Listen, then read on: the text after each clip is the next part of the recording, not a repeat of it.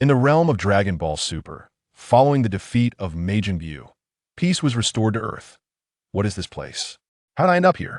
Wasn't I just battling Majin Buu? Could it be that my second-hand PS3 malfunctioned?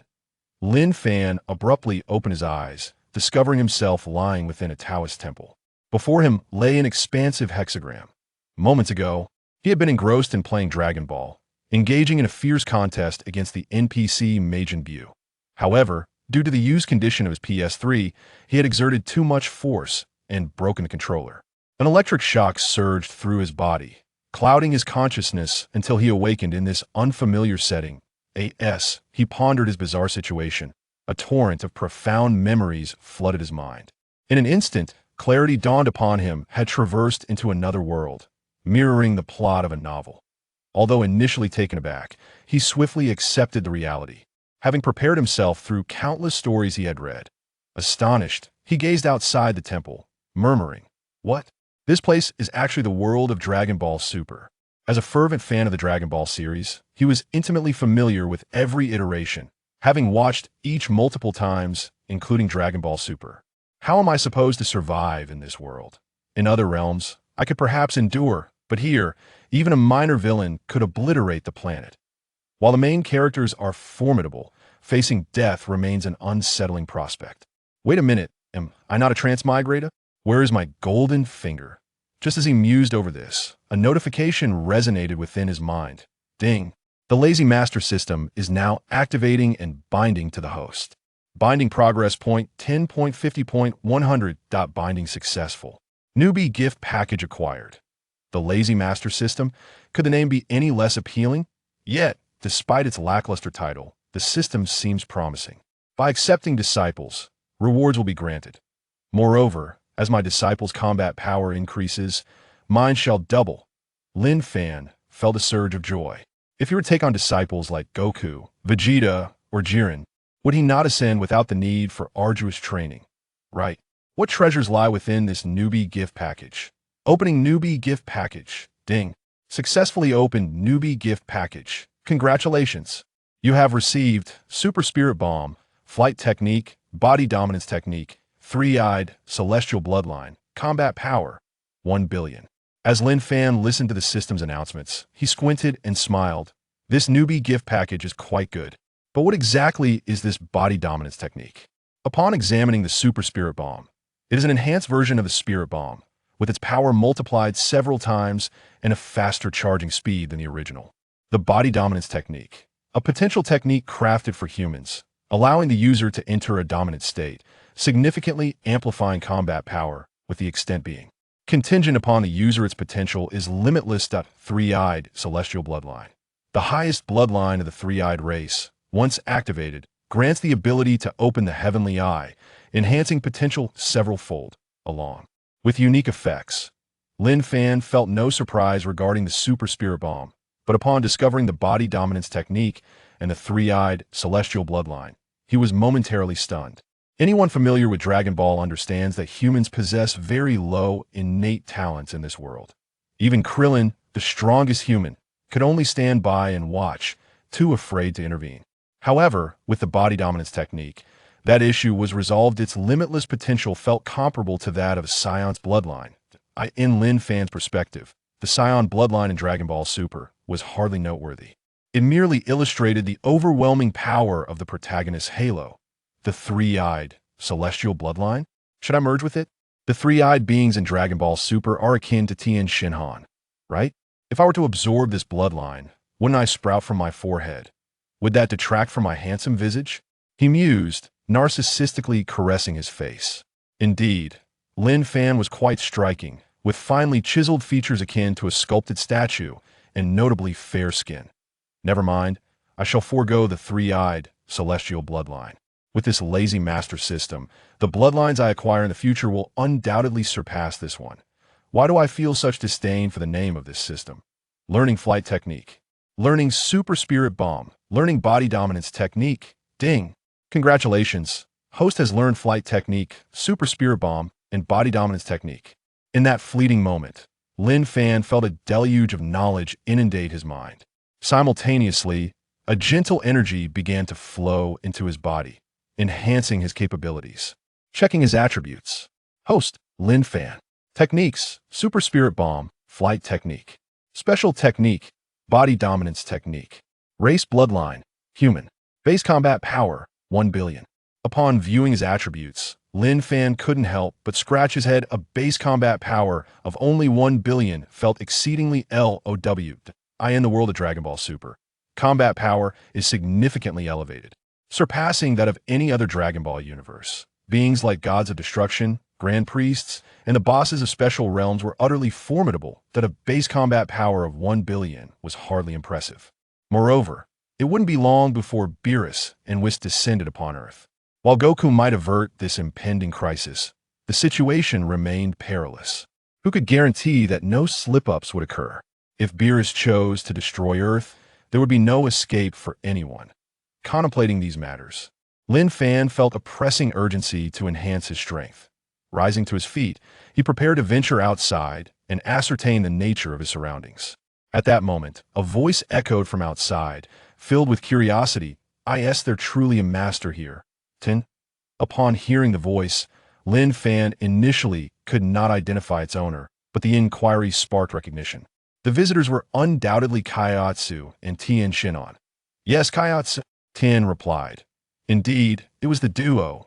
Lin Fan reflected on their conversation, his mind racing.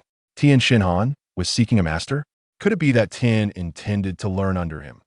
Given the lore of Dragon Ball Super, it was entirely plausible Tien and Kaiotsu had long been secluded in a realm of tranquility, honing their skills. So their arrival here was hardly surprising. With a subtle smile gracing his lips, he thought, clearly, this is a disciple coming to my doorstep. At that moment, a deep, resonant voice called from outside. Junior Tien Shinhan seeks an audience with the esteemed elder. Chapter 2. Indeed, a master of the metaphysical realm, Junior Tianjin Fan, seeks an audience with the esteemed elder. Lin Fan did not rush to respond, for he had resolutely decided to take Tianjin Fan as his disciple. Not only that, he aimed to instill in Tianjin Fan the belief that he was indeed the revered master they envisioned. As for whether there was a true master within this Taoist temple, Lin Fan remained oblivious. Outside the door, Tianjin Fan exchanged a glance with Dumpling. With a furrowed brow, Dumpling inquired, Tianjin Fan, could it be that no one is here? Shall we venture inside to investigate? Tianjin Fan quickly interjected, no, Dumpling. We have come to seek knowledge. We must adhere to proper decorum. Indeed, Dumpling complied obediently. Junior Tianjin Fan humbly requests to meet the elder. He called out once more with a loud voice. Yet, silence reigned, prompting Dumpling to prepare to use his foresight to discern if anyone was within. Just then, a calm voice resonated from the temple, come in. Upon hearing this, both Tianjin Fan and Dumpling felt a surge of excitement and hurriedly entered the temple. Upon their arrival, they beheld a striking young man clad in a Taoist robe. Seated cross-legged on the Bagua diagram, eyes closed in serene meditation, this individual was none other than Lin Fan. As Tianjin Fan and Dumpling awaited outside, Lin Fan had contemplated that if he were to convince Tianjin Fan of his status as a master, he must present himself accordingly. Thus, he had donned a random set of Taoist robes found within the temple. Tianjin Fan scrutinized the handsome youth before him, examining him from head to toe. Was this man a master of the metaphysical realm, or merely a disciple? Feeling the aura of the individual once more, he found himself perplexed. He could not sense any energy emanating from Lin Fan. Could it be that he was the true master of this temple? As a practitioner, Tianjin Fan understood that failing to detect another's aura indicated one of two possibilities. Either the individual was an ordinary person, or their strength far surpassed his own, rendering him unable to perceive it. The young man before him, despite his youth, exuded an aura that was anything but ordinary. He was certainly no commoner.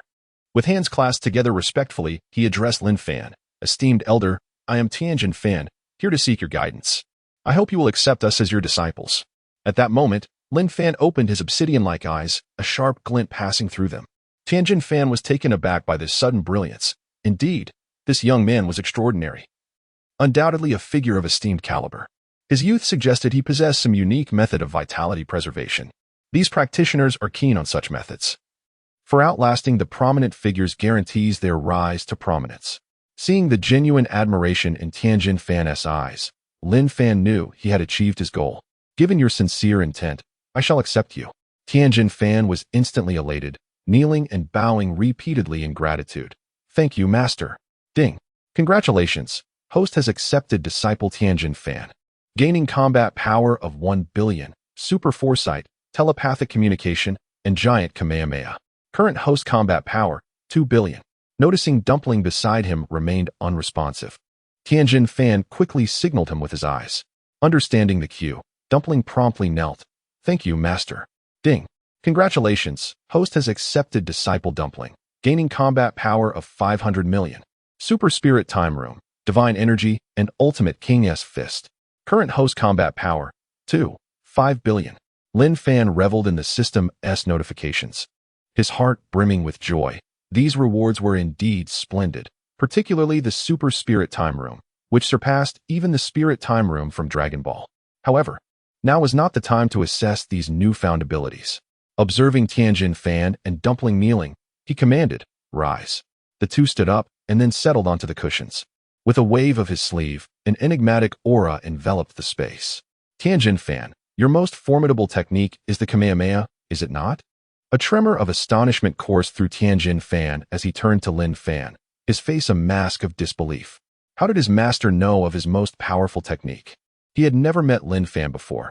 How could he possess such knowledge? Realizing the implication, Tianjin Fan smacked his thigh, concluding that his master must have foreseen it or possessed prophetic abilities. A true master indeed. He had not chosen the wrong path. His gaze towards Lin Fan transformed into one of even greater reverence. Indeed, Master, my most powerful technique is the Kamehameha, Tianjin Fan affirmed respectfully. Lin Fan continued, I also possess knowledge of the Kamehameha.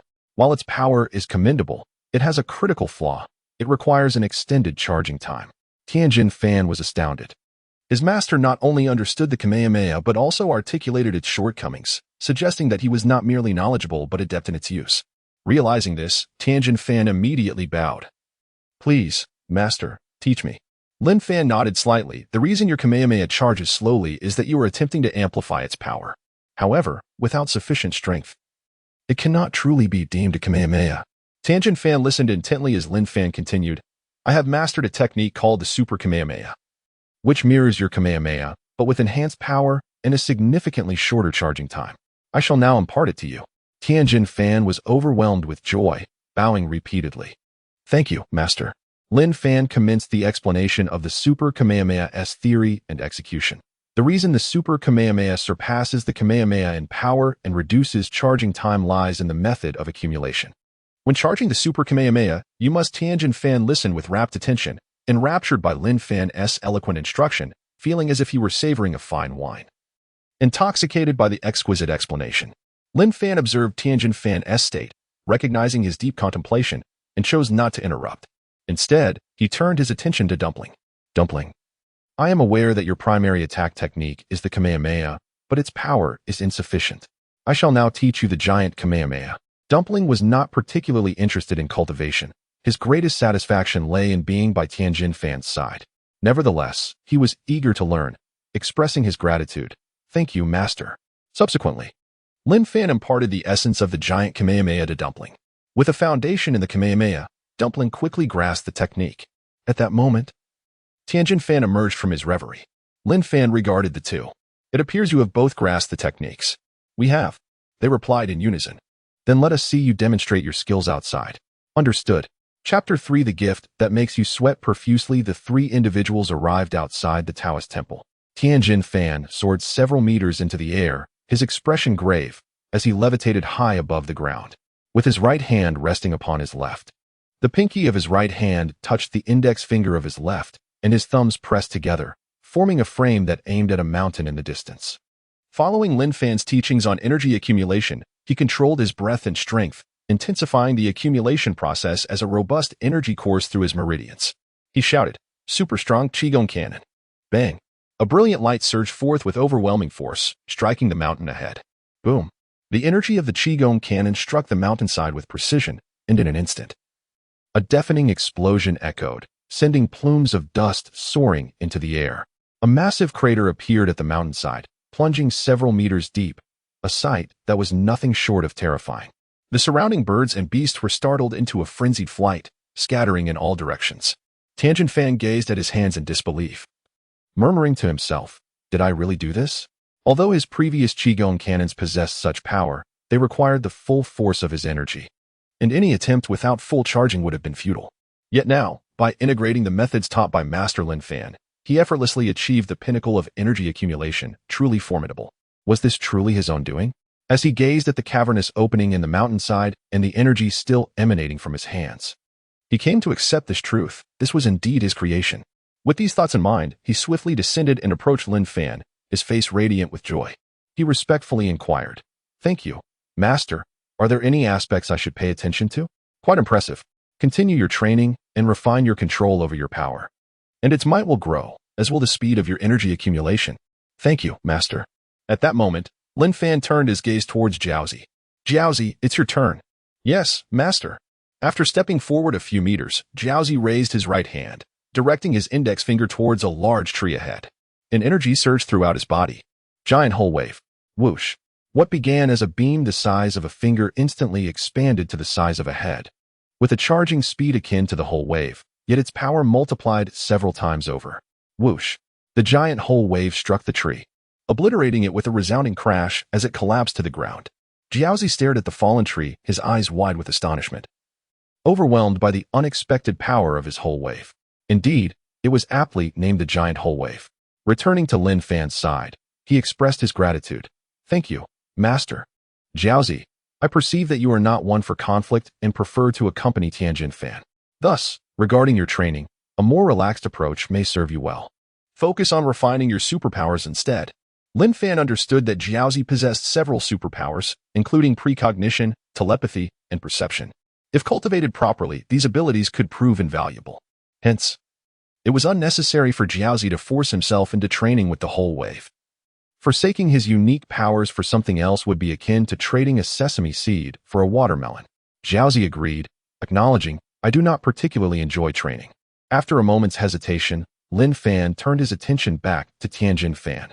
"Tianjin Fan, I have a precious gift for you." Tianjin Fan did not inquire about the nature of the gift, but instead expressed his gratitude. "Thank you, Master." Though he had only been apprenticed for a brief hour, he understood that whatever gift the Master bestowed would be of great value. With curiosity, Lin Fan asked, "Aren't you curious about what I am giving you?" Tianjin Fan honestly replied, "I am curious, but I will know soon enough, so why waste your words, Master?" "Haha. Very well." Lin Fan raised his hand, gathering energy as he placed it on Tianjin Fan's chest. Both Jiaozi and Tianjin Fan looked on in confusion. What was happening? Yet they refrained from questioning further, for the answer would soon be revealed. With a thought, Lin Fan commanded the system, "Activate the three-eyed celestial bloodline for Tianjin Fan." The system responded immediately. Ding! The three-eyed celestial bloodline has been successfully activated for Tianjin Fan. In that moment, Tianjin Fan distinctly felt a profound transformation within his body. Meanwhile, Jiaozi sensed a powerful aura emanating from Tianjin Fan. A strange light radiated from the third eye on his forehead, as if it sought to encompass and unveil all the world's mysteries. After receiving the system's notification, Lin Fan gradually withdrew his hand and calmly stated, "Tianjin Fan, I have just bestowed upon you the three-eyed celestial bloodline. You must make good use of it in the future." Tianjin Fan was taken aback, his mouth agape as he gazed at Lin Fan. After a moment, he slowly asked, "Master Lin Fan, did you just say the three-eyed celestial bloodline?"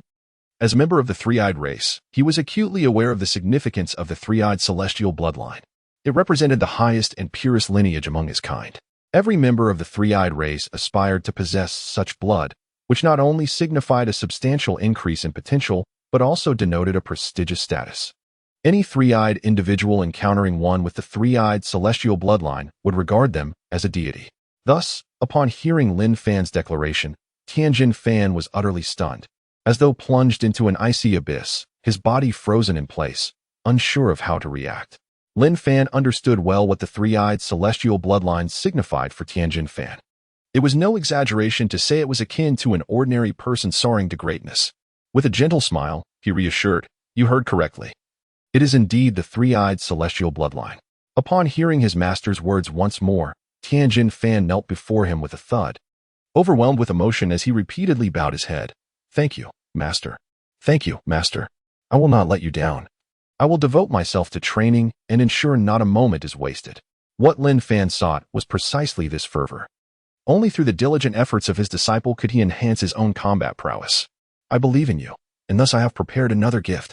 Upon hearing of yet another gift, Lin Fan was overjoyed. He lifted his head, a mix of anticipation and excitement illuminating his face. Thank you, Master. Do not rush to express your gratitude. This next gift is one that will truly make you sweat profusely. Chapter 4. The Ultra Spirit Time House. A gift that will leave me sweating profusely? Lin Fan inquired, filled with bewilderment. Lin Fan, with a smile gracing his lips, gently replied, Indeed, you must have heard of the Spirit Time House, correct? Lin Fan slightly moved his head in contemplation, as if recalling something. Before Lin Fan could provide a prompt, he suddenly exclaimed in realization, Master, I have heard of it. I remember now. The Spirit Time House is situated atop the Divine Temple. Yes, the Divine Temple possesses a Spirit Time House, and I also have one. Albeit mine is called the Ultra Spirit Time House. Lin Fan did not intend to gift the Ultra Spirit Time House to Lin Fan, but rather to invite him to enter for cultivation. Indeed, a gift that would surely cause him to sweat profusely. The Ultra Spirit Time House boasts remarkable effects. It encompasses an area as vast as Earth, complete with mountains and rivers, and any attacks unleashed within will not damage the structure. Gravity can be adjusted freely, with a maximum limit of 900 times Earth's gravity, and temperatures can be regulated from a low of 120 degrees to a high of 520 degrees. Within the Ultra Spirit Time House, spending 10 years equates to merely a day in the external world, and time spent inside does not hasten the aging process. However, there are limitations. Each individual may enter only 10 times in a lifetime, with a maximum of 10 individuals permitted per entry.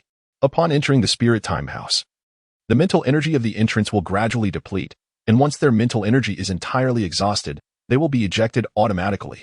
The duration one can endure is solely determined by the strength of their mental energy. When Lin Fan learned of the Ultra Spirit Time House's capabilities, he was astounded, for it surpassed the Spirit Time House and the Divine Temple by countless magnitudes. If memory served him correctly, the latter had numerous restrictions, with effects that paled in comparison. Firstly, gravity was limited to just 10 times that of Earth, and 1 year inside equated to a mere day outside. Furthermore, a maximum of 2 individuals could enter at once, and each person could only stay for 2 days in their lifetime, equivalent to 2 years inside. Else the exit would vanish, trapping them indefinitely. These limitations rendered the Ultra Spirit Time House incomparable. Lin Fan, visibly perplexed, instinctively murmured, Ultra Spirit Time House. Precisely. It is an upgraded version of the Spirit Time House. I shall now send you into the Ultra Spirit Time House, where 10 years will feel like just 1 day outside. What? Lin Fan was left speechless, his third eye widening in disbelief. He distinctly recalled that in the Spirit Time House of the Divine Temple, 1 year equated to 1 day outside. Yet this Ultra Spirit Time House allowed for 10 years to feel like a single day. The disparity was staggering. Lin Fan, observing his astonishment, was not at all surprised. It was entirely within his expectations. Calmly, he remarked, do not rejoice too soon. The duration you can remain inside depends on the strength of your mental energy. Once it is fully depleted, you will be expelled from the Spirit Time House. Lin Fan proceeded to relay the general effects of the Ultra Spirit Time House to Lin Fan. Even with the lifetime limit of 10 entries and the constraint of mental energy, Lin Fan was still profoundly astonished. For the various effects were incomparable to those of a conventional Spirit Time House. Clenching his fists, he realized that with the lineage of the three-eyed celestial, his potential and talent had significantly enhanced. If he could cultivate within the Ultra Spirit Time House for a decade, his strength would undoubtedly experience a qualitative leap. With such thoughts, he felt an exhilarating anticipation. Noticing his eagerness, Lin Fan wasted no time and instructed Lin Fan and Jiaozi, follow me. The two promptly trailed behind Lin Fan. Shortly thereafter, they arrived at a relatively flat area where Lin Fan waved his hand, summoning a magnificent aura. In an instant, a Spirit Time House spanning 120 square meters appeared before them. Enter, Lin Fan. Lin Fan stood before the Ultra Spirit Time House, speechless and motionless, feeling his heartbeat quicken, breath deepen, and blood rush faster. Once he emerged, he would be considered a formidable force. Jiaozi looked up at Lin Fan with hopeful eyes and requested, Master, I wish to enter alongside Lin Fan. Lin Fan did not refuse, knowing that the Ultra Spirit Time House could accommodate 10 individuals at once. Go ahead, but Jiaozi, focus on cultivating your super abilities once you enter. Yes, Master. With Lin Fan's encouragement, the two swiftly entered the Ultra Spirit Time House. Lin Fan then surveyed his surroundings, found a towering tree, and gracefully ascended with his flight technique, settling down on a branch to rest comfortably. Meanwhile, he contemplated the rewards just granted by the system: super precognition, mind communication, Ultra Spirit Time House, divine aura, and ultimate King Fist. Super precognition allows one to foresee events 2 seconds into the future. Mind communication enables one to communicate mentally with individuals within 100 meters. Divine aura is a special essence essential for ascending to divinity. The ultimate King Fist is the perfected version of the King Fist, significantly reducing the pain and energy expenditure associated with its use, thus allowing for a more effective execution of the high multiplication King Fist. Upon examining the effects of these skills, Lin Fan could not suppress his excitement, for each skill was extraordinarily exceptional. Super precognition, in particular, could provide insights into an opponent's attacks 2 seconds ahead, a significant advantage in combat where even a fraction of a second could determine life or death. He pondered whether super precognition was superior to Hit's time skip technique. While the latter allowed for temporal leaps, super precognition offered a glimpse into future events. If the duration of super precognition exceeded that of time skip, it would be deemed superior. Conversely, if time skip surpassed super precognition, it would be the more formidable ability. Determined not to squander any time, Lin Fan resolved to learn all the skills without hesitation. His consciousness stirred as he absorbed super precognition, mind communication, and the ultimate King Fist, while also utilizing divine aura. Congratulations, host, for acquiring super precognition, mind communication, and the ultimate King Fist. Congratulations, host, for merging with divine aura. A series of techniques and mental methods flooded Lin Fan's mind, all seamlessly integrating. Before long, he felt a transformation within his body as an overwhelming, magnificent aura surged into him, akin to the first light of dawn. After 3 minutes, Lin Fan distinctly sensed a peculiar energy within him, divine aura. This essence is a prerequisite for achieving divinity. Only by possessing divine aura and attaining a certain level of cultivation could one become a true deity. Otherwise, even with immense combat power, one could only approach divinity, perhaps surpassing it in strength, but never truly attaining it. Of course, achieving such power is exceedingly challenging. From Lin Fan's understanding, only a select few, like Jiren from the Power Tournament, could boast such capabilities. Chapter 5. The Disturbance of the Supreme Kai. Half an hour later, Lin Fan had completely stabilized the divine energy within his body, contentedly patting himself. The sensation of possessing divine energy was truly exhilarating. As long as his cultivation and combat prowess reached a certain level, ascending to divinity would be an effortless endeavor. Current status of the host. Host, Lin Fan techniques, Ultra Energy Cannon, Sky Dance Technique, Giant Hole Wave. Special techniques, Body Dominance Technique, Ultimate Supreme Kai Fist. Mental Communication, Super Precognition. Special items, Ultra Mental Time Chamber Race Bloodline. Human Basic Combat Power, 5 billion. Meanwhile, in the realm of the Supreme Kai, the old Supreme Kai, engrossed in studying information about beautiful beings, suddenly cast his gaze toward Lin Fan's direction. He set down his materials, prompting confusion in the Eastern Supreme Kai, who, knowing the old Supreme Kai, understood that he rarely abandoned his studies for trivial matters. This must be something significant. What is it? The old Supreme Kai struck the Eastern Supreme Kai on the head, exclaiming, "Can't you check for yourself?" The Eastern Supreme Kai, feeling aggrieved, complied and used his divine abilities to sense the surroundings. In a moment, he was struck with astonishment, gazing incredulously at the old Supreme Kai. How can there be a divine presence? Who possesses divine energy? The old Supreme Kai's expression relaxed, and he resumed his studies. The Eastern Supreme Kai sighed, recognizing the old ancestor's carefree nature. Nevertheless, he felt compelled to meet the one who possessed divine energy. In a flash, he vanished.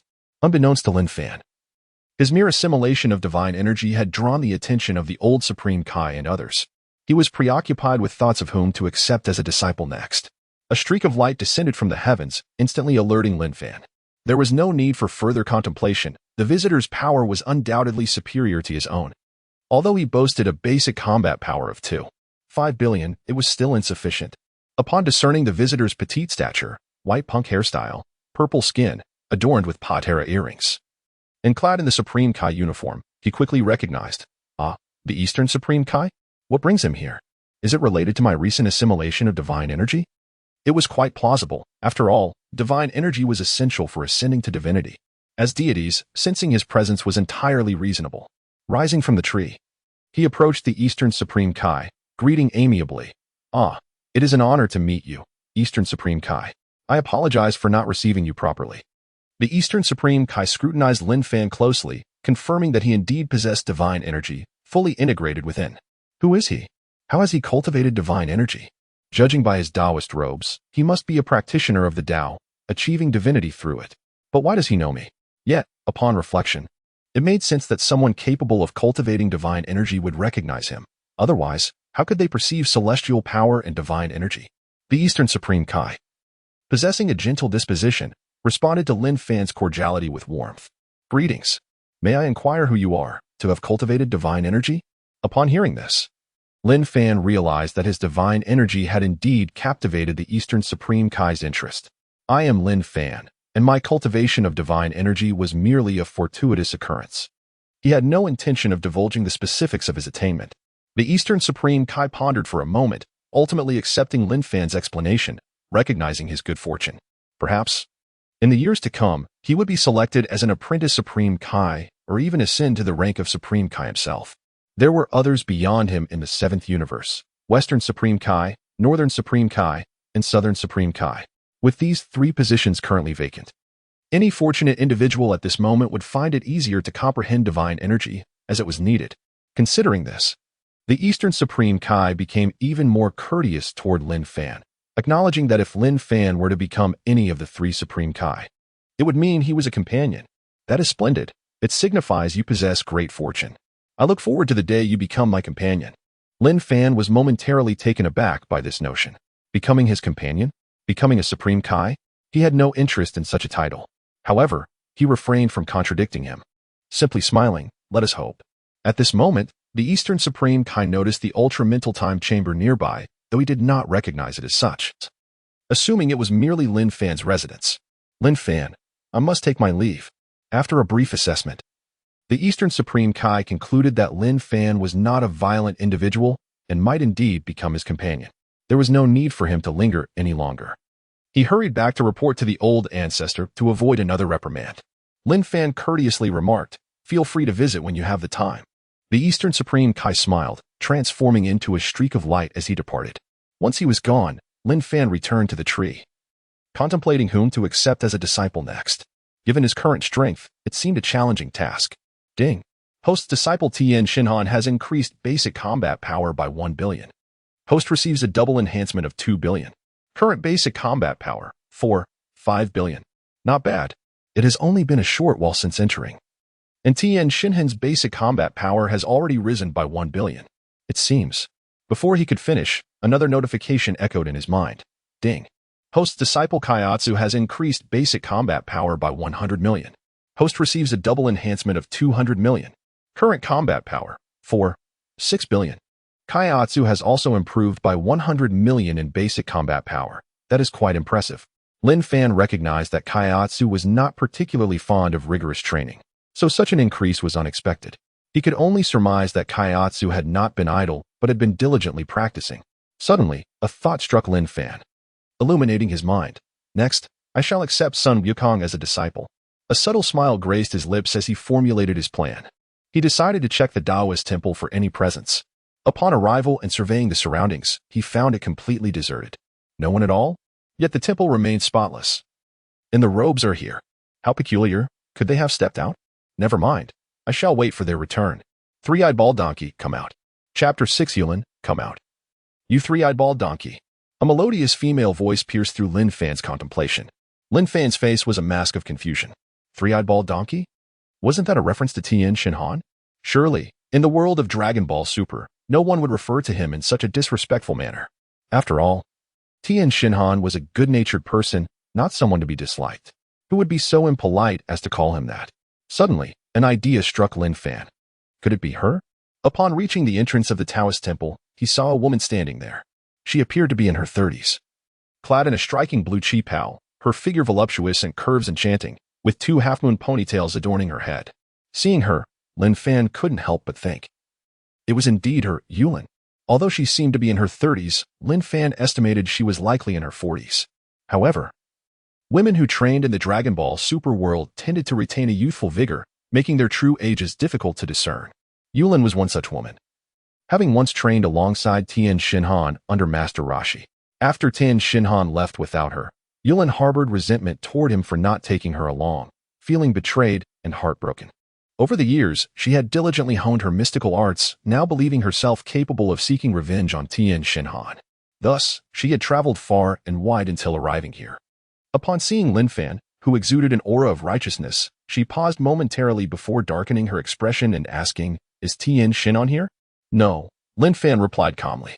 Being well-versed in the lore of Dragon Ball Super, he understood that this woman harbored feelings for Tien Shinhan. Her quest for vengeance was rooted in deep love. However, according to the story's progression, Tien Shinhan remained oblivious to her affections and ignored her entirely. In Lin Fan's eyes, this woman possessed both the beauty and figure worthy of Tien Shinhan. Upon hearing that Tien Shinhan was not present, Yulin's anxiety surged. She had clearly learned that Tien Shinhan and Kaiatsu were in the vicinity. Was it possible that this Taoist had hidden him away? It had to be so. With these thoughts swirling in her mind, her expression grew colder. "I advise you to hand over Tien Shinhan." Lin Fan responded naturally, "Sure." Yulin was taken aback. He agreed so readily? She had expected him to withhold information a bit longer. Nevertheless, since he was willing to deliver Tien Shinhan, it was a good sign. "Where is he? Hand him over quickly." Lin Fan chuckled softly. This woman was rather impatient, but it was precisely such spirited women who dared to love and hate fiercely. "Don't rush. I cannot hand Tien Shinhan over at the moment. He has gone to a very special place and will return shortly, but rest assured, it won't be more than a day." Lin Fan had calculated that, given Tien Shinhan's current mental fortitude, he could only spend a maximum of 10 years in the hyperbolic time chamber, which equated to merely a day in the real world. This gave him the confidence to speak so assuredly. Yulin's perfectly arched brows furrowed slightly as she scrutinized Lin Fan's obsidian-like, unwavering eyes, sensing no deceit. "Where has he gone?" As for that, Lin Fan was not about to divulge. "I cannot say at the moment, but you will surely see him in a day." Seeing Lin Fan's confident demeanor, Yulin contemplated for a moment before conceding, "Fine, I will wait a day. If Tien Shinhan does not appear, I will have words with you." Lin Fan smiled, remaining silent. With his battle prowess of 4.6 billion, he could easily handle Yulin. Noticing his silence, she pondered and then curiously asked, "Isn't the three-eyed bald donkey here to seek you out as a master?" Lin Fan did not deny this. "Indeed, I have become Tien Shinhan and Kaiatsu's master." A glint of mischief flashed in Yulin's eyes as she smirked. "I want you to expel that three-eyed bald donkey from your tutelage." Lin Fan was naturally unwilling. Tien Shinhan was currently in the hyperbolic time chamber enhancing his combat skills, and he had even granted him the lineage of the three-eyed deity. If he expelled Tien Shinhan, he would lose a considerable amount of power. Would he agree to such a thing? Clearly not.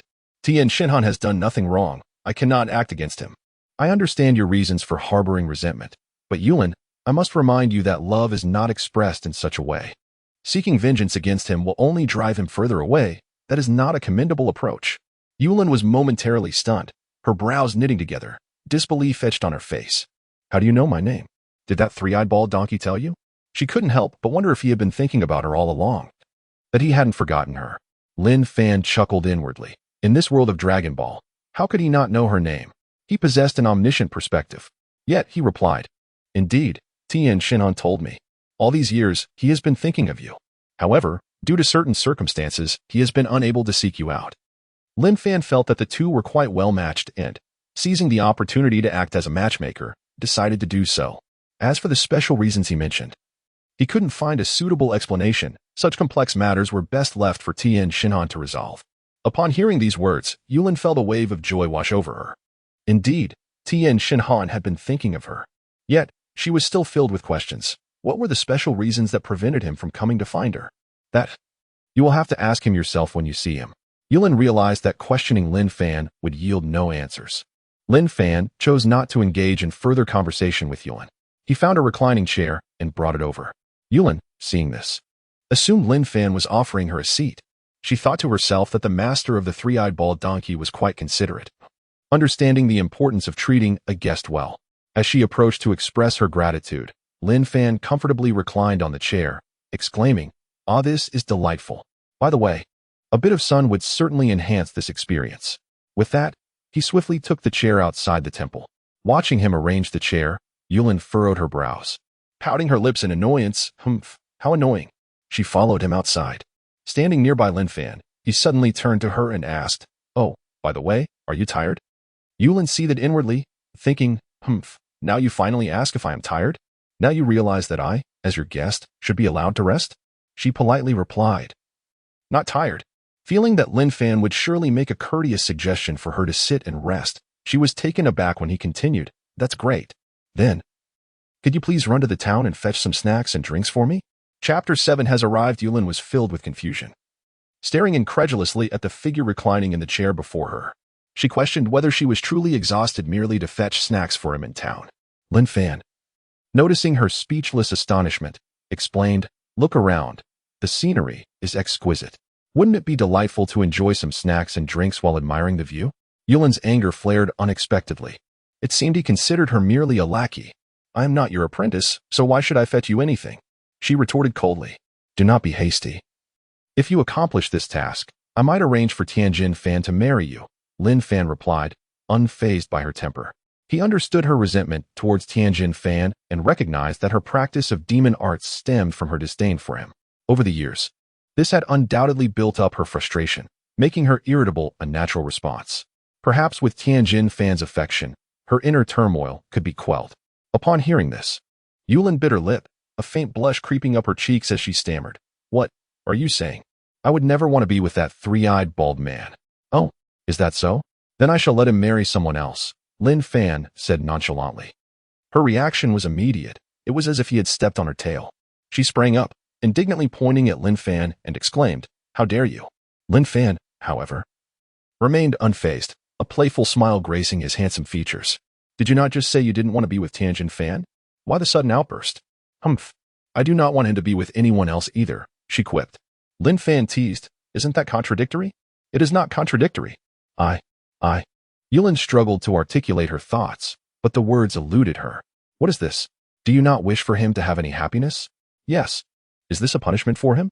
"Yes." "Is this love intertwined with deep resentment?" "Yes." As soon as Yulin uttered her last response, she realized she had spoken too freely and felt as though she had been mocked.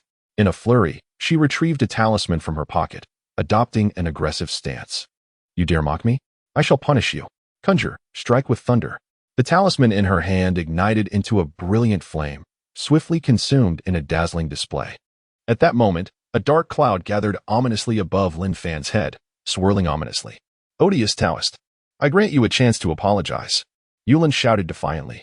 Lin Fan merely chuckled lightly, seemingly indifferent, which only intensified Yulin's fury. "Very well, I shall fulfill your wish. Descend." With a resounding boom, the dark clouds rumbled ominously, and a massive bolt of lightning surged toward Lin Fan. Yulin wore a triumphant smile, envisioning the chaos that would ensue as the lightning struck Lin Fan, imagining him in a state of utter disarray. The thunderous explosion echoed, a plume of smoke billowing forth, accompanied by the acrid scent of charred earth. Yulin savored the aroma, reveling in her perceived victory. "You wish to challenge me? Even if you are the master of that three-eyed bald man, you will still fall before me." "You possess quite the talent for demon arts," Lin Fan remarked with a casual demeanor. Yulin, basking in her moment of glory, remained oblivious to the danger behind her. "Of course." Suddenly, she paused, sensing something amiss. That voice sounded eerily familiar. Glancing in its direction, she was struck with disbelief. Lin Fan lay comfortably in the chair, eyes closed, basking in the sun's warmth. You.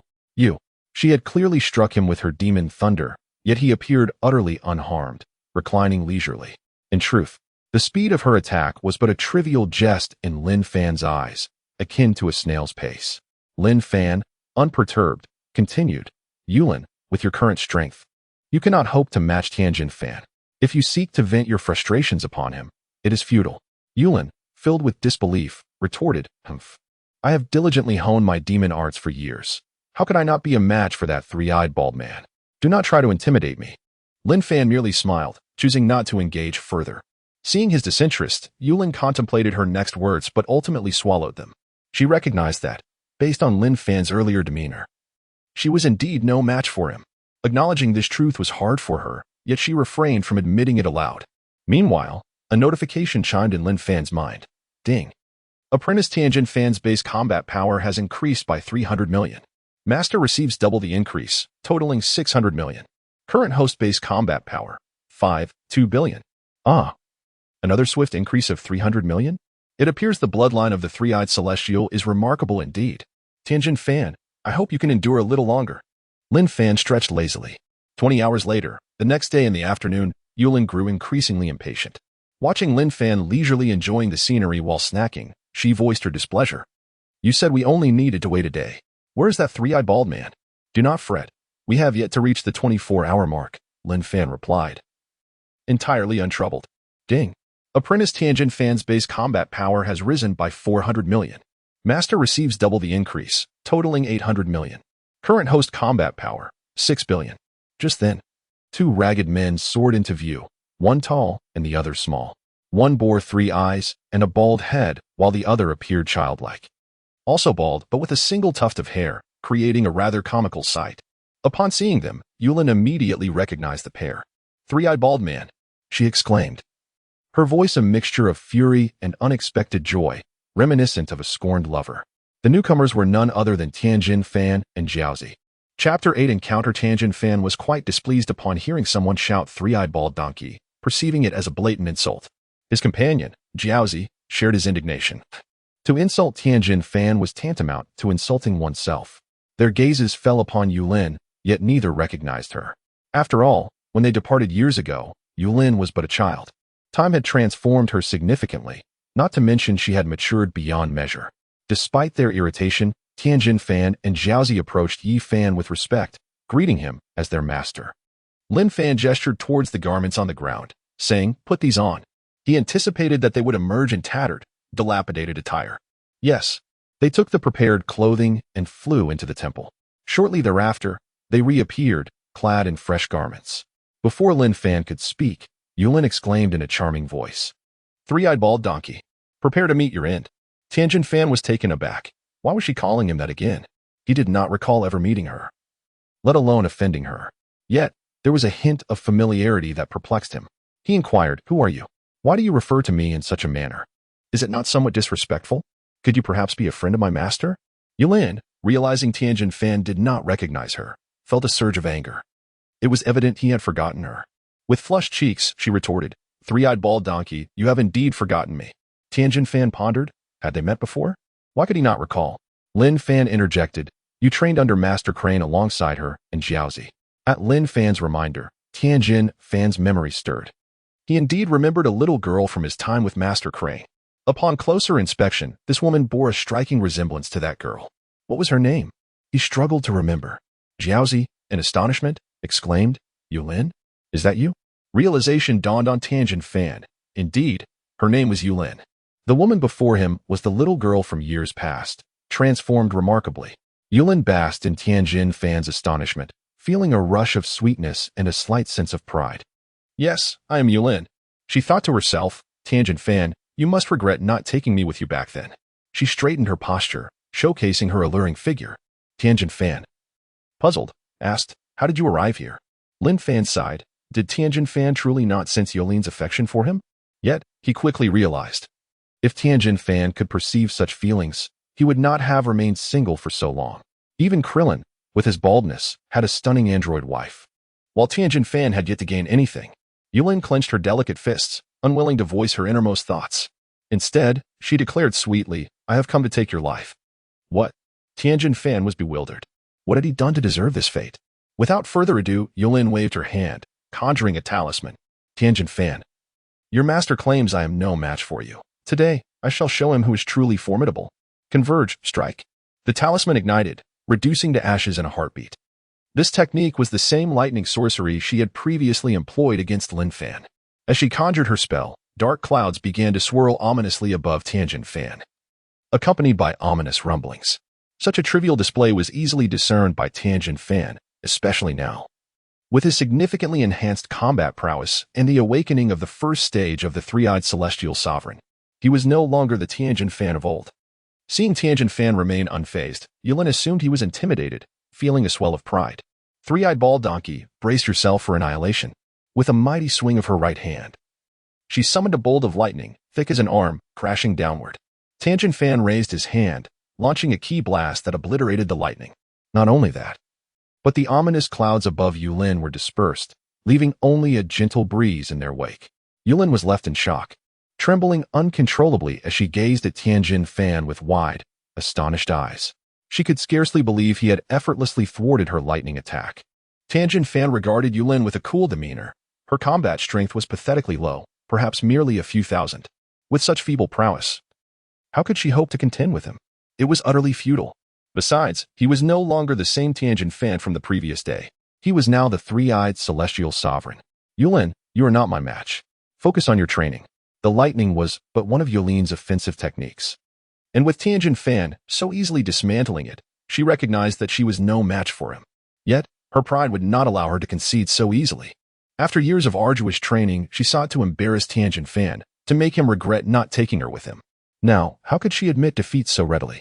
With determination, she swiftly retrieved another talisman from her pocket, glancing at Lin Fan before fixing her gaze on Jiaozi. She charged forward, intent on affixing the talisman to Jiaozi's forehead. For once marked, he would be compelled to obey her commands. Lin Fan was aware of the talisman's effects in the world of Dragon Ball Super. Master Roshi had fallen victim to such a trick. However, within the main cast, only Master Roshi had been ensnared due to his lecherous nature. A mere visual stimulus could reduce his defenses to zero. Nevertheless, Lin Fan refrained from warning Jiaozi. With Jiaozi's current combat strength, evading such an attack would be a trivial matter. Jiaozi, bewildered by Yulin's sudden shift in target, could not comprehend why she had chosen to attack him. However, regardless of her intentions, he would not allow her to strike him. Utilizing his flight technique, he swiftly ascended to evade Yulin's assault. Yulin was taken aback. If her memory served her correctly, Jiaozi had once been considerably weaker than herself. Why did he now seem more formidable? This was simply illogical. Chapter 9. The task assigned by Lin Fan. As she watched the dumpling soar away, Yulin tugged at her lips, momentarily at a loss for what to do. Lin Fan, observing Yulin's frustrated and angry demeanor, offered gently, "Yulin, what is the purpose of this? We share the same origin, and there is no deep-seated animosity between us. Even though we have been apart, we can still come together now." For reasons unbeknownst to her, Yulin felt as if her heart were coated with honey upon hearing these words, a sweet sensation washing over her. A blush crept onto her cheeks, and her watery eyes flickered with a hint of panic. Her heart raced as she whispered, "Can we truly be together again?" "Of course," Lin Fan affirmed confidently. Noticing Yulin's silence, Lin Fan interjected, "Since our differences have been resolved, Lin Fan, there is a matter I require you to attend to." Lin Fan turned to Lin Fan, immediately responding with utmost respect, "Master, please command me. Go challenge Sun Wukong." Lin Fan and the dumpling were momentarily taken aback. Curiosity etched on their faces. "Challenge Sun Wukong?" Lin Fan echoed, hesitantly. Lin Fan nodded lightly. After a moment's pause, Lin Fan replied, "Master, while I have indeed improved, I still fall significantly short of Sun Wukong's prowess. His strength has vastly increased, and I am acutely aware that challenging him is an insurmountable task." Lin Fan smiled knowingly. He understood that Lin Fan was not a match for Sun Wukong. His intention in instructing Lin Fan to challenge Sun Wukong was not to defeat him, but to spark Sun Wukong's interest and make him aware of his presence. In doing so, he could eventually take him as a disciple. Once Sun Wukong became his pupil, training him in the Room of Spirit and Time would undoubtedly elevate his own combat capabilities. The thought thrilled Lin Fan to no end. Your aim is not to conquer him, but to gauge his combat abilities. It is merely a friendly sparring session. However, I require you to exert your full strength. Understanding dawned on Lin Fan, realizing it was merely a practice match, dispelling his earlier apprehensions about needing to defeat Sun Wukong. Understood, Master. Simultaneously, he felt a surge of anticipation, eager to assess the extent of his current abilities compared to Sun Wukong. "Now, go seek out Sun Wukong." "Yes, Master," Lin Fan replied, immediately employing the instant transmission technique, flying towards the West capital. Sun Wukong's residence was situated not within the city itself, but rather in the suburbs, a location familiar to Lin Fan and his companions. The dumpling, witnessing Lin Fan's departure, promptly followed suit. "Master, I will accompany you." "Go ahead." Yulin, having just found Lin Fan, was reluctant to part with him and hurriedly pursued them. Not far from Sun Wukong's home, he was operating a farming machine, steering the wheel while lamenting, "Ah, how dreadfully boring. Why must it be so dull? I yearn for some training." Lost in his complaints, he failed to notice the path ahead. With a sudden crash, the farming machine tumbled down a cliff. Mere seconds later, Sun Wukong supported the farming machine with his right hand, lifting it back up. "What are you doing, Wukong?" Tianjin Fan and the dumpling, arriving shortly after, inquired curiously upon witnessing him in such a predicament. Sun Wukong looked up, exclaiming, It's Tianjin Fan and the dumpling." After placing the farming machine on the ground, he scratched his head in frustration. "I accidentally drove the farming machine off the edge." Tianjin Fan paused, incredulous.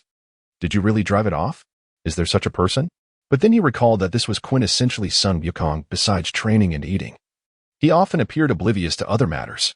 Approaching Sun Wukong, Tianjin Fan explained earnestly, "Wukong, I have experienced considerable improvement and wish to challenge you to a spar." He was confident that Sun Wukong would gladly accept. As anticipated, Sun Wukong's face lit up with excitement upon hearing Tianjin Fan's words. "Really? Tianjin Fan, that is fantastic." He laughed heartily, eagerly rubbing his fists together. Understanding Sun Wukong's nature, Tianjin Fan smiled. He knew Sun Wukong would never refuse a spar. "I was just feeling bored and ended up driving the farming machine off the cliff." "Come on, Tianjin Fan, let us spar."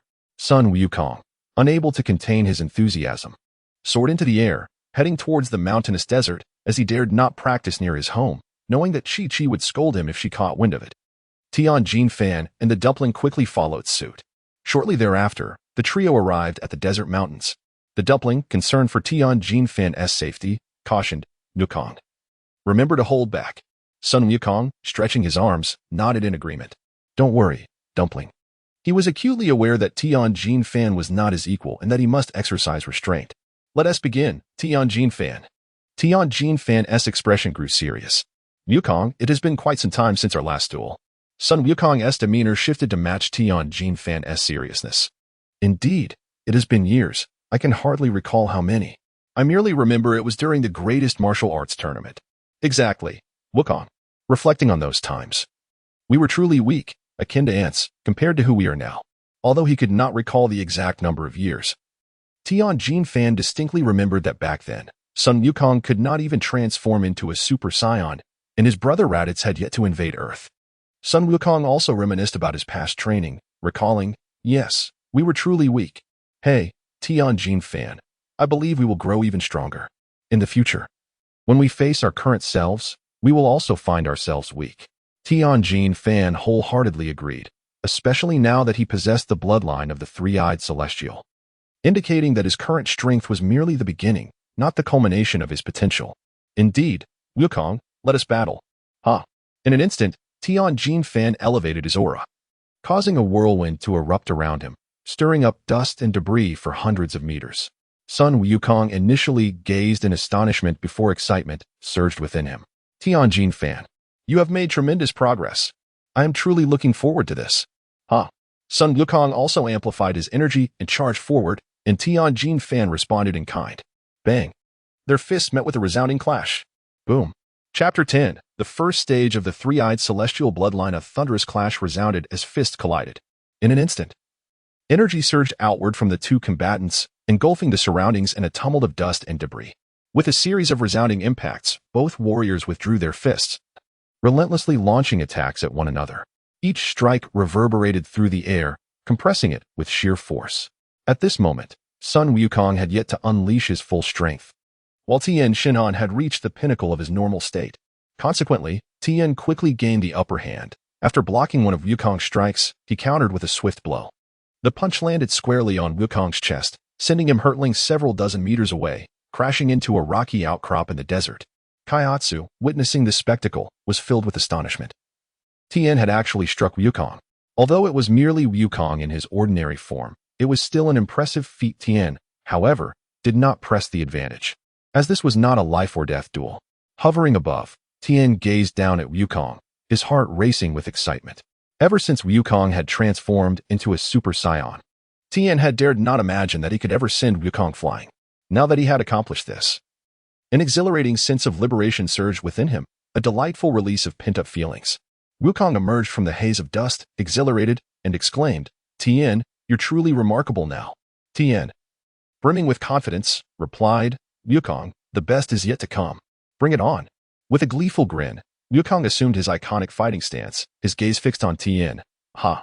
He charged forward, significantly amplifying his strength and speed, unleashing half of his power in his normal state. Tien, recognizing the surge in Wukong's velocity, approached with caution. In an instant, their fists flew in a flurry of strikes, too swift for Kaiatsu to comprehend. Only shadows of their hands were visible from afar. Minutes passed, and Tien gradually found himself on the defensive, unable to withstand Wukong's relentless offensive. With a resounding impact, Wukong launched a punch that Tien struggled to block. Seizing the moment, Wukong followed up with a swift kick that caught Tien off guard. In that fleeting instant, Wukong concentrated his energy into a ki blast.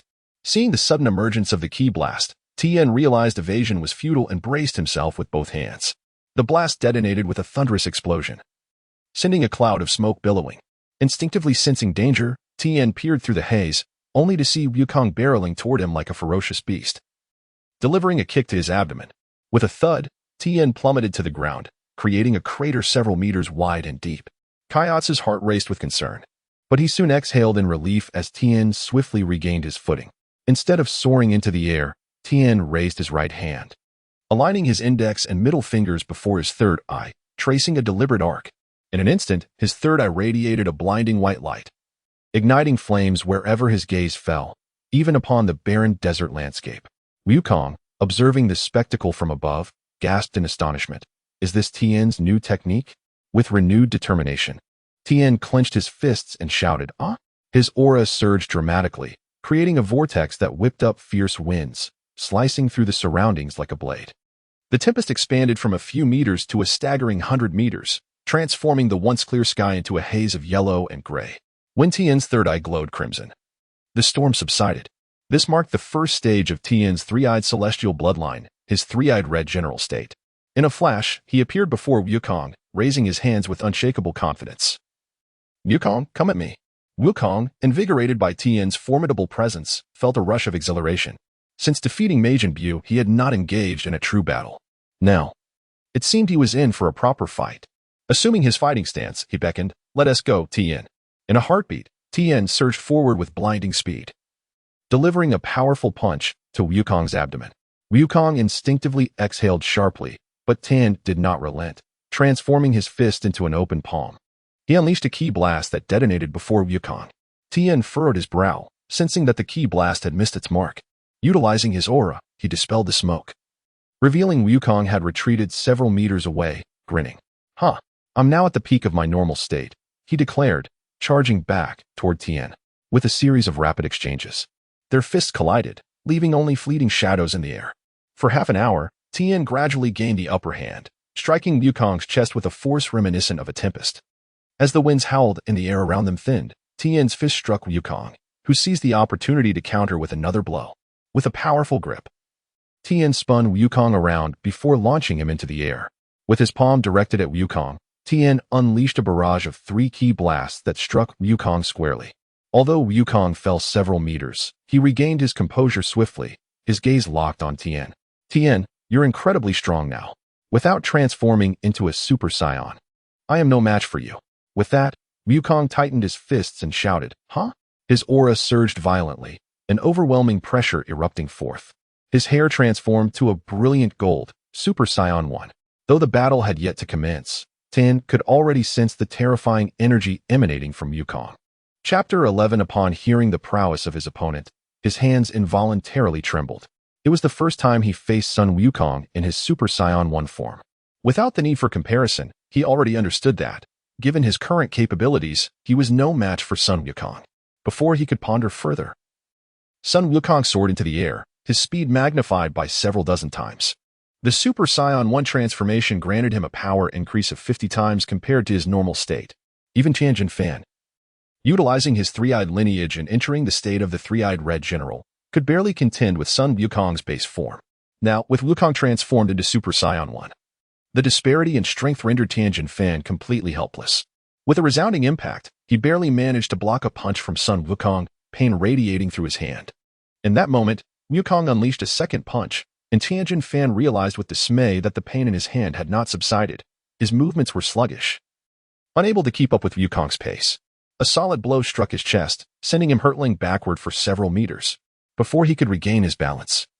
Sun Wukong appeared behind him, delivering a powerful punch to his back. Lin Fan instinctively let out a cry of agony as he plummeted earthward, akin to a meteor streaking through the sky, crashing into the ground with a thunderous roar. Instantly, a pit several meters deep formed, clouds of dust billowing upward. Upon witnessing this scene, Lam-Z wasted no time and flew towards the impact site, calling out in concern, Lin Fan. Sun Wukong observed the dust rising from the ground and couldn't help but murmur to himself, "Did I hit too hard?" With that thought, he swiftly descended, waving his hand to disperse the smoke. There, amidst the crater, stood Lin Fan, disheveled and covered in dirt, eliciting a wave of relief from both Lam-Z and Sun Wukong. Lam-Z flew down, his excitement palpable as he asked, Lin Fan, "Are you all right?" With a smile, Lin Fan nodded, "Don't worry about me, Lam-Z, I'm fine." Yet, internally, he bore the immense burden of pain, pressure occasionally gripping his chest. He understood that he could not afford to fall. It would be too humiliating. Seeing that Lin Fan was unscathed, Sun Wukong rejoiced. "That's great. I thought I had hit too hard. Let's continue our match." Lin Fan, with a mix of humor and exasperation, wished to express, "Wukong, your strikes are no light matter." He quickly replied, "Wukong, let's hold off for now. I am not your opponent. I still need to train before we can compete again." He was acutely aware that he was merely enduring, and in his current state, he could not even catch a glimpse of Wukong's figure after his transformation. Although Sun Wukong felt a tinge of disappointment at this, he acquiesced and reverted to his regular state. "All right, Lin Fan, just remember to challenge me next time. I am terribly bored," he complained, scratching his head. Lin Fan nodded. "Sure. By the way, Wukong, how did you suddenly improve so much?" Sun Wukong, perplexed, knew that Lin Fan had never ceased his training but had never shown such remarkable progress before. Even in his base form, he could not contend with Lin Fan, only managing to suppress him when transformed into Super Saiyan.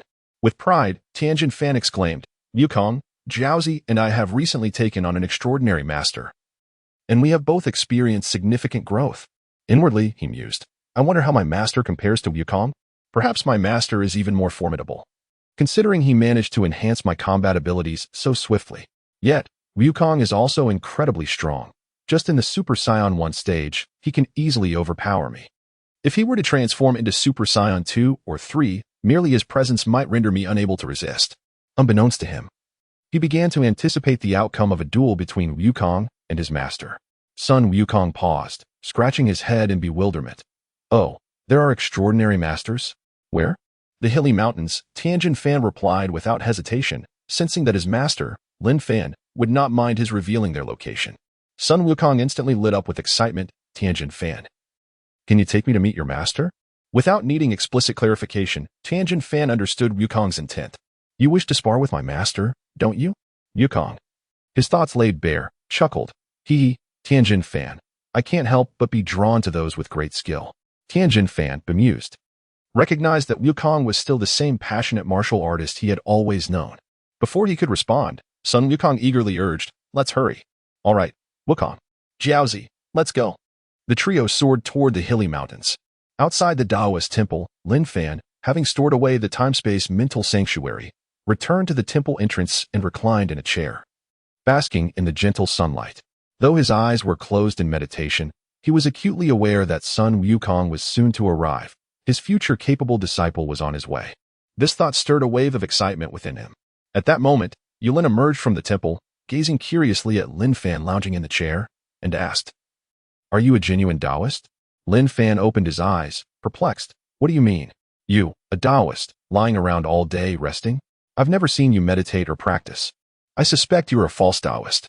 Yulin voiced her thoughts, having never encountered a Taoist who indulged in leisure rather than cultivation and appreciation of nature. Lin Fan, closing his eyes once more, dismissed her words nonchalantly, realizing he was indeed a fraud, and there was little to dispute. However, he could not entirely deny his identity. So he fabricated a few lofty phrases. Cultivation is about acting in accordance with one's heart, moving freely, and allowing nature to take its course. That is the ultimate path. Yulin was momentarily taken aback. She had misjudged him. He was indeed a true Taoist, and although she failed to grasp his words, they seemed profoundly significant. Should I then take him as my master? This way, I would share a master with the three-eyed monk. As she pondered this, Lin Fan opened his eyes. his gaze turning toward the sky. They've arrived. Faster than I anticipated. It seems this monkey can hardly contain his excitement. Chapter 12. I know everything about you in less than a minute. Sun Wukong, Tian Xin'an, and Kaiatsu stood before Lin Fan, who remained comfortably reclined in his chair. Seemingly unfazed, Tian Xin'an and Kaiatsu respectfully greeted Master. Sun Wukong, standing aside, scrutinized Lin Fan, a strikingly handsome man exuding an aura of righteousness. However, he soon scratched his head in confusion, pondering, why can't I sense his energy? He feels like an ordinary person, yet he is Tian Xin'an's master. How could he possibly be mundane? Surely, he possesses profound depth, which eludes my perception. In truth, Sun Wukong's inability to sense Lin Fan's energy stemmed from the latter's absorption of divine essence, detectable only by beings of divine caliber. Despite Sun Wukong's superior combat prowess compared to many gods, he himself was not divine. Lin Fan, although not officially designated as a god, had absorbed divine energy, rendering him nearly equivalent to one. With a mere assignment or achievement of sufficient strength, he could truly become a god. Thus, it was only natural that Sun Wukong could not perceive Lin Fan's energy. Lin Fan opened his eyes and regarded the three with interest before rising to his feet. Sun Wukong. Indeed, this Sun Wukong was precisely as depicted in the comics, without a single discrepancy. Even the lines on his face were identical. Upon realizing that Lin Fan recognized him, Sun Wukong felt a surge of joy mixed with a hint of bashfulness. Yet, considering Lin Fan's inscrutable strength, his embarrassment quickly dissipated. And he exclaimed with enthusiasm, "You are truly remarkable, able to elevate Tian Xin'an's prowess in such a short time." Lin Fan waved his hand nonchalantly, replying calmly, "That is his diligence. I merely guided him at the outset." Sun Wukong, his face a canvas of confusion, struggled to grasp the meaning of guiding him at the outset.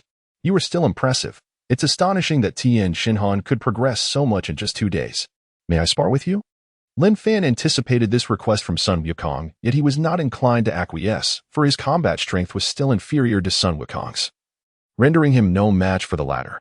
Should he be defeated, his aspirations of taking on disciples would be thwarted, particularly with prideful figures like Vegeta, who would never acknowledge him as their master. Chuckling softly, Lin Fan replied, "Wukong, I am unable to spar with you at this moment." This left Sun Wukong bewildered, struggling to comprehend the reason behind Lin Fan's refusal. Why not? Why can't you spar with me? When Tian Xin'an approached Sun Wukong for a match, Lin Fan had already devised a rationale. "Wukong, may I ask if you can sense my energy?" Sun Wukong, puzzled by the inquiry, earnestly replied, "I cannot." "What about the East Kaishin's energy?" Lin Fan continued. "I cannot sense that either," Sun Wukong responded, still confused. Meanwhile, Tian Xin'an and Yulin exchanged glances, seemingly piecing together the implications of Lin Fan's words, their expressions a mix of astonishment and uncertainty as they awaited his confirmation. "Wukong, in truth, I am nearly identical to the East Kaishin. We are both divine beings, hence you are unable to perceive our energy." Sun Wukong suddenly froze, astonished. "Oh, you are also a god." "Indeed, I am a god, while you are currently an ordinary human, and you have rendered great service in protecting Earth and the universe. Thus, I cannot recklessly engage you in combat, lest I face repercussions." Tian Xin'an's thoughts crystallized. Lin Fan was indeed a god, precisely as he had surmised. No wonder he possessed the hyperbolic time chamber, a treasure exclusive to deities. Yulin, meanwhile, silently resolved to find a way to become Lin Fan's disciple. Realizing that as a god, he must possess extraordinary abilities. Perhaps, in due time, she would be capable of defeating the formidable three-eyed monster. Initially, she merely wished to be a peer of Tian Xin'an, but now she genuinely yearned to learn from Lin Fan. Lin Fan spun a tale with effortless ease, his performance impeccably measured, contemplating that his benevolent fib would leave Wukong with a lingering thought. Sun Wukong, though slightly disheartened, raised his right hand, making a minuscule gesture. "Then let us spar just a little, that way you won't face punishment." Lin Fan inwardly scoffed at the notion. Engaging in combat with this martial fanatic would not merely be a trivial exchange, it would inevitably lead to a contest of strength. Though he thought this, he still smiled and shook his head. Noticing Sun Wukong remained silent, Tian Xin'an quickly interjected, "Wukong, since Master cannot engage, let us abandon the notion. We must not allow a friendly match to bring harm upon our Master." Sun Wukong pondered for a moment before expressing his disappointment. "Alas, it is truly regrettable not to be able to spar with such a formidable opponent." despite his obsession with martial arts. He would not wish for anyone to suffer punishment on account of a match with him. Observing Sun Wukong's crestfallen demeanor, Lin Fan couldn't help but smile with satisfaction. This was precisely the reaction he desired. Wukong, I understand your disappointment at not being able to spar with me. In truth, I too wish to engage with you and witness the might of your Super Saiyan 3 form. Sun Wukong paused, astonished. Well, you know I can transform into Super Saiyan 3? Lin Fan chuckled softly. Not only do I know you can transform into Super Saiyan 3, but I am also aware of the strengths and weaknesses of your trump card, the Kaioken.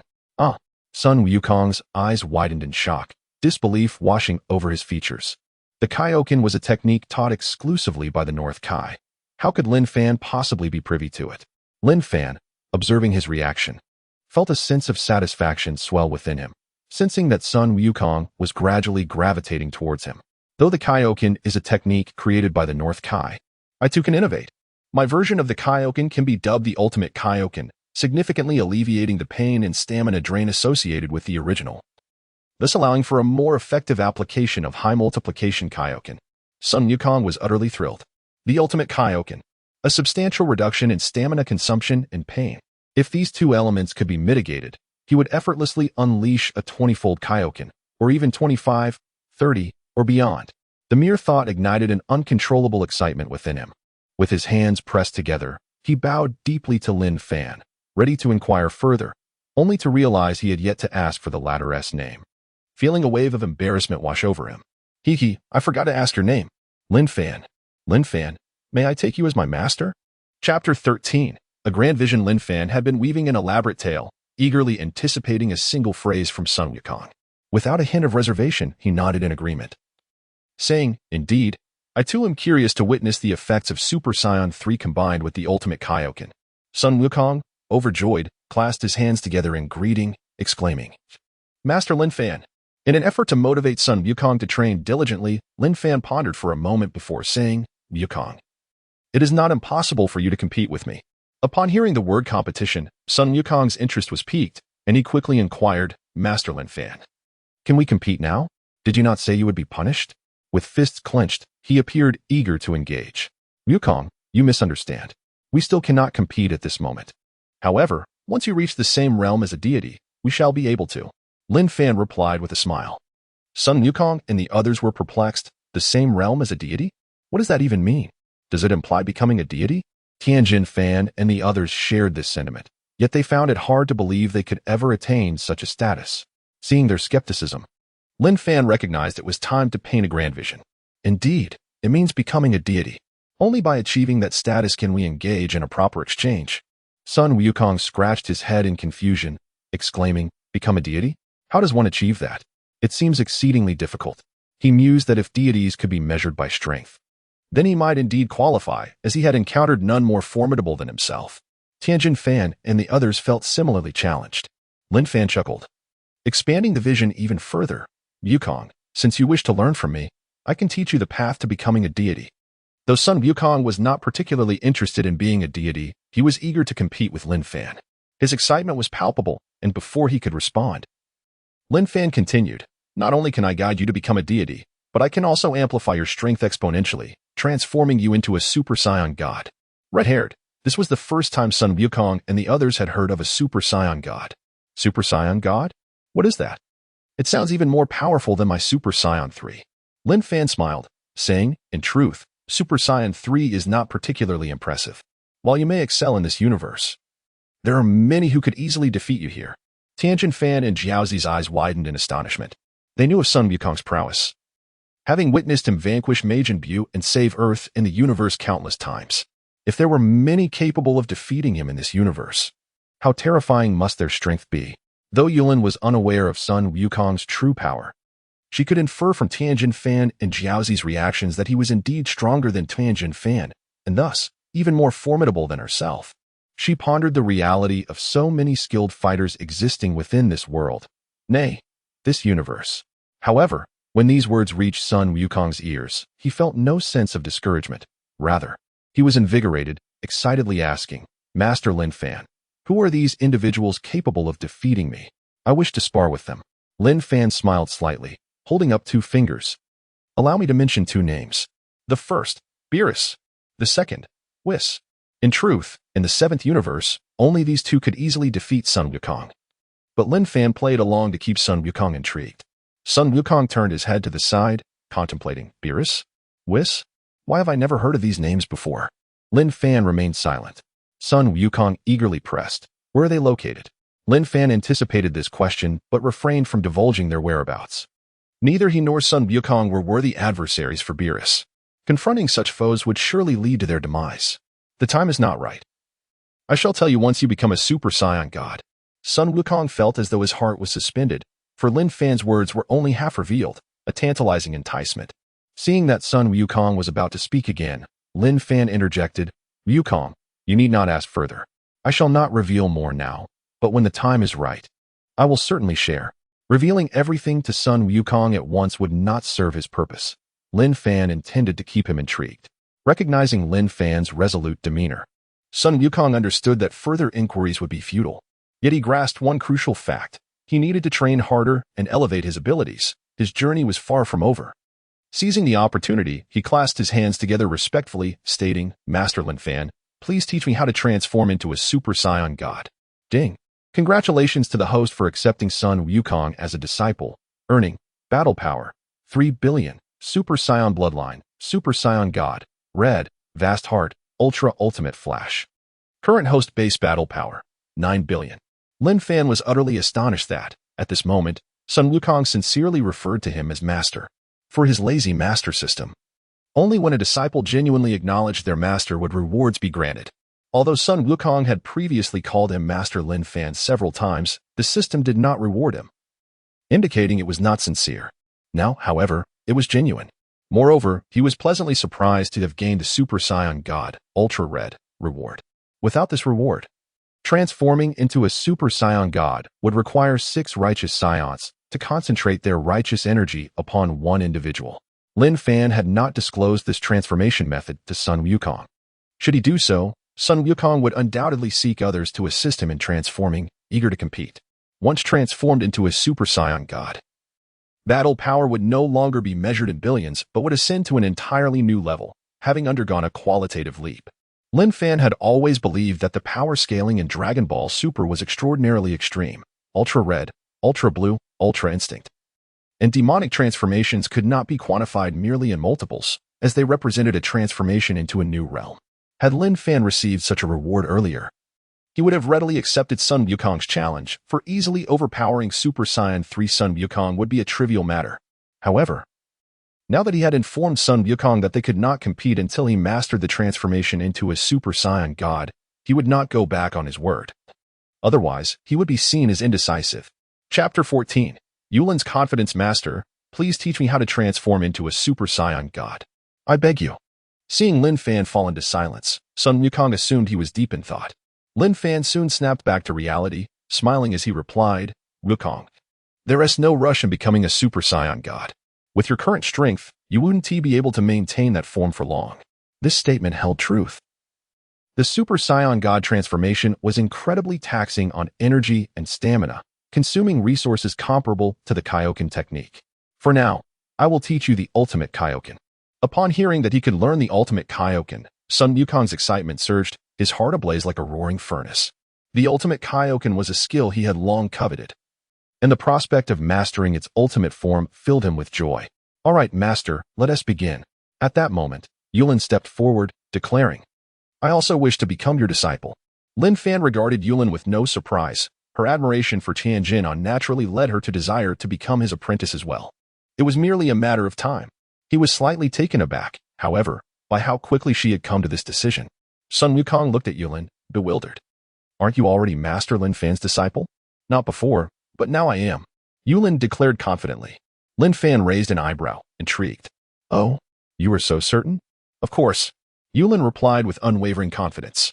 Seeing her assertiveness, Lin Fan was curious about the source of her confidence. Did she believe that simply because she was a woman, he would be compelled to accept her? If that was her reasoning, she was mistaken. Are you not afraid that I might refuse you? Yulin replied earnestly, not at all. If you do not accept me as your disciple, I will kneel before you and wait until you do. When others see me kneeling at your feet, they will surely think you are bullying me. You wouldn't want such a reputation, would you? Lin Fan was astounded. Her audacity was remarkable. A woman resorting to such tactics was indeed unexpected. Yet, she spoke a truth, while he did not wish to be perceived as a bully. He also had a fondness for having more disciples. Very well, you have won me over. I will accept you. Lin Fan relented. However, Yulin, you must call me master properly to prove your sincerity. If your desire to become my disciple is genuine, I shall accept you. If not, we shall end it here. Lin Fan knew it was easy to gauge someone's sincerity. If she called him master and the system did not reward him, it would indicate insincerity. Yulin bowed respectfully, addressing him as master. Ding. Congratulations to the host for accepting Yulin as a disciple. You have received Combat Power 100 million, Celestial Master Technique, Healing Technique, and Super Aura Mastery. Lin Fan felt a slight disappointment upon hearing that the system had only rewarded him with 100 million combat power. However, he quickly realized that Yulin's combat power was not particularly high, and receiving a foundational combat power reward of such magnitude was quite commendable. He perceived that the Celestial Master Technique was undoubtedly suited for Yulin's cultivation, while the other skills were not as appropriate, and he would not hastily bestow them upon her. Turning to Yulin, he stated, Yulin, I can sense your genuine intent. Therefore, I shall teach you the Celestial Master Technique. But first, I must instruct Sun Wukong in the ultimate Kaioken. Yulin was astounded upon hearing about the Celestial Master Technique, which she recognized as an all-encompassing form of magic. Far superior to her own demonic arts. Indeed, they were not even in the same league. She had initially thought that, as a practitioner of demonic arts, Lin Fan would have little to offer her, given the scarcity of such knowledge in this world. To her astonishment, he possessed such wisdom. If she mastered the Celestial Master Technique, she could potentially rival Tianjin, or even surpass him. Truly, he was a godlike figure. Quickly bowing in gratitude, she exclaimed, Thank you, Master. Lin Fan wasted no time, instructing Sun Wukong to sit cross-legged as he began imparting the theoretical knowledge of the ultimate Kaioken. Wukong, the Kaioken, created by the North Kai, emphasizes the explosive potential of the body. While the ultimate Kaioken requires not only control over this explosive power, but also the ability to manipulate the body with grace. An hour later, Lin Fan had conveyed the theoretical principles of the ultimate Kaioken to Sun Wukong. Given Wukong's prior knowledge of the Kaioken, he felt a sudden clarity wash over him after an hour of instruction. Unable to contain his excitement, Sun Wukong exclaimed, Hearing you speak is like receiving a lifetime of wisdom. Lin Fan, sipping water, nearly sputtered. Tianjin quickly interjected, Wukong, it's more like hearing you speak is worth 10 years of study. Wukong, take some time to reflect on this. Soon, I will send you to the hyperbolic time chamber. The hyperbolic time chamber? To the divine temple? Sun Wukong asked, bewildered. Tianjin clarified, not the divine temple's chamber, but the hyperbolic time chamber, which is exponentially more powerful. After 4 or 5 minutes of explanation, Sun Wukong finally grasped the chamber's effects. Enthusiastically, he clenched his fists. Incredible! Now I understand why you, Tianjin, were able to enhance your combat power so dramatically in such a short time. Tianjin chuckled. Meanwhile, Lin Fan addressed Yulin. Yulin, the Celestial Master Technique can be quite challenging and rigorous. Are you still willing to practice it? Absolutely, Yulin replied without hesitation. As she answered, Lin Fan's consciousness shifted, learning Celestial Master Technique. Ding. Congratulations to the host for acquiring the Celestial Master Technique. A flood of memories concerning the Celestial Master Technique surged into his mind. I will now explain the Celestial Master Technique to you. The Celestial Master Technique, also known as Celestial Master Dao, primarily employs seals. There are 3 main aspects: summoning spirits, controlling demons, and guiding the way. When the spirit merges with its essence, the essence aligns with the true body. If one does not grasp the truth, all is mere empty rhetoric. The divine can enter stone, and the divine can take flight. It can enter water without sinking and fire without burning. Chapter 15. The terrifying effect of the vast heart. The art of the Celestial Master is rather intricate.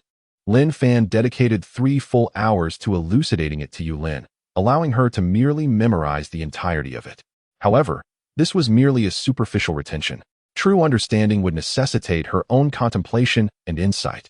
Meanwhile, Sun Wukong, who had been eagerly waiting, was already familiar with the King of Worlds' fist and could wield it with proficiency. Although the ultimate version requires a more adept mastery of one's body and energy, he had nearly comprehended it and was simply in search of a venue to showcase his skills. The hyperbolic time chamber was the ideal place. Yet Lin Fan was preoccupied with instructing Yulin, leaving him to anxiously wait on the sidelines. Now that the teaching had concluded, he could no longer contain his excitement. "Master Lin Fan, when can I enter the hyperbolic time chamber? I can hardly wait," he exclaimed, barely able to suppress his impatience. Lin Fan rose and soared towards the previously expansive terrain, with Sun Wukong and the others hastily following. Their faces alight with exhilaration at the prospect of finally entering the chamber, having heard about its effects from Tianjin Fan. Sun Wukong was already captivated and eager to see it for himself. In no time, they reached the formerly flat land, where Tianjin Fan and Jiaozi stood in astonishment. Where was the hyperbolic time chamber? It had vanished, unbeknownst to them. Lin Fan had retracted the chamber while they were occupied with their sparring matches. Sun Wukong and Yulin shared their confusion, instinctively scratching the back of their heads. "Master, why have you brought us here? Aren't we supposed to go to the hyperbolic time chamber?" Lin Fan remained silent, a subtle smile curving his lips. With a graceful wave of his hand, the once flat ground transformed, revealing the structure of the hyperbolic time chamber. Tianjin Fan, recognizing it, exclaimed, "The hyperbolic time chamber. Is it possible that it can be retracted?" It was evident to him now. He had previously thought that once the chamber was summoned, it could not be retracted. But it appeared to function similarly to the items from Capsule Corporation. As Sun Wukong and Yulin scrutinized the chamber at Tianjin Fan's mention, they discerned no remarkable features. Lin Fan then urged, "You too, hurry inside. Once your mental energy is fully expended, the chamber will automatically eject you." Sun Wukong, unable to contain his eagerness, rubbed his fists together. Yes. In an instant, he flew into the chamber, with Yulin closely trailing behind him after a brief glance at Tianjin Fan. Lin Fan turned to Tianjin Fan and Jiaozi. "Do you wish to enter as well? Each person has 10 opportunities in their lifetime." After a moment of contemplation, Tianjin Fan decided against it. Although one has 10 opportunities, it would be unwise to squander them. He resolved to strengthen his own abilities first. Shaking his head, he replied, "Master, I will wait. I wish to solidify my strength first." Lin Fan internally agreed. It was wise to prioritize strengthening one's capabilities rather than recklessly wasting opportunities. "Very well. Focus on your fortification," he affirmed. Lin Fan returned to the courtyard, reclining in a chair as he began to examine the rewards he had recently acquired. Upon accepting Sun Wukong as his disciple, he not only gained an astounding 3 billion battle power, but also inherited the Super Saiyan lineage, Super Saiyan God Super Red, the Vast Heart, and the Ultra Ultimate Flash. Among these rewards, he found the Vast Heart to be the most perplexing, uncertain of its true nature. As for the Ultra Ultimate Flash, its name suggested it was a superior version of Vegeta's Ultimate Flash. Upon investigating the Vast Heart, he discovered its effect. It allows the user to fuse with anyone. Upon successful fusion, the fuser can communicate with all beings across the 12 universes, without distance limitations. For instance, if the fuser is in the 7th universe, they can communicate with Jiren from the 11th universe, provided they can sense his energy. Lin Fan was astounded by the implications of the Vast Heart. As long as he could detect someone's energy, he could communicate with them regardless of their location within the 12 universes. This capability would enable him to recruit elites from other universes without ever needing to venture there, provided he could persuade them effectively. This power was indeed extraordinary. Perhaps only beings like Whis possessed such abilities. However, even Whis might be constrained to their own universe. Unlike Lin Fan, who could connect with anyone across all 12 universes, the abilities of the Vast Heart seemed to be on par with those of an angel, a status Lin Fan felt he had just achieved. The excitement surged within him as he longed to fuse with this newfound power. But he paused to further investigate the Ultra Energy Mastery. Upon examining it, he found that mastering the skill would grant him exquisite control over energy. As for the healing technique, it allowed for simple treatment of oneself or others. The Ultra Energy Mastery appeared quite promising, given that it had enabled Sun Wukong and Vegeta to better control their energy under Whis' training, thereby breaking their limits to transform into Super Saiyan God Super Saiyan, Super Blue. If Sun Wukong were fortunate enough to emerge from the hyperbolic time chamber in peak condition, Lin Fan could then teach him Ultra Energy Mastery, potentially bringing him closer to Super Blue. If divine energy could be fused, entering a divine state would surely become attainable. However, divine energy was rare and could not be sought after. It was best to adopt a laid-back approach. Sun Wukong and Vegeta would inevitably reach divine states in due time. As for the healing technique, its potency seemed rather average. It did not possess the immense strength one might expect. If it were exceptionally powerful, it would indeed be a divine skill. Regardless, the rewards from this endeavor were commendable. especially the vast heart. Now, without further ado, he decided to fuse with the vast heart. With a mere thought, he activated it. Ding! The vast heart has been successfully utilized. In that fleeting moment, Lin Fan felt a surge of energy enveloping his body, radiating vibrant hues around him, as warm, invigorating energy coursed through him. Chapter 16. The High Priest's Astonishment in the Grand Palace of the Omni King. The High Priest was accompanying the Omni King in a delightful game of elimination. With each sphere eliminated, a planet would vanish from the mirror.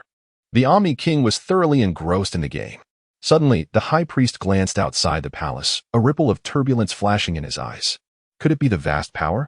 He turned to the Omni King, respectfully stating, "Your Majesty, please excuse me for a moment." In an instant, he departed from the palace. Standing atop a planet outside, directing his gaze towards the source of the immense power, releasing his divine energy to discern the nature of the occurrence. Within the palace, he could not freely wield his divine strength, lest it provoke the vigilance of the Omni King's guards, potentially leading to unnecessary conflict or even displeasure from the Omni King himself. Thus, he could only unleash his divine power outside. Moments later, he was bewildered. What could this mean?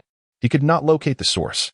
A tremor coursed through him as he realized the vast energy's origin was indiscernible, merely a vague direction towards the 6th and 7th universes.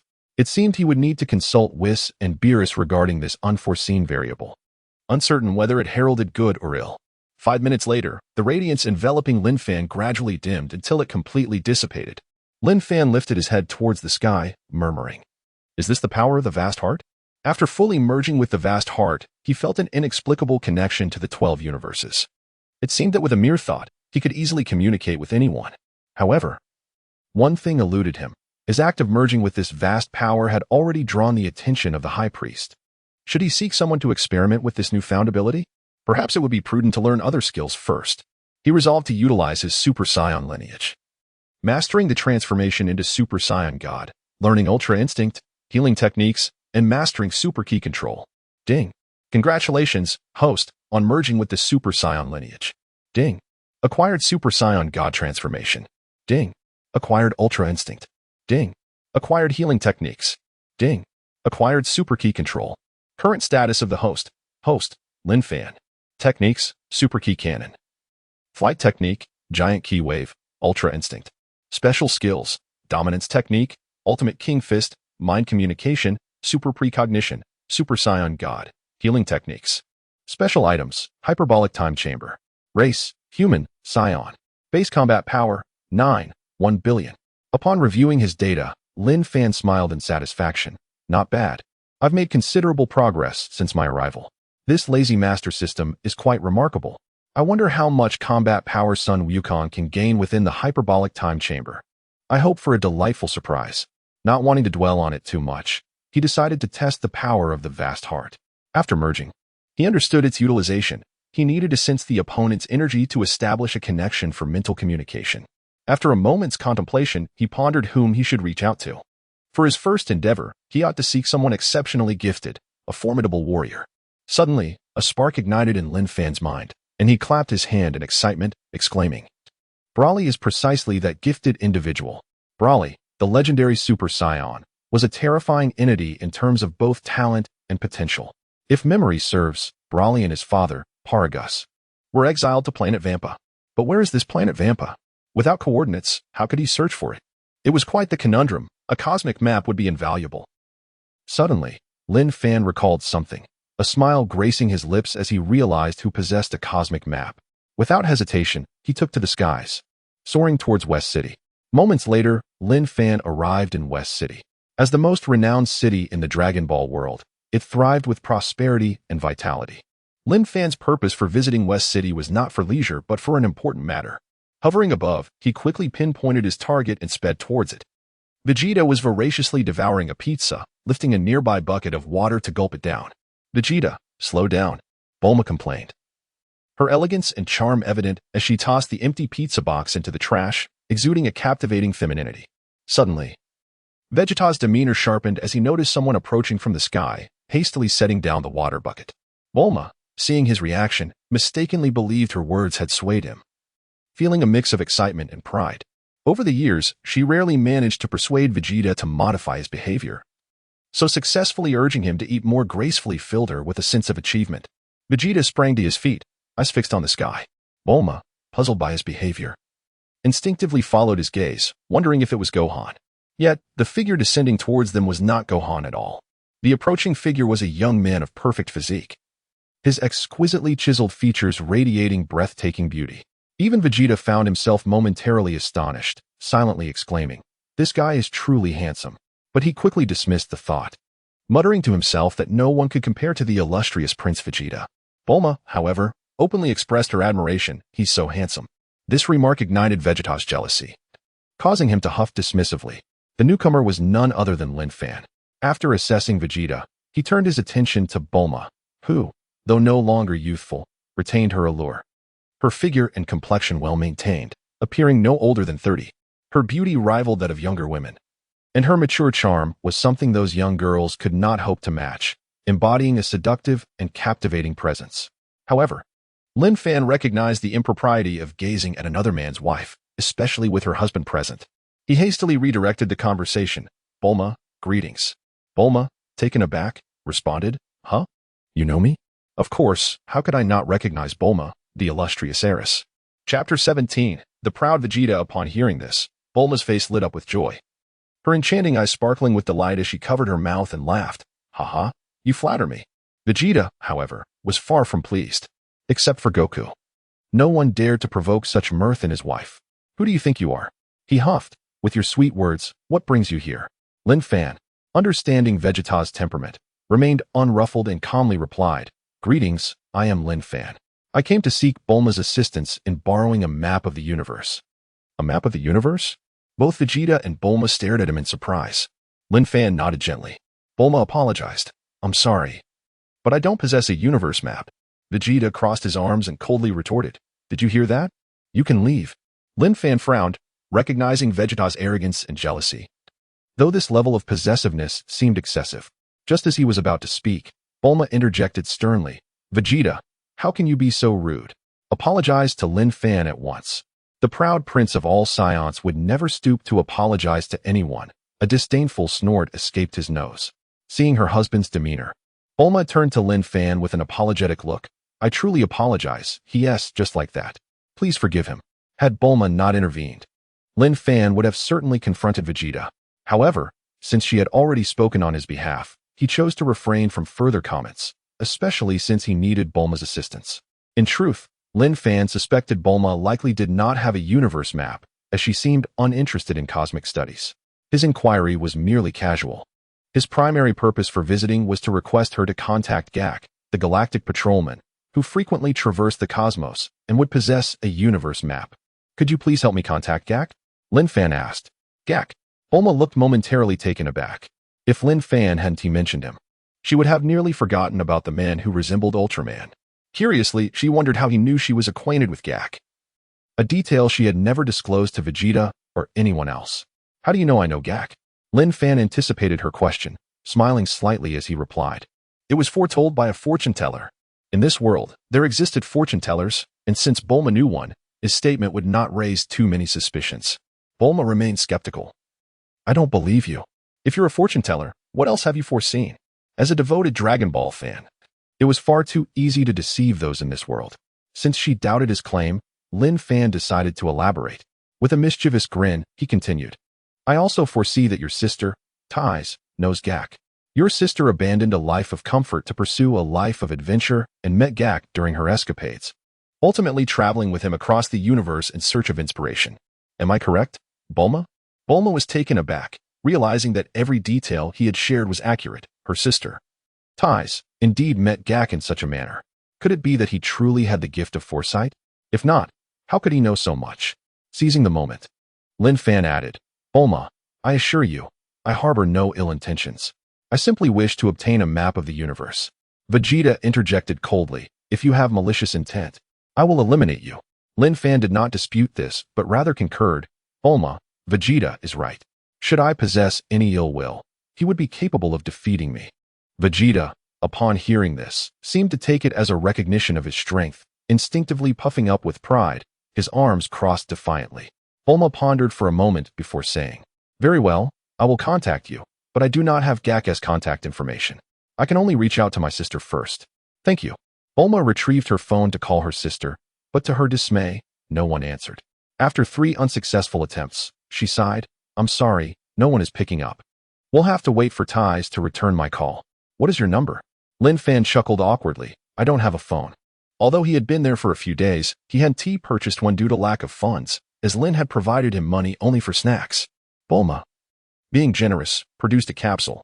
With a pop, a sleek phone appeared. Here, take this. Once my sister responds, I will contact you. Lin Fan accepted the phone without hesitation. Thank you. He thought to himself that Bulma was indeed kind-hearted. If Yamcha had been a bit more devoted, perhaps she would not have become Vegeta's partner. However, if Bulma had been with Yamcha, her opportunities to shine might have been diminished, which would have been a significant loss for Dragon Ball. You're welcome. Bulma replied with a smile. Lin Fan smiled back. Farewell. As he prepared to take flight using his aerial technique, Vegeta suddenly called out, Wait. Lin Fan turned to Vegeta. Curious, is there something else? What is the nature of your energy? Why can't I sense it? Vegeta questioned. Realizing that he had only noticed Lin Fan's presence when he had raised his head to drink. Lin Fan did not conceal the truth. I am a deity. Hence you cannot perceive my energy. Vegeta frowned. A god? What is so remarkable about that? Those so-called gods are rather mediocre. Lin Fan refrained from countering. Whether it be the East Kaioshin or the North Kaioshin, none could rival Vegeta's current prowess. Nevertheless, he had no desire to engage in further banter with Vegeta and soared skyward towards the temple. Vegeta, feeling disregarded, grew furious. In this universe, he had yet to encounter anyone who could ignore him. Those who had done so had perished at his hands. Even if Frieza were resurrected, he could easily defeat him again. Yet now, this unknown god dared to overlook him, truly considering himself a deity. With a rush, he flew swiftly in front of Lin Fan. Do you dare to disregard me? Lin Fan smirked disdainfully. What is there to fear? The air crackled with tension. Chapter 18. The first transformation into Super Saiyan God. Lin Fan narrowed his eyes, surveying Vegeta with a piercing gaze. In an instant, Vegeta erupted with fury. Feeling deeply insulted by the disdainful scrutiny directed at him, such contempt was tantamount to a grave affront. Get lost, he bellowed, clenching his fists as his aura surged dramatically. The sky above darkened ominously, filled with charred clouds, and a tempest began to swirl, converging towards Vegeta. In a flash of golden light, Vegeta, his hair radiant and crackling with electricity, materialized before Lin Fan. Lin Fan remarked with mild surprise, Oh? You've transformed into Super Saiyan 2 without even engaging? He was acutely aware of Vegeta's combat style, which favored swift resolution of conflicts before making a stylish exit. Yet, in any major battle, Vegeta had never emerged victorious. He was either defeated or on the brink of defeat. Vegeta huffed disdainfully. I intend to end this quickly. Initially reluctant to transform into a Super Saiyan, he sensed Lin Fan's extraordinary prowess, realizing that in his base form, he would likely be no match for this divine opponent. He wished to avoid humiliation and thus ascended to Super Saiyan 2, determined to overpower Lin Fan in one decisive blow. You know of Super Saiyan 2?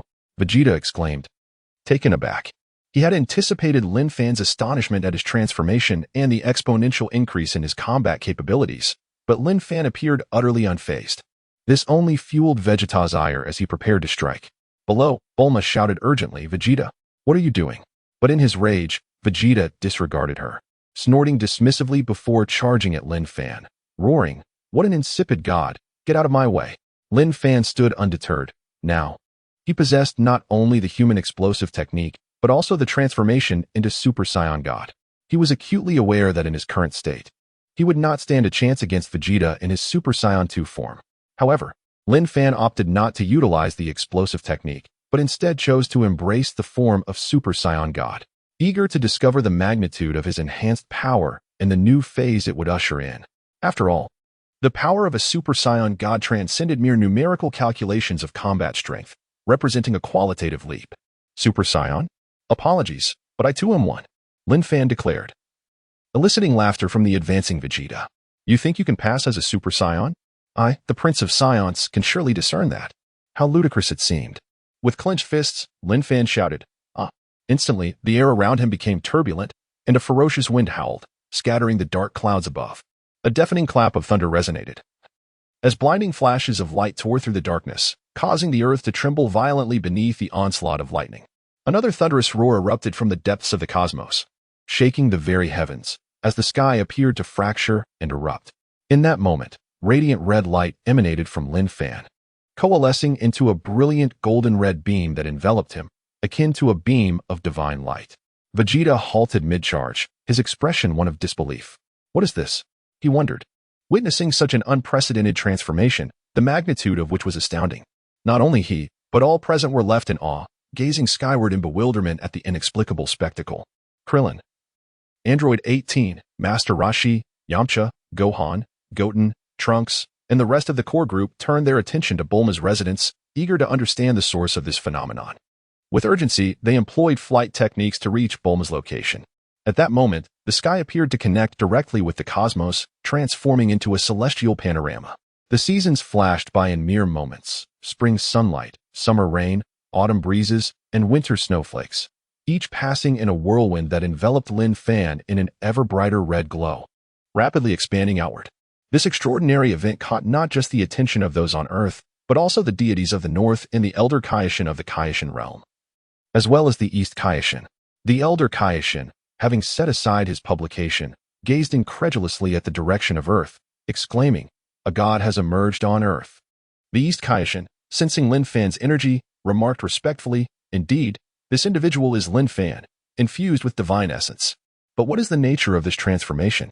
We did not experience such phenomena when we ascended to divinity." As his words faded, enchanting melodies resonated across the cosmic expanse. The Elder Kaioshin's eyes widened in astonishment.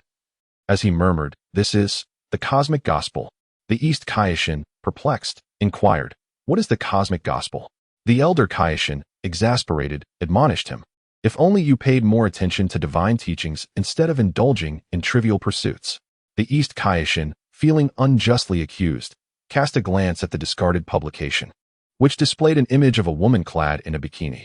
With another swift blow, the Elder Kaioshin exclaimed, still looking at it, "The cosmic gospel signified the universe's blessing, a rare phenomenon occurring once in millennia. Its manifestation heralded the arrival of a remarkable individual.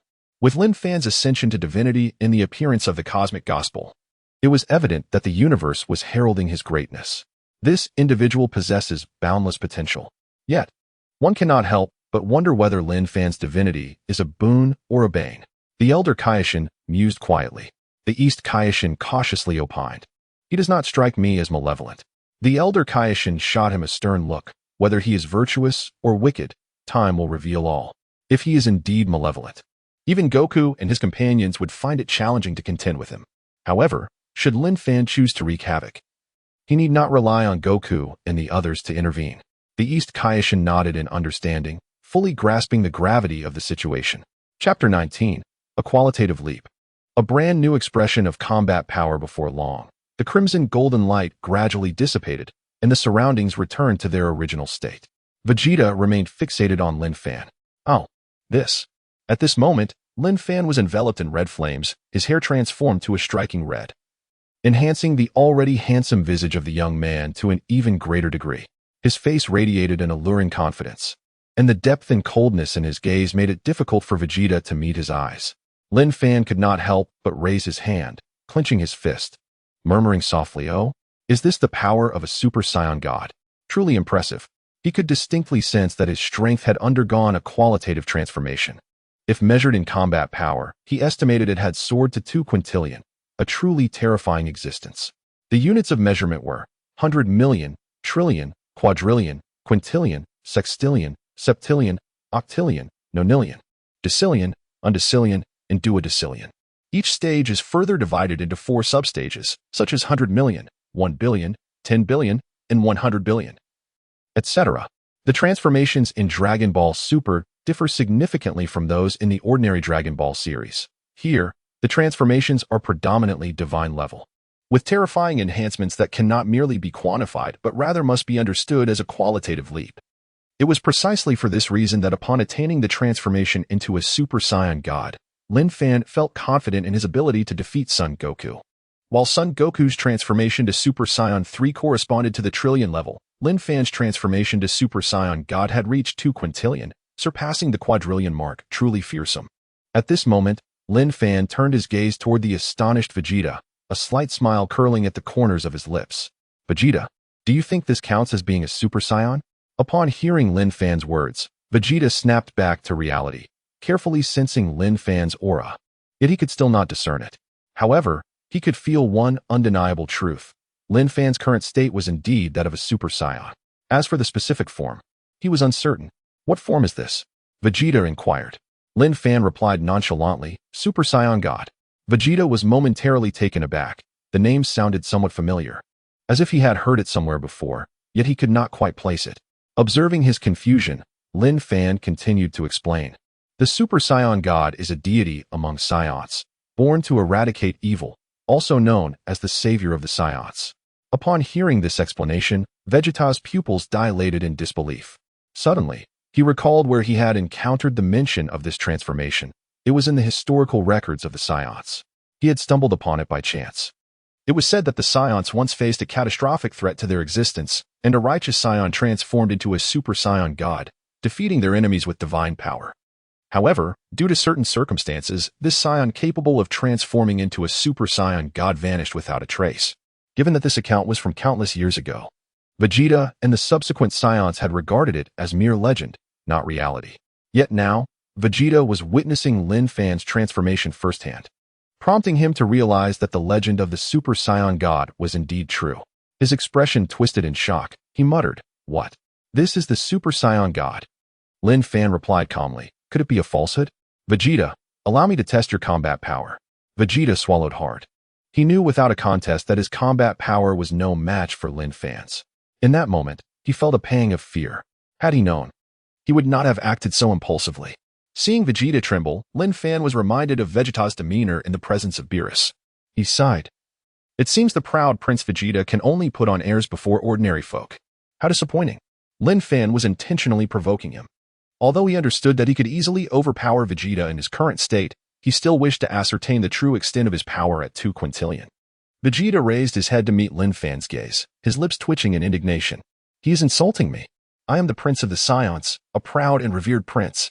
What does it matter if he is a god? What does it matter if he is the god of the Saiyans? With these thoughts swirling in his mind, Vegeta unleashed a fierce battle cry. Like a streak of lightning, he charged at Lin Fan, fist clenched, intent on delivering a blow. Simultaneously, he shouted, "What can a Super Saiyan God do? What can the god of the Saiyans do? Before me, the prince, all shall perish." With a tremendous force, his fist aimed at Lin Fan's head, yet in Lin Fan's eyes, Vegeta's speed was agonizingly slow, almost comical. With a slight sidestep, he effortlessly evaded Vegeta's attack.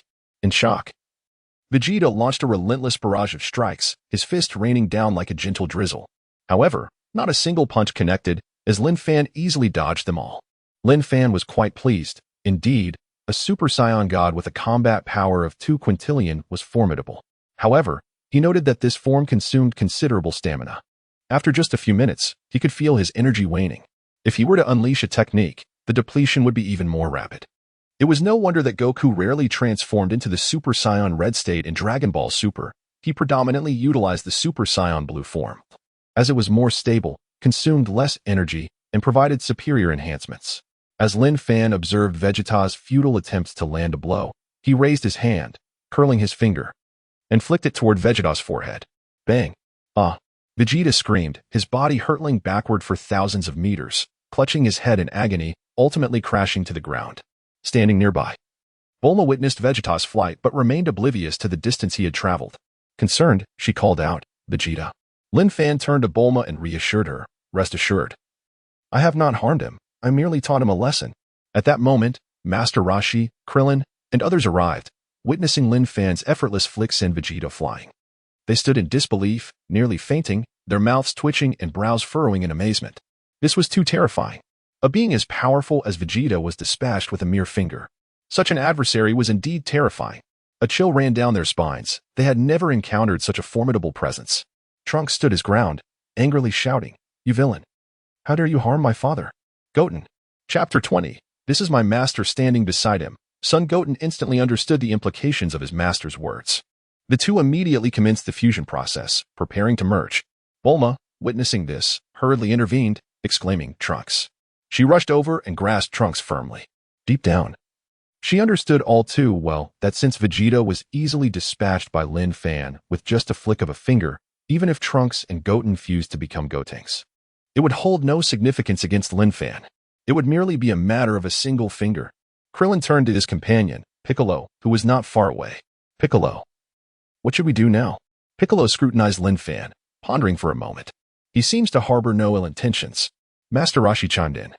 I too believe he means no harm. At that moment, two figures soared towards them, one bald and the other diminutive. Upon recognizing them, the crowd immediately identified the newcomers as Tien Shinhan and Kaiatsu. Their arrival was no surprise. Whenever something occurred, these two would invariably show up to lend their strength. Krillin, astonished, remarked, what are Tien and Kaiatsu doing? They clearly observed Tien and Kaiatsu flying directly towards Lin Fan, preparing for battle. But considering that even Vegeta was no match for Lin Fan, wasn't it tantamount to courting death for Tien and Kaiatsu to confront him? Krillin quickly urged Tien, Kaiatsu. Come back. Tien turned to Krillin, offering a polite smile before addressing Lin Fan with respect. Master, what has transpired here? The crowd fell silent, momentarily stunned. Tien and Kaiatsu referred to Lin Fan as master? If they hadn't misheard, that was indeed what they had just heard. Krillin and the others exchanged glances. Confirming their understanding, Tien had indeed called Lin Fan master. Lin Fan smiled gently and reassured them, it's nothing. With that, he released his Super Saiyan God transformation. Tien smiled at the group, explaining, hello everyone, this is my master, Lin Fan. He was in the midst of training when he suddenly noticed a dramatic change in the sky, revealing a cosmic spectacle with red light spread across the heavens, emanating from the direction of Vegeta's home. Thus, Kaiatsu and I hastened to investigate. Upon arriving at Vegeta's residence, they were awestruck by Lin Fan's Super Saiyan God state, exclaiming inwardly how impressive he looked. The overwhelming pressure he exuded was beyond comprehension. A mere glance from him could send shivers through their very souls. Upon hearing Tien's explanation, the group felt a sense of relief. This individual bore no malice. Yet, they pondered why he had clashed with Vegeta. Master Roshi and the others approached curiously, greeting, hello. Lin Fan. Greetings, Master Roshi, Krillin. Lin Fan's gaze then fell upon Android 18. At the very first sight of her, he felt a visual impact. Her striking features, luscious lips, and elegant figure were simply breathtaking. In comparison to Bulma, they each held their own unique allure. However, within mere moments, Lin Fan averted his gaze, greeting everyone in turn. The assembled crowd was taken aback. They hadn't anticipated that Lin Fan would recognize them. Krillin, puzzled, asked Tien. Isn't your master the Crane Hermit? How did he become Lin Fan? Tien succinctly clarified, the Crane Hermit is my master, but so is Lin Fan. Under Lin Fan's guidance, I have made substantial progress. In the Dragon Ball universe, there exists no rule stating one can only have a single master throughout their lifetime. As long as both parties are willing, one may have as many mentors as they desire. As they felt Tien's immense power, it became evident that his strength had significantly multiplied. Realizing Lin Fan's capabilities, it was only natural that Tien's advancements were considerable. Just then, Vegeta flew in from a distance, observing Krillin, Piccolo, and others conversing with Lin Fan, his expression a mixture of confusion and annoyance. Nevertheless, considering Lin Fan's formidable power, he kept his opinions to himself and descended. Bulma, standing on the ground, called out to the airborne group, come down and talk. They exchanged glances. Realizing that remaining in the air was impractical, it would be better to settle down for a discussion. Lin Fan descended first, secretly hoping to establish a connection with the main cast, albeit in an unexpected manner. He landed in Bulma's garden, where everyone took their seats. Bulma initiated the conversation with an apology. Lin Fan, I'm sorry. Vegeta acted impulsively. I never imagined you were Tien's master. Vegeta sat across from them, arms crossed and visibly displeased. Lin Fan chuckled lightly, unfazed by Vegeta's demeanor. He understood the prince's character and felt that imparting a lesson to Vegeta might serve to temper his prideful nature, thus facilitating future mentorship. Piccolo surveyed the surroundings, sensing something was amiss. Krillin, noticing Piccolo's unease, inquired, Piccolo, is something missing? Piccolo calmly replied, have you not noticed that something seems absent? Krillin, perplexed, scanned the area and indeed felt the absence of something, though he couldn't pinpoint what. Lin Fan, overhearing their exchange, surmised the missing element with a smile. Kakarot. Vegeta coldly uttered, his displeasure evident. He had been puzzled by this. With Lin Fan's transformation causing such a stir and his own powerful presence, why had Kakarot not arrived? Krillin, Piccolo, and the others suddenly grasped it. Goku was indeed absent. In situations of battle, he was usually the most eager to join. Tien, noting their confusion, laughed heartily. Goku is currently training. The group collectively turned their gaze toward Tien, as if to question how he knew Goku was training. Tien promptly clarified. Goku was also a disciple of Master Lin Fan. What? The atmosphere fell into a stunned silence, as if the air had solidified. They could hardly believe their ears, akin to a thunderclap on a clear day or a cold shower that left them numb. Goku was also Lin Fan's disciple. This revelation was utterly astounding, especially for Vegeta, who felt a pang of discomfort. He had assumed Kakarot was tending to crops, only to discover he had secretly sought training from this master. Unfathomable. Ding. Goku's base combat power increased by 2 billion, granting his master a corresponding boost of 4 billion. Chapter 21. One must not inquire about a woman's age. Currently, Lin Fan's base combat power stood at an impressive 1 billion. He mused to himself. How remarkable it was that Sun Wukong had swiftly increased his foundational combat power by 2 billion. This was indeed commendable. Once he emerged, Vegeta would undoubtedly be no match for him. At that point, Vegeta would surely be contemplating the prospect of seeking Lin Fan as his master. Tianjin Fan, noticing the group's indifference, offered a light-hearted reassurance. Isn't it only natural for Wukong to become Lin Fan's disciple? Have you not witnessed the prowess of Master Lin Fan? The others nodded in agreement, acknowledging the truth in his words. Just then, Bulma's phone rang, its tone breaking the momentary silence. She glanced at the caller ID and discovered it was her sister, Tais. Turning towards Lin Fan, she exclaimed, "My sister Tais is calling." "Then you should answer it." Lin Fan replied, feeling a surge of joy. What splendid fortune it was that just as Sun Wukong had enhanced his power by 4 billion. Tais chose this moment to reach out. After Bulma answered the call and inquired about Gak's contact details, it became evident that Tais was well acquainted with him. Once she relayed the information to Bulma, the two engaged in light conversation before ending the call. Bulma turned to Lin Fan with a smile. "I've acquired Gak's contact information. Then, Bulma, could you assist me in reaching out to Gak and requesting a cosmic map on my behalf?" Bulma, with her astute nature, readily agreed, of course. She understood that by helping Lin Fan with this task, she would effectively be securing a favor from him, which might come in handy in the future. "Thank you." Lin Fan expressed his gratitude. The others, however, were puzzled by Lin Fan's interest in a cosmic map, yet they refrained from questioning him, as they had only recently become acquainted. Without delay, Bulma contacted Gak. Moments later, she hung up and informed Lin Fan, "I've spoken to him. He mentioned he would be coming to Earth in the next few days and will bring the cosmic map with him." "Excellent, Bulma. I am truly grateful." "Not at all. As you are Wukong's master, you are also our friend. We ought to assist one another," Bulma replied with a smile. Lin Fan nodded in agreement, reflecting on how fortunate Vegeta was to have such a remarkable partner. In the words of a bygone era, this was a case of having such a wife. What more could one desire? She was not only beautiful and resourceful, but also supportive of her husband, adept in both the grand halls and the kitchen. In Dragon Ball Super, Vegeta treated Bulma quite well. He even bravely confronted the formidable Beerus for her sake, despite his underlying fear of the deity. His willingness to stand up for Bulma demonstrated her significance in his heart, even if he often masked his feelings with a facade of pride. At that moment, Lin Fan stood up and announced, "Everyone, I have completed the matters I needed to attend to, so I shall take my leave." Vegeta, arms crossed and voice icy, inquired, "Where is Kakarot training?" Though he held little affection for Lin Fan, he was far less pleased with the idea of Kakarot surpassing him, as it would bruise his pride. Lin Fan had no reason to conceal the truth. In the hyperbolic time chamber, before Vegeta could ponder further, Lin Fan swiftly ascended into the air, heading towards the temple.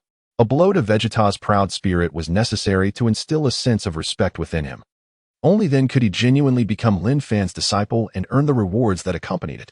Tianjin Fan then remarked, "I must return to my own training. Farewell, everyone." With that, he and Chaos took to the skies towards the temple. Vegeta remained rooted in place, growling, "Kakarot has gone to the hyperbolic time chamber without me." Without hesitation, he launched himself towards the temple, where the chamber was located. Observing Vegeta's departure, Bulma called out in exasperation, "Vegeta!" The scion was truly reckless, leaving without a word. Krillin and the others exchanged knowing glances, realizing Vegeta's intent. They chuckled softly. "Looks like Vegeta is heading to the temple." Piccolo, deep in thought, suddenly interjected, "He won't find Sun Wukong there." "Why not?" the others inquired, confusion evident on their faces. Hadn't Lin Fan stated that Sun Wukong was in the hyperbolic time chamber? Piccolo clarified. Lin Fan mentioned Wukong is in the hyperbolic time chamber, while the temple houses the regular time chamber. The former has hyperbolic in its name. Upon hearing this, the others recognized the distinction but questioned its relevance. Bulma waved dismissively, uninterested. Forget it. Let him go. Seeing Bulma's nonchalance, the group understood that there was nothing more to be concerned about. Piccolo stood up, declaring, then I shall return as well. He had already sensed a significant increase in Tianjin Fan's combat power, and he could not afford to waste time. Otherwise, Tianjin Fan might soon surpass him. It would be quite absurd for someone who had never been his rival to do so. One by one, the others rose as well. Suddenly, Bulma recalled an important announcement and smiled. Everyone, I have something significant to share. What is it? They asked in unison. In a month's time, I will be hosting a lavish birthday party aboard a luxury yacht. The group erupted in congratulations. Congratulations. How splendid. Bulma then turned to Android 18. Her lips curling into a mysterious smile. 18, I will be organizing a grand raffle on that day, with a fantastic prize for the winner. Intrigued, 18's eyes sparkled at the prospect of a raffle hosted by the wealthiest individual, knowing the rewards would be exceptional, perhaps even monetary. Count me in, Bulma. I shall win the grand prize, she declared. Bulma chuckled merrily. Krillin, observing Bulma's radiant joy, questioned, Bulma, how old will you be this year? Bulma's expression darkened instantly. An Android 18 shot Krillin a sharp glare. Do you not know that one must never inquire about a woman's age? Just say I am 18. Krillin chuckled awkwardly. After some light-hearted banter, the group departed. Meanwhile, Vegeta arrived at the temple, where the Supreme Kai was now Dandy, and his servant remained behind. Upon seeing the cold and imposing presence of Vegeta, Dandy instinctively shuddered. Vegeta. Chapter 22. Preparing for a month later, where is Kakarot? Vegeta inquired coldly, without any unnecessary words. Dandy appeared perplexed. Shouldn't Son Goku be at his own home? What brought him here to seek me? I have no idea. Vegeta furrowed his brow, scrutinizing Dandy closely. Dandy trembled with fear, sensing Vegeta's serious demeanor, which suggested he was not lying. Is he not in the hyperbolic time chamber? Dandy immediately responded, no. Goku can no longer enter the time chamber. He has exhausted his 2 opportunities. Realization struck Vegeta. Indeed, each individual could only enter the time chamber twice in their lifetime. And Kakarot had long since used up his chances. I have been deceived by Lin Fan. The thought of being tricked made him instinctively clench his fists, a surge of anger rising within him. Lin Fan, one day I shall defeat you. Even if you are a god, what of it? Meanwhile, Lin Fan remained oblivious to Vegeta's resentment. Upon returning to the temple, he reclined on a chair at the entrance. Enjoying the cool breeze as he calculated the days until Jack arrived on Earth, it felt like a waste of time. According to the lore of Dragon Ball Super, Beerus would awaken in a month, and his first order of business would be to seek out the Super Saiyan God, ultimately arriving on Earth. His arrival heralded an unknown catastrophe for the planet, and Lin Fan knew he must elevate his power to Beerus's level or even surpass him within that month. Achieving Beerus's power within a month was a colossal challenge. Currently, his transformation into a Super Saiyan God granted him merely a battle power of 200 quintillion. This was a far cry from Beerus's might, yet he took solace in the fact that the determining factor of his power was his base battle strength. The stronger his base was, the more formidable his Super Saiyan God form would become. Just as he pondered this, a notification resonated within his consciousness. Ding. Disciple Son Goku's base battle power has increased by 1.8 billion. Master gains a double increase. 3.6 billion. Current host base battle power. 16.7 billion. Oh, Goku has improved again. Truly, he is the protagonist of Dragon Ball. Just one ultimate Kaioken has boosted his base power by 3.8 billion.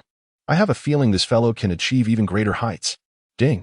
Disciple Yulin's base battle power has increased by 650 million. Master gains a double increase. 1.3 billion. Current host base battle power. 18 billion. Oh, Yulin has also improved by 650 million. Has she grasped some of the key elements of the Heavenly Master technique? Lin Fan was keenly aware that the Heavenly Master technique was not to be underestimated. If mastered and utilized skillfully, it held immense potential. In future battles, it could significantly aid Tien Shinhan. He quickly snapped out of his momentary joy. Despite the substantial increase in his base battle power today, he still lagged far behind Beerus. I must expedite the process of accepting disciples. I cannot simply wait for them to come knocking. As he contemplated, he pondered who else on Earth possessed notable talent. Gohan? As the first hybrid of the human and scion races, his potential is indeed remarkable. During the battle against Cell, his one-handed Kamehameha was nothing short of spectacular, earning him countless female admirers. Unfortunately, ever since that time, he has devoted himself to his studies, neglecting martial arts entirely. When Frisia's army sought revenge, he was defeated by a mere minion, such a waste of limitless potential. Approaching Gohan to take him as my disciple would likely yield no interest. Someone who lacks a desire to train would not enter the hyperbolic time chamber. I shall set aside the idea of accepting Gohan for now and revisit it when the time is right. Aside from Gohan, who else possessed notable potential? Goten and Trunks? They are still just children, oblivious to the importance of training, making them unsuitable candidates at present. Thus, I am left with Piccolo and Krillin. Although Piccolo is not overly arrogant, he possesses high aspirations. He would likely refuse if I were to approach him directly unless he expressed the desire himself. Krillin is currently quite laid back, preferring to spend his time with his wife rather than training. Damn, it seems that aside from Vegeta, there are no other promising disciples on Earth. Who else participated in the Tournament of Power? Frieza, Android 17. Both of them possess significant potential, rivaling that of Son Goku. However, Frieza is currently in heaven, and to accept him as a disciple, I must resurrect him, which requires the Dragon Balls. Without a Dragon Radar, this poses quite a challenge. I can ask Bulma for a Dragon Radar the next time I visit her. For now, I can focus on Android 17. Over the years, 17 has been working as a park ranger on an island, as he prefers the company of animals over people. Despite his demeanor, he has not neglected his trainings, which is why he performed exceptionally well during the Tournament of Power. The last one standing was indeed him. Having made his decision, Lin Fan soared into the sky, moving at great speed while releasing his formidable aura in search of Android 17's energy signature. Although he was unfamiliar with 17's specific energy, he knew he was strong. Anyone exhibiting a powerful aura on the island should be 17. Approximately 15 minutes later, Lin Fan arrived above an island, observing a lush green landscape below. He sensed a formidable energy signature. The owner of this aura must be 17. As Lin Fan descended, he noted the island's rocky terrain, where stones had weathered into various natural shapes, resembling flowers, human figures, and origami cranes. Such formations were rarely seen. Along the beach, crabs scuttled by from time to time. Towering trees loomed like clouds and mist, swaying in the gentle breeze as if they sought to envelop the entire island. Indeed, the scenery here is quite lovely. 17 certainly knows how to appreciate beauty. With that thought, Lin Fan prepared to fly towards 17's location, only to see a speedboat racing toward him, unsettling him. Could it be? Chapter 23. Care for a conversation? Could they be poachers? Before long, Lin Fan realized that his initial suspicions were entirely correct. The individuals aboard the speedboat were indeed poachers. The vessel was manned by 4 robust men, who were oblivious to Lin Fan's presence on the shore. As they had anchored on the opposite side, the quartet leapt from the boat, armed with submachine guns, clad in tactical attire, and fully equipped for their nefarious venture. One burly man, marked by a distinctive black mole on his face, turned to a fellow with a tiger tattooed on his arm and said, "Brother, someone has invested a substantial sum to capture a rainbow deer. If we manage to seize it, we could live off this for years." The tattooed man chuckled heartily. Indeed. Yet we must exercise caution to avoid attracting the forest rangers. The other 3 scoffed at his caution, exclaiming, "Brother, you are overly cautious. There's no way forest rangers are present here. Even if they were, what could they do? Our weapons are no mere toys." The tattooed man considered this. Recognizing the truth in their words, they had engaged in such endeavors before, often encountering rangers, all of whom they had bested. The group produced a device resembling a compass, which was, in fact, a tracking instrument for the rainbow deer. It contained the deer's scent, allowing them to swiftly locate their target. This device, known as a scent tracker, was a favorite among poachers. Before long, 2 red dots began flashing on the device, igniting excitement among the poachers.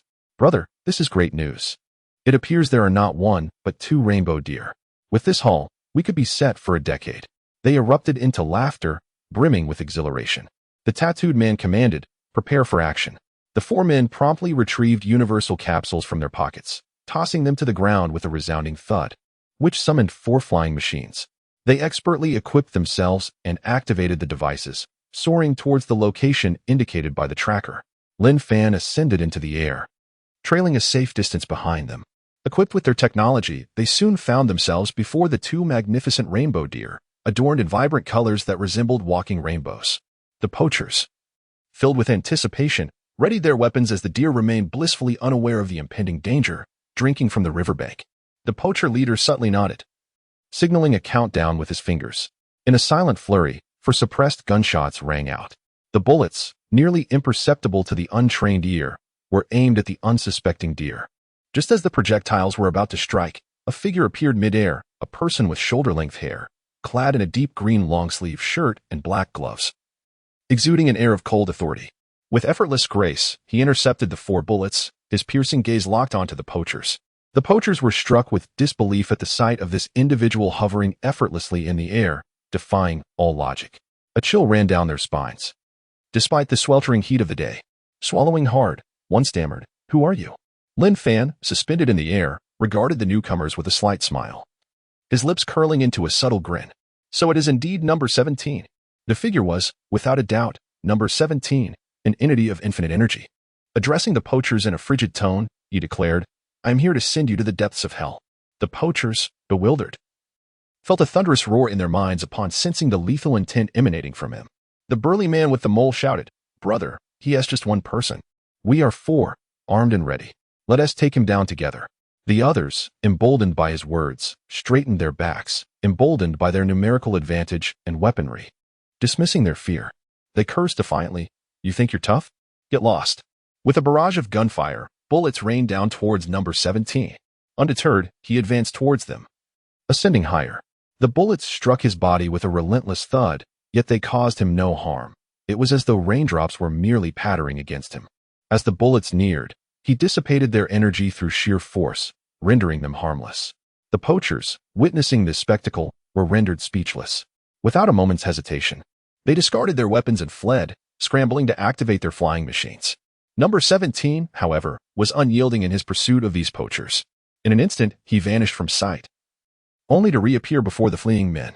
With a thunderous impact, his fist struck them, sending them hurtling away, disappearing from view. Having dealt with the poachers, number 17 turned his gaze towards the 2 rainbow deer, still drinking peacefully by the riverbank.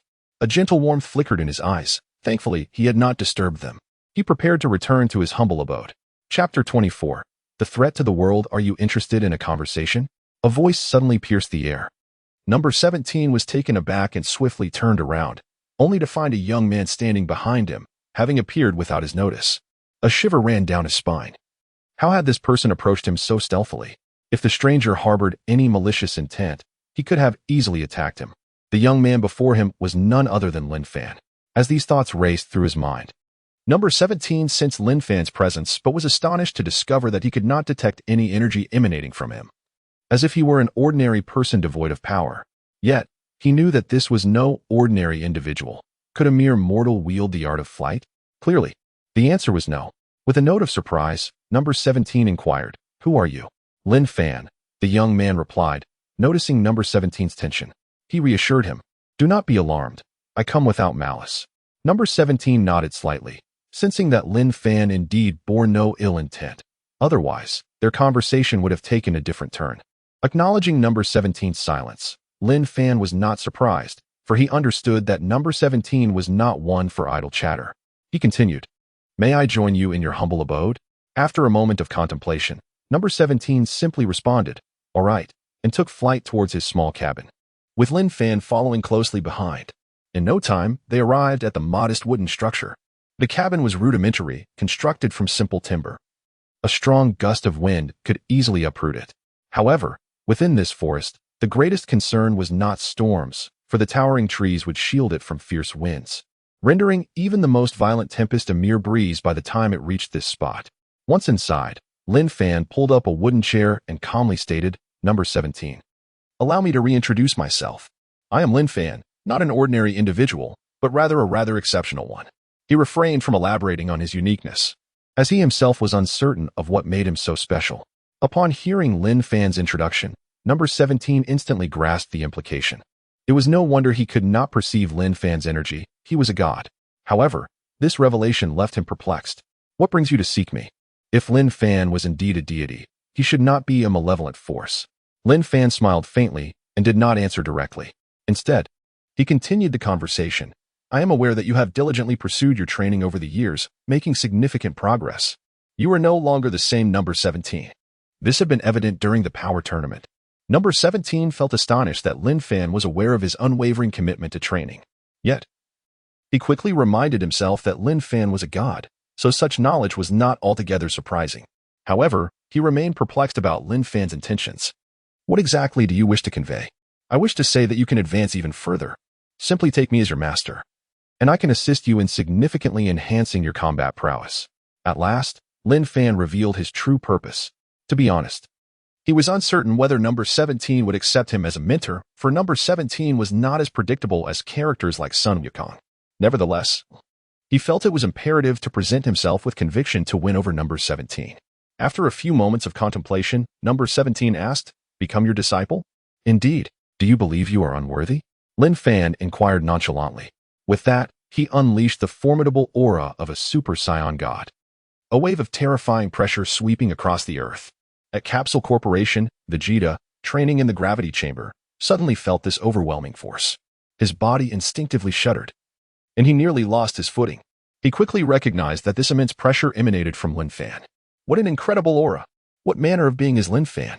He seems even more powerful than before. Is this the strength of a god? The deities I have encountered previously were utterly incompetent. As these thoughts raced through his mind, images of Dandy, East Kaishin, and Old Kaishin flashed in his mind. No, I, the Prince of Science, will not concede. I must surpass Lin Fan. Training. I must train harder. With renewed determination, he increased the gravity in the chamber to its maximum setting. Not only Vegeta sensed Lin Fan's pressure, Master Roshi, peering through a telescope at bikini-clad beauties aboard a luxury yacht, felt the oppressive force as well, nearly dropping his telescope. Meanwhile, Android 18 and Krillin, engaged in their own intimate moment, also felt the weight of the pressure. Piccolo, Gohan, and others experienced the same sensation, while ordinary people felt an inexplicable anxiety, as if something ominous were about to descend upon them. Anyone aware of Lin Fan's existence understood that this oppressive force was uniquely his, for no one else could wield such a formidable presence. Even Super Saiyan 3 Goku could not achieve this level of might. At this moment, Lin Fan's gaze was fixed on number 17, his eyes cold and penetrating. His combat power had soared to 18 billion, and with the strength of a Super Saiyan god. His aura was a terrifying force indeed. This was precisely why Vegeta and the others were gripped by fear. For number 17, who was closest to Lin Fan, the sensation was overwhelming, causing him to sweat profusely. He quickly summoned his energy to counteract the pressure. When Lin Fan felt it was sufficient, he retracted his oppressive aura. In that instant, life on Earth seemed to exhale in relief, the atmosphere lightening considerably. Number 17, have you considered my offer? Should you choose to become my disciple, I will ensure you grow stronger. Of course, if you are unwilling, I shall not press you. Number 17 did not respond immediately but fell into deep thought. Chapter 25 Reason. Number 17 fell into deep contemplation. To be honest, the prospect of becoming stronger did indeed intrigue him. Given Lin Fan's demonstrated prowess, he believed that Lin Fan possessed the absolute capability to teach him. However, he remained uncertain about Lin Fan's intentions, making him hesitant to agree readily. Fearing he might fall into a trap. Noticing number 17's silence, Lin Fan smiled gently. If you have any doubts, feel free to ask. I wish to understand why you want to take me as your disciple. What is your purpose? What do you hope to gain? Number 17 inquired pointedly. Lin Fan recognized that number 17 was an astute individual, unlike Wukong, who was purely obsessed with martial arts and would not ponder such questions as long as he could enhance his strength. With a smile, Lin Fan replied, "The reason is quite simple. I desire to have my disciples spread throughout the universe, and you, along with Sun Wukong, are among my chosen key disciples." Number 17 was momentarily taken aback and asked incredulously, "Sun Wukong is also your disciple?" Indeed, he is currently training in the hyperbolic time chamber. When he emerges, he will experience a significant transformation. If you remain doubtful, you may wait for Wukong to exit the chamber and inquire with him. After a prolonged silence, number 17 concluded, "There is no need to ask. I trust you." He understood that questioning Wukong would imply his own cowardice. If he were to become a disciple, it would inevitably lead Lin Fan to regard him with disdain, perceiving him as overly timid. Deep down, he was inclined to become a disciple, so he felt it unnecessary to ask. If he did, it would have to be done discreetly. Well then, How should you address me now? Lin Fan teased. With respect. Number 17 responded, Master. Ding. Congratulations to the host for accepting number 17 as a disciple. You have gained 2 billion base battle power, universal energy absorption, regenerative mechanical cells. Godly energy 1. Current base battle power of the host, 20 billion. Lin Fan was slightly surprised to have acquired godly energy again. What were universal energy absorption and regenerative mechanical cells? Universal energy absorption is a special skill of androids, where one can create an energy shield with both hands, protecting oneself while absorbing energy from all directions, allowing for mobility during the absorption process. Regenerative mechanical cells are unique cells implanted within androids, granting them extraordinary survival capabilities. Upon seeing the effects of these two abilities, Lin Fan couldn't help but think, aren't these designed specifically for number 17? Number 17 already possessed the ability to absorb energy, but he could not move while doing so, which was his most critical weakness. Universal energy absorption completely countered this flaw, allowing movement while absorbing energy, thus preventing him from being struck by enemies. He decided to learn universal energy absorption first before teaching it to number 17. Learning universal energy absorption. You have mastered universal energy absorption. Lin Fan refocused his thoughts. Since you have become my disciple, I shall now teach you how to absorb energy. Before Lin Fan could finish, number 17 raised an eyebrow and teased, Master Lin Fan, I've known how to absorb energy for quite some time. There is no need for your instruction. He thought to himself, is this all there is to it? If this were the extent of Lin Fan's abilities, would it be worthwhile for him to become a disciple? Lin Fan raised an eyebrow and turned his back to number 17. I am aware that you can absorb energy, but your method is rather ineffective, as you cannot move while absorbing. This limitation renders it a mere hindrance. I will teach you a technique that allows for mobility during absorption. What? You can move while absorbing? How is that possible? Number 17 was astonished. He had devoted countless years to researching the issue of movement during energy absorption, yet he had never found a breakthrough. He believed it to be an impossibility. But now, Lin Fan claimed that one could absorb energy while moving, shattering his long-held beliefs. Staring at Lin Fan in disbelief, he asked, is this truly the case? Lin Fan reiterated, enunciating each word, yes, it is true. During the process of energy absorption, you can indeed move. This technique, called universal energy absorption, shares similarities with your original method, but it creates a protective shield. If the shield is breached, absorption ceases. If not, you can continue to absorb energy. Number 17 was even more astonished. This was not merely an energy absorption shield. It could also serve as a defensive mechanism. It was incredibly formidable. To say it was a superlative defense would not be an exaggeration.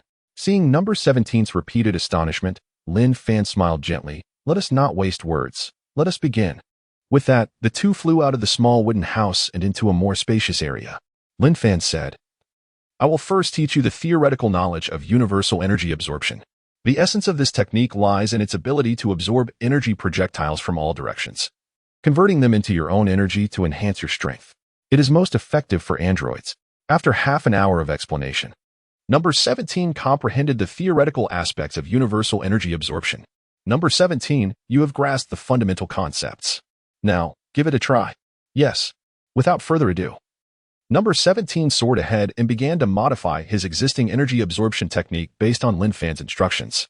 Controlling his breath, he thrust his hands forward and shouted, activate. Suddenly, an energy shield materialized between his hands, enveloping him in its protective cocoon. At the same time, number 17 began to move at high speed. But after covering only 7 or 8 meters, the energy absorption shield vanished. Observing this, Lin Fan cautioned, do not rush. Take your time to adapt. You are attempting high-speed movement right from the start, which is challenging. Begin at a slower pace. Number 17 promptly reset and shouted, activate. The energy shield reappeared around him, and he focused on adapting to a slower speed. After flying 100 meters, the energy absorption shield remained intact, so he gradually increased his speed, growing more accustomed to the technique. Lin Fan, witnessing his progress, couldn't help but praise number 17 possesses remarkable talent. It seems he will soon be ready for the next step. Chapter 26. Encounter with Wukong. 2 hours later, number 17 had proficiently mastered the technique of universal energy absorption. After demonstrating this remarkable ability, he proceeded to move at high speed. Even at his peak velocity, he found it entirely manageable. This brought him great joy, though he rarely displayed such emotions outwardly. Instead, he kept a serene expression while reveling internally. As he flew before Lin Fan, his tone remained unremarkable. Yet Lin Fan could discern the gratitude beneath. Master Lin Fan, this universal energy absorption is indeed quite effective. Effectiveness is paramount. I have another gift for you. Lin Fan replied calmly. Intrigued, number 17 inquired, what is it? Knowing it came from Master Lin Fan, he anticipated it would be formidable. Lin Fan stepped closer and placed his hand on number 17's shoulder. A radiant spectrum of colors burst forth. Simultaneously, Lin Fan communicated within his mind, administer the regenerative mechanical cells to number 17. With a soft beep, the procedure was successful. In that instant, number 17 distinctly felt something new within his body. As Lin Fan withdrew his hand, number 17 felt a twinge of alarm, remembering how Dr. Jero had once implanted destructive devices within them. The thought of Lin Fan introducing something into his body stirred his instinctive wariness, causing him to instinctively step back. His gaze fixed intently on Lin Fan. Noticing his apprehension, Lin Fan reassured him, do not be alarmed. This is the second treasure I bestow upon you, regenerative mechanical cells. As long as these cells remain intact, you shall not perish and can revert to your original state. This endows you with infinite energy and pseudo-immortality. Number 17 immediately assessed his body and, indeed, felt the presence of cells that quickly integrated into a specific region of his physique. At that moment, Lin Fan seized the opportunity while number 17 was distracted and swiftly yanked one of his arms down. Number 17 emitted a cry akin to a wounded animal, his expression shifting to one of grave vigilance as he regarded Lin Fan, furious at this unexpected aggression. What are you doing? I will kill you. His trust had been betrayed. Lin Fan, unperturbed, replied, patience, number 17. As I previously mentioned, with the regenerative mechanical cells, as long as the cells are not completely destroyed, you will revert to your former state. Just take a look at your arm. Upon hearing Lin Fan's words, number 17 instinctively glanced at his arm and was astounded to see it regenerating at a visibly rapid pace. How incredible! The potency of the regenerative ability was astonishing. In that moment of realization, he understood that Master Lin Fan had intentionally severed his arm to instill belief in him, yet such a method seemed rather excessive. Within a minute, number 17's arm had fully regrown. He moved it a few times, discovering it functioned just as it always had, without a hint of discomfort. Reflecting on Lin Fan's earlier words, he realized he had effectively gained pseudo-immortality, which filled him with exhilaration. Though he typically masked his emotions, he could no longer contain his joy, exuberantly expressing to Lin Fan, "Thank you, Master Lin Fan. Your generosity in bestowing such a treasure upon me is truly appreciated. This is merely a token gift for our encounter. Now, would you like to train in the hyperbolic time chamber?" Without hesitation, number 17 nodded, "I would." However, a look of concern crossed his face. "But I have work obligations. If I'm gone too long, nefarious individuals may come to hunt." Lin Fan chuckled, explaining, "Do not worry. You will not be gone long. The hyperbolic time chamber is extraordinary. Spending 10 years inside equates to merely 1 day outside." He briefly outlined the chamber's effects to number 17. Without further deliberation, number 17 affirmed, "Master Lin Fan, I am eager to train within. Let us go now." Lin Fan had awaited this very response, appreciating number 17's determination. "Follow me," he commanded, soaring ahead with number 17 closely in tow. Before long, they arrived at the hyperbolic time chamber, not far from the temple. "This is the hyperbolic time chamber, number 17. Step inside." Without hesitation, number 17 sped into the chamber. Trusting Lin Fan implicitly, he reasoned that if Lin Fan harbored ill intentions, he would have acted directly rather than going through such elaborate measures. It was inconceivable that he would gift him regenerative mechanical cells and teach him universal energy absorption. Seeing number 17 enter, Lin Fan smiled with satisfaction. "Number 17, I look forward to your progress." Inside the hyperbolic time chamber, number 17 had just entered when he spotted Sun Wukong practicing his punches mid-air. At that moment, Sun Wukong sensed a powerful aura entering the chamber, halting his training to gaze towards the entrance. Seeing number 17, he was taken aback and swiftly approached him, astonished. "Number 17, what brings you here?" Surprised to see Sun Wukong, number 17 quickly recalled that he too was a disciple of Master Lin Fan, making his presence here entirely logical. "Wukong, you are here as well?" Wukong scratched his head, replying, "Indeed. Master Lin Fan taught me the ultimate Kaioken. So I came here to train." "Ultimate Kaioken?" Number 17 echoed, puzzled. He was familiar with Kaioken, But what was this ultimate version? Observing his confusion, Sun Wukong generously explained. The ultimate Kaioken is the final version of Kaioken, designed to reduce stamina consumption and mitigate bodily pain, allowing for the execution of higher multiples of Kaioken. Number 17 was taken aback. The regular Kaioken was already formidable, and the prospect of an ultimate version enhancing it was remarkable. What manner of being was Master Lin Fan? Possessing knowledge of both universal energy absorption and the ultimate Kaioken? Number 17, do tell how you also came to be here. You haven't become a disciple of Master Lin Fan as well, have you? Sun Wukong inquired, his curiosity piqued and anticipation evident in his gaze. Chapter 27, a spark of excitement indeed. I am now a disciple of Master Lin Fan. Number 17 explained. Sun Wukong's face immediately lit up with enthusiasm. Ah? You have truly become Master Lin Fan's disciple? That is wonderful. Master Lin Fan is extraordinarily powerful. Number 17 nodded in agreement. What Sun Wukong did not realize was that number 17 had experienced this firsthand, while he merely held on to a belief, a faith that Lin Fan was indeed formidable. Oh, someone has arrived. At that moment, a woman clad in a cheongsam, with a voluptuous figure and alluring curves, floated in. Upon seeing her, Sun Wukong greeted her. Yes. This is Lin, a truly remarkable individual. Number 17 assessed the newcomer and quickly discerned that her abilities were rather average, at least in his eyes. However, she possessed significant potential. With diligent practice, a promising future awaited her. He began to understand Master Lin Fan's reasoning behind accepting disciples. Only those with potential were chosen. While Sun Wukong's potential was immense, this woman, though not as exceptional, still exhibited promise. In reality, he perceived Lin's potential as favorable due to her mastery of the Heavenly Master technique up to the 4th level, which had unlocked her physical capabilities. The Heavenly Master technique comprises 12 levels, each presenting extraordinary growth potential. Attaining the 12th level would undoubtedly yield exceptional results. Hello, number 17. I am Lin. She greeted with an air of confidence. Number 17, who was not particularly skilled in social interactions, found it difficult to decline her greeting, so he simply replied, hello. Lin felt a twinge of confusion at his aloof demeanor. Just as she was about to inquire further, she sensed a sudden drain of her mental energy. Realizing this, she turned to Sun Wukong and number 17, saying, my mental energy has been exhausted. You both should continue your training. Whoosh. No sooner had she spoken than Lin vanished in an instant. Outside the ultra-mental time chamber, Lin Fan was about to return to the Taoist temple when he spotted Lin emerging. Upon seeing Lin Fan, she was instantly filled with joy, swiftly approaching him and exclaiming, Master. The recent enhancement of her combat abilities made her acutely aware of the unparalleled strength of her master, far surpassing that of her previous instructor. With dedicated training under him, her future combat prowess would undoubtedly be formidable. How was your harvest? Lin Fan inquired with a smile.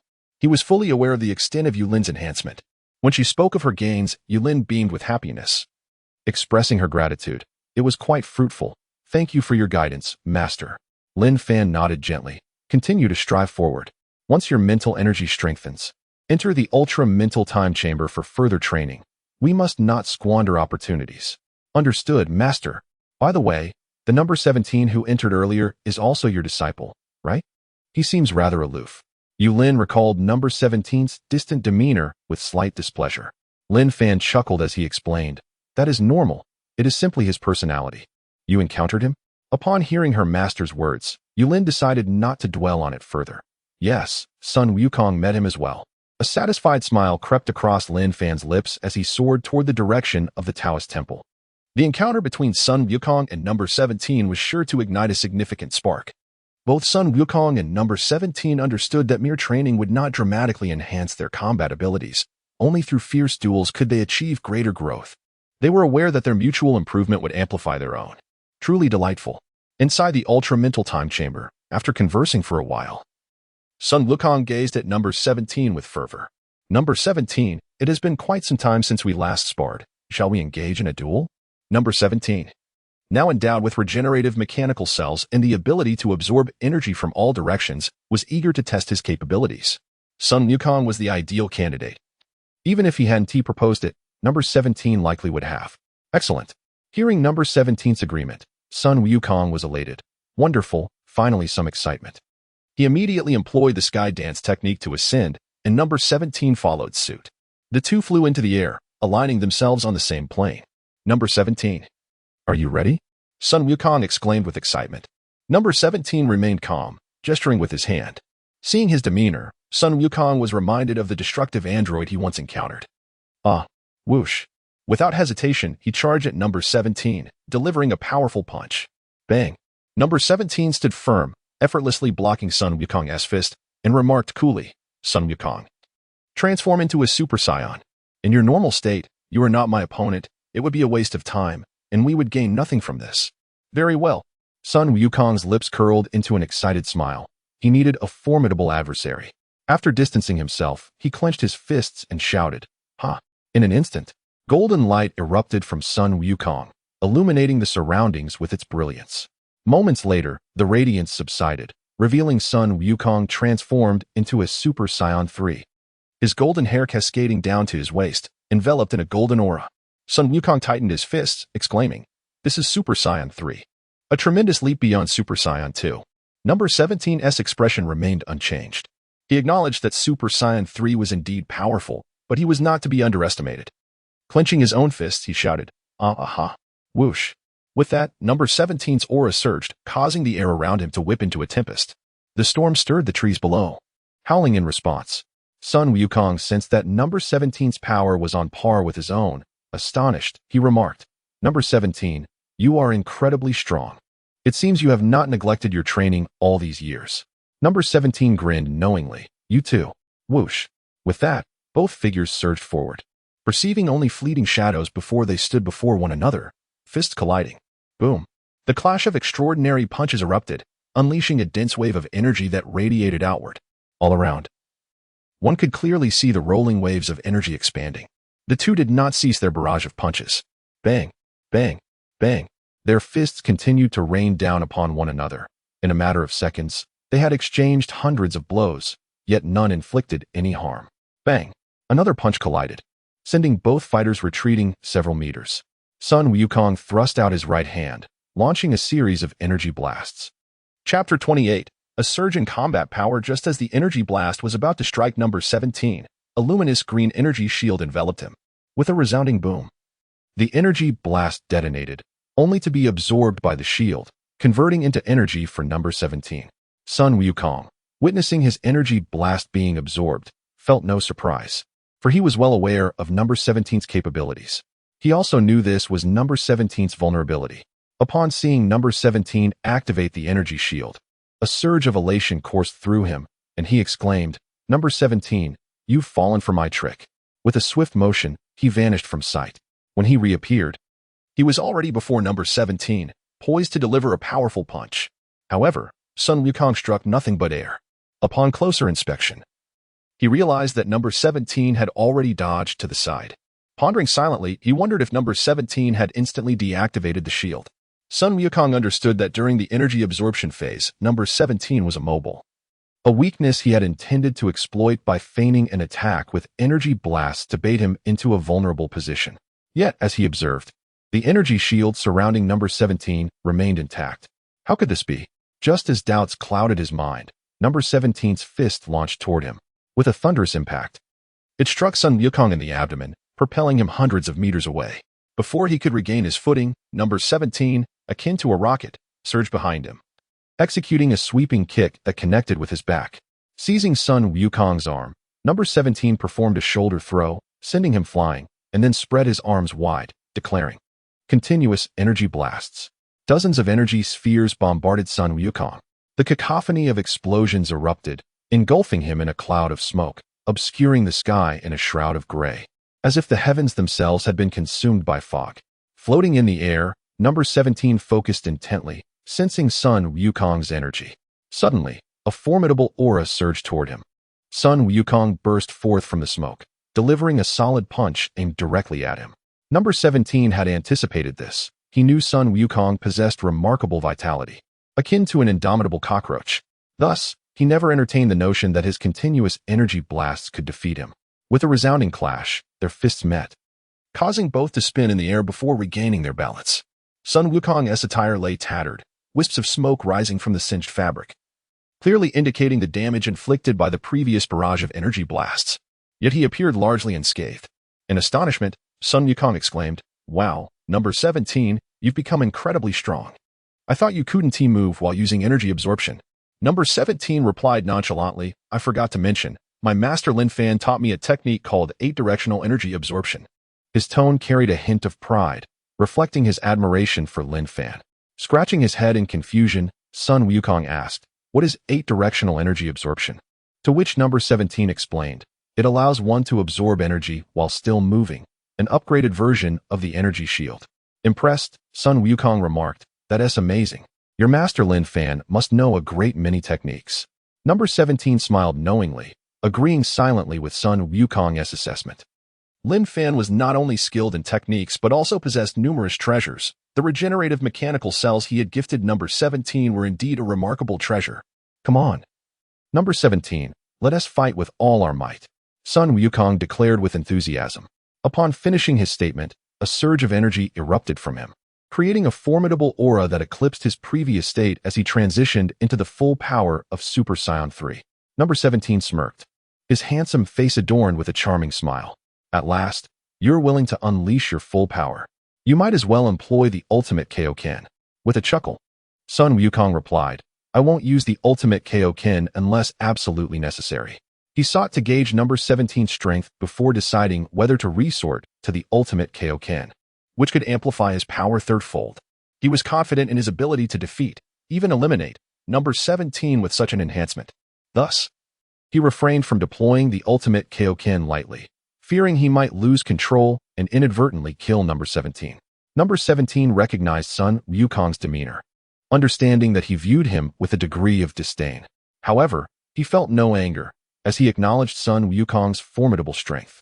Moreover, he was not one to allow others to dictate his emotions, with the exception of his loved ones. Both fighters assumed their combat stances. In an instant, they vanished from their positions, reappearing high above the ground.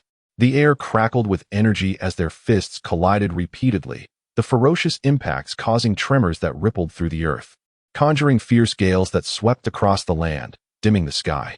The ground fractured beneath them, and within moments, the landscape resembled a volcanic eruption. Yet neither combatant ceased their assault. As they fought, Lin Fan had instructed them that they could reshape their surroundings at will. For everything would revert to its original state after an hour, and there was no need to worry about their immense power destroying the hyperbolic time chamber. Outside the hyperbolic time chamber, a notification sounded. Ding. Disciple Sun Wukong's base combat power increased by 2 billion. Master receives a double boost, for billion. Current host combat power, 24 billion. Ding. Disciple number 17's base combat power increased by 3 billion. Master receives a double boost, 6 billion. Current host combat power, 30 billion. Upon hearing the voice within his consciousness, Lin Fan felt a swell of satisfaction, realizing that his diligent efforts in teaching had finally borne fruit. Had others known Lin Fan's thoughts, they would undoubtedly remark, is that really considered hard work? You've only taught your disciple for a few hours. Indeed, Lin Fan's method of instruction was far from arduous. Rather, it was quite leisurely, as he intended to teach his disciples once or twice and then place them in the hyperbolic time chamber. Were he required to teach them daily, he would certainly be disinclined. It was not a fear of his disciples mastering his techniques, but rather a desire to avoid excessive fatigue. Had it not been for the need to take on disciples, he might have simply chosen to recline in ease. Chapter 29, the 20-fold ultimate Kaioken within the confines of the hyperbolic time chamber. At the outset, Son Goku in his Super Saiyan 3 form was able to hold his ground against Android 17. However, as time progressed, 17's combat prowess began to surpass Goku's, applying relentless pressure upon him. Being an android, 17 possessed boundless energy, allowing him to perpetually unleash energy blasts. Conversely, Goku's energy was finite, and he was unable to retaliate with energy blasts as 17 could absorb them. Even Goku's Kamehameha had been absorbed by 17 previously, creating a dire situation. 17 predominantly relied on energy blasts while skillfully evading Goku's attempts at close combat, engaging briefly but never lingering too long. This left Goku feeling fatigued, as though he had energy to spare, yet was perpetually outmaneuvered. With a rapid succession of energy blasts raining down, Goku crossed his arms, enduring the full impact on his hands. He felt a profound sense of frustration and exhaustion, pondering the tenacity of 17, who could utilize unlimited energy. and realizing that he needed to exceed 17's speed to engage effectively in close combat. Thus, he resolved to employ the ultimate Kaioken. Without hesitation, Goku clenched his fist and bellowed, "Ah, ultimate Kaioken." In that instant, a crimson aura enveloped him, each surge of energy radiating a chilling brilliance, reflecting their fierce rivalry. Tenfold. Suddenly, Goku's energy surged exponentially, amplifying to 10 times the power of his Super Saiyan 3 form. Android 17 felt an ominous pressure, murmuring to himself about the formidable nature of the ultimate Kaioken. Having previously heard Goku mention the potential for a 30-fold increase, he understood that if Goku unleashed such power, he would be utterly outmatched. Yet, with the 10-fold increase, 17 felt confident in his ability to prevail. Clenching his fists, he too shouted, "Ha! Ah!" His own aura intensified, and his combat strength surged significantly. Goku, now stabilized, radiated a dual aura, the red Kaioken enveloping the golden flames of Super Saiyan 3, an awe-inspiring sight. Observing 17's rapid escalation in power, Goku felt a surge of excitement, realizing that 17 had indeed concealed his true strength. In a fleeting moment, the two vanished from sight, their fists colliding in a tumultuous exchange. As their energies erupted within the hyperbolic time chamber, the pressure escalated, triggering volcanic eruptions and tumultuous tsunamis. In mere moments, the world transformed into an inferno, a cataclysmic sea of fire engulfing everything, regardless of the presence of water. In a climactic confrontation, their fists collided, with 17 firmly gripping Goku's hand, both exerting their utmost strength. "Goku, if your 10-fold Kaioken cannot defeat me, then escalate your power." With a thunderous impact, 17 unleashed a kick, sending Goku flying several meters. Goku, exhilarated, exclaimed, "I am feeling more alive than ever. Since my battle with Majin Buu, I have longed for such an intense confrontation." The prior skirmish with Tien was trivial in comparison. For a martial arts enthusiast, nothing is more torturous than a battle lacking in satisfaction. Ultimate Kaioken, 20-fold. Goku amplified the ultimate Kaioken to 20 times its original strength. Unlike a typical Kaioken, which would have inflicted pain and rapidly drained his stamina, this ultimate Kaioken brought him no pain and the energy expenditure was manageable. With his crimson aura intensifying, Goku confidently declared, 17, "Behold the 20-fold ultimate Kaioken. I shall commence my assault." In an instant, he vanished from sight. Feeling the ominous shift in energy, 17 recognized the danger as Goku's image became a blur, indicating a significant increase in speed. Quickly, he distanced himself and shouted, "Continuous energy blasts." Dozens of energy spheres erupted forth. These blasts, now fueled by 17's peak power, posed a serious threat to Goku. While they may not overpower him, they could significantly hinder his speed. The explosions reverberated throughout the chamber, yet 17 felt an unsettling premonition. Suddenly, he sensed a gust of wind at his side. Realizing Goku had already closed the distance, just as he attempted to react, bang! Goku appeared behind him, delivering a solid punch. Fortunately, 17 was shielded by his energy absorption barrier, mitigating the impact of Goku's strike. Reacting swiftly, 17 aimed a kick at Goku to create distance, but Goku anticipated this move. Sidestepping the attack, bang! Another punch struck 17's barrier, and he comprehended Goku's strategy, leveraging his speed to initiate the assault first. Recognizing the urgency of the situation, 17 clenched his fists, veins bulging, and raised his head skyward, unleashing a furious roar. Infinite continuous energy blasts. In that moment, a terrifying energy erupted from 17's body, manifesting as countless energy blasts that radiated outward, engulfing the surroundings in a deluge of power. Chapter 30. The thoughts of Lin Fan's son Wukong had never anticipated that Android 17 possessed such a remarkable technique. As he dodged the densely packed energy blasts, akin to a drizzle, he found himself unable to evade some of them, resorting to shielding himself with his arm. At that moment, 17 seized the opportunity created by Sun Wukong's defense, launching himself at Sun Wukong with the force of a mountain crashing into the sea. With a resounding thud, he unleashed a powerful punch. However, instead of striking Sun Wukong's chest, it was met with a firm palm.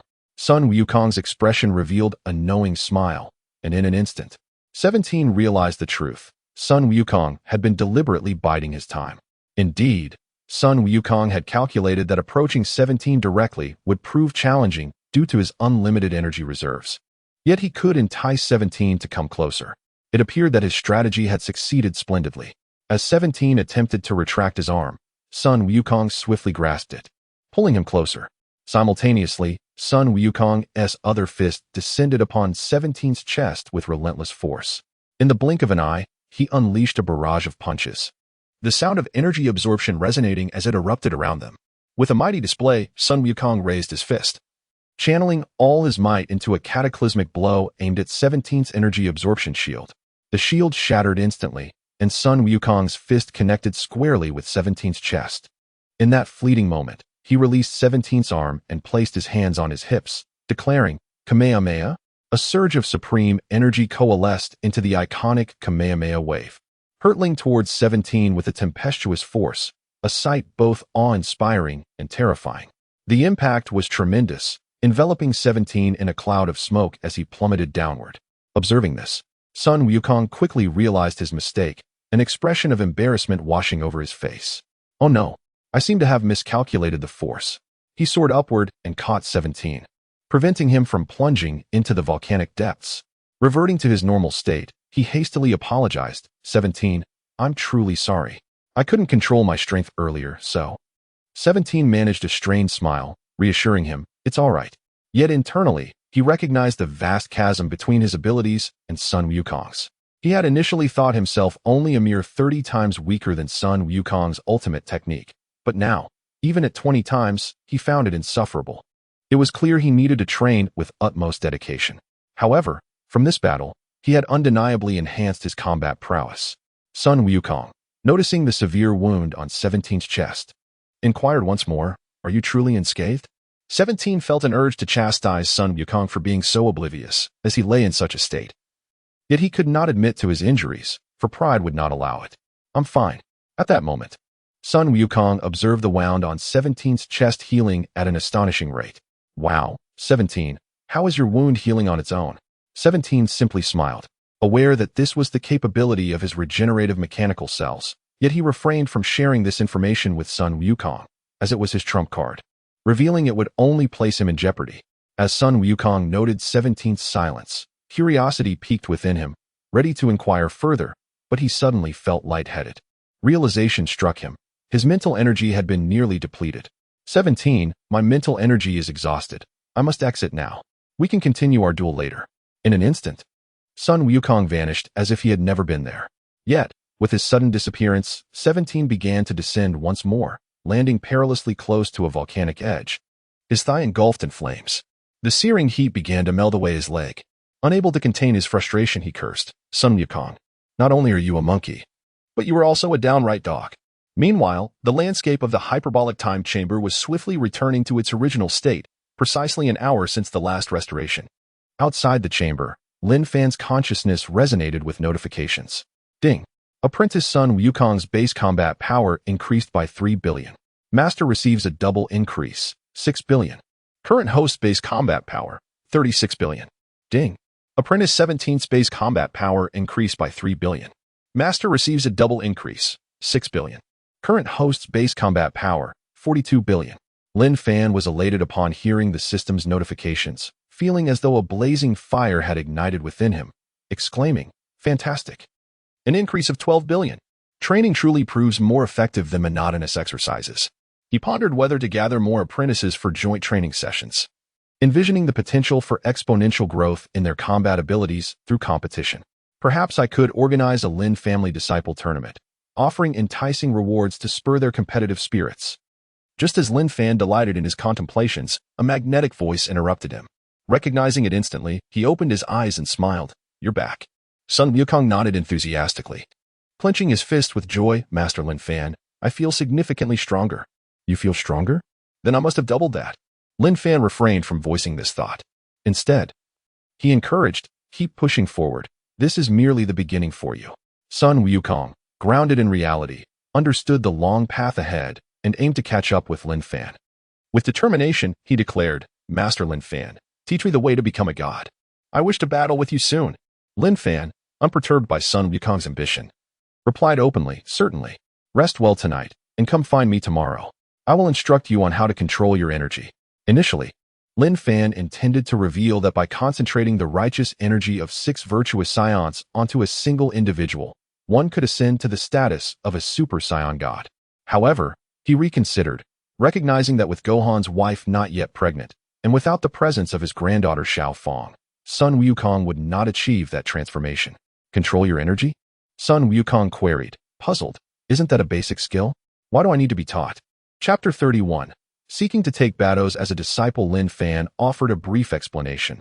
This control over one's breath is not merely a simple act. Rather, it signifies the initial step into the realm of the divine. That is splendid, master. Hurry back and change into a fresh set of clothes. Observing Sun Wukong's tattered garments, Lin Fan urged. By the way, master. Sun Wukong suddenly recalled something. What is it? Lin Fan inquired, a hint of confusion in his tone. Could it be that Sun Wukong had more questions? What is the matter with Android 17's body? I witnessed his wounds healing automatically.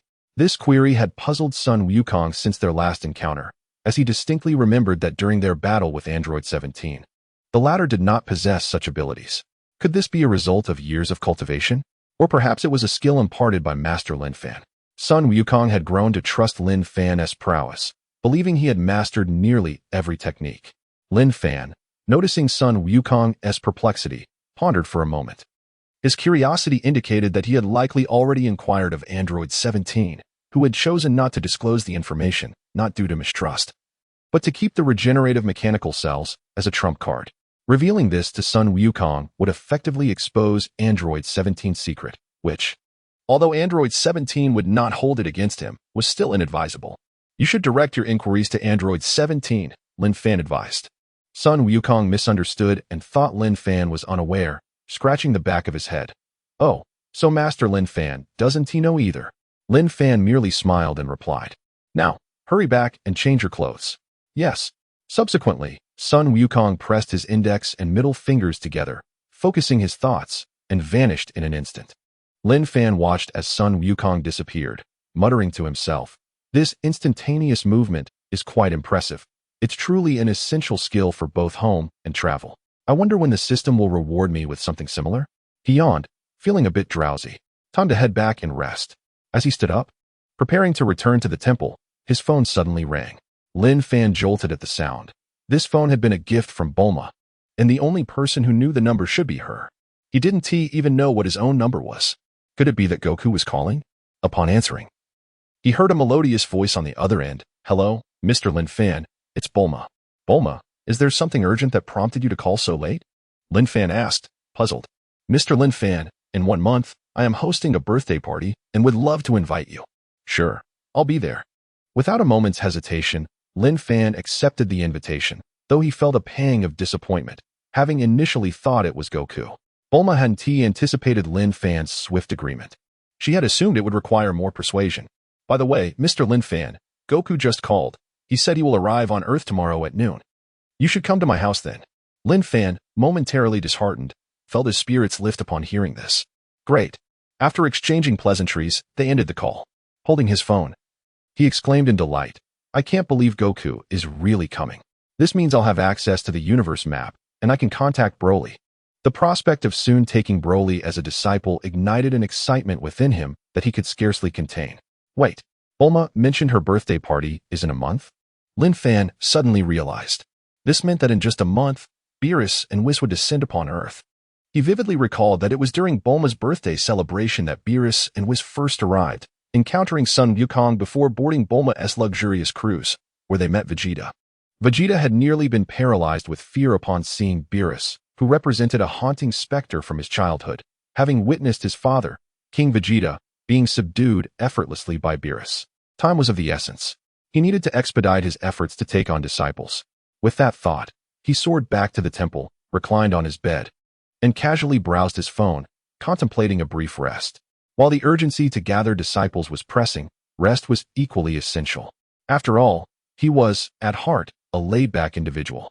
It was impossible for him to exert himself too much. Embracing leisure was truly the way of a time traveler. The next day, upon awakening, he was greeted by the system's notification. Ding! Disciple 17's base combat power has increased to 5 billion. Master receives a double enhancement, 5 billion. Current host combat power, 47 billion. Lin Fan stretched languidly. This is splendid. Waking up to a boost of 5 billion in combat power is remarkable. It seems that being a slacker suits me well. Disciples, you must strive hard. If you don't diligently cultivate, how can your master surpass Beerus? He mused as he stepped out of his room. Just as he emerged, he spotted Yulin approaching with a bright smile. Master, breakfast is ready. Oh, is that so? Lin Fan was pleasantly surprised. Among his disciples, this was the first time someone had prepared breakfast for him and invited him to partake. Yulin explained with a smile. It is only right for a disciple to show respect for their master. Indeed, this female disciple is commendable, he mused. It seemed he should consider accepting more female disciples. Even those with lesser qualifications would be worthwhile, if only for the prospect of enjoying breakfast and fresh milk.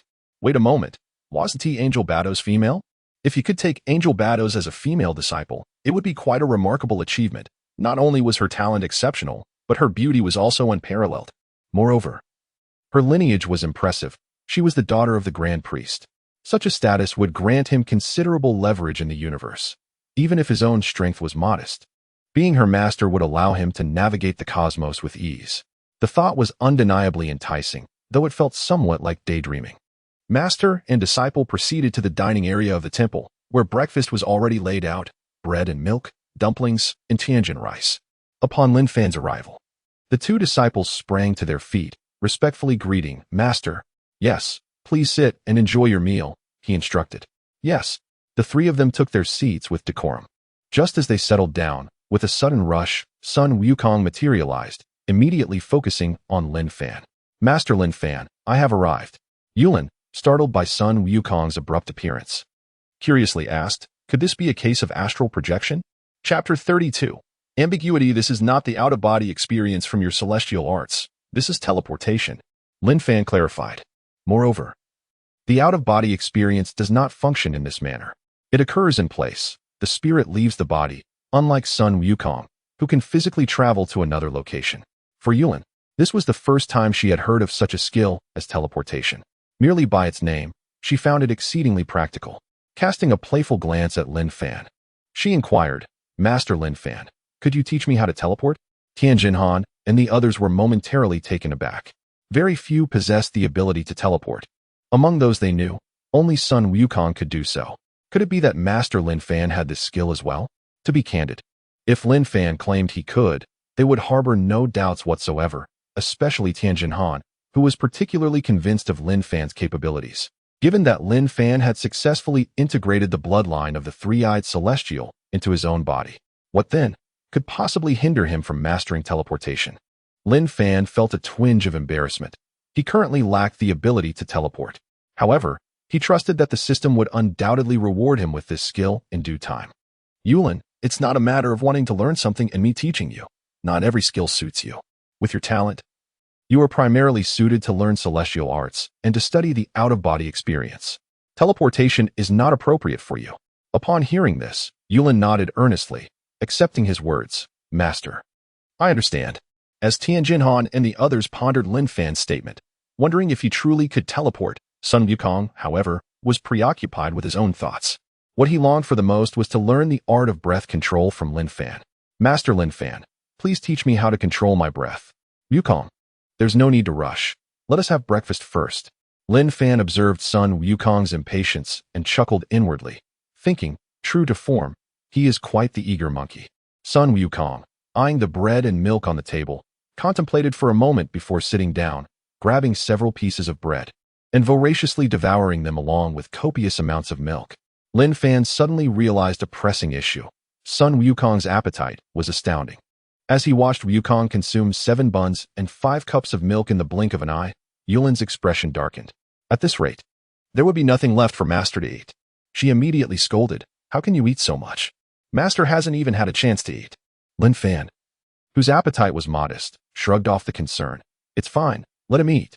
Feeling a bit sheepish, Sun Wukong scratched his head and mumbled between bites. It's just too delicious. I can't help myself. The others, aside from Yulin, found themselves in a mix of amusement and exasperation. Tianjin Han couldn't resist chiming in. Wukong, for you, anything edible is delicious. Sun Wukong smiled awkwardly. He truly was not picky and believed that anything edible was simply the best. There existed no concept of good or bad taste in his mind. After finishing breakfast, Lin Fan led the group to the main hall of the Taoist temple. He settled cross-legged in the main seat, while Tianjinhan, Sun Wukong, Yulin, and Dumpling took their places below. Today, I shall teach you how to control your breath. My method of breath control differs from yours. I call it super breath mastery. It is a very subtle form of breath control, and mastering it will significantly enhance your abilities. I will now explain to you that to control your breath effectively, you must grasp 3 essential elements: breath adjustment, body adjustment, and heart adjustment. The fundamental requirement is to cultivate a tranquil mind, eliminate distractions, and achieve a state of stillness, uniting breath with body and heart. An hour later, Lin Fan rose and addressed his 4 disciples seated on the floor. You may each go and practice, avoiding interference with one another. Yes. The 4 stood and soared out of the temple to commence their training. Once they had departed, Lin Fan swiftly moved outside the temple and glanced skyward. It is time to visit Bulma. Utilizing his flight technique, he ascended and flew towards Bulma's residence. Before long, Lin Fan arrived above Capsule Corporation, landing swiftly. In the garden, 2 children were playing. One was Goten, the other Trunks. Upon seeing Lin Fan's arrival, they did not appear overly friendly, particularly Trunks, who had not forgotten how Lin Fan had effortlessly sent his father flying with a mere finger. Trunks questioned, "Hey, what are you doing at my house?" Lin Fan offered no pretense, replying, "Your mother summoned me." The moment he spoke, Lin Fan sensed the ambiguity in his words and quickly added, "I need to discuss something with your mother." Ugh, why does that sound ambiguous? He thought. Never mind, no need to explain. The more I do, the more confusing it gets. Trunks, could you please fetch your mother and let her know that Lin Fan has arrived? Trunks, harboring a poor impression of Lin Fan, was not inclined to comply. Humph, you injured my dad yesterday. Why would I help you now? Lin Fan, unfazed by Trunks's words, understood the child's protective instincts. Smiling warmly, he reassured, "Don't be troublesome, just listen. Yesterday, I was merely teaching your father a lesson, not harming him." Trunks paused, perplexed, and asked, "Teaching my dad a lesson?" Lin Fan, seizing the moment, continued to spin his tail. "Indeed, I was imparting some wisdom to your father, not hurting him. It was for his own good. Your uncle Wukong is also my disciple, so I was helping your father. It was all in good intentions." This explanation left Trunks deep in thought, as he recalled hearing that Sun Wukong was now Lin Fan's disciple. Still skeptical, he pressed on, "Is that true? Were you really teaching my dad?" Seeing Trunks's innocent expression, Lin Fan felt an inexplicable pang of guilt. It was as if he were the big bad wolf. "No, I am genuinely offering proper guidance. I am indeed teaching Vegeta to be more humble and less petty." Just then, Bulma arrived, riding her flying device. "Hi, Lin Fan." "Bulma," Trunks called out. Bulma nodded in acknowledgement. Lin Fan directly inquired, "Bulma, has Goku arrived yet?" "Not yet, but he should be here shortly. Please, have a seat over there." Bulma gestured toward a chair in the garden. Suddenly, a series of strange sounds echoed from above. Chapter 33. The mischievous Trunks. As Lin Fan and Bulma heard the sound, they lifted their heads to witness a UFO descending rapidly. In an instant, they understood. Gak had arrived. Lin Fan mused silently that timing was fortuitous. He had been left waiting for long. At that moment, Trunks and Goten also noticed the spaceship's arrival and rushed over to observe. Once the spacecraft had landed, Lin Fan and Bulma approached. The spacecraft opened, revealing an alien resembling Ultraman stepping out. This extraterrestrial being was none other than Gak, the intergalactic patrolman and embodiment of justice. Many adventure comic characters created by Bulma's sister, Tais, were modeled after Gak, although regrettably, they had not garnered much popularity. Had it not been for their family's wealth, they might have faced starvation long ago. Upon seeing Gak, Bulma was the first to greet him. "Hi, Gak, it's been a long time." Indeed, it had been quite a while since their last encounter, though neither could recall the exact duration. It simply felt like ages. Gak reciprocated, "It's been too long, Bulma." He then curiously inquired, "I heard from Tais that you need a cosmic map. What do you require it for?" Bulma did not hesitate to clarify, "It's not for me. It's for Lin Fan." She gestured towards Lin Fan, who smiled gently and greeted, "Hello, Gak, the hero of justice." Gak's eyes sparkled with admiration as he felt an overwhelming sense of regard for Lin Fan. He cherished being called a hero of justice. "Hello, Lin Fan. What do you need a cosmic map for?" Gak asked, puzzled. Although a cosmic map was not inherently forbidden, he felt compelled to ascertain its purpose to prevent any ill-intentioned individuals from harboring malicious thoughts regarding the universe. Lin Fan had already contemplated his response to Gak's question and explained, I have a disciple who has lost his way in the cosmos, and I wish to find him. A disciple? Gak expressed disbelief. The young-looking Lin Fan seemed unlikely to have a disciple. Bulma interjected, Lin Fan is incredibly powerful. Even Sun Wukong is his disciple. Sun Wukong? Gak murmured, recalling the name. Lin Fan reminded him. He is the one who defeated Frisia? Gak immediately recoiled, stepping back in alarm as he gazed at Lin Fan. While his recollections of Sun Wukong were somewhat hazy, he had a vivid memory of Frisia, the former cosmic tyrant, known for his extreme cruelty. They had received orders to apprehend Frisia in the past, but had never succeeded. In fact, they harbored a deep-seated fear of Frisia. As many of their comrades had perished at his hands, enduring unspeakable torment before their demise. The mere mention of Frisia had once given the Galaxy Patrol officers headaches, and they had longed for someone to vanquish him. Fortunately, they later discovered that Frisia had been defeated, though they never investigated the matter further. No one was willing to intervene. And since the threat was eliminated, they felt there was no need to pursue it. Little did Gak expect to encounter the master of the one who had vanquished Frisia on Earth. If a disciple could defeat Frisia, how formidable must the master be? With this realization, Gak's perception of Lin Fan transformed instantaneously. He became much more respectful. His demeanor and manner of speaking softened significantly. After steadying his emotions, he remarked, Ahem. Your disciple, Sun Wukong, is quite impressive. Lin Fan understood Gak's character well. He treated the strong with respect and the weak with condescension, relishing opportunities to assert his superiority. Although Gak often appeared cowardly, he could act decisively when it mattered most. It would be an exaggeration to say he was ineffective, but to claim he was wholly competent would be equally overstated. Reflecting on this, Lin Fan noted that Gak's personality bore a striking resemblance to that of Yachirobe. He wondered how these two would interact if they ever met. Sun Wukong is indeed remarkable. Now may I have the cosmic map? Gak promptly snapped back to reality and, without further delay, retrieved the cosmic map, handing it to Lin Fan. Here, but please, do not engage in any nefarious activities. Lin Fan assured him, rest assured. I am not that kind of person. Although he was not a paragon of virtue, he was not inclined towards malevolence either. His conscience would not permit him to embark on any wicked endeavors. Upon receiving the map, Lin Fan glanced over it, noting its dense array of coordinates and names. He planned to study it thoroughly upon his return. Thank you, Gak. You're welcome. Bulma, is there anything else you need? If not, I shall take my leave, Gak remarked. Casting a glance at his spacecraft, where Trunks and Goten were pressing buttons haphazardly. Hey, don't press those randomly.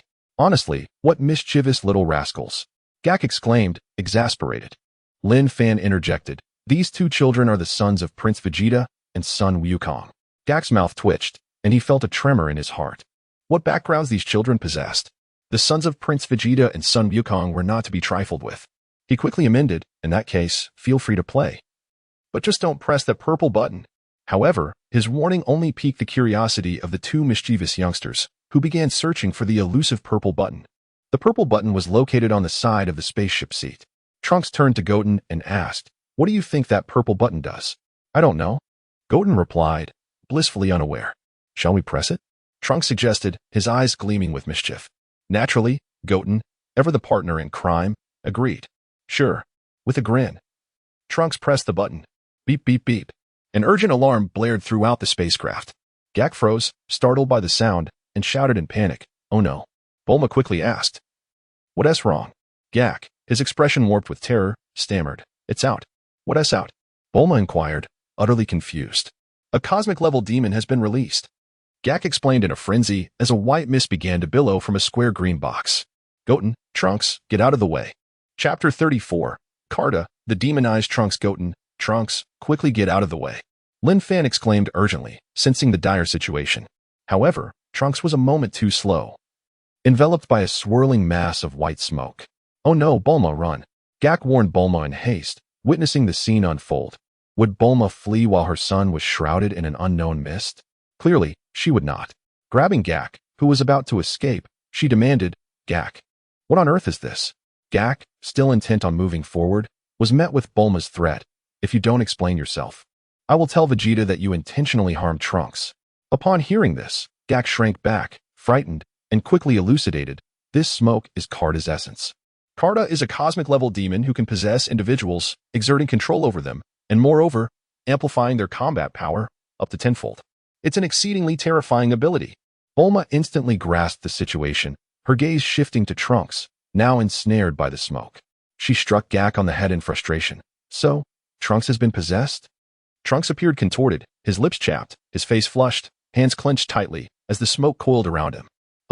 Mom, I feel awful, Trunks cried, his face reddening in agony as the smoke inflicted a burning sensation akin to salt on an open wound.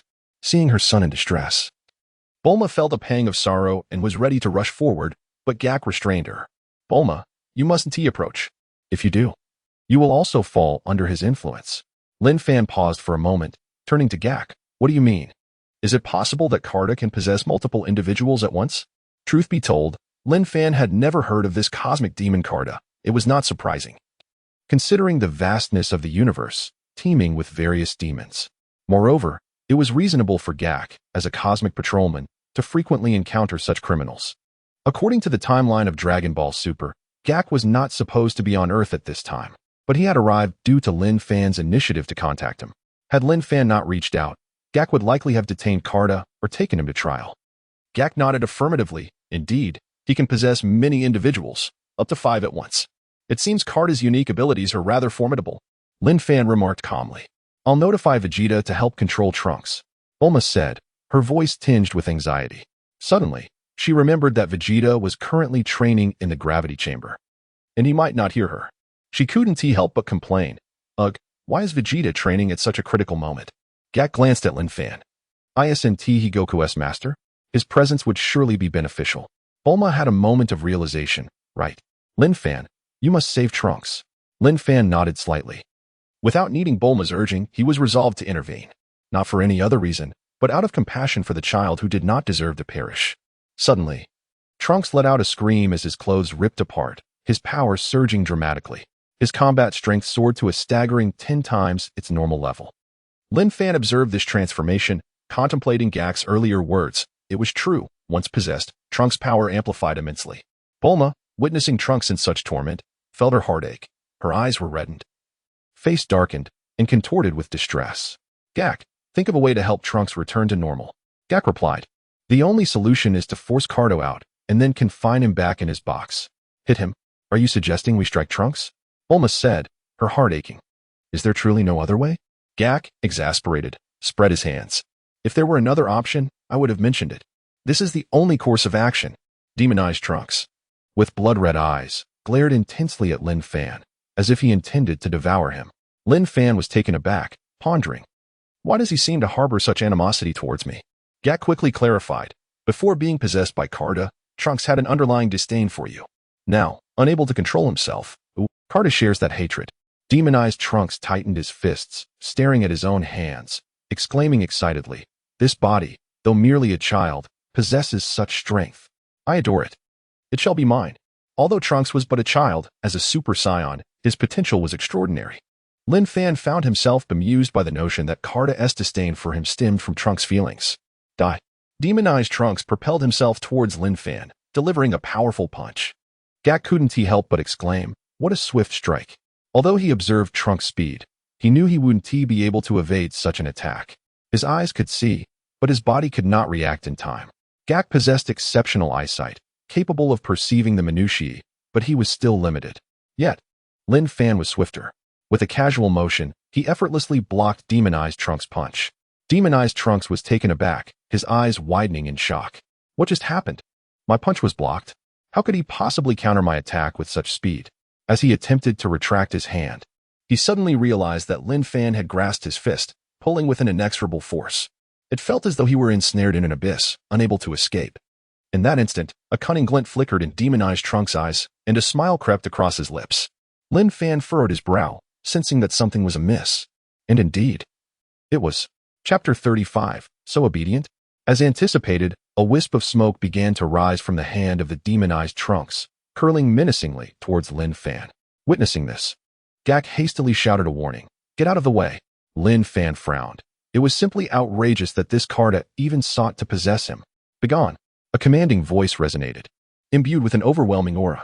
The ascending smoke recoiled swiftly, as if confronted by an unspeakable terror. Gak stumbled back in shock, his right leg raised, arms crossed in astonishment. Ah, this. Just a single reprimand caused Carta to retreat? How astonishing.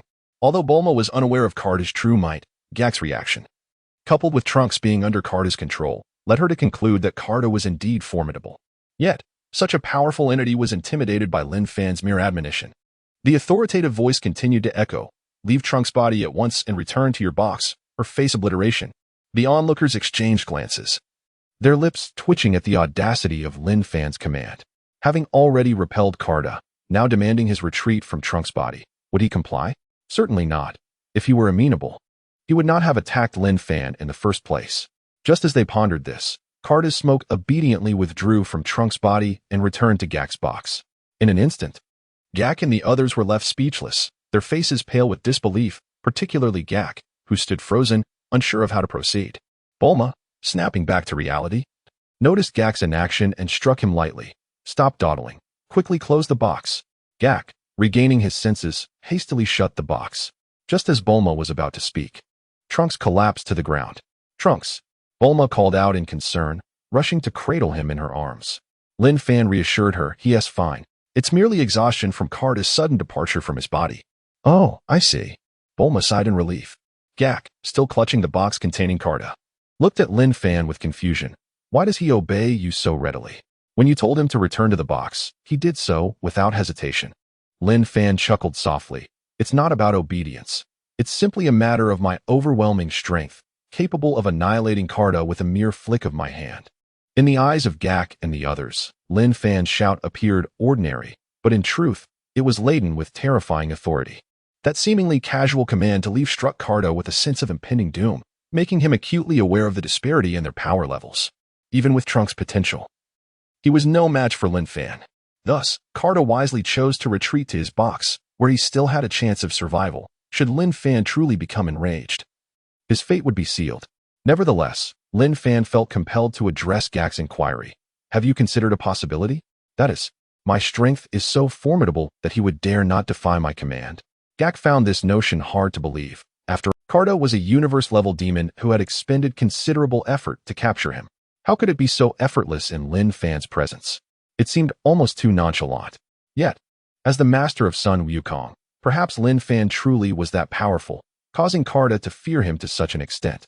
Gak regarded Lin Fan with a mix of skepticism and admiration, choosing not to press further. Grasping the box, he boarded his spacecraft and addressed Bulma. "I must return now to report back." He wished to avoid any unforeseen complications. "Go ahead, do visit Earth more often." Bulma waved him off.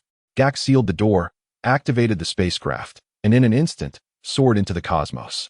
Lin Fan, having acquired the cosmic map, achieved his objective and bid farewell. "Bulma, I shall take my leave as well." "Goodbye, Mr. Lin Fan," she replied, utilizing his flight technique. Lin Fan ascended swiftly back to the temple. Upon arrival, he noticed Sun Wukong approaching, his expression one of confusion. "Master Lin Fan, where have you been?" Lin Fan entered the temple, responding casually, "Oh, I just visited Bulma's home." "Why? Aren't you training?" "Bulma's home? I was training, but Gohan just came to find me, saying Chi-Chi needed to speak with me. I need to head back." Lin Fan nodded. "Very well, you may go. Remember, you can practice controlling your energy even at home." Suddenly, an idea struck Lin Fan on how to motivate Sun Wukong to train harder. "How about this? You return and train. When you master the energy control technique I taught you, come back to see me. Until then, do not seek me out." Sun Wukong was momentarily taken aback. Why not? Lin Fan could hardly reveal the truth that he was intentionally keeping him at a distance to spur his dedication to training. It was essential that he endure this small trial. Otherwise, he was unworthy of being Lin Fan's disciple. Realizing this was a test of his resolve, Wukong recalled his rigorous training under Master Roshi alongside Krillin, and nostalgia washed over him. However, he quickly refocused. "All right, Master Lin Fan, I will train diligently. It won't be long before I return." Lin Fan nodded approvingly. "Go ahead." With that, Sun Wukong vanished in an instant using his teleportation technique. After his departure, Lin Fan intended to retreat to his room, but reconsidered. Although Wukong's absence would provide solitude, Tien, Yurin, and Kaiatsu remained. Tien and Kaiatsu would likely not disturb him, but Yurin was uncertain. Thus, he decided to seek a quieter spot. With this in mind, he soared from the temple, employing his flight technique to locate a serene area. Soon, He found a tranquil place. Ding. Disciple 17 has enhanced their base combat power by 3 billion. The Master receives a double boost of 6 billion. Current host combat power, 53 billion. Chapter 36. Planet Vampa. Broly Lin Fan, upon hearing the system's notification, could not help but exclaim, at last. I have surpassed the formidable threshold of 50 billion in battle power. Now transformed into a Super Saiyan God, his combat strength had undoubtedly soared, bringing him a step closer to Beerus. It was imperative to swiftly recruit Broly, for he was an entity of immense potential, a veritable anomaly in terms of power. Seated cross-legged on the ground, Lin Fan unfurled a vast cosmic map, embarking on a quest to locate the exiled Broly and his father on planet Vampa. The cosmic map was expansive and the markings minuscule. Without meticulous attention, one could easily overlook vital details. If it weren't for Lin Fan's keen eyesight, he would have succumbed to fatigue while scanning the densely packed text, which would soon leave his eyes dry. An hour elapsed. Yet Lin Fan had still not pinpointed the location of planet Vampa, which left him somewhat disheartened, though his eyes remained wide open, refusing to miss a single detail. Suddenly, a glimmer of hope appeared as he spotted the words Planet Vampa. A wave of joy washed over him. After an arduous hour of searching, he had finally succeeded. The heavens reward the diligent. Having located both Earth and Planet Vampa, he committed their relative positions to memory.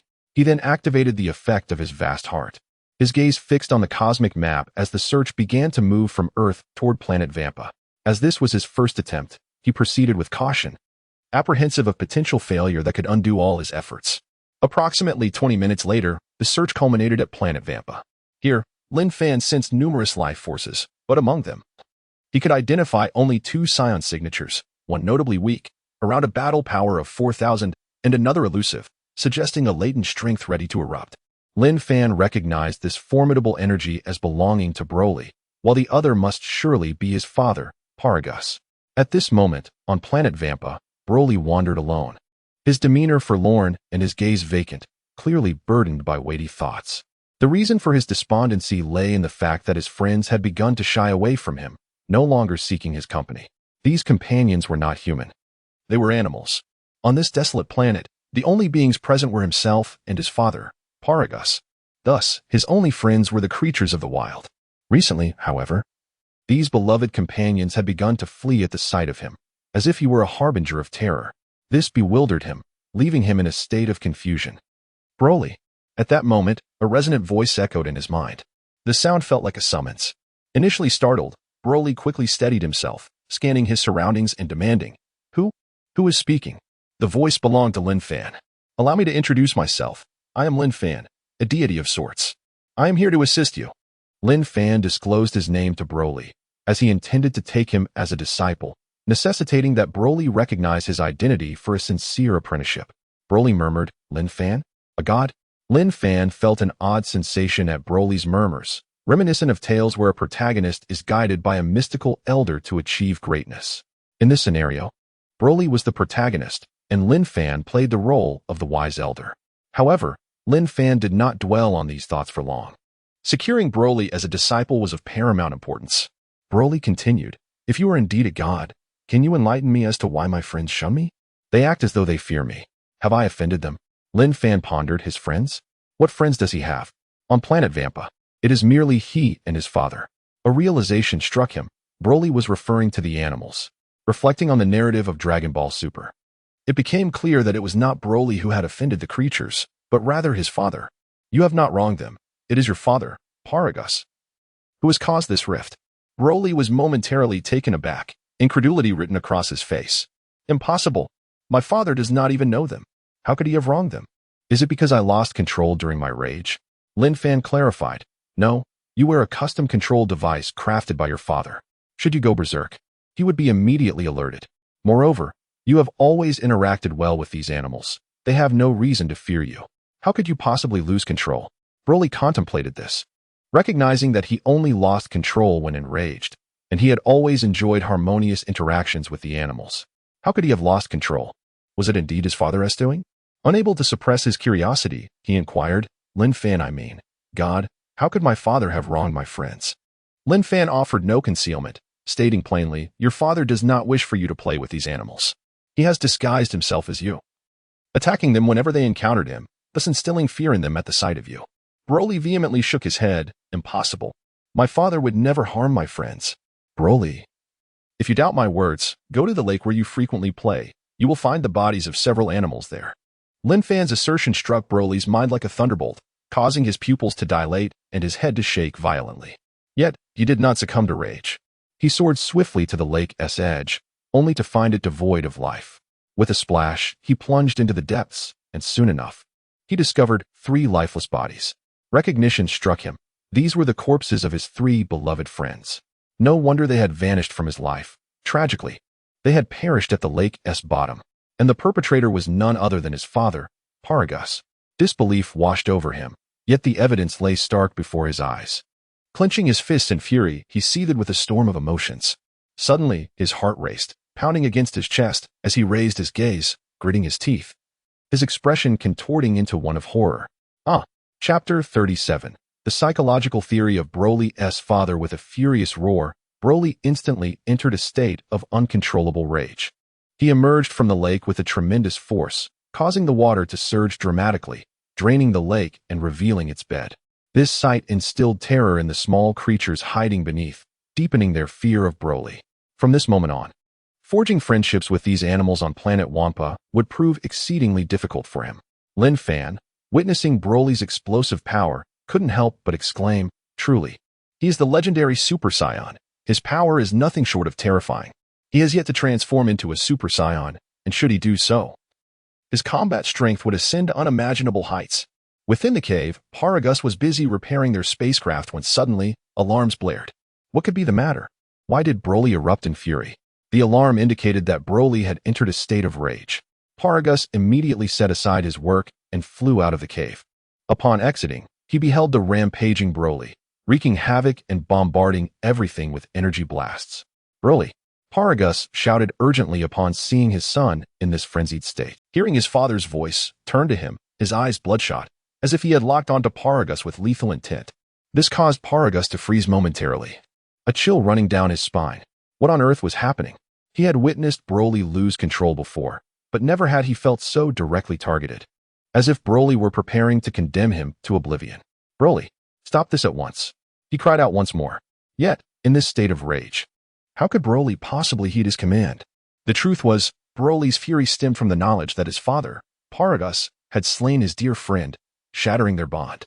Thus, the root of this turmoil lay squarely with Paragus. Would Broly cease his rampage merely because Paragus demanded it? Naturally, that was impossible. Seeing that his calls fell on deaf ears, Paragus took out a remote control device and pressed its button without hesitation. A surge of electricity erupted from the specialized device around Broly's neck, shocking him violently. For a moment, Broly writhed in agony before collapsing to the ground, unconscious. Paragus swiftly flew over and lifted Broly's limp form, carrying him back to the cave. Approximately 10 minutes later, Broly stirred awake, his eyes meeting those of his father, Paragus, who clutched the remote tightly. Any sign of movement from Broly would prompt him to activate the device. Yet, deep down, he understood that Broly, in a calm state, would never harm him. In truth, had Paragus genuinely cared for Broly, had he truly regarded him as a son and offered him paternal love, he would not have needed to resort to the device. Even if Broly were to lose control, he would not pose a threat to him. Despite his fury, a flicker of rationality still resided within Broly. If Paragus could secure a significant place in his heart, he could awaken him from this rage. However, Paragus's love for Broly was deeply twisted, almost selfish. His willingness to exile them both to planet Wampa stemmed from his desire to exploit Broly's formidable potential to help him dominate the universe and become its sovereign. It is no exaggeration to say that Broly was but a sword in Paragus's hand, a weapon to unify the cosmos. When a father seeks to utilize his son for his own ambitions, paternal love becomes distorted, driven by ulterior motives. Father, Broly, why did you suddenly lose control? What is going on? Paragus asked, bewildered. Broly did not respond directly. Instead, he inquired, Father, did you kill my friends? Paragus hesitated, momentarily baffled by Broly's question. Then deceitfully replied, Your friends? I do not know them. Why would I kill them? After living with his father for so many years, Broly saw through his lies instantly. Father, I saw their bodies in the lake. Why did you do this? Why did you kill them? Faced with Broly's relentless questioning, Paragus felt a surge of anger. He was the father, and Broly was merely his son. How dare he speak to him in such a tone? Indeed, I killed those creatures. I did it all for you, Paragus asserted. For me? Broly questioned, unable to comprehend how killing his friends could possibly be for his benefit. Now, no creature would wish to befriend him. Was this also for his sake? Paragus continued, yes, it is for you. Every great achiever has endured solitude. If you wish to accomplish great things, you must withstand loneliness. I do not allow you to befriend them so that you can withstand this trial. I don't want to achieve greatness. I just want Broly began, but Paragus abruptly interrupted. Be quiet, Broly. You are the legendary Super Saiyan, endowed with incredible potential. Your destiny is to accomplish great things, whether you desire it or not. King Vegeta envied your talent and sought to kill you. I sacrificed everything to ensure your survival on this forsaken planet. Have you forgotten how we have survived all these years? We must seek vengeance against King Vegeta. Conquer planet Vegeta and rename it Planet Paragus. Then we will dominate the universe, and you shall be my foremost warrior. The universe is ours, father and son. Paragus' excitement grew as he spoke, as if he had already seized control of the cosmos. Lin Fan, overhearing Paragus' words, couldn't he help but lament the tragedy of having such a father, one who viewed his son merely as a tool for his ambitions. Broly was about to speak again when Paragus cut him off. Enough, Broly. Reflect on your actions. I must repair the spacecraft. Once it is ready, we shall escape this wretched place and embark on our path to becoming emperors of the universe. Broly opened his mouth, father. Just now, chapter 38, the reward for taking on Broly as a disciple father. Just now, Broly was about to disclose Lin Fan's affairs to his father, Paragus. But after a moment's contemplation, he decided against it. Paragus turned around, his brow furrowed in confusion. What is it? Broly merely shook his head and stepped out of the cave. Once outside, Lin Fan's voice echoed once more. You were just about to tell your father about me, weren't you? Broly did not deny it. Yes. Then why did you suddenly abandon the thought? Lin Fan inquired with curiosity. Broly's tone was laced with sorrow as he replied. Because I wish to befriend you and do not want my father to drive you away or even harm you. Lin Fan understood that Broly was not inherently malevolent. Rather, he was ensnared by the malevolence of Paragus. Thus, certain actions were unavoidable. Yet, should Lin Fan's presence prompt Broly to act against his nature, Lin Fan would ensure that he refrained from doing so. With a chuckle, Lin Fan responded to Broly's concerns without much elaboration. In truth, how could Paragus ever expel Lin Fan or bring about his demise? It was utterly ludicrous for a warrior with a battle power of 4,000 to eliminate one with 53 billion. Initially, Lin Fan thought to proclaim that Paragus was unworthy of such actions, but he reconsidered. It was unreasonable to insult one's father. Such realizations were for Broly to grasp on his own. Broly, do you wish to depart from this planet? To meet more humanity and forge more friendships? Lin Fan posed the question knowingly. Without hesitation, Broly replied, yes.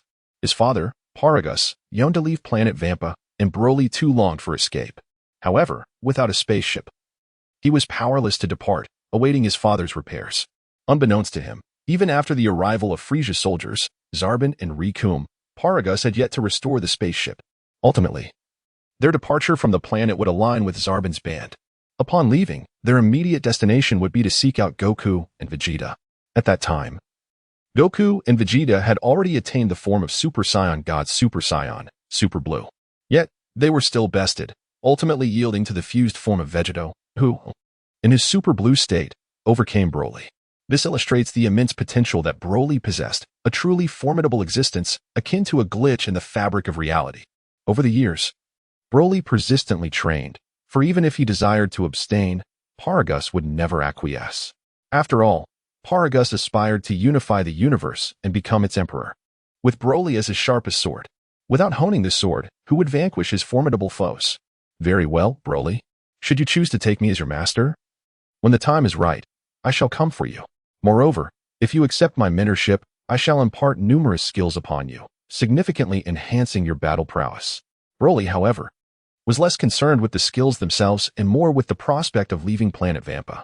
Previously, he could have befriended the creatures of this world, but now, his father's machinations had severed those bonds, making it difficult for him to reconnect. He felt a sense of guilt and knew that these creatures might never forgive him. Even if they did, he feared they would hesitate to befriend him, knowing that his father's presence would endanger them. Thus, regardless of the cause, he yearned to escape. I am willing to take you as my master. Master. On Earth, Lin Fan received a notification. Congratulations, host, on acquiring Broly as a disciple. You have gained a battle power of 2 billion, purification technique, Super Saiyan 4, Super Saiyan God Super Saiyan, Super Blue, and God Energy X1. Current host base battle power, 55 billion. Oh, I have attained Super Saiyan 4 and Super Blue, along with an additional God Energy. This means I can create 2 disciples of divine caliber. How splendid! Yet, it is somewhat regrettable that I did not acquire instant transmission. Ever since witnessing Goku's instant transmission, I have longed for it. Alas, it all depends on luck. If the system does not bestow it, I am left with no choice but to wait. Nonetheless, I am confident that it will come. The rewards from this rather lazy master system have been quite impressive, typically presenting 3 or 4 gifts at a time, with few duplicates among items. Hence, I believe I shall soon receive the instant transmission reward. Let us examine the utility of this purification technique. Purification technique. It can be applied to entities that have lost their sanity and entered a state of rage, stabilizing their minds and restoring them to. Lin Fan's eyes brightened at this revelation. This technique seemed tailor-made for Broly. Given Broly's propensity for losing control, this purification technique would alleviate concerns regarding his potential for chaos. I shall learn the purification technique. I shall learn Super Saiyan 4. I shall learn Super Saiyan God Super Saiyan Super Blue. As the memories surged into Lin Fan's consciousness, Broly's voice echoed in his mind. Master, Master, are you still there? Having addressed Lin Fan as Master, Broly had not heard Lin Fan's voice since, which left him perplexed. Realizing this, Lin Fan promptly clarified, Yes, I was contemplating that since you have taken me as your master, I shall bestow upon you some gifts. Broly did not inquire about the nature of these gifts, but instead expressed his gratitude. Thank you. After careful consideration, Lin Fan pondered whether to teach Broly the purification technique immediately, but decided against it for the time being. He resolved to first instruct Broly on mastering his energy control. In Lin Fan's eyes, Broly possessed tremendous potential, yet his training had always been disorganized. It could be described as haphazard at best. On this planet, Paragus was the sole figure of authority, and in terms of martial training, he was utterly inept, providing no meaningful guidance to Broly. Thus, it was imperative to lay a stronger foundation for Broly. Should he master his energy control, his battle power would undoubtedly see a substantial increase. In the future, regardless of the techniques or skills he chose to pursue, he would be able to learn them swiftly, and during combat, he would better wield his energy. Broly, the first gift I bestow upon you is the technique known as energy control. Listen closely. Chapter 39, The Slumber Approaches. And the pillow will come in an hour, Lin Fan inquired within Broly's consciousness. Broly, have you memorized everything? Broly nodded affirmatively. Yes, master. Lin Fan felt a profound satisfaction. Teaching an intelligent disciple was indeed a delightful endeavor, simple and effortless. Very well, commence your training. Once you have mastered the technique of controlling your breath, I shall return to teach you further techniques. Broly eagerly asked, Master, when will you take me away? His utmost concern was departing from planet Wampa. And a significant reason for his apprenticeship under Lin Fan was the promise of leaving the desolate planet. Rest assured, focus on mastering the breath control technique first. Once you have grasped it, I will teach you additional techniques and take you away. Consider this period as a secluded retreat for your cultivation. Broly ceased his inquiries. After all, his master had spoken. Yes, master. On Earth, Lin Fan withdrew his expansive heart effect, stood from the ground, and exhaled gently, truly remarkable. The effect of this expansive heart is indeed powerful. As he soared towards the temple, he mused aloud, Now, whom shall I take as my disciple next? Within this 7th universe, the only individuals with notable potential and a penchant for battle were Vegeta and Frieza. Should Vegeta express a desire to be his disciple, he would undoubtedly exhibit his pride, possibly even seeking to maintain a distance. It appeared that the next target would be Frieza. However, this character was currently indulging in the ethereal fantasies of heaven, and Lin Fan could not enter heaven. The only recourse was to gather the Dragon Balls to resurrect him. He needed to locate Bulma once again. Wait, Bulma's birthday party was approaching, and she would likely gather the Dragon Balls to serve as the grand prize for her celebration. Lin Fan suddenly realized that Bulma would be collecting the Dragon Balls as the highlight of her party. Later, due to Beerus's appearance, the Dragon Balls would be sought for the Super Saiyan God. If he intended to collect the Dragon Balls, he had to act swiftly, otherwise, he could not approach Bulma, or she would discover his intention. Soon, Lin Fan arrived at the temple entrance, descended, and entered. He pondered, if I cannot seek Bulma, who else possesses a Dragon Ball radar? Just then, a melodious female voice rang out from outside. King Pilaf, there is a temple here. Upon hearing this, Lin Fan hesitated. Responding with curiosity, King Pilaf? Could it be the comical trio? Turning to look, he indeed saw Pilaf, Shu, and Mai together. Oh, it truly is them. How fortuitous. Lin Fan recognized that the trio must possess a Dragon Ball radar, as they had been diligently searching for the Dragon Balls to fulfill their grand wish. Upon spotting Lin Fan, Mai's eyes sparkled with admiration, unable to contain her exclamation, so handsome. His face is sculpted, with distinct features, fair skin, and a perfect physique. Pilaf shot her a disapproving glance. Hey, stop swooning. Let's go inside and eat. She quickly concurred. Right, food. We haven't eaten in 3 days, following King Pilaf. We starve 9 meals a day. Pilaf, hands on his hips, retorted, silence. I am refining your willpower. Look at me. I don't feel hungry at all. Just then, his stomach audibly protested. Mai and Shu exchanged glances, causing Pilaf to blush, hastily shifting the topic. Come on, let's go inside the temple for food. Upon reaching the temple entrance, Lin Fan did not allow them entry, knowing Pilaf's character. One must not be overly kind to him. It was essential to wield both kindness and severity to acquire the Dragon Ball radar. Pilaf noticed Lin Fan blocking their path and questioned, What do you want? Lin Fan smiled faintly. Nothing much. I simply do not wish for you to enter. Ah. Shu immediately adopted a pitiful demeanor, wagging his tail. We haven't eaten in several days. Please let us in. Mai chimed in. Yes, we haven't had anything to eat for days. Have mercy on us. Observing their plight, Lin Fan felt a twinge of sympathy. These two were indeed unfortunate, following such a feudal king and enduring hunger. However, he admired their loyalty, despite their circumstances. They had not betrayed Pilaf, showcasing their unwavering fidelity. Pilaf, however, was less accommodating. Glaring at Lin Fan, he assumed a fierce demeanor, barking, Hurry and prepare a meal for me, or I shall dispose of you. Mai and Shu exchanged concerned glances, uncertain of the situation. With a chuckle at their antics, Lin Fan could not help but find their performance amusing. They seemed to believe they could intimidate him. Pilaf, noticing Lin Fan's sudden laughter, grew displeased and demanded, What are you laughing at? Do you think I cannot handle you? I am King Pilaf. With that, he glared at Shu, commanding, Release the dog. Shu immediately mimicked a fierce demeanor, barking, Woof woof. King Pilaf is the greatest. Observing Shu's loyalty, Lin Fan refrained from dampening his spirit. However, it was crucial for Pilaf to understand his capabilities. Otherwise, he would never heed Lin Fan's words. With a smile, Lin Fan casually waved his hand, unleashing a terrifying pressure that surged forth, sending Pilaf and his companions flying several meters before they crashed to the ground. Ah, that hurts. They clutched their backs and thighs. Groaning in pain, Lin Fan calmly inquired, Now tell me, if you cannot withstand even this slight aura, how do you expect to confront me? Pilaf quickly grasped the situation. The seemingly amiable and harmless young man before him was indeed formidable. He promptly softened his tone, nervously stating, I was just joking. Lin Fan had no time to engage further with Pilaf over this incident. Pilaf, Mai, Shu, I can provide you 3 with sustenance. Upon hearing of food, the trio erupted with joy, especially Shu and Mai, who exclaimed, Hooray! Although Pilaf was pleased, he cunningly pondered, pulling the other 2 closer and whispering, Have you not sensed something amiss? Shu and Mai did not think deeply, responding, What is amiss? Chapter 40. So soon? What is amiss? Ashu and Xiaowu gazed in bewilderment at the venerated King Pilaf before them. Pilaf, ever the analyst, exclaimed, Have you not realized that he knows our names? Upon reflection, the trio acknowledged the truth in his observation. Indeed, how does he know our names?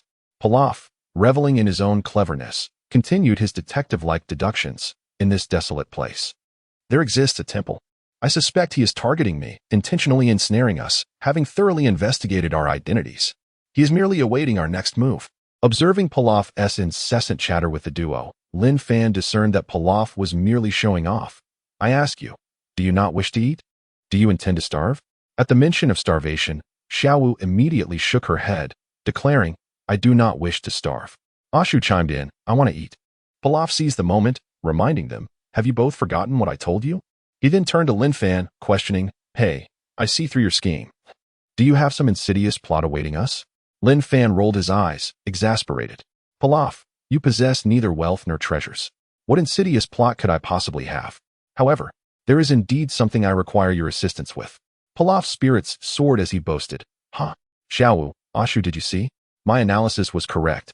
He indeed harbors a scheme. Ashu and Xiaowu gazed at him in admiration, exclaiming, King Pilaf is so impressive. Lin Fan sighed, pondering the duo's loyalty, which seemed a tad foolish. Indeed, they appeared rather dim-witted. Pilaf, I can provide you with food, but you must lend me the Dragon Ball radar for a while. Pilaf hesitated momentarily. The Dragon Ball radar? How do you know we possess it? Lin Fan smiled. I know many things. Consider this. Will you lend me the Dragon Ball radar? Or will you leave with empty stomachs? You have 1 minute to decide. Ashu and Xiaowu exchanged glances and unanimously agreed. King Pilaf, let us lend him the Dragon Ball radar, for we cannot locate the Dragon Balls anyway. Pilaf's lips quivered slightly. Could you not possess a bit of dignity? How could we possibly fail to find the Dragon Balls? Ashu, with a pitiful expression, queried. So, shall we give him the radar? Yes, of course. Pilaf asserted resolutely, exuding an air of urgency. Ashu beamed with joy. Wonderful. Finally, we shall have food. Xiaowu too was elated, as she had been starving for days and was nearly drained of energy. Meanwhile, Pilaf slightly turned away, revealing a cunning grin. We can indeed lend you the Dragon Ball radar, but you must ensure we are well fed.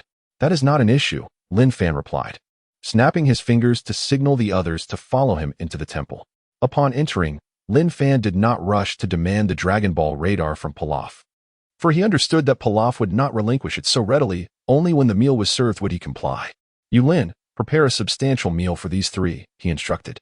Yes, master.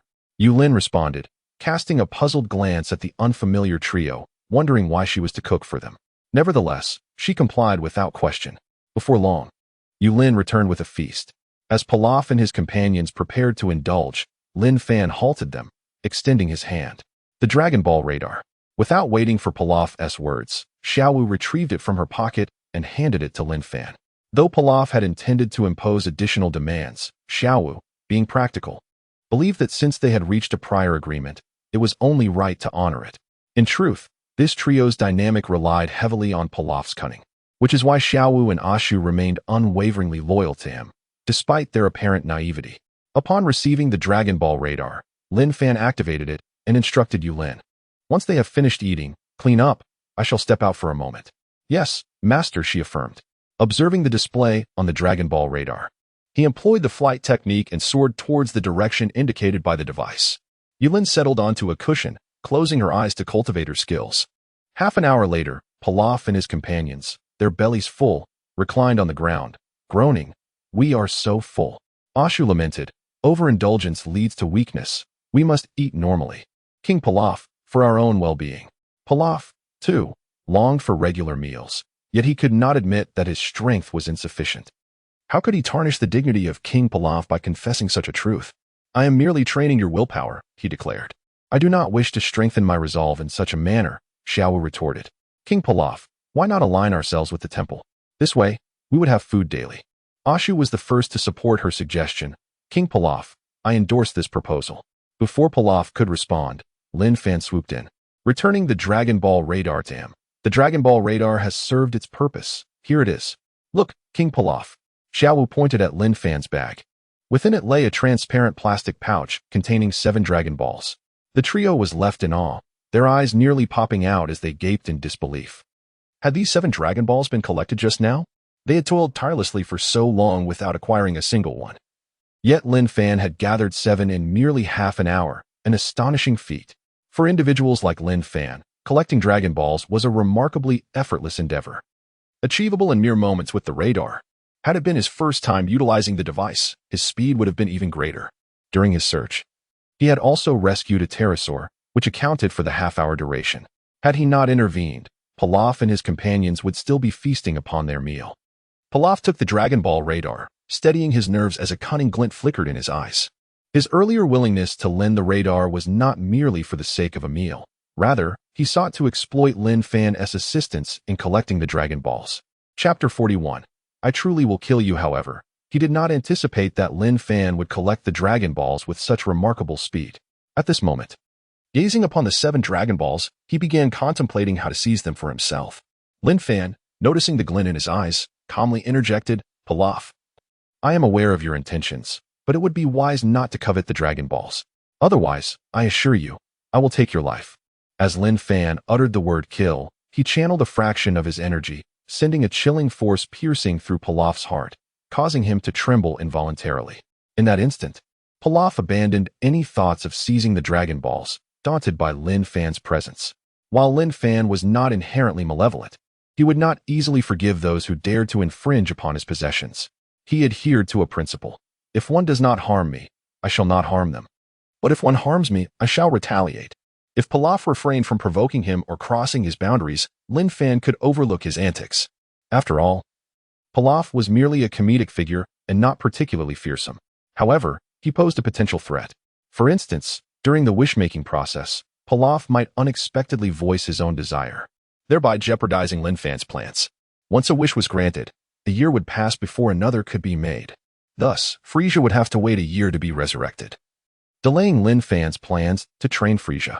Such occurrences were absolutely intolerable to him, especially considering that Beerus would awaken soon and descend upon Earth. He needed to confront Beerus, defeat him if possible, or at the very least, protect the planet. Though not originally from Earth, it bore a resemblance to the Earth of his previous life, and he felt a duty to safeguard it. Moreover, living on another planet would not suit him. Thus, it was preferable to remain on Earth. Pilaf retreated, quaking with fear. I dare not. I wouldn't dream of it. Lin Fan emerged with the Dragon Balls, intending to display them for a wish, yet upon reflection, he deemed it prudent to be more cautious. He soared into the sky, flying at high speed in a different direction until he reached a more secluded location. There, he placed the 7 Dragon Balls on the ground and called out, Come forth, Shenron. Grant me my wish. Suddenly, dark clouds enveloped the sky, and golden light began to flicker. In a short time, the world was cloaked in darkness. At Gohan's home, Piccolo and Gohan were taken aback, exclaiming, What is this? Could it be Shenron? On Turtle Island, Master Roshi, basking in the sunlight, was equally astonished as the day turned to night, asking, Who has summoned Shenron?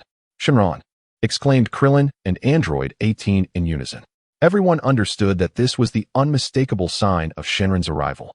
Moments later, a massive green dragon appeared, coiling majestically in the sky, gazing down at Lin Fan with an air of arrogance, stating, Speak your wish. Before Shenron could finish, he sensed something unusual about Lin Fan. You too are a god? He detected a divine aura emanating from Lin Fan, one that surpassed his own in intensity, indicating that Lin Fan was indeed more formidable in both strength and other aspects, except for the power to make wishes. Lin Fan nodded lightly. Shenron, please resurrect Frisia. Upon realizing Lin Fan's divine nature, Shenron's earlier haughtiness diminished. After a moment of silence, he replied, Frisia's body was shattered into pieces long ago. It cannot be restored. Lin Fan instantly recalled that Frisia had been cut into countless fragments by future Trunks. Shenron continued, Even if I were to summon his soul, it would be futile.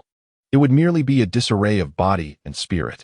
Lin Fan found himself in a quandary, reflecting on how Sorbet from Frisia's army had resurrected Frisia by having Shenron gather the scattered body and soul, subsequently using a regeneration device.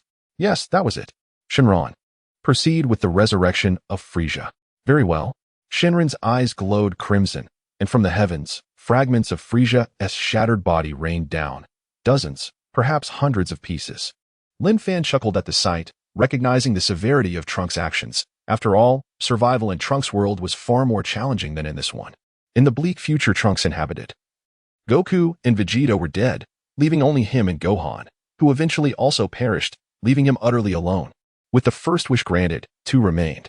Please provide me with an advanced regeneration device, right here. Shenron responded. This wish poses some difficulty and will require the energy of 2 wishes to fulfill. The regeneration devices on Earth are not advanced. At the very least, one must be of Frisia's army caliber. That is acceptable.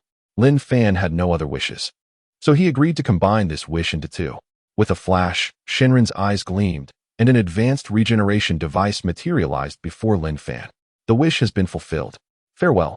With that, Shenron transformed back into the 7 Dragon Balls, scattering across the world. Lin Fan waved his hand to activate the regeneration device, gently summoning a gust of wind to draw Frisia's scattered body into the machine. After pondering for a moment, He cast a healing spell on Frisia's remains to expedite the resurrection process. Once everything was prepared, he activated the device. Waves of green energy flowed within it. A few energy blasts struck a nearby tree, which Lin Fan used to construct a makeshift shelter to protect the regeneration device from the ring. Having completed these tasks, Lin Fan soared towards the Taoist temple. Upon returning, he spotted the tattered form of Android 17 flying toward him. Seeing Lin Fan, 17 greeted him with newfound respect. "Master." After this trial, 17 had gained much and felt elated. His demeanor towards Lin Fan considerably more reverent than before. "How do you feel, 17? Lin Fan inquired with a smile. "Quite well. I can now adeptly utilize the energy absorption technique and have even grasped a special move." 17 replied excitedly. Lin Fan expressed his approval. "A special move? That's quite impressive." Chapter 42. Special techniques of number 17. After exchanging a few words with number 17, Lin Fan suggested he return to change into a different outfit and come back when he had time, so that Lin Fan could teach him additional techniques. Lin Fan refrained from inquiring about the unique technique that number 17 had grasped, as he did not wish to place him in an uncomfortable position. Since it was a special technique, it was undoubtedly one of his trump cards. Probing into someone else's secrets would be akin to prying into their vulnerabilities. Such actions are often met with disdain, and Lin Fan had no intention of engaging in them. The following day, Lin Fan stood outside the temple, pondering how long it would take for Frisia to recover. As he mused, Pilaf and his companions, Mai and Shu, approached him. After dining together the previous day, they had not departed, originally intending to collect the Dragon Balls. However, since Lin Fan had utilized the Dragon Balls, they were now subject to a year-long cooldown period before they could be summoned again. Thus, they decided to remain at the temple for a while. Pilaf observed Lin Fan, who was reclining contentedly in his chair, and inquired, "May we stay here for some time?" Lin Fan did not turn to face Pilaf, but he was well aware of their intentions.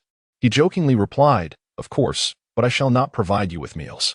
At this, Mai and Shu immediately tensed up. Their reason for staying was to ensure they had enough food each day. If they were to go hungry, they might as well have stayed elsewhere. Pilaf, with a glum expression, felt equally distressed. "We can assist you with tasks in exchange for food," he proposed. "Oh, so you wish to work for me?" Lin Fan feigned realization. With no pressing matters at hand, it was amusing to tease Pilaf. Pilaf remained silent, feeling the weight of his dignity as the esteemed King Pilaf, yet aware that he needed to maintain his composure. "Very well," Lin Fan declared. "As long as you complete your tasks satisfactorily, I shall provide you with food." Mai and Shu responded with enthusiasm. "Great. We will excel in our duties." Finally, they would escape the uncertainty of their next meal. What a relief it was. Pilaf felt a surge of happiness, though he kept it subdued, maintaining the demeanor befitting a king. Lin Fan waved his hand, instructing, "Now, go and clean up." Understood. The trio departed in high spirits. Barely had they left when a notification resonated within Lin Fan's consciousness. Ding. Disciple Sun Wukong has increased his base combat power by 1 billion. Master receives a double boost, 2 billion. Current host base combat power, 57 billion. Oh, Sun Wukong has increased by 1 billion? This implies he has mastered the technique of Ultra Instinct. Lin Fan mused, realizing that Sun Wukong would soon seek him out. Just as he contemplated this, Sun Wukong appeared before him, brimming with excitement. "Master Lin Fan, I have mastered Ultra Instinct." Lin Fan nodded lightly. "Indeed, you have grasped it swiftly." He genuinely admired Sun Wukong. Mastering such a challenging skill in such a short time was impressive. Truly, he was the protagonist of the Dragon Ball saga, despite his lackluster innate talent. However, his perceptiveness was unparalleled, simply formidable. "Master Lin Fan, please teach me how to become a god." Sun Wukong eagerly urged, his fists clenched in anticipation. Lin Fan inquired, "What is your motivation for becoming a god?" "To defeat you," Sun Wukong responded candidly. Lin Fan was momentarily speechless, taken aback by the realization that Sun Wukong had not forgotten his earlier declaration that only by becoming a god could he contend with him. Seeing Lin Fan's silence, Sun Wukong grew puzzled. Had he misspoken? No, he had merely stated the truth. His desire to become a god stemmed from the wish to challenge Lin Fan and emerge victorious. "Master Lin Fan, what is the matter?" After regaining his composure, Lin Fan smiled. "No worries. Today, I shall begin teaching you how to become a god, specifically how to transform into a Super Saiyan god." With Lin Fan possessing a base combat power of 57 billion and Sun Wukong only at over 200 billion, The disparity in their strengths was evident. Lin Fan felt no trepidation facing Sun Wukong. The latter's greatest reliance lay in the ultimate Kaioken, a technique Lin Fan had also mastered. Furthermore, with an array of techniques and special skills at his disposal, Lin Fan was confident in his superiority. Sun Wukong exclaimed, "Finally, I can learn how to become a god. The Super Saiyan God transformation is absolutely incredible. Follow me." Lin Fan commanded, employing his flight technique to soar into the lush forest, the original location of the hyperbolic time chamber. To achieve the Super Saiyan God transformation, one must invest considerable time in understanding the process. It also required rigorous training, all of which could only take place within the hyperbolic time chamber. Naturally, Lin Fan would not enter, as one could only utilize the chamber 10 times in a lifetime. He preferred to wait for the right moment. Entering now would be a waste, especially since he was reluctant to engage in strenuous training. He simply wished to relax, as that was the ultimate comfort. Arriving at the entrance of the hyperbolic time chamber, the two sat cross-legged on the ground as Lin Fan began explaining the process of transforming into a Super Saiyan God. There are two methods to achieve godhood. First, absorb divine energy, master the Ultra Instinct technique I will teach you, and undergo intense gravity training to become a Super Saiyan God. The second, simpler method involves 6 Scions of righteous hearts who can share their benevolence with one among them, enabling that individual to transform into a Super Saiyan God. Upon hearing this, Sun Wukong exclaimed, "Oh, it can be done that way?" He began counting on his fingers. 6 Scions. Me, Gohan, Goten, Vegeta, Trunks. Wait, that's not enough. Lin Fan, already aware of the insufficiency of their numbers, reflected that if there were enough, they wouldn't need to rely on the unborn Scions in Bulma's womb. Moreover, the second method would require considerable time to stabilize the transformation, rendering the first method more viable. Sun Wukong nodded enthusiastically. As long as he could become a Super Saiyan God, he was willing to follow any path. "Soon, I will grant you divine energy, and you shall enter the hyperbolic time chamber for fusion. When you enter, I will increase the gravity to 1,000,000 times. You must train diligently within to transform into a Super Saiyan God." Note, the gravity limit of the hyperbolic time chamber is 999 times. Just a reminder. Utilizing the Ultra Instinct technique I taught you will make the process significantly easier. Additionally, you will need to. Chapter 43, Frieza. "You prodigal son, do you remember what I instructed you?" Lin Fan inquired. After half an hour of intensive teaching, he had conveyed to Sun Wukong the method to attain the form of a Super Saiyan God. Sun Wukong nodded earnestly, affirming, "I remember, Master Lin Fan." "Very well. I shall now transfer the divine energy into your body." With a graceful wave of his hand, a radiant orb of multicolored energy materialized in his palm. Upon witnessing this mesmerizing energy, Sun Wukong felt a tremor of awe course through him. It was a sensation he had never experienced before, and it was truly extraordinary. "Is this the divine energy? How wondrous!" Sun Wukong exclaimed, his voice filled with astonishment. Lin Fan then turned his wrist, pressing his palm against Sun Wukong's chest, initiating the transfer of divine energy. At that moment, Sun Wukong felt a warm surge of energy enveloping him, swiftly coursing throughout his entire being, unfurling gradually as if seeking to merge with him completely. "Go in, Wukong," Lin Fan urged. "Yes," Sun Wukong replied, swiftly entering the hyperbolic time chamber. As he did so, Lin Fan adjusted the gravity settings to a staggering 1,000,000 times normal. "Wukong, I believe in you," Lin Fan murmured before turning to soar towards Frieza's location, eager to see what progress Frieza had made. Logically, with advanced regeneration technology, coupled with his own healing abilities and Frieza's formidable vitality, resurrection within a day or two should pose no challenge. Moments later, Lin Fan arrived at the regeneration chamber housing Frieza's body. Upon his arrival, he was taken aback to witness Frieza stirring slightly, his eyes snapping open with a piercing gleam. With a powerful movement, he unleashed a flurry of punches that obliterated the regeneration chamber, causing it to explode into countless fragments. Lin Fan, witnessing the spectacle, felt a twinge of regret. That chamber had been a wish granted by the dragon. It was a rather advanced piece of technology that could have proven useful in the future, now reduced to rubble by Frieza's recklessness. Stumbling to his feet, Frieza glared at Lin Fan with a mixture of confusion and rage. Although he was unsure of the situation, he was incensed that someone dared to slap him, the Emperor of the Universe, in such a humiliating manner. "Yaha!" Frieza shouted, launching himself at Lin Fan with a punch aimed squarely at him. Lin Fan stood his ground, motionless, and as Frisia's fist neared, he subtly sidestepped the attack, effortlessly evading it. Impudent. With a swift motion, Lin Fan delivered another resounding slap to Frisia's face. Frisia was sent flying several meters, crashing harshly. His face contorted in anger, he clenched his fists, his knuckles cracking ominously. You dare strike my face? This is unforgivable. Frisia's rage surged as he unleashed a powerful roar, his aura skyrocketing as swirling energy enveloped him. He exclaimed, transforming into his final form, his voice dripping with malevolence. This is my ultimate form. You dare strike me? I shall make you suffer. In a flash, he charged at Lin Fan. His speed dramatically increased, yet still, it was nowhere near enough. Lin Fan effortlessly dodged each of Frisia's relentless punches, leaving the latter in disbelief. How could his final form strikes be so easily evaded? Impossible, Frisia bellowed, launching another furious assault, yet Lin Fan continued to evade him with ease. However, this time, Lin Fan decided to end the farce. Raising his hand, he unleashed a powerful slap that sent Frisia hurtling hundreds of meters away, crashing through numerous trees. Before Frisia could regain his footing, Lin Fan stood before him, observing the bruised and furious figure. Frisia's eyes blazed with rage, his face swollen, as he prepared to retaliate. Should you continue to attack like a rabid dog? I shall send you to the afterlife. Lin Fan warned, his voice calm yet authoritative. Frisia's demeanor shifted, realizing the gravity of the situation. He understood that he was no match for Lin Fan, even in his ultimate form, as his opponent had yet to exert any effort. The aura emanating from Lin Fan was incomprehensible. It was as if he were facing an insurmountable force. Suddenly, a memory flashed in Frisia's mind, reminiscent of a time many years ago when he had encountered someone whose power he could not sense. That being was none other than the god of destruction, Beerus.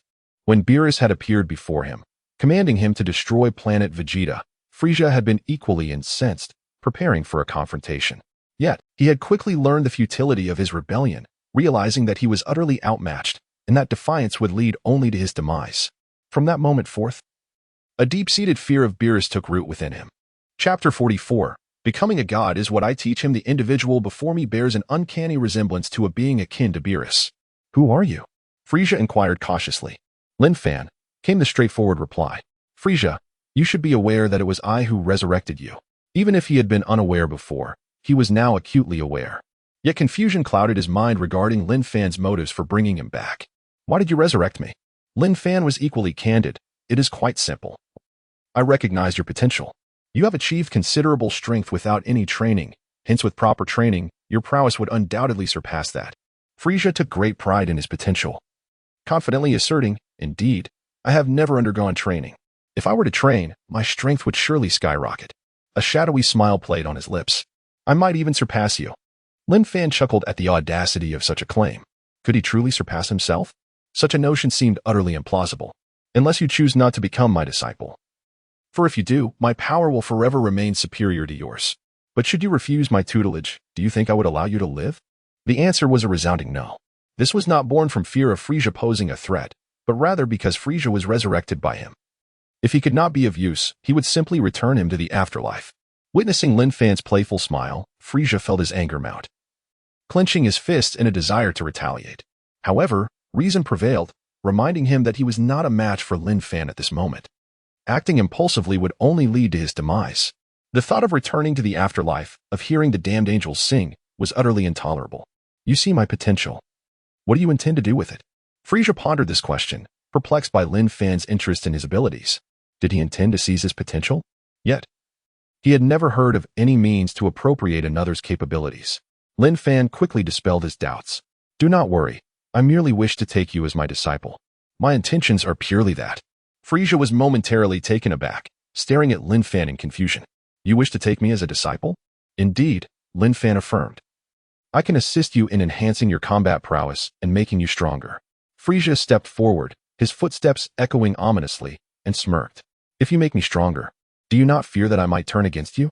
Frisia, Lin Fan replied candidly. Even should you grow stronger, you would still be no match for me. I will always be an insurmountable presence in your life. Lin Fan had not intended to belittle Frisia, but the latter's incessant boasting left him no choice. Frisia's expression twisted in anger, his face darkening as if he had suffered a great loss, experiencing a level of frustration he had never encountered even in the face of Goku. Enough, Frisia. I shall ask you now, Are you willing to become my disciple? Just as Frisia prepared to respond, Lin Fan interjected, consider your answer carefully. A chill crept down Frisia's spine, as if his very life were under grave threat.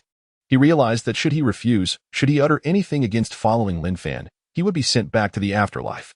Reluctantly, he acquiesced. I am willing. I wish to become your disciple. Observing Frisia's haughty demeanor, Lin Fan noted the absence of the system's prompt, indicating that Frisia's consent was insincere. Frisia, you are not genuinely wishing to be my disciple. If you truly desire to learn, you must do so with sincerity. Any insincerity will lead to only one outcome. Frisia was engulfed in a mix of fury and helplessness, experiencing a level of frustration he had never felt even when facing Goku. Lin Fan then added, by the way, I should remind you, the current Goku could easily obliterate you. What? Frisia exclaimed, his pupils dilating in shock. Goku can effortlessly annihilate me. He could brush off the notion of others being able to defeat him, but the thought of Goku, his arch-nemesis, possessing such power was unbearable. Goku was the reason for his fall from grace. He longed to eliminate Goku and the mysterious sword-wielding scion who had shattered him to pieces. Lin Fan continued, you heard me correctly. Goku can indeed dispatch you with ease. He has already vanquished Majin Buu. Do you believe you could stand against him? Frisia swallowed hard. Recalling his father's warnings about a being he must never provoke, Majin Buu, a terrifying entity. Though he had never faced Buu directly, he knew his father did not exaggerate. Buu was indeed formidable. With this realization, he understood the truth about Goku's current strength. Oh, Goku will soon ascend to godhood. His power will increase exponentially. Lin Fan noted as he observed Frisia's expression shift dramatically. The familiar sensation of dread surged through Frisia's mind once more, rendering him momentarily paralyzed. His tongue tied as he struggled to articulate his thoughts. 2 minutes later, as Frisia regained his composure, he questioned with suspicion, do you bear a grudge against Goku? Are you seeking to use me to eliminate him? Is that why you wish to take me as your disciple? This inquiry was precisely what Lin Fan had anticipated. He had shared enough information to predict that once Frisia regained his faculties, he would voice such a concern. Once this question was posed, the deal was practically sealed. How clever of you. Let me clarify. Goku is also my disciple, and the path to becoming a god is a lesson I imparted to him. Chapter 45. Mysterious confidence. I can tell you that Sun Wukong is also my disciple, and I am the one who taught him the way to become a deity. Frisia was once again struck with astonishment, his face a mask of shock, yet this time, he quickly regained his composure. It seemed that after enduring so many blows and shocks, he had developed a sort of immunity to further astonishment.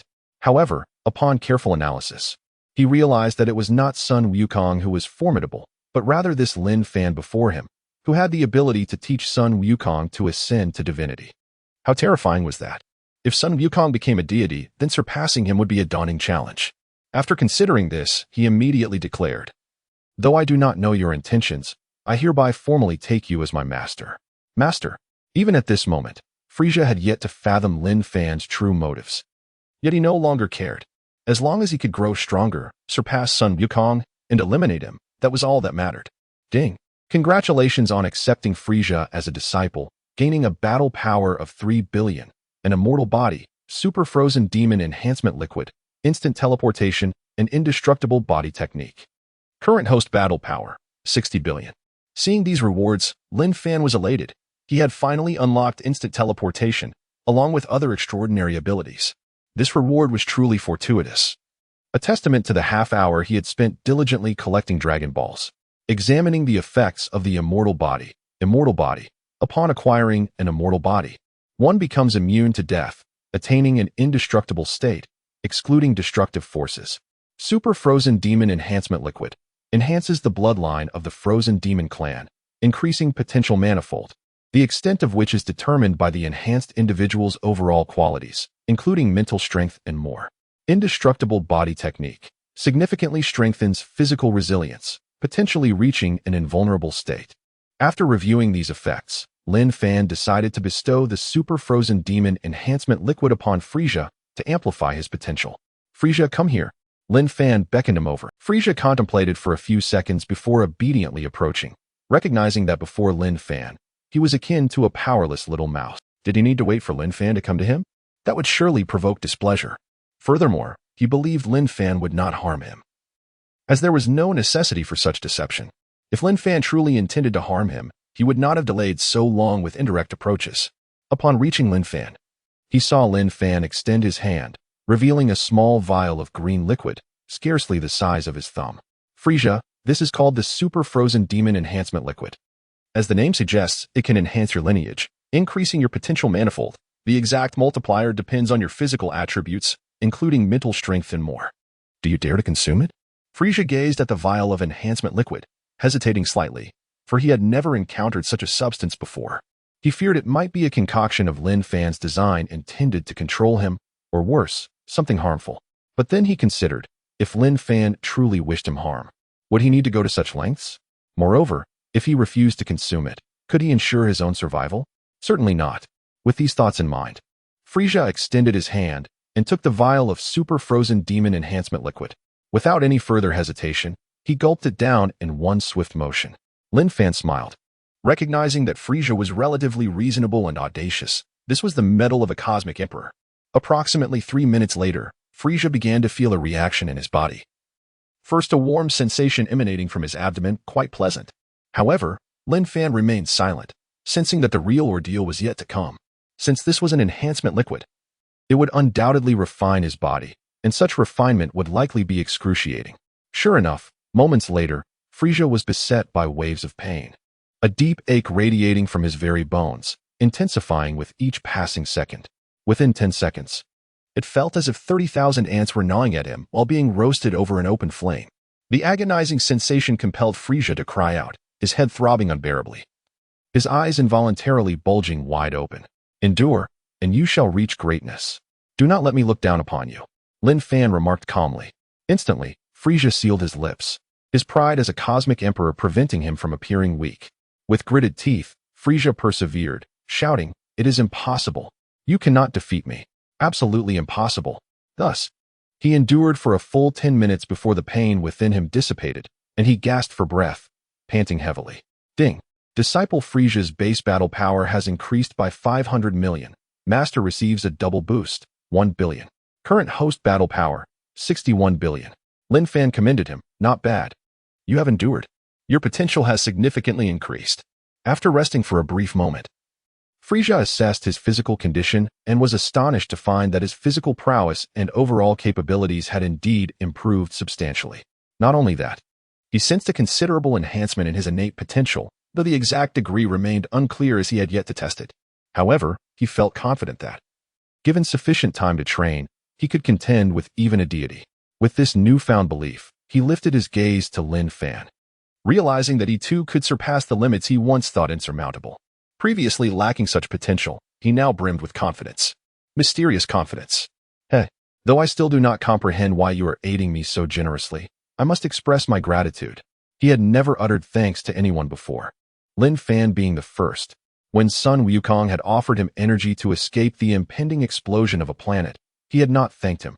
Instead, he had used that last surge of energy to launch a surprise attack on Sun Wukong. Now, however, he genuinely felt grateful. This was primarily because he recognized that Lin Fan was superior to him, and in contrast to the earlier Sun Wukong, whom he had dismissed as a mere insect. This very insect had managed to defeat him, an unfathomable reality. Consequently, no matter how benevolent Sun Wukong had been, Frisia had never felt inclined to express gratitude. An exceedingly proud and arrogant individual may thank a stronger opponent, but he would never extend such courtesy to those he deemed inferior. Chapter 46. Frisia's future layers of gold. Lin Fan smiled faintly, accepting Frisia's gratitude as though it were merely a trivial gift. Frisia's expression shifted dramatically. What? Such a remarkable item, and in his words, it was merely a small gift? How extraordinary must the true gift be? However, it did not take long for him to regain his composure, for he had already been subjected to an overwhelming array of shocks that day. He had grown accustomed to it, and one could even say that Lin Fan's declaration of being a destroyer no longer astonished Frisia. After all, he had become desensitized. I shall now teach you a unique technique, known as the indestructible skill. Indeed, Lin Fan intended to impart the indestructible skill to Frisia. Initially, he had reservations about teaching it, but upon reflection, he realized that with training, Frisia could transform into golden Frisia. The indestructible skill, once mastered, would manifest in a golden hue. The combination of 2 layers of gold would undoubtedly be more visually striking. Furthermore, the higher his disciple's prowess, the more joy it brought him, not for the sake of having many students, but for the sake of combat strength. Indestructible skill? Frisia asked, perplexed.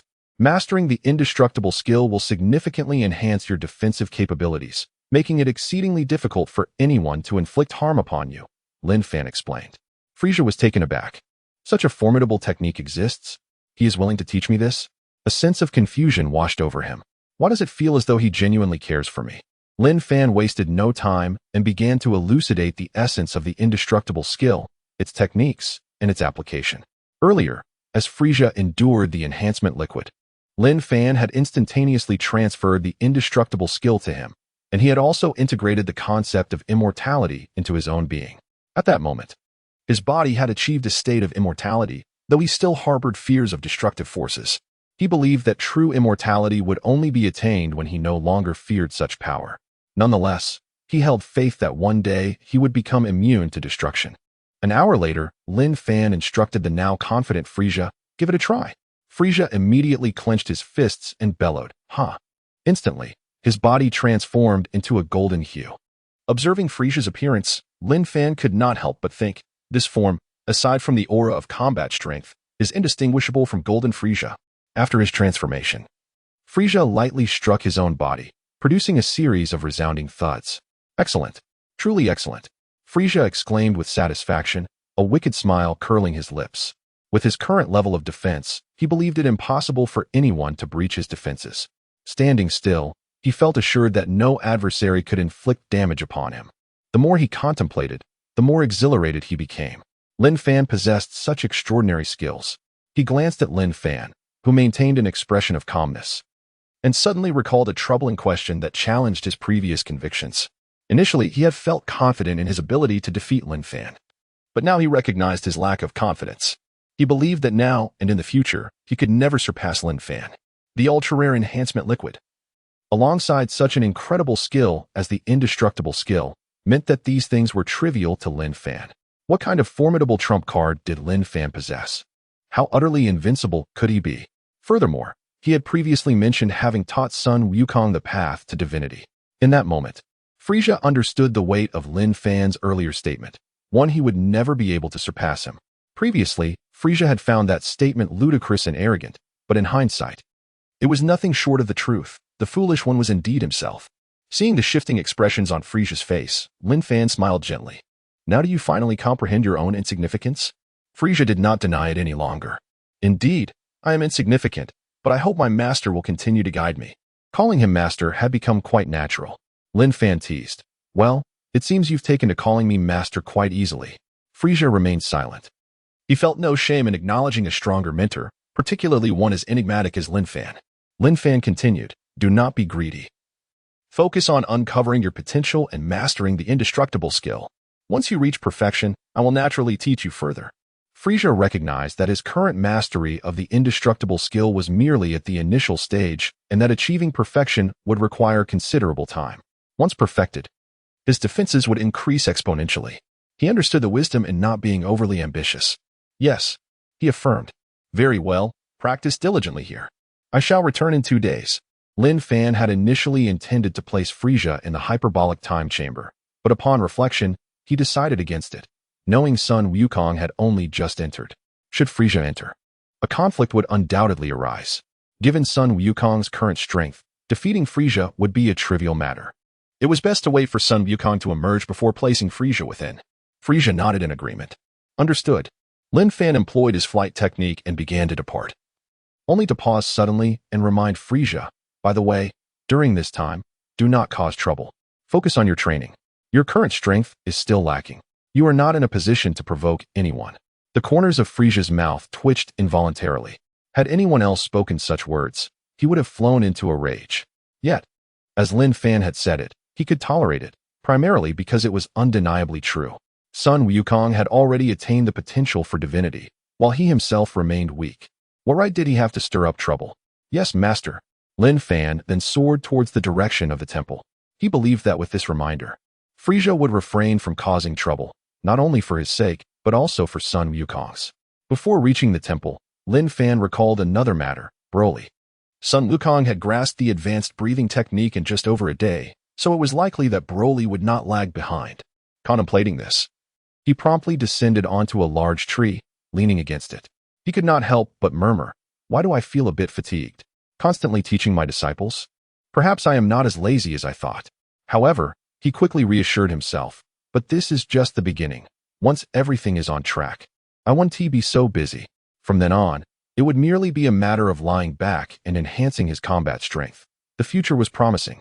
Without further delay, he began to utilize the effects of his vast heart technique, retrieving the cosmic map to search for Broly's location on planet Vampira. With the experience from before, this endeavor was much simpler this time around. Chapter 47. The heart of the vast and instantaneous movement equals the planet Wampa. Broly took merely a day to master the art of ultra-sensing. At this moment, he was seated cross-legged atop a majestic peak. Did Master Lin Fan not say that he would teach me other techniques once I had learned ultra-sensing? Has he possibly forgotten? Just as Broly pondered this, a voice imbued with a magnetic resonance echoed within his consciousness. "Of course, I have not forgotten." Upon hearing this voice, Broly felt a surge of joy and promptly greeted within his mind, "Master Lin Fan." As soon as he posed this greeting, whoosh! Suddenly, he felt the air around him stir. A handsome young man materialized before him, leaving Broly utterly astonished. Instinctively, he retreated, his eyes fixed on the young man who had appeared so unexpectedly. "Who are you?" "Lin Fan," the young man replied with a smile. Hearing this, Broly immediately recognized him as his master, without a shred of doubt, and joyfully exclaimed, "Master Lin Fan." His lack of skepticism stemmed from the fact that only he and Master Lin Fan knew the name Lin Fan, and the sudden appearance was a feat that could only belong to his master. It was well known that on this planet Wampa for countless years, aside from himself and his father, no one else had ever visited, not even extraterrestrial tourists. Thus, the individual standing before him could only be his master. And upon hearing the name Lin Fan, he had no hesitation whatsoever. Lin Fan's sudden arrival was facilitated by the technique of instantaneous movement, which allowed him to teleport to the presence of another as long as he could sense their energy. The effect of the vast heart also required the sensing of energy, establishing a connection through it. Hence, possessing Broly's energy enabled Lin Fan to teleport here seamlessly. Through this experience, Lin Fan discovered that he could traverse the cosmos. Even unfamiliar individuals could be reached as long as he utilized the vast heart to locate their energy and establish a connection before teleporting. This was indeed an indispensable skill for both home and travel. Lin Fan observed Broly, noting his handsome features, which bore a hint of melancholy, accentuated by a scar on his face that added a touch of gloom. Remarkable. Mastering ultra-sensing in just a day. Well, to be precise, it hadn't even been a full day. Broly, hearing Lin Fan's praise, beamed with delight. "Thank you for your kind words, master." Lin Fan smiled softly. "Broly, I shall now teach you another unique skill known as purification technique." Purification technique? Broly echoed in curiosity. Lin Fan elucidated, as the name implies. The purification technique allows you to cleanse your emotions, thoughts, and bodily unrest. In simpler terms, once you master this technique, you will gain control over your berserk state, enabling you to maintain clarity. Broly's eyes sparkled with joy. If he could control his berserk state, he would no longer need to wear the controller around his neck. "This is wonderful. Please teach me, master." Lin Fan settled into a cross-legged position, and Broly, understanding the gravity of the moment, sat down as well. He began to explain the purification technique, which comprised 3 components: purification of the heart, purification of the mind, and purification of the body. An hour later, Lin Fan looked at Broly and asked, "Have you remembered everything I shared?" Broly nodded earnestly. "I have, but there are some aspects I do not fully comprehend. Feel free to voice any uncertainties. I shall clarify them for you," Lin Fan replied with a smile, pondering that once Broly grasped the purification technique, he would gain control over his berserk state.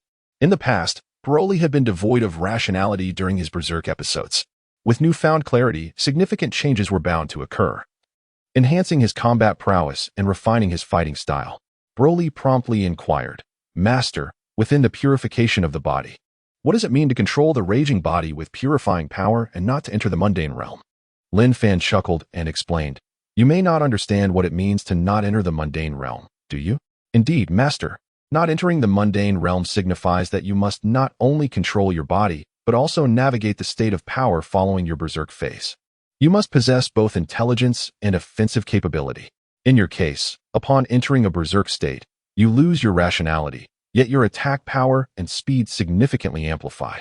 However, you must learn to regulate both your intellect and your offensive power, for only then can you achieve true purification of the body. As for how to control these aspects, that is something you must come to understand. Broly, focus on comprehending this technique. Once you have mastered the purification technique, we shall discuss your departure, Lin Fan emphasized. Broly felt a surge of excitement at the prospect of discussing his departure and nodded vigorously. Rest assured, Master, I will diligently strive to comprehend it.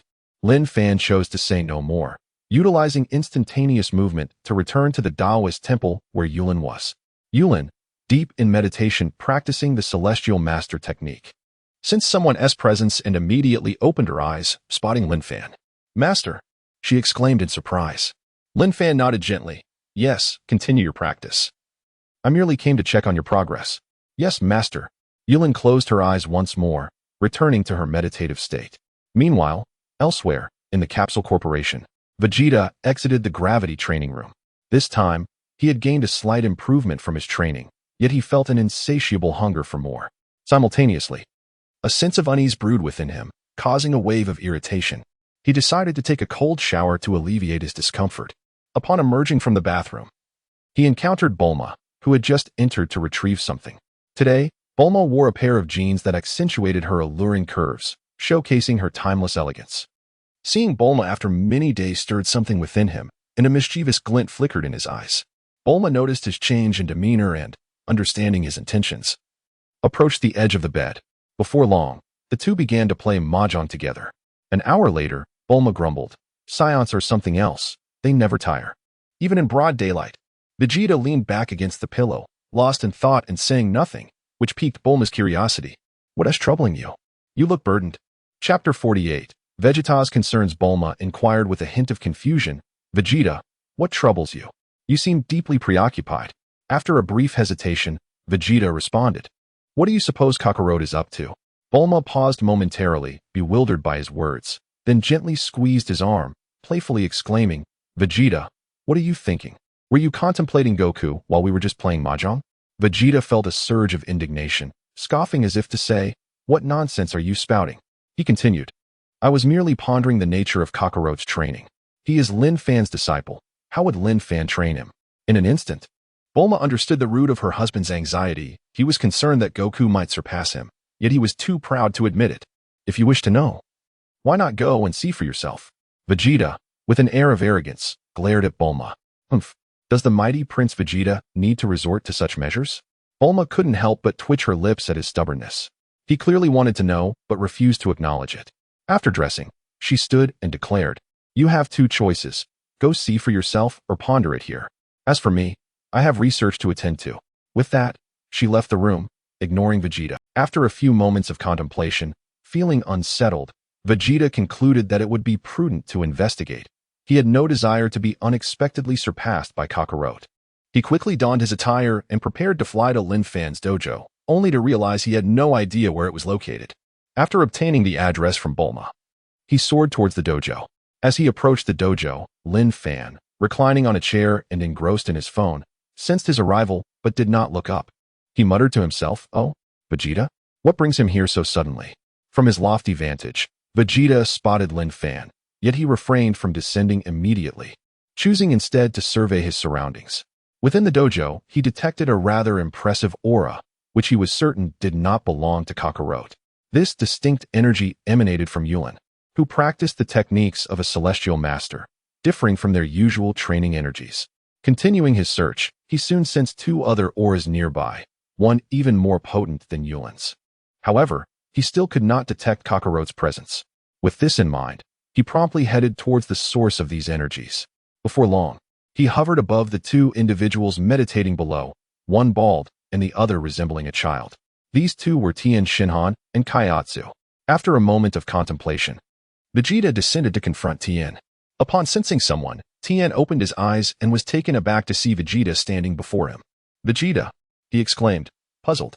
Vegeta merely acknowledged him with an indifferent grunt. Before Tien could pose further questions, Vegeta coldly demanded, "Where is Kakarot?" Understanding Vegeta's demeanor, Tien and Kaiatsu did not take offense at his brusque tone. Goku? He seems to have entered the hyperbolic time chamber. Tien recalled Lin Fan mentioning that after mastering the Ultra Instinct, Goku had re-entered the chamber. Vegeta, having heard of the hyperbolic time chamber before, initially mistook it for the sacred time chamber, leading him to the temple only to discover the truth. Now confronting Tien again, he decided to inquire directly about the hyperbolic time chamber's location. Where is the hyperbolic time chamber? Tien pondered for a moment, deliberating whether to divulge this information.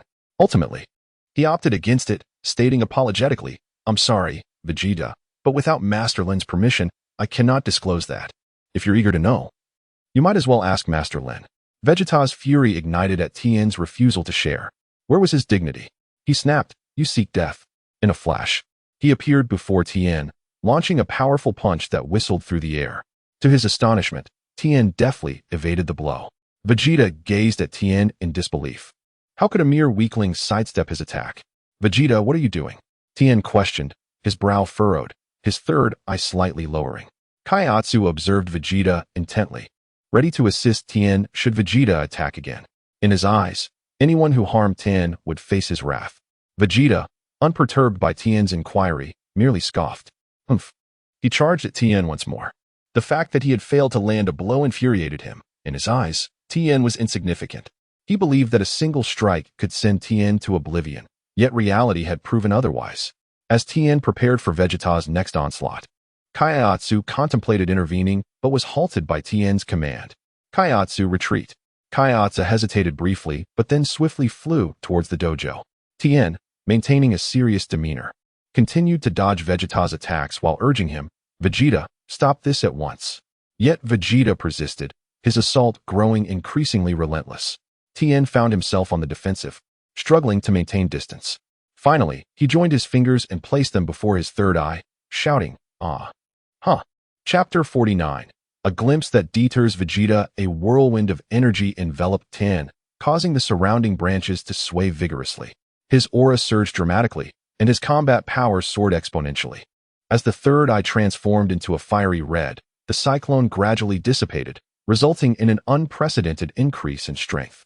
This marked the first phase of Tien's three-eyed celestial sovereign bloodline, his three-eyed red general state. Vegeta gazed in astonishment. When had Tien acquired such a formidable ability? Even before the battle commenced, Vegeta sensed that in his normal state, he was no match for Tien. However, unlike Goku, who would engage Tien in a drawn-out contest, Vegeta clenched his fists, channeling all his strength. With a fierce shout, a terrifying energy erupted instantaneously, sending gusts of wind swirling around him. He transformed into Super Saiyan 2 in an instant. Tien's lips twitched in surprise. He had not anticipated Vegeta would directly ascend to Super Saiyan 2. At his current strength, he was utterly outmatched by Vegeta's Super Saiyan 2 form. A smirk of amusement graced Vegeta's lips as he raised his fist, beckoning, "Come. Let me see what you can do." No sooner had he spoken than a piercing sound filled the air. Tien could only perceive fleeting shadows. Bang! Ah! Before Tien could react, Vegeta was already before him, delivering a devastating punch to Tien's abdomen. With a resounding impact, Tien's three-eyed red general state was shattered, reverting him to his normal form. Ah! Tien staggered back, his body crashing to the ground after a few seconds of struggle. Instantly, a metallic taste filled his throat, and he involuntarily opened his mouth. Spurt! Blood sprayed forth, staining the ground. Nevertheless, Tien persevered, rising to his feet, gasping heavily.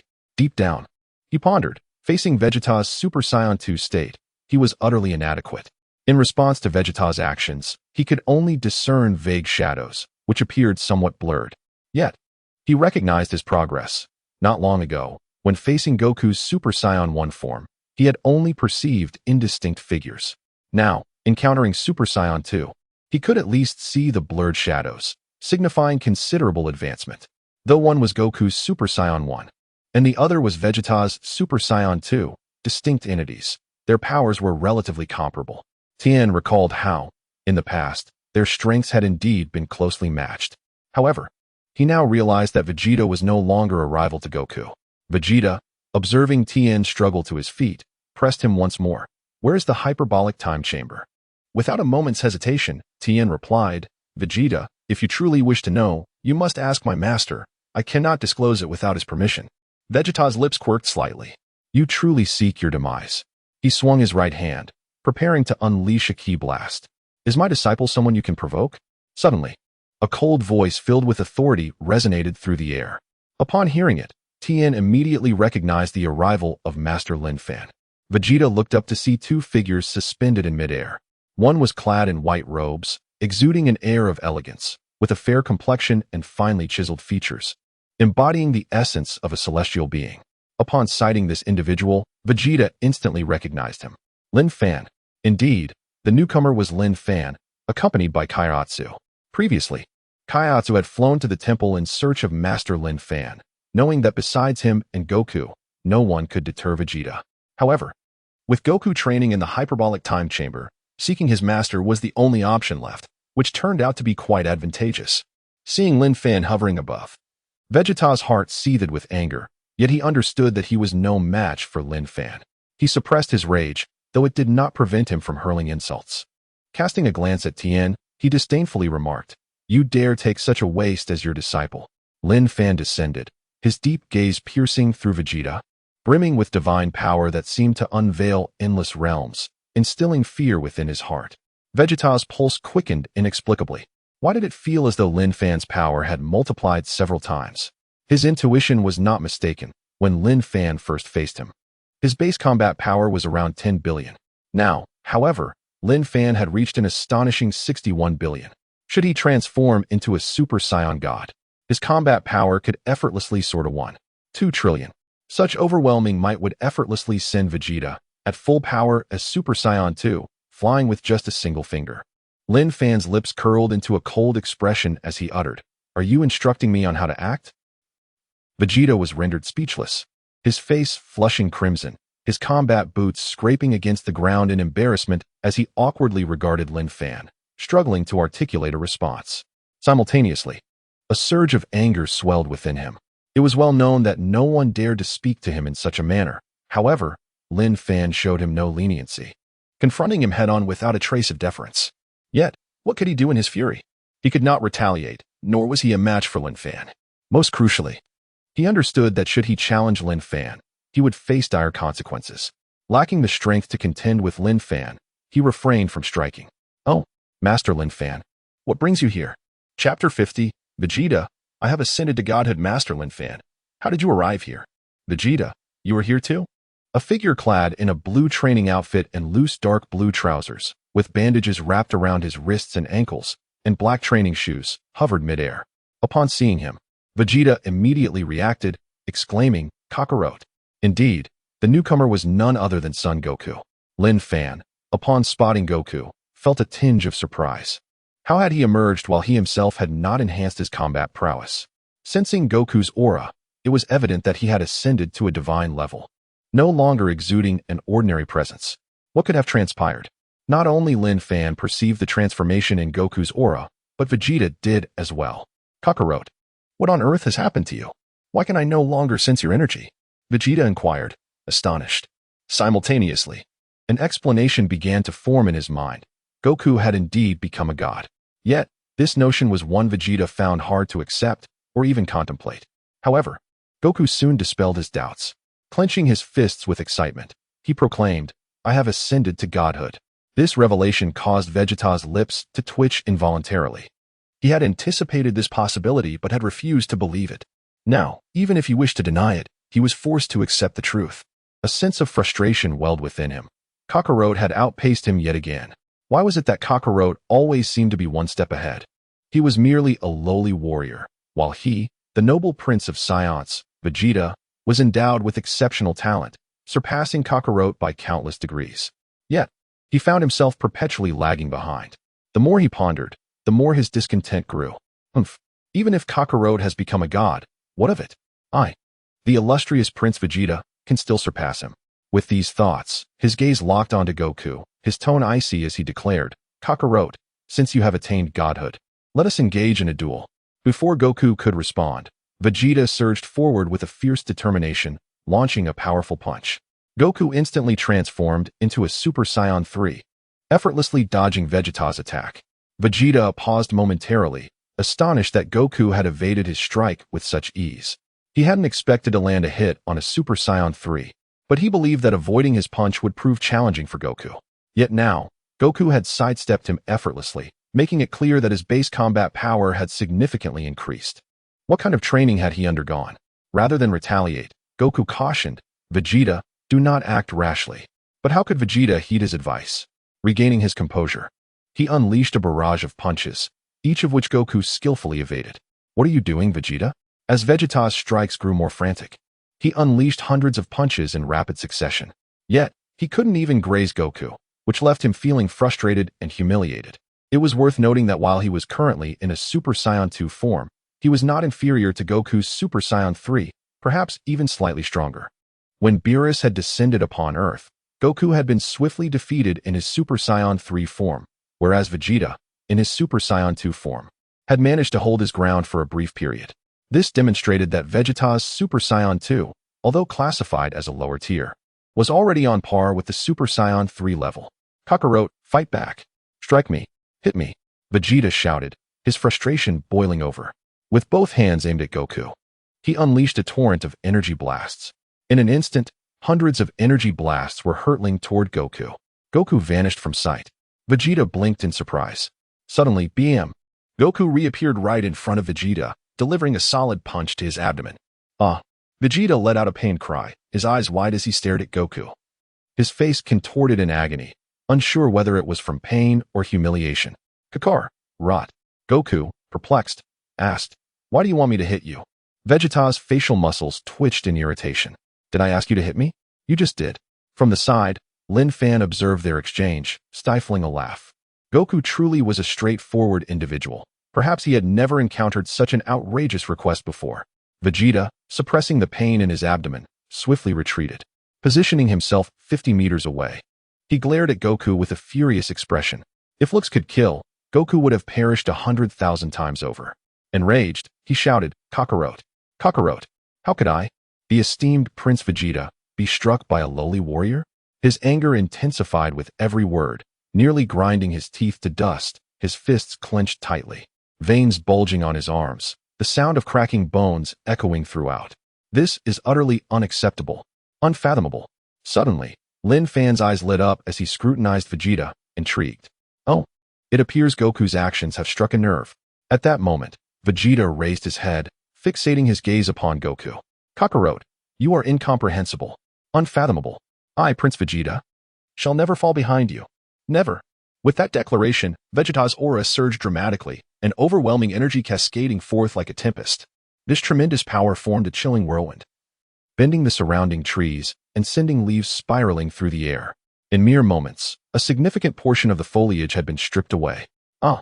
Vegeta roared, his energy radiating outward, annihilating everything in its path. A brilliant golden light enveloped him, dazzling all who beheld it. The once unstable trees were reduced to mere splinters under the force of his terrifying energy. As this wave of energy reached Tien and Kaiatsu, they raised their hands to shield themselves from the onslaught. When the golden light finally subsided, a 50-meter radius around Vegeta had been completely devastated, the ground having sunk beneath the weight of his unleashed power. Chapter 51. What is it like to encounter gods across the earth with a powerful roar? Vegeta, in his Super Saiyan 2 form, transitioned into an entirely new phase known as the full power rage state of Super Saiyan 2. Lin Fan observed the formidable power radiating from Vegeta and remarked with mild appreciation, "As expected of the Prince of Saiyans, his potential is indeed remarkable. He has broken through to another form of Super Saiyan 2.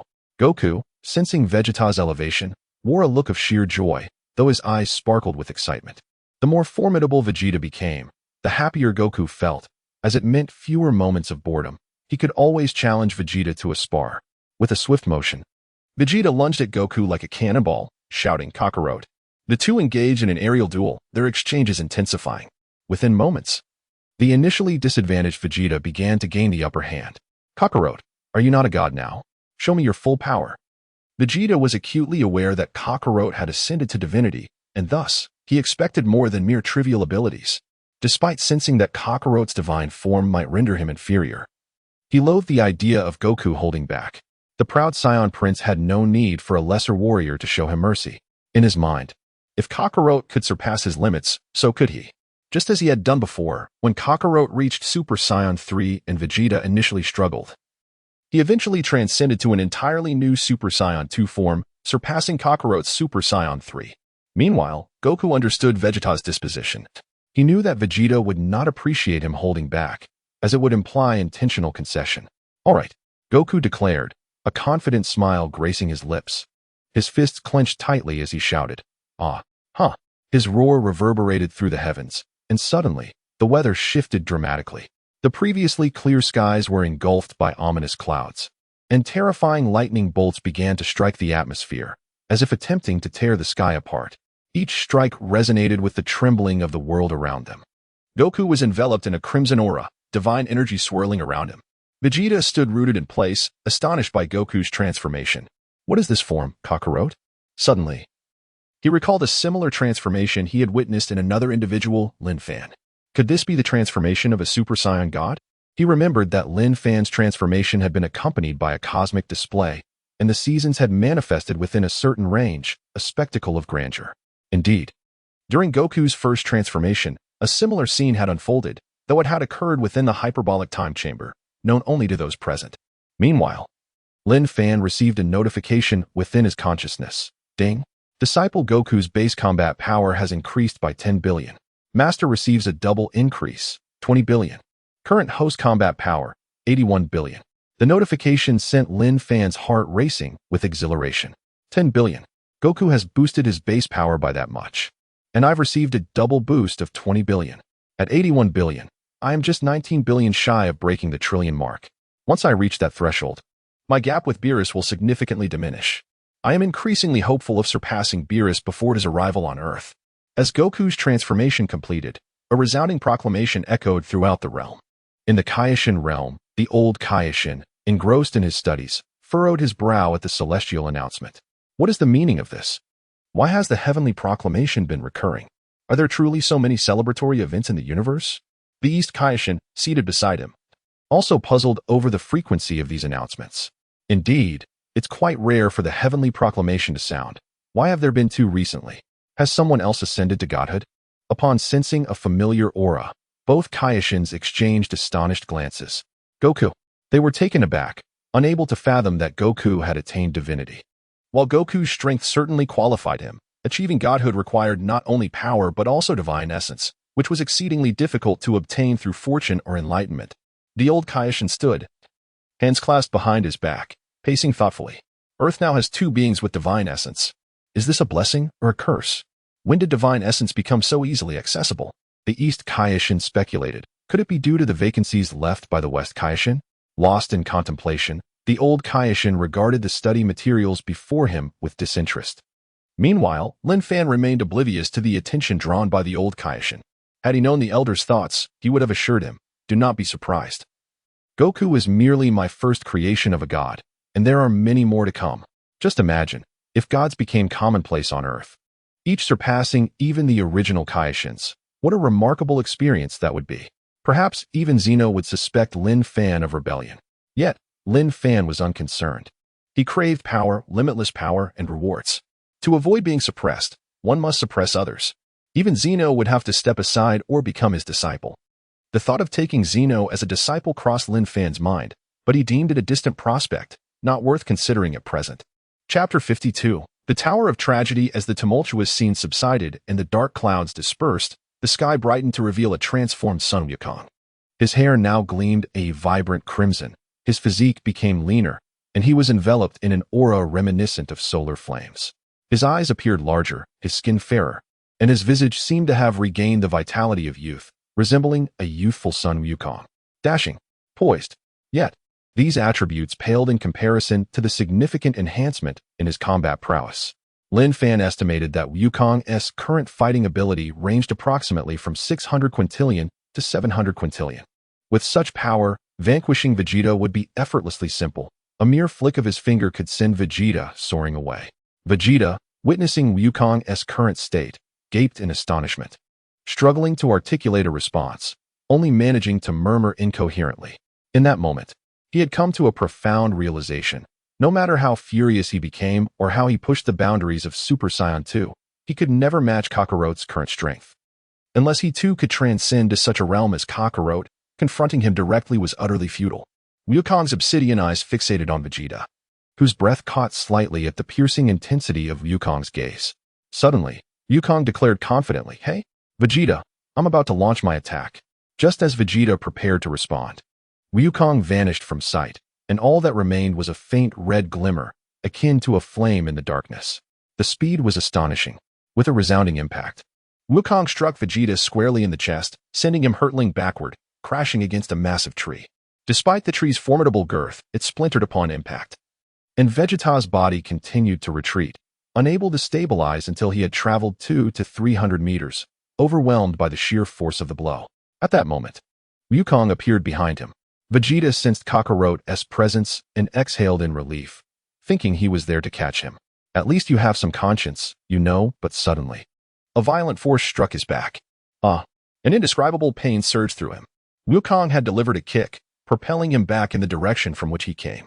Vegeta, akin to a kite severed from its string, tumbled back to his original position, crashing to the ground and skidding across the surface, utterly disheveled. Coughing violently, he spat out blood, attempting to rise but finding himself utterly drained and immobile. With a whoosh, he reverted from Super Saiyan 2 back to his base form. This sensation was one he had only experienced against Frieza on Namek and during battles with Majin Buu, where he felt an absolute suppression that not only harmed his body but also weighed heavily on his spirit. Now, Kakarot had once again thrust him into that realm of despair. Wukong stood before the prostrate and humbled Vegeta, unable to restrain a chuckle. "Hey, Vegeta, why have you reverted to your base form?" Lin Fan, observing Wukong's remark, nearly burst into laughter. How could he question Vegeta's state when he was the cause of it? To anyone unfamiliar with Wukong's character, it might seem as though he were mocking Vegeta. Indeed, Wukong's words could easily be misconstrued as ridicule by those unaware of his naive and unrefined nature. His simplicity rendered him oblivious to social nuances, resulting in a rather low emotional intelligence. Lin Fan found Wukong's lack of cunning both amusing and exasperating, regardless of whether he had traversed into the Dragon Ball Super universe. Wukong's emotional and intellectual deficits were glaringly apparent. Vegeta, upon hearing Wukong's comment, felt his temper flare. "Kakarot, you." His disdain for Kakarot stemmed from the latter's apparent lack of intellect, often undermining his efforts.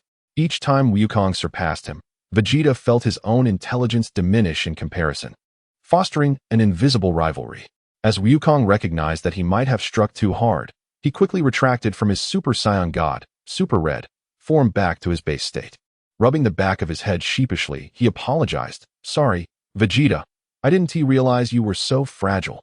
Lin Fan and Tien Shinhan exchanged incredulous glances. The manner of Wukong's apology felt more like an insult than a gesture of goodwill. Vegeta's pride twisted in agony, feeling belittled. Fragile? Me?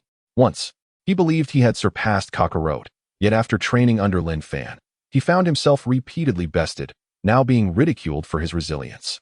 However, deep down, he understood that Wukong's words were not intended as mockery, but rather a straightforward observation. Were their roles reversed, he too would have remarked on Kakarot's fragility, albeit with a more sardonic tone.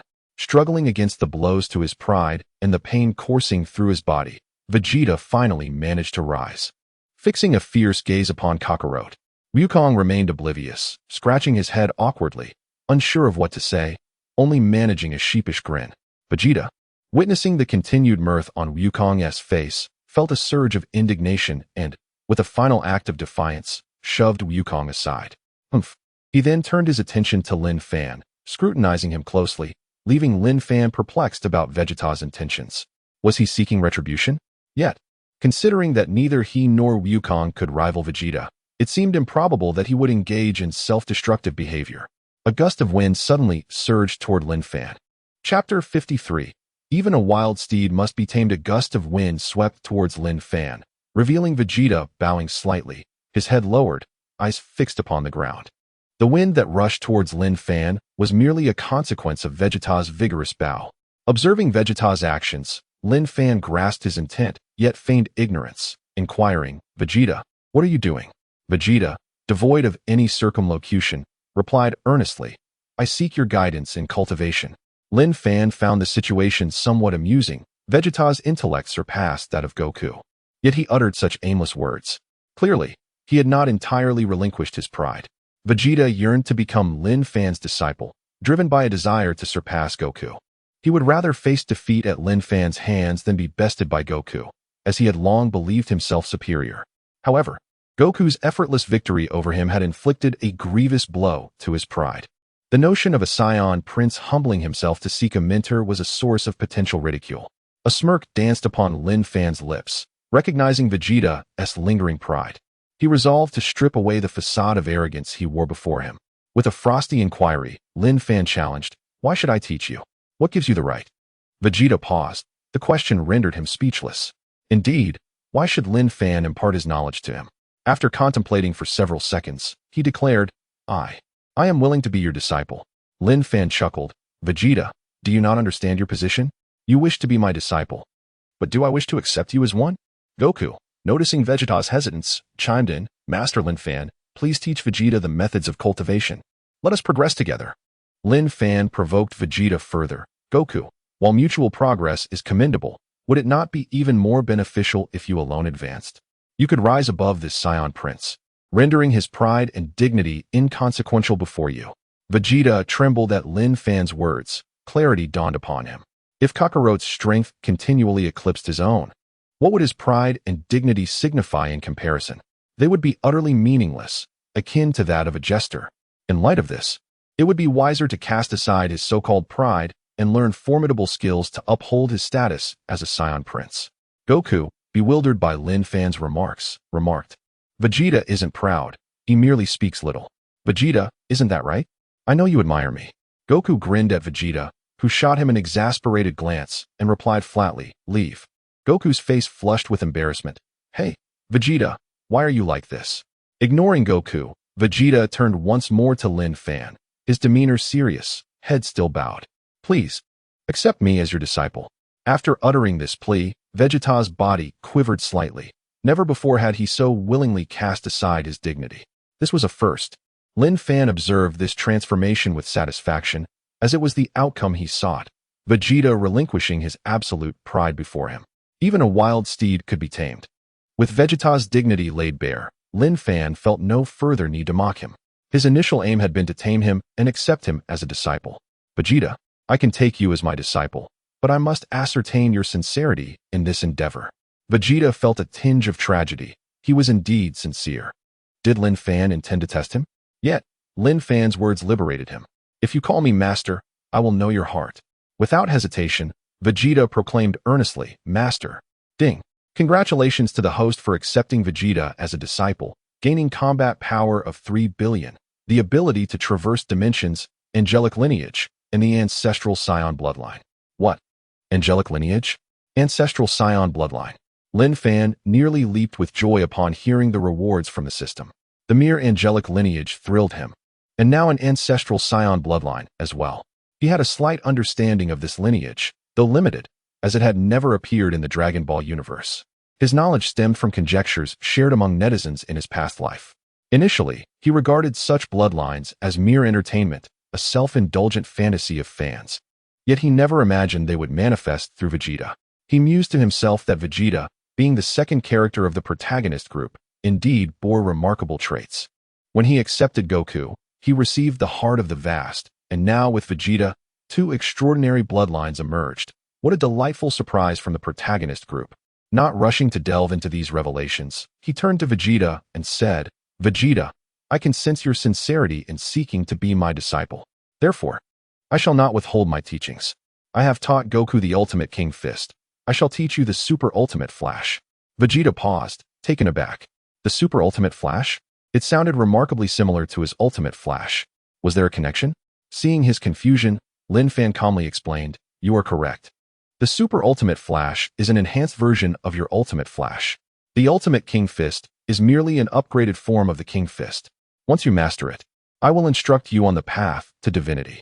Vegeta smacked his lips, contemplating whether to request direct instruction on the path to divinity instead. However, after a few seconds of thought, he decided against it. Lin Fan, his master, had already articulated the need for him to master the super ultimate Flash first, which surely held its own rationale. "Yes, Vegeta, follow me. Let others attend to their affairs." Yes, Master Lin Fan. Chapter 54. Training with Vegeta approximately 2 hours later. Vegeta mastered the Super Ultimate Flash. This technique, building upon his original Ultimate Flash, boasted enhanced power, reduced charging time, and halved stamina consumption, while also increasing its penetrative capability. Vegeta was profoundly astonished after merely demonstrating it once. He had never imagined that the Ultimate Flash could be augmented to such an extent. With the Super Ultimate Flash at his disposal, he felt far more confident in his ability to vanquish foes.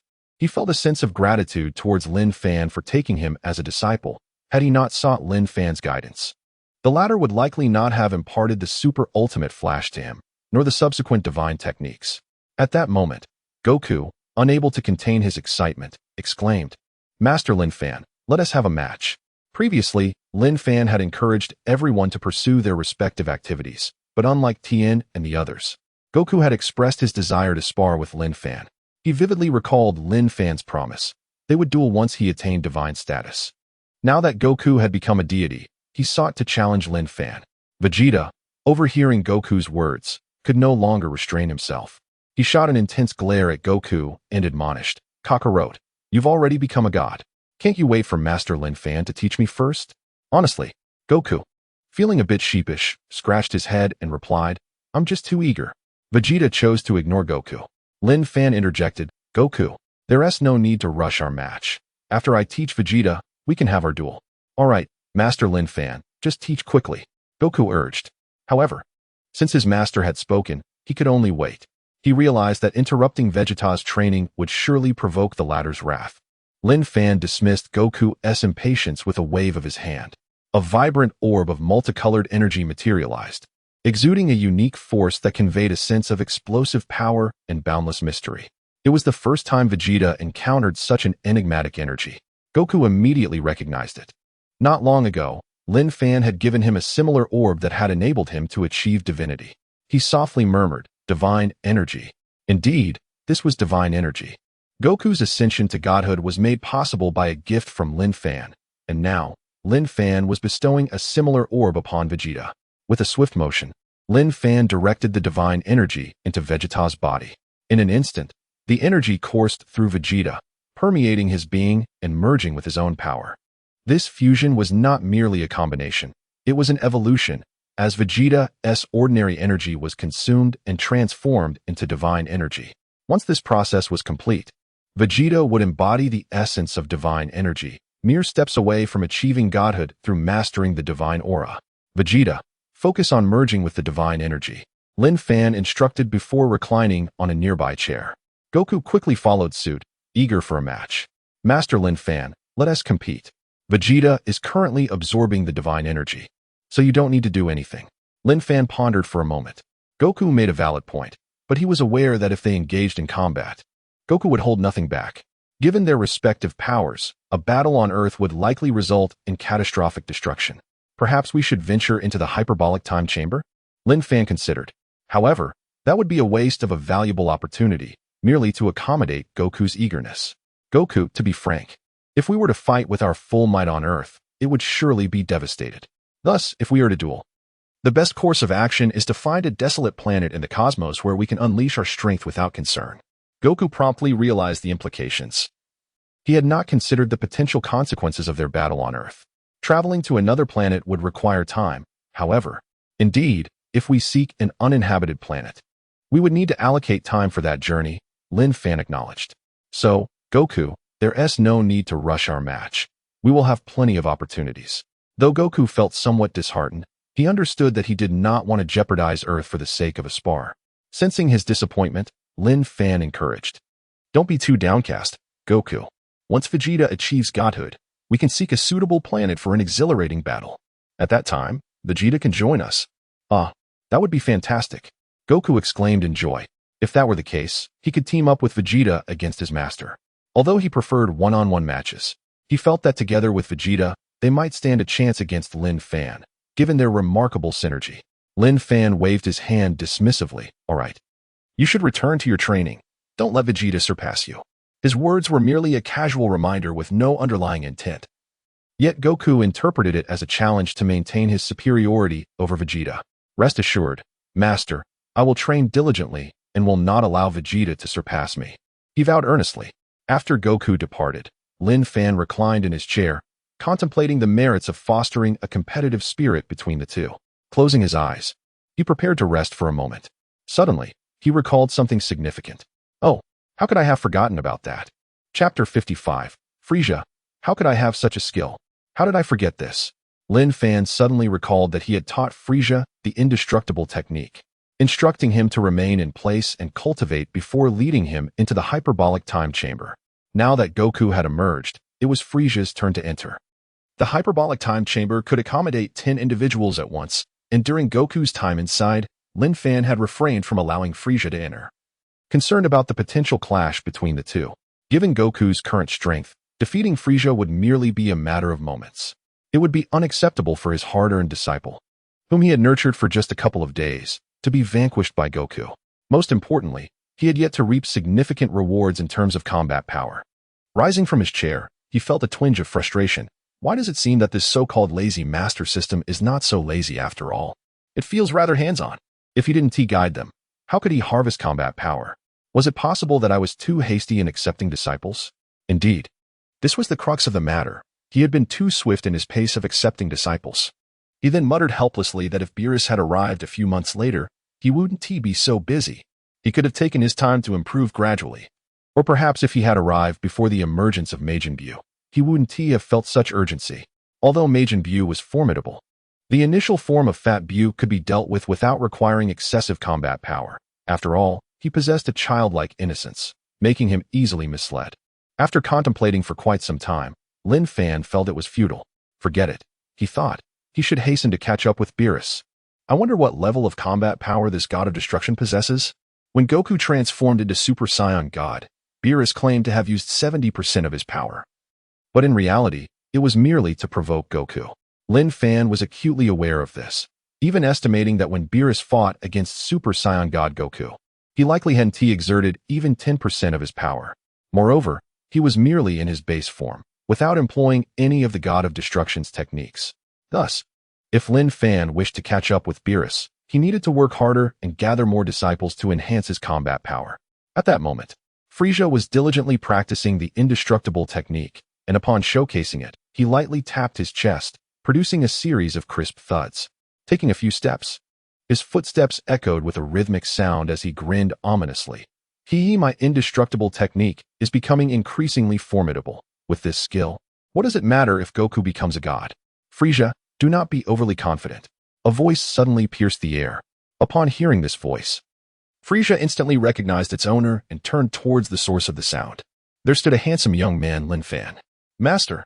Lin Fan nodded slightly. Frieza, Goku has already ascended to godhood. With your current strength and understanding of the indestructible technique, you wouldn't last even a single exchange against him. One punch could shatter your indestructible technique. This statement was not meant to intimidate Frieza. It was a harsh truth. Frieza's combat power was simply too low to keep pace with the backdrop of Dragon Ball Super. Even if he perfected the indestructible technique, he would still be unable to withstand a punch from Goku.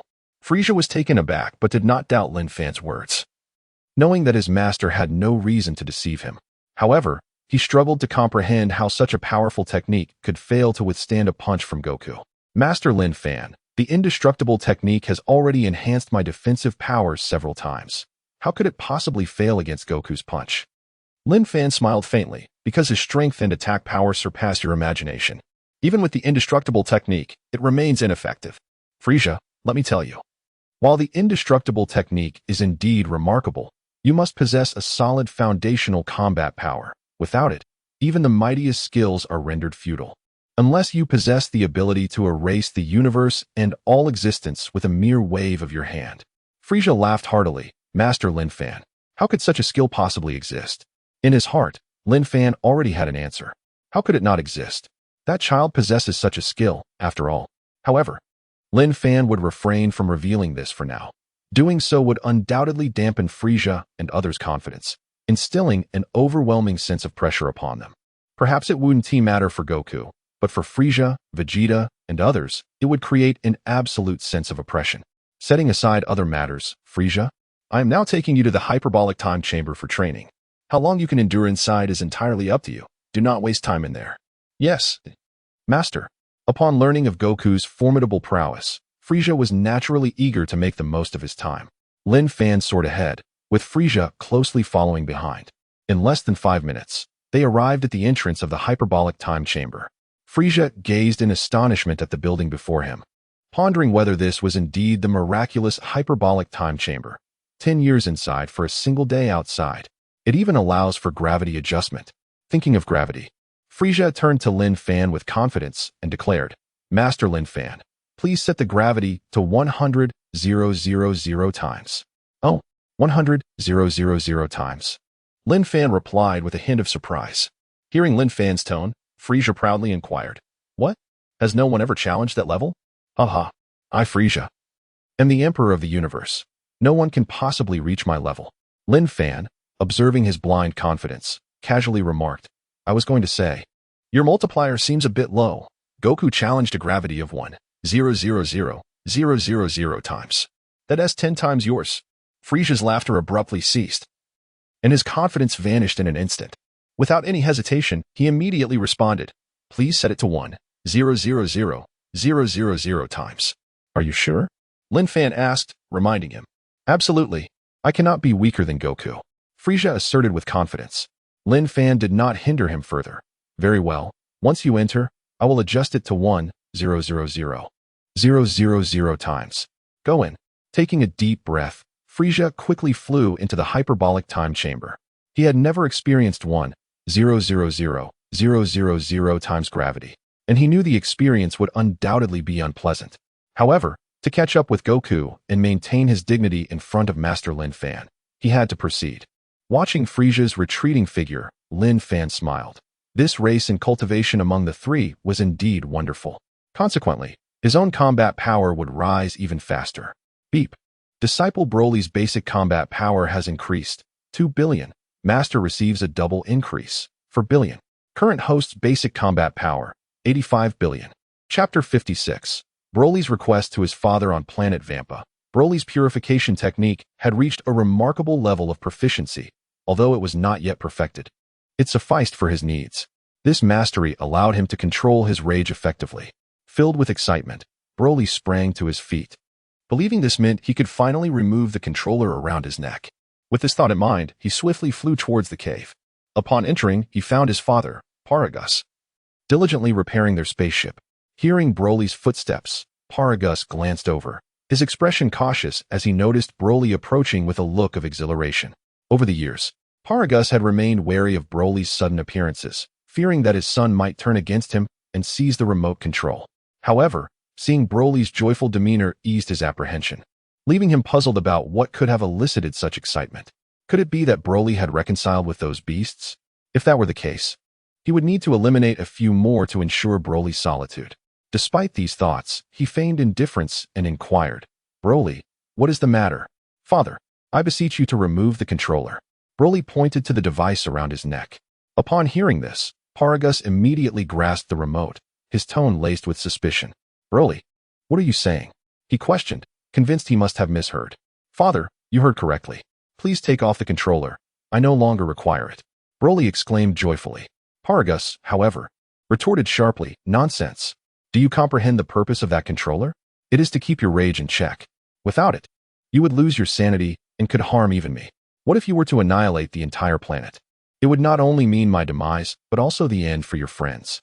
His fervent admonition, unbeknownst to him, served merely as a pretext to deny Broly's request. Regardless of the circumstances, he had no intention of relinquishing the controller. Yet Broly remained oblivious to his father's true intentions. To him, Paragus was his father, and surely he would not act against his interests. Father, I can now control my rage. Even in a berserker state, I can maintain my rationality and think clearly. I will not act recklessly, he explained with a smile. Paragus frowned, clearly skeptical. Nonsense. If you could truly control yourself, would I have needed to create that controller in the first place? Father, I speak the truth. If you do not believe me, test me. Stimulate my rage. Broly insisted. Paragus, confronted with Broly's unwavering determination, began to question whether his son might indeed be telling the truth.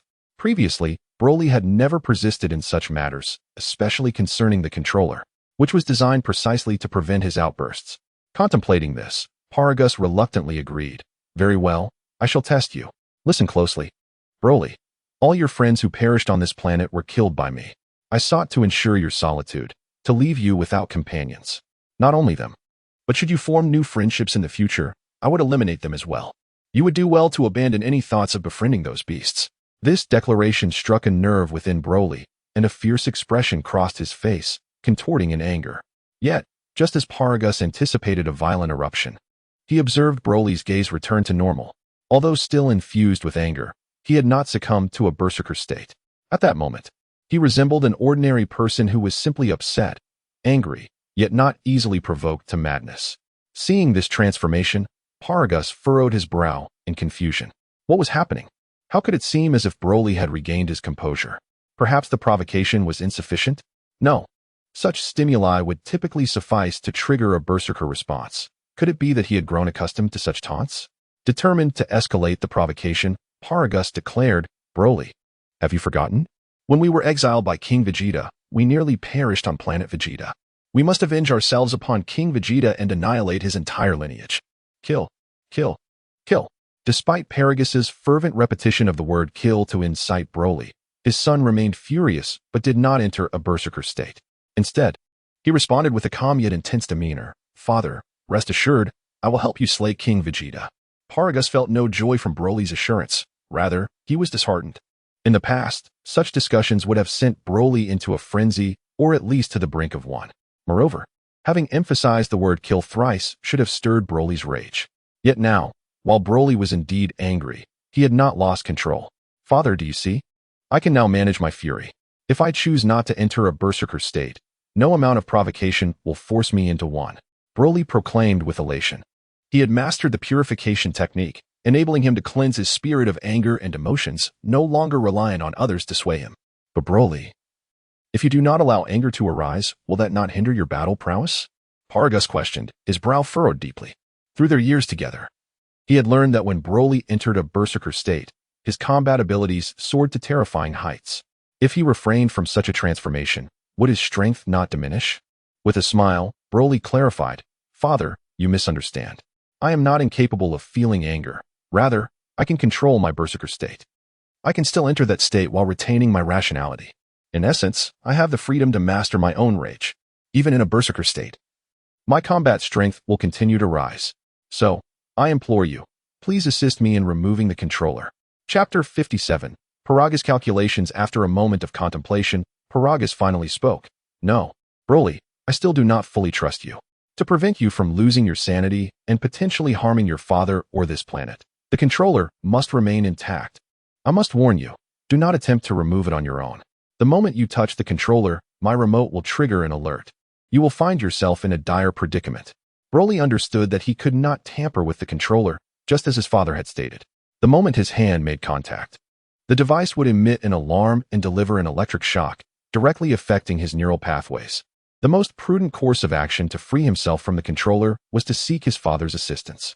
However, given the current circumstances, it seemed his father was unwilling to assist. Father, Broly exclaimed suddenly, causing Paragus to hesitate, though he continued to scrutinize Broly, sensing that he had something significant to express. As expected, Broly gazed at him with a sense of loss. Do you truly refuse to help me remove the controller? Paragus recognized the glimmer of hope in Broly's eyes. If he were to deny assistance, it would undoubtedly sadden Broly, possibly leading to a refusal to heed his father's guidance in the future. Yet, could he truly bring himself to facilitate Broly's liberation from the controller? If he were to do so, he would lose the ability to control Broly. The boy would be free. If Broly chose not to assist him in conquering the universe, all of Paragus' efforts over the years would be rendered futile, and the suffering he endured would be in vain. After a moment of reflection, Paragus spoke in a different tone. Broly, listen to your father. It is not that I do not wish to remove the controller for you. I am aware that wearing it has caused you much distress over the years, making you feel as though you are bound. Though you have not voiced it, I understand. However, I am left with no choice. Should I release you and you enter a berserk state, I may very well be killed. Would you not regret such an outcome? Do you truly wish to slay your father? Broly shook his head. Despite their strained relationship, he felt an innate bond to his father, a connection stronger than mere circumstance. Of course not, you are my father. But, father, I truly believe I can manage the berserk state on my own. Paragus raised his hand in a gesture of comfort, saying, "How about this, Broly? Let us observe for a while longer. If you genuinely can control your rage, I shall remove the controller." Broly pondered this, realizing that his father's current disposition indicated a reluctance to assist him in removing the device. It appeared he would have to wait until his father believed in his capabilities before any action could be taken. With a sense of dejection, he nodded, "Very well." He began to turn away. "Broly, wait." Paragus called out, a look of confusion crossing his face. "How is it that you can suddenly control your berserk state?" Broly sensed the contradiction in his father's words. Had he not just expressed doubt in him? Paragus recognized the ambiguity in his own statement. In truth, he had begun to trust Broly, but he was unwilling to relinquish control over him. He quickly rephrased, "What I meant to say is, how is it that you have seemingly learned to manage your emotions during your berserk state?" After a moment of contemplation, Broly decided to reveal the truth. Perhaps by doing so, his father would fully trust him, leading to the removal of the controller. "Father, I met a deity a few days ago. He is the one who taught me." "A deity?" Paragus exclaimed, perplexed. How could a god possibly descend upon this desolate planet? And if one had indeed come, how had he remained unaware? What were the deity's intentions? Was this being truly divine? If so, perhaps Paragus could leverage this occurrence to escape their current circumstances. Nonetheless, he needed to instill a sense of disdain in Broly for this so-called deity, ensuring the two would never meet again. "Broly, you have yet to experience the treachery of humanity. You are far too gullible. Just because someone claims to be a god does not mean they are one. Perhaps they seek to exploit you for their own ends." Broly promptly retorted, "Father, I assure you, Master Lin Fan is not that kind of person. He is certainly not malicious. He has been teaching me to train and intends to help me leave Wampa Star." Upon hearing this, Paragus' heart raced as he stared at Broly. "What did you say? He wants to take you away from Wampa Star?" Noticing his father's agitated demeanor, Broly nodded gently. "Yes. Why did you not inform me of this? Do you plan to leave without me? Are you abandoning your father? Have you forgotten who has cared for you all these years and rescued you from the clutches of King Vegeta?" Paragus' agitation stemmed not from Broly's potential departure, but from the fact that he had concealed this information from him. If Broly were to leave without warning, Paragus would be left in the dark, unsure of what had transpired. What purpose would he have on Wampa Star if his son were to vanish? Would he not face a solitary existence? Ultimately, it would not be Broly who befriended the beasts, but Paragus himself. Broly hastily explained, "Father, it is not as you think. I do not have such intentions." Paragus sighed with relief. "So, you do not wish to leave? That is good to hear. Actually, I do have the desire to leave. But I would never abandon you." Broly confessed earnestly, unable to meet his father's gaze. Although Paragus' combat prowess did not surpass his own, he remained his father, and the bond of blood was deeply ingrained. Despite this explanation, Paragus remained infuriated. Yet, merely shouting at Broly would not resolve the issue. He needed to confront this deity, Lin Fan, and ensure he did not interfere in the matters between him and Broly. "Broly, where is this Lin Fan? Take me to meet him." Broly shook his head. "I do not know. He appeared unexpectedly, and I have no means to contact him." This revelation caused Paragus to furrow his brow. "He appeared suddenly? Did he arrive on a spaceship and seek you out?" After a moment of introspection, Paragus declared, "Broly, continue with your training. If your master Lin Fan returns, inform me immediately. I have several questions for him." "Understood." Chapter 58. The disappointment of Broly. After Broly departed, a shadow flickered in Paragus' eyes. His expression twisted with cruelty as he clenched his teeth, as though something vital had been wrenched from him. "Lin Fan, God, are you searching for me?" No sooner had Paragus spoken than a strikingly handsome young man appeared at the cave's entrance. Upon seeing this dashing figure, Paragus' heart quivered uncontrollably. How could he be at the door? Was he eavesdropping on the conversation between himself and Broly? Paragus' suspicions were well-founded. Lin Fan had arrived. Alerted by the system when Broly elevated his base combat power, he realized that Broly had grasped the purification technique to a significant degree, making it nearly time to return to Earth. As Lin Fan witnessed Broly approaching the cave, curiosity stirred within him regarding Broly's intentions. He materialized silently behind Broly, choosing not to announce his presence, and thus, he remained undetected, listening intently to their exchange. "You are Lin Fan? The god Broly spoke of?" Lin Fan neither confirmed nor denied. There was no need for such clarification. "Indeed, I am Lin Fan." Paragus immediately issued a warning. "Very well, you are Lin Fan. Since you have come of your own accord, I shall refrain from seeking you out. Allow me to advise you, do not meddle in matters concerning Broly. He is my son, and I will dictate his path. This is of no concern to you, and you need not teach Broly how to control his rage. In any case, if you are willing to assist us in leaving, I assure you, there will be benefits for you once we depart. Lin Fan smiled with amusement. What benefits might you offer me? Or rather, are those benefits truly enticing? Paragus, do you not perceive your inadequacy as a father? Paragus' eyes widened in shock. How do you know my name? Did Broly inform you? Lin Fan chose not to respond, deeming it unnecessary, and continued. Your desire to prevent me from teaching Broly to control his rage stems from your wish to keep the control device tethered to him for life. You wish to wield him as your weapon, directing him wherever you please, transforming him into a sword for your conquest of the universe. Such behavior is disgraceful. You are not a fit father. In your eyes, Broly is merely a tool, not your son. Paragus glared at Lin Fan, his expression akin to that of a cat whose tail had been stepped on. You. What? Am I mistaken? Lin Fan calmly retorted. Paragus took a deep breath, darkness clouding his demeanor. What of it? Broly is my son, and he will follow my commands. His life was given to him by me. What right does he have to negotiate with me? What right does he have to defy me? Lin Fan shrugged. Thus, I reiterate, Broly is merely a sword in your hand, not your son. Paragus shouted, and if so, our affairs with Broly are none of your concern. If you know what is wise, assist us in leaving this desolate planet. You will not lack for rewards, but if you refuse, be gone. Initially, Paragus had planned to leverage Lin Fan to facilitate his and Broly's escape. However, upon encountering Lin Fan and hearing his revelations, he abandoned that notion. He feared that if Broly continued to associate with Lin Fan, he would ultimately forsake his father in favor of Lin Fan's guidance. Thus, Paragus aimed to minimize their encounters, ideally preventing them altogether. Lin Fan urged, Paragus, if you genuinely care for Broly, I implore you to treat him with paternal love, liberate him from the control device, rather than subjugate him with it. Paragus clenched his fists, erupting with fury. Enough of your nonsense. Depart at once. Broly is my son. I will command him as I see fit. How I treat him is my affair. I intend to control him for life. And what of it? I will have him assist me in ruling the universe. And what of it? Lin Fan ceased his pleas and turned to leave. Just as he did, he caught sight of Broly standing at the cave's entrance.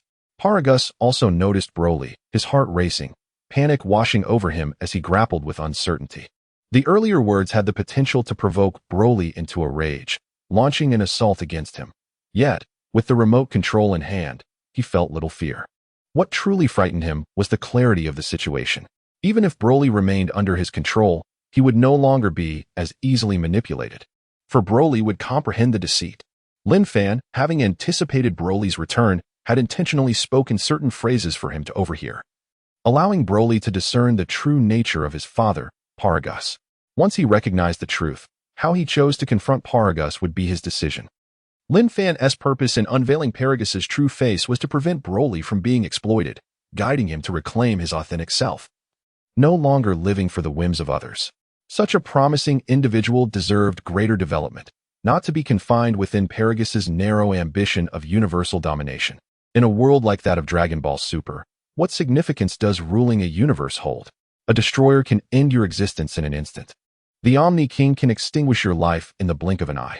To be a universal emperor is but a farce. Paragus turned to Broly, hastily attempting to explain. Broly, listen to me. What I said moments ago was not the truth. I was merely influenced by Lin Fan. It was not sincere. Lin Fan stood by. Refraining from clarifying the truth, Broly would determine that for himself. He wished to observe whether Broly could master the purification technique enough to manage his current emotions. Broly regarded his father with a cool gaze, stating, Father, how long do you intend to deny the truth? From the moment you refused to remove the control device. I sensed your ulterior motives. Yet, I chose to trust you because you are my father. However, you have truly disappointed me. Upon hearing his son's words, Paragus stepped forward, but suddenly recollected something and retreated hastily. Broly, please listen. What? Do you lack the courage to face me? Broly interrupted. Chapter 59. Broly. After the fury, Broly keenly observed Paragus's hesitant movements, stepping forward only to retreat. He understood that his father was fearful of being harmed. Not because he doubted Broly's control, but due to a fundamental lack of trust. If he truly believed in him, even in moments of rage, he would approach without hesitation. Paragus, at a loss for words, was momentarily struck by Broly's insight. After a few seconds of contemplation, he found an excuse, saying, "It's not like that, Broly. I'm just worried about you going berserk." Broly interrupted him once more. No need to elaborate. He swiftly turned and took off into the sky, with Lin Fan following closely behind. At that moment, Paragus called out from behind, "Broly, stop." However, Broly was beyond listening to his father's pleas. Disappointment surged within him. He needed space to collect himself. Without hesitation, Paragus pressed a button on the remote. A series of electric currents coursed through Broly's body, penetrating his mind and frantically stimulating his nerves. "Ah!" Broly let out a harrowing scream. His body plummeted to the ground, clutching his neck, rolling in agony. "Ah!" Lin Fan, witnessing Broly's torment, acted decisively. With a wave of his hand, a healing energy surged into Broly's being, alleviating his suffering in an instant. Seizing the remote, Broly shouted, "Ah!" With a swift motion, he tore the device from around his neck, gripping it fiercely until it crumbled into fragments, scattering to the ground. A gentle breeze swept through, leaving no trace of the once ominous remote, as if it had never existed in his grasp. Paragus watched in horror, trembling with fear. His eyes reflected his dread of Broly's wrath. With Broly's immense power, a single blow could obliterate him in an instant, or perhaps a mere energy blast would suffice. He stammered, "Broly, please, don't act impulsively. I am your father." Yet, the fury within Broly surged, twisting his face, his fists swelling with rage. Suddenly, he bellowed, "Ah!" A thunderous roar erupted, shaking the very ground of planet Vampa as if an earthquake was imminent. The tremors intensified, fissures cracking the earth beneath. But this was merely the beginning. Mountains began to crumble, and waves surged violently, conjuring a terrifying tsunami that engulfed the land, swallowing everything in its path. As the cataclysm unfolded, Broly's form expanded with each passing moment. Paragus's eyes widened in terror. He could no longer remain here. This instinct drove him to flee towards the cave, seeking refuge from Broly's wrath. Lin Fan, however, remained unperturbed by Broly's transformation into a state of fury. On the contrary, he felt exhilarated. The more enraged Broly became, the greater the likelihood of a breakthrough, thus enhancing his own combat prowess. Even in his furious state, Broly retained his rationality. Should he fail to purify himself, Lin Fan would assist him in that endeavor. Ding! Disciple Broly's base combat power has increased, 5 billion. Master receives a double boost, 10 billion. Current host's base combat power, 95 billion. Lin Fan beamed at this figure. 95 billion was a significant milestone, nearing the threshold of 100 billion. Upon surpassing this limit, he would transform into a Super Saiyan God, gaining immense power, potentially reaching 20 quintillion. Coupled with the body dominance technique and the 30-fold Kaioken, his strength would undoubtedly soar. The thought thrilled him, yet his aspirations extended beyond mere numbers. His immediate goal was to defeat Beerus. After approximately 8 minutes, Broly's fury subsided, revealing a raw, muscular form, his hair turning green and his eyes reflecting the same hue. This incarnation of Broly, though still in a state of fury, possessed clarity of thought and self-control. Lin Fan looked at Broly and asked, "Are you all right?" "Master, I am fine. I can control my body and emotions." Broly replied, relief evident in his voice. Lin Fan nodded approvingly. "Well done. You have mastered the purification technique adequately. Even if not to perfection, return to your normal state." As soon as Lin Fan's words fell, Broly transformed back to his usual form, his physique and hair returning to normal. "Master, I'm sorry if I frightened you just now," Broly apologized. Lin Fan chuckled softly. "No worries, it's of no consequence." It was inconceivable that he could be frightened, yet Broly's apology was a testament to his thoughtfulness. In truth, the ordinary Broly was quite polite. Lin Fan vividly recalled when Broly had greeted Vegeta, introducing himself with, "Hello, I am Broly." Thanks to Lin Fan's purification technique, there was no longer any concern about the irrationality that accompanied Broly's fury. This behavior reminded Lin Fan of the moment when Goku transformed into a Super Saiyan 4 in GT, initially losing his reason before regaining his composure and assuming a humanoid form in the true Super Saiyan 4 stage. Broly's current state bore a resemblance to Goku's transformation, having regained his rationality while significantly enhancing his combat power. "Broly, are you ready to leave with me?" Lin Fan inquired. "Absolutely." Broly responded without a moment's hesitation. "Good. Place your hand on my shoulder, and I will take you to Earth." As for Paragus, Lin Fan had no interest in his fate, having spent decades on this island. he would be left to live out his days in solitude. Chapter 60. Anger. Upon seeing you with a swift motion, Lin Fan and Broly materialized within the Taoist temple. Inside, the Pilaf trio was busily preparing a meal, and it was their energies that drew Lin Fan here. The trio excitedly approached, carrying dishes. Dinner is ready. Broly, please have a seat. Lin Fan gestured for Broly to sit down. As the Pilaf trio set the food on the table, Broly couldn't help but swallow hard. Particularly captivated by the enticing aroma of the pizza that tantalized his taste buds, Lin Fan smiled gently. Broly, I assume you have primarily consumed meat on planet Vampa? Broly nodded affirmatively. Yes, master. Raw fish meat. Lin Fan was momentarily taken aback. He had anticipated that Broly's diet consisted mainly of meat, but was surprised to learn it included raw fish. However, reflecting on Paragus' nature, it seemed plausible that he wouldn't bother to teach Broly how to cook, preferring instead that he consume it raw. Broly, you may find that your opportunities for consuming raw fish will diminish considerably, as it is rather unpalatable, Lin Fan remarked, glancing at Xiao Wu. Is everything ready? All set. Xiao Wu nodded, her eyes gleaming with anticipation as she longed to dive into the food. Yet, she understood well that they must await Lin Fan's cue. All right. Let us enjoy our meal, Lin Fan declared. Yes. Without hesitation, the Pilaf trio eagerly took their seats and began to feast. Were it not for Lin Fan's presence, they would likely have each grabbed a plate and devoured their food directly. Lin Fan then signaled to Broly, go ahead and eat. Yes, master. Midway through the meal, with a sudden gust, Sun Wukong and Vegeta appeared. Upon seeing the others dining, Sun Wukong audibly gulped. Vegeta, having merged with divine energy, sought to consult Lin Fan about the next steps, prompting Kakarot to lead him here. Lin Fan, why didn't you call us for dinner? Sun Wukong exclaimed, unabashed. Buzz, an echo reverberated through Broly's mind, causing him visible distress as he turned his gaze towards Sun Wukong, his pupils dilating with rage, as if Sun Wukong had committed an egregious offense against him. From the moment Sun Wukong appeared, Lin Fan discreetly observed Broly, curious to see if the latter would react with anger upon hearing Sun Wukong's voice. As anticipated, Broly's fury flared, his eyes ablaze with wrath. The atmosphere shifted palpably, as the others sensed the volcanic rage simmering within Broly. Sun Wukong, noticing Broly's fierce stare, asked in confusion, why are you looking at me like that? Lin Fan pondered whether to allow Broly to duel Sun Wukong.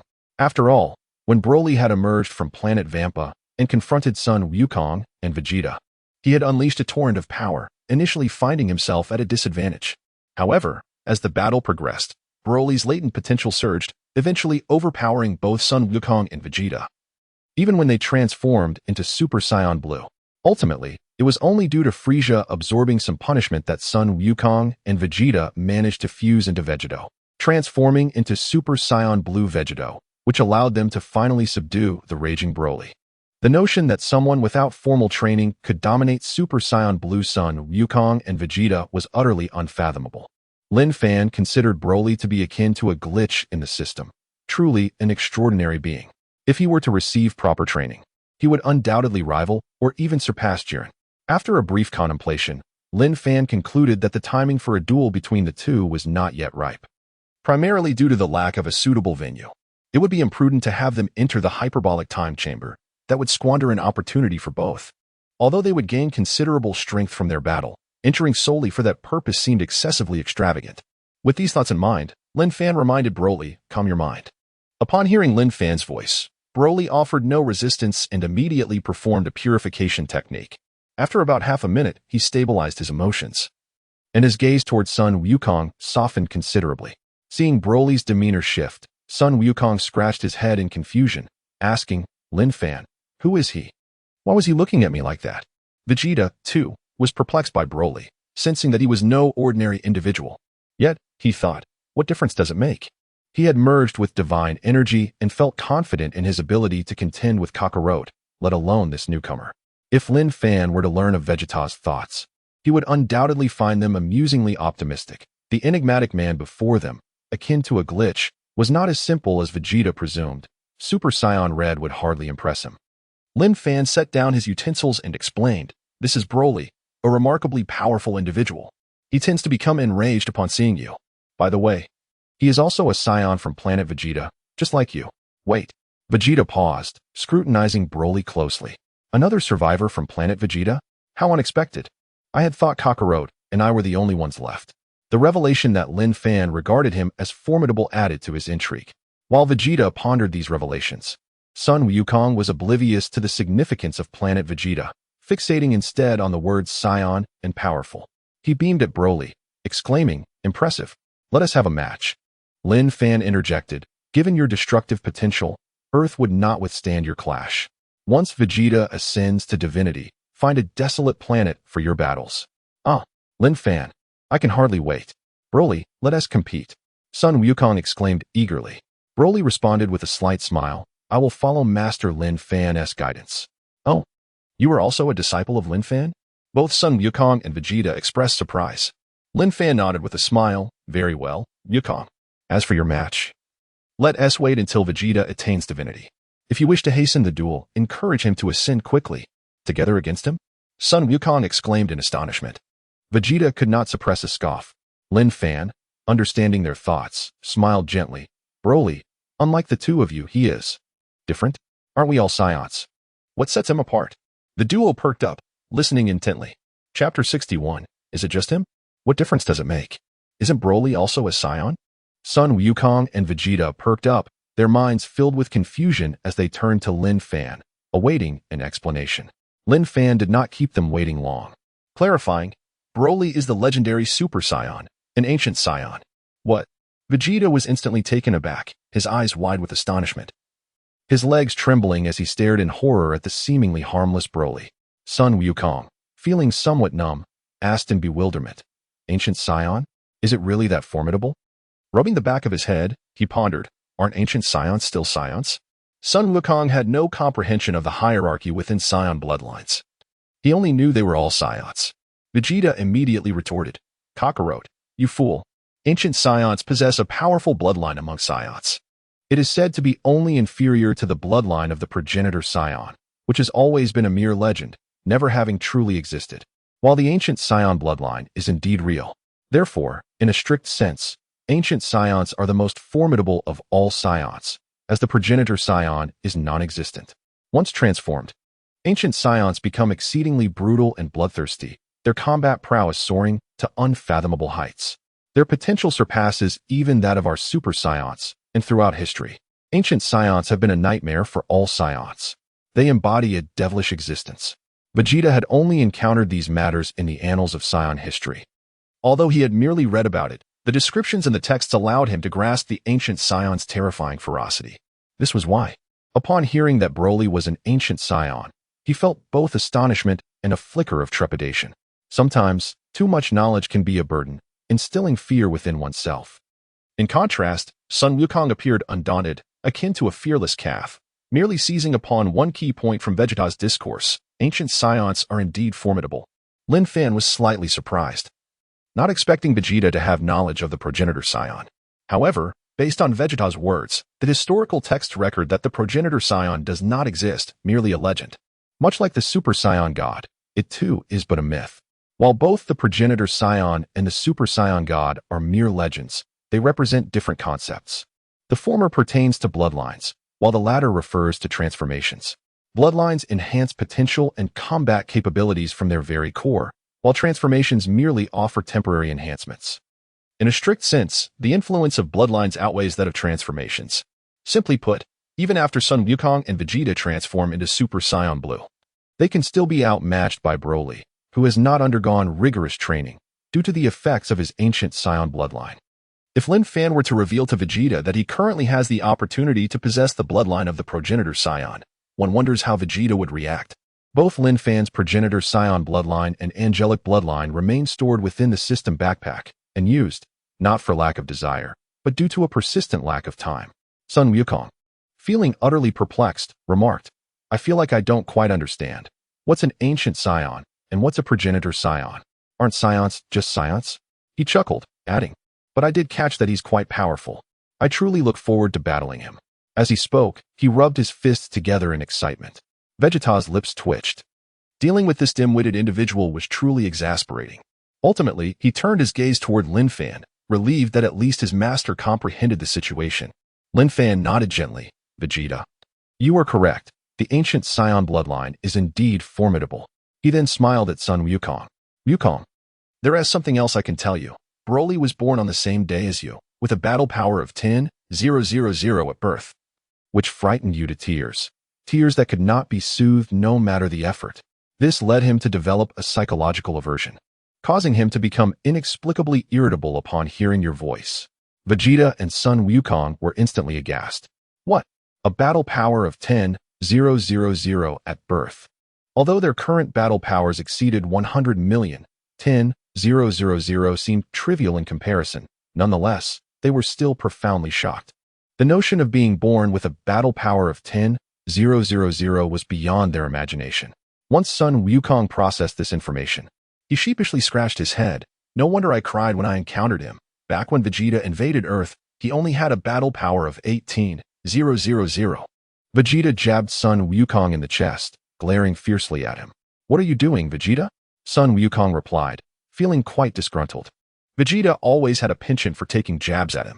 In truth, Vegeta preferred not to dwell on past events, particularly the invasion of Earth, as he now had people to protect. To him, those who invaded Earth were villains, and his previous actions were also villainous. He simply refused to acknowledge that he had once been a villain. Lin Fan couldn't help but chuckle. Sun Wukong's words were rather hurtful, lacking any subtlety. He interjected, enough of that, let's not dwell on the past. You two haven't eaten yet, have you? Vegeta, after dinner. I will teach you the techniques of harnessing your ki. Once you grasp it, the path to divinity will be within reach. Yes, Sun Wukong, eyeing the spread on the table, could hardly contain his anticipation. If they couldn't test their skills, then indulging in a feast was the greatest joy. The two began to devour their meals with gusto. Their speed of consumption alarmed Pilaf, Xiaowu, and Ashio, prompting them to hasten their own eating. Thus ensued a rather comical scene, with 5 individuals furiously competing to consume their food at an astonishing pace, a sight that would leave anyone believing it was a competition. Given their speed, the meager amount of food was insufficient, and within 3 minutes, not a scrap remained on the table. Had it not been for the slight oil residue on the plates, one might easily mistake them for having been washed. Lin Fan turned to Vegeta, speaking earnestly. Vegeta, next time you come, bring 1 billion. Huh? Vegeta paused momentarily. Sun Wukong, equally puzzled, inquired, Master Lin Fan, why do you require Vegeta to bring 1 billion? With your appetites, wouldn't Tianjin Fan's money suffice? Vegeta, feeling slightly affronted, retorted, Kakarot eats quite a lot too. Why doesn't he bring any? Just him? Does he have it? Sun Wukong. Chapter 62. Plans for Broly Goku. Feeling exceedingly awkward, scratched his head. He truly lacked funds, and even now, he and Chi-Chi resided in a modest house, unlike Bulma and Vegeta, who lived in a world-class luxurious mansion. Vegeta felt a wave of relief wash over him. At last, he had triumphed over Kakarot. Well then, let's eat our fill and be on our way. Lin Fan declared, soaring into the air, with the 3 following closely behind. They arrived at a cooler location where Broly, Goku, and Vegeta sat cross-legged, while Lin Fan stood, elucidating the mastery of the Ultra Aura technique. Both Goku and Broly had grasped the technique, yet they were not averse to Lin Fan, their master, explaining it once more. Although they had a solid understanding, they had only reached a proficient level, not the ultimate or transcendent state. Thus, listening to their master was certainly beneficial.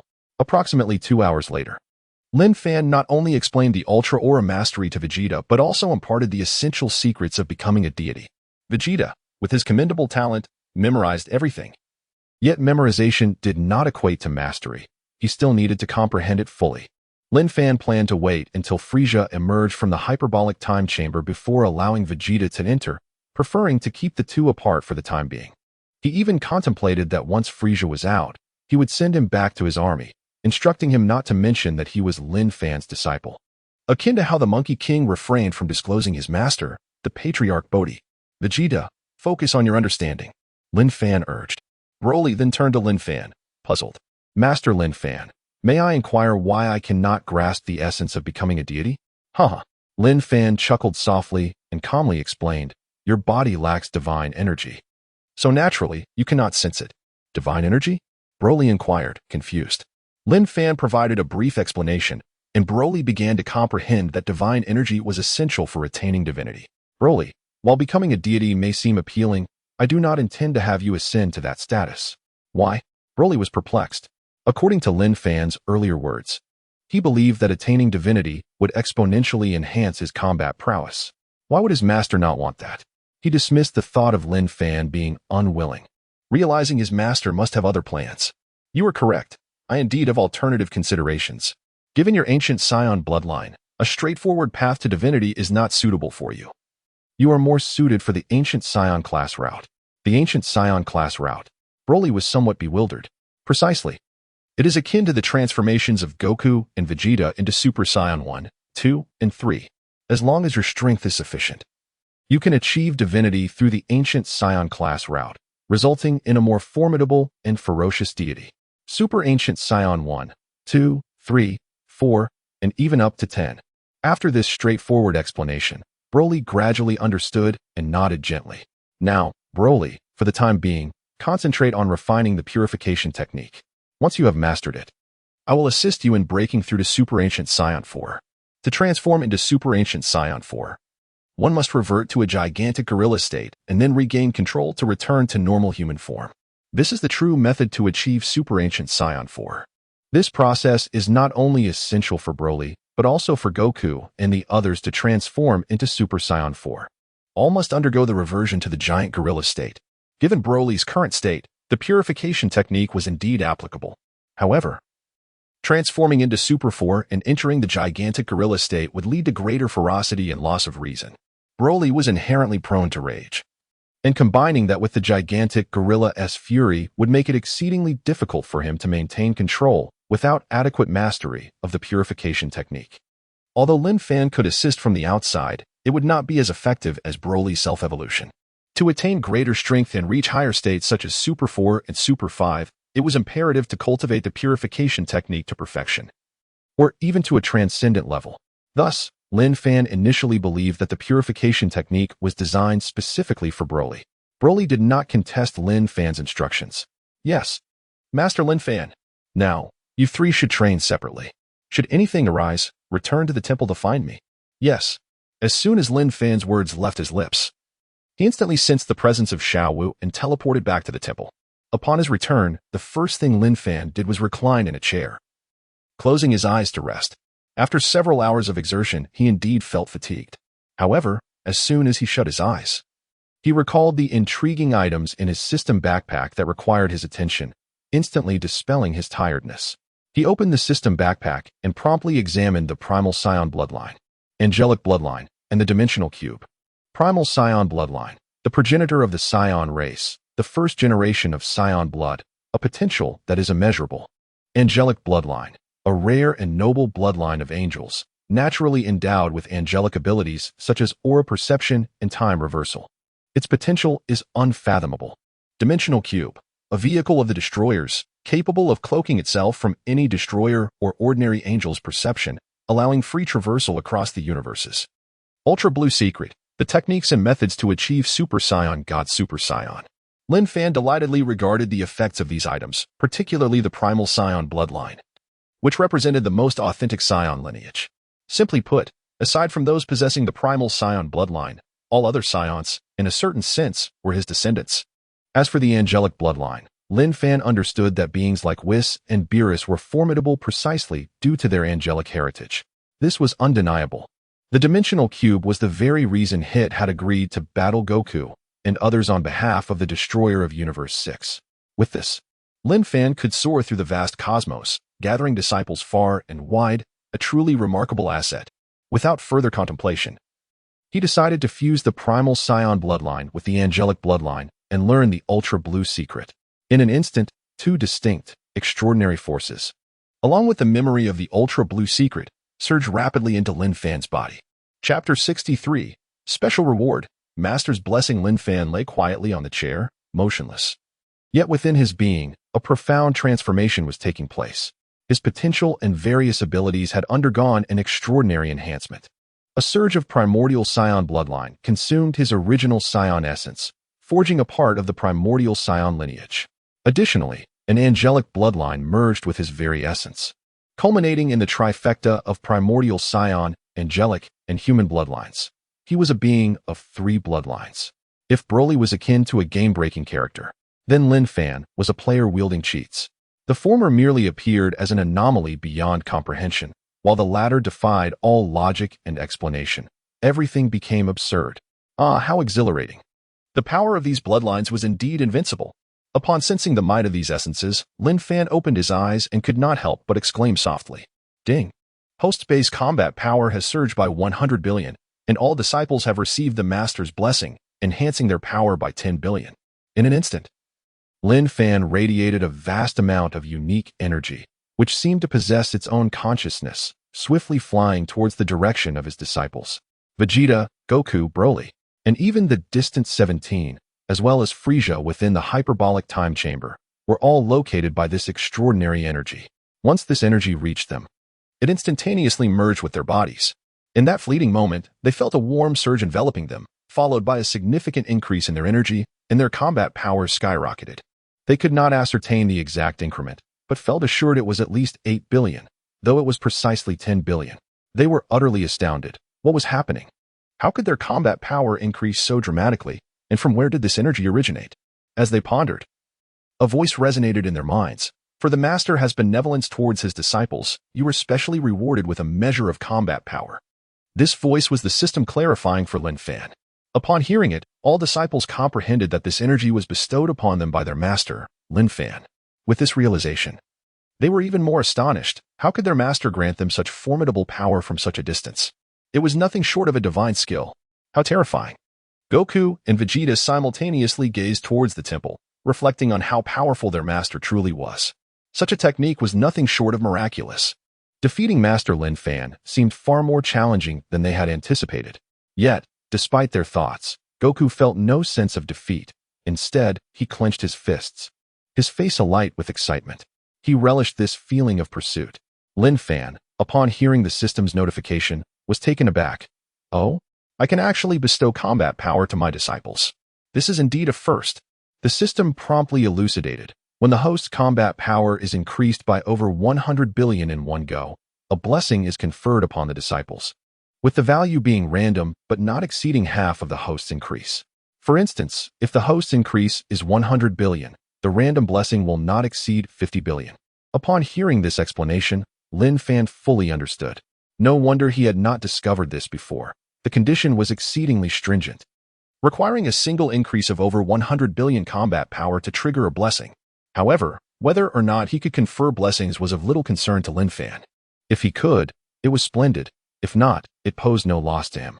Clenching his fists, he reflected on how the primordial scion and angelic bloodlines were truly domineering. By merely merging these two bloodlines, he had already elevated his base combat power by 100 billion without any training. If he were to undergo training, his power would surely ascend even higher. Clearly, it was imperative for him to seize the opportunity to enter the hyperbolic time chamber for some training. With a few disciples as sparring partners, his combat power would undoubtedly see substantial improvement. Perhaps he could elevate it to 500 billion base combat power. Lin Fan's ambitions were growing larger. Previously, he had deemed a breakthrough to 1 trillion as remarkable, but now, after merging these two bloodlines, his perspective shifted. 1 trillion base combat power was merely trivial. Ah, the angelic bloodline also possessed numerous skills. What divine abilities did it bestow? Lin Fan closed his eyes to delve deeper into his sensations. Time reversal, telekinesis, energy perception. At present, Lin Fan could only sense 3 innate skills from the angelic lineage. He murmured softly, why are there only 3 extraordinary abilities? Could it be that I have yet to master the angelic bloodline? After pondering for a moment, Lin Fan concluded that his assumption was indeed correct.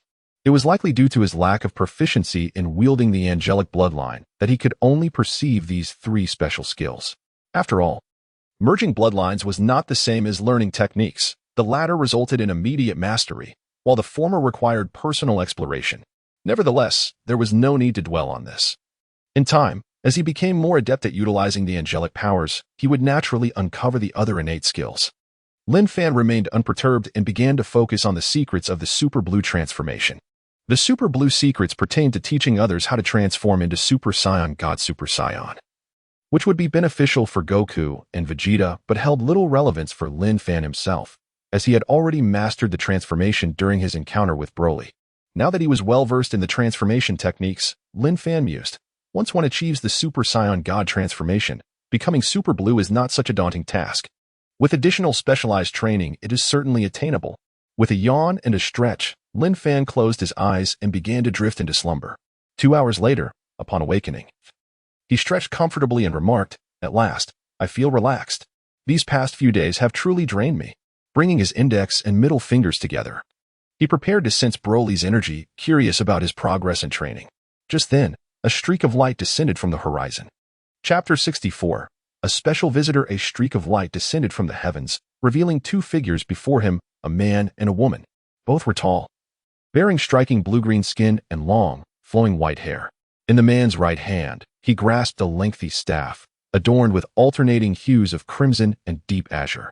A large, pale blue halo rested upon their necks. The woman sported a high ponytail, her beauty captivating, with a voluptuous figure and alluring curves accentuated by her long, elegant legs. She exuded an air of cool detachment.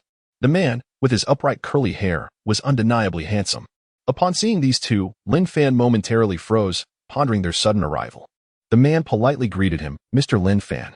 The woman echoed, "Mr. Lin Fan." Uncertain of their purpose, Lin Fan felt compelled to respond graciously. For to disregard them would be unwise, especially given their formidable presence. "Greetings, Mr. Whis and Ms. Beerus." Indeed, the unexpected visitors were none other than Whis, the angel of the 7th universe, and Beerus, the angel of the 6th universe. Angels primarily serve the destroyers, though their role is more about oversight than mere service. In a sense, their status surpasses that of the destroyers themselves. Lin Fan understood this well, recalling that during the Tournament of Power, any universe that faltered would see its destroyer and Kaishin perish alongside it, while the angels would merely return to the Grand Minister's side. Whether this was due to the Grand Minister's esteemed standing or the angels' inherent prestige, Lin Fan could not say. However, he felt certain that their rank indeed exceeded that of the destroyers. Whis and Beerus were slightly taken aback at Lin Fan's recognition, though this surprise was fleeting. Lin Fan, curious, inquired, "May I ask what brings you both here so unexpectedly?" He genuinely puzzled over the presence of two angels. Was it due to his fusion with angelic blood?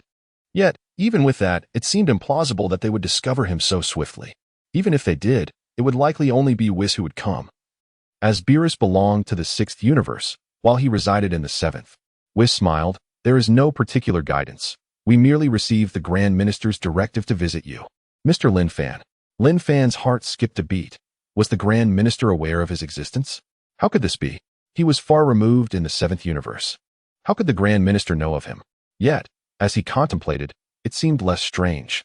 The Grand Minister, as a close confidant of the Omni King, must possess remarkable abilities. Whis had previously mentioned that the Grand Minister was a pinnacle-level expert among the 12 universes. Such a skilled being could easily uncover someone like himself. But what could have drawn his attention? Suddenly, Lin Fan recalled something significant, the heart of the vast. Understanding dawned upon him. It must be because of the heart of the vast. Its formidable effects, while seemingly quiet during integration, had indeed reverberated throughout all 12 universes. The heart of the vast possessed the ability to communicate with anyone within the 12 universes, and the Grand Minister was among those capable of such. By fusing with such potent power, he likely resonated with it, thus catching the Grand Minister's eye. But why had the Grand Minister not come personally? After mulling over these thoughts, Lin Fan chuckled awkwardly to himself. Surely, the Grand Minister's reluctance to visit stemmed from his own lack of strength. With his current abilities, defeating Beerus was already a monumental challenge, let alone the Grand Minister. How could a mere shrimp like him expect a personal audience? The mere fact that Whis and Beerus had come to see him was already a significant honor. With a polite smile, Lin Fan asked, "Might I inquire what the Grand Minister wishes to convey?" Circumstances demanded humility, and he knew he must tread carefully. Whis, maintaining his courteous demeanor, replied, "Mr. Lin Fan, the Grand Minister has no specific orders, only a message for you." "What message?" Lin Fan inquired eagerly. "The Grand Minister wishes to know if you would be interested in becoming one of the Kaishins.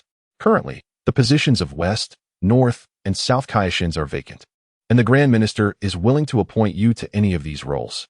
Lin Fan hesitated. Why would the Grand Minister want him as a Kaishin? Was he recommended by the East Kaishin? "Mr. Whis, may I ask if I was recommended by someone, or is this a direct command from the Grand Minister?" Whis candidly replied, "There was no recommendation." The absence of a recommendation indicated that this was a direct command from the Grand Minister.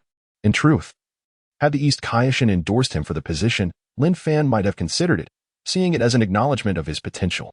However, if it was a direct order from the Grand Minister, he had to ponder deeply why the Grand Minister would want him as a Kaishin. They had never met. So what could the Grand Minister possibly gain from him?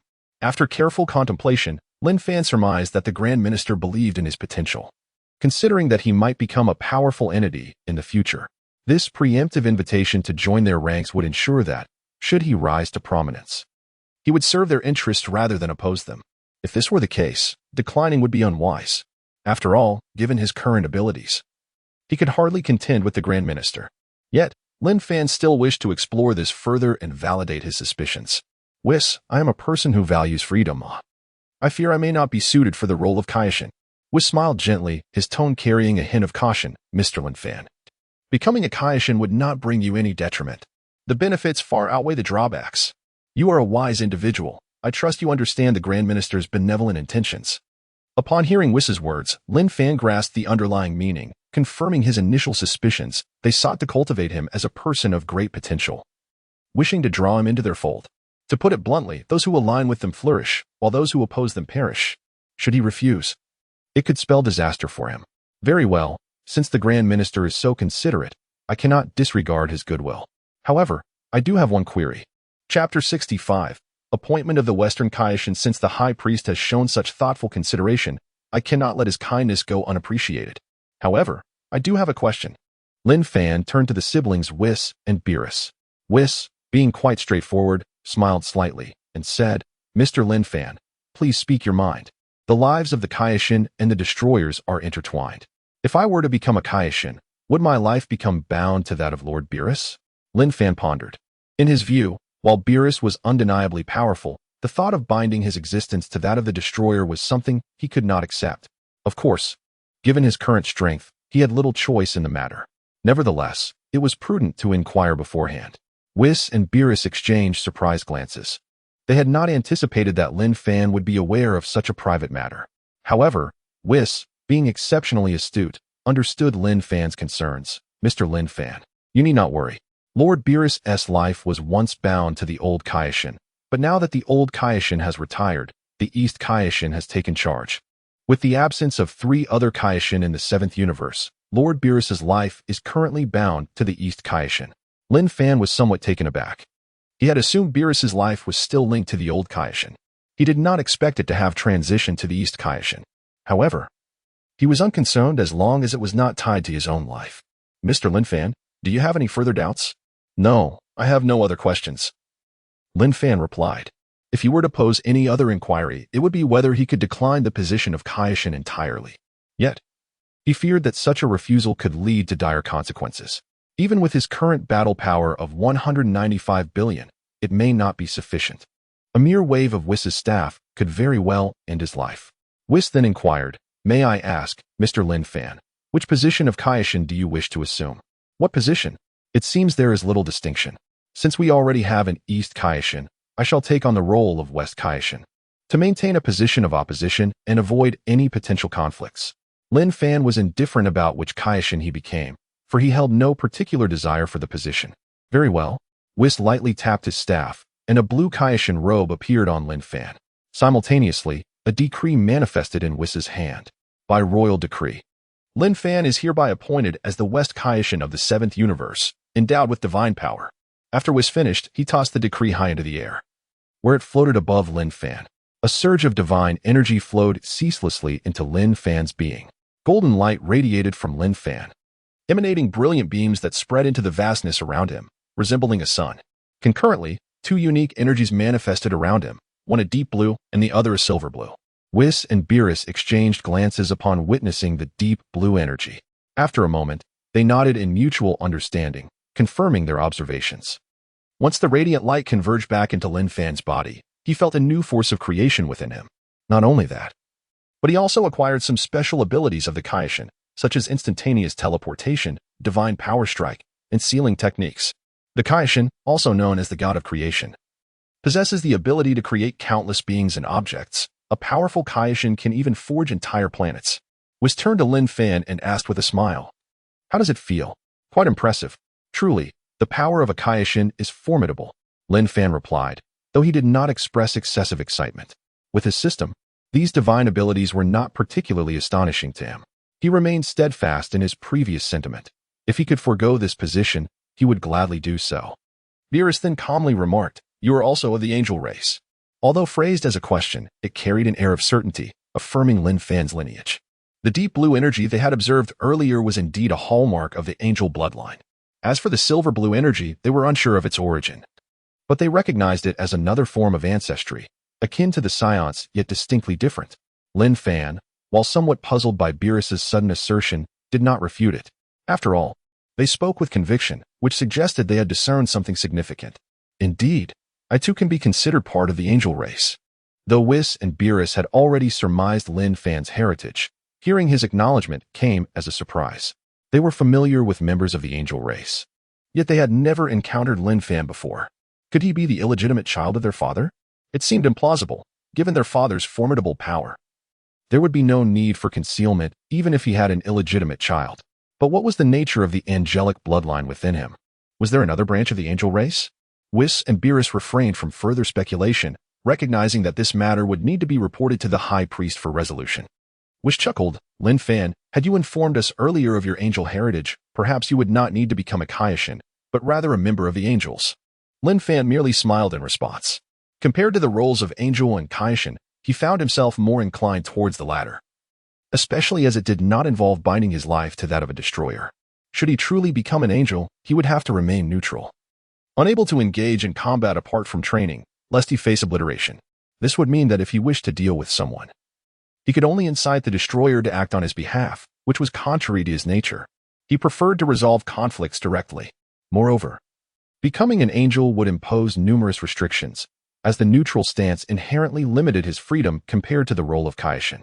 Whis, noticing Lin Fan's lack of enthusiasm for the angel position, chose not to dwell on the topic. He scrutinized Lin Fan's angelic essence closely. "Oh, is your normal state not that of the ultimate instinct?" Chapter 66. The Pink Palace. The free and easy extreme skill, a divine technique, is nearly indispensable for angels, as it is a fundamental ability possessed by every one of them. Under normal circumstances, angels are in a state of free and easy extreme skill, which renders their physical responses exceptionally agile. Lin Fan understood that the true essence of this skill is embodied by beings like Whis, who exist in a constant state of this mastery, allowing them to instinctively evade any form of attack. It is not merely a transformation technique akin to that of Sun Wukong. Lin Fan did not dismiss the possibility, pondering whether he should request Whis to teach him. Acquiring the free and easy extreme skill would undoubtedly enhance his combat prowess significantly. However, he soon reconsidered. If he were to learn it himself, he would have to endure rigorous training, and even then, he might only grasp the superficial aspects of the technique. Conversely, if the system were to grant him this knowledge, he would achieve a level of proficiency that transcends understanding. Why toil unnecessarily? Is it not more pleasurable to remain at ease and await the system's bountiful offerings?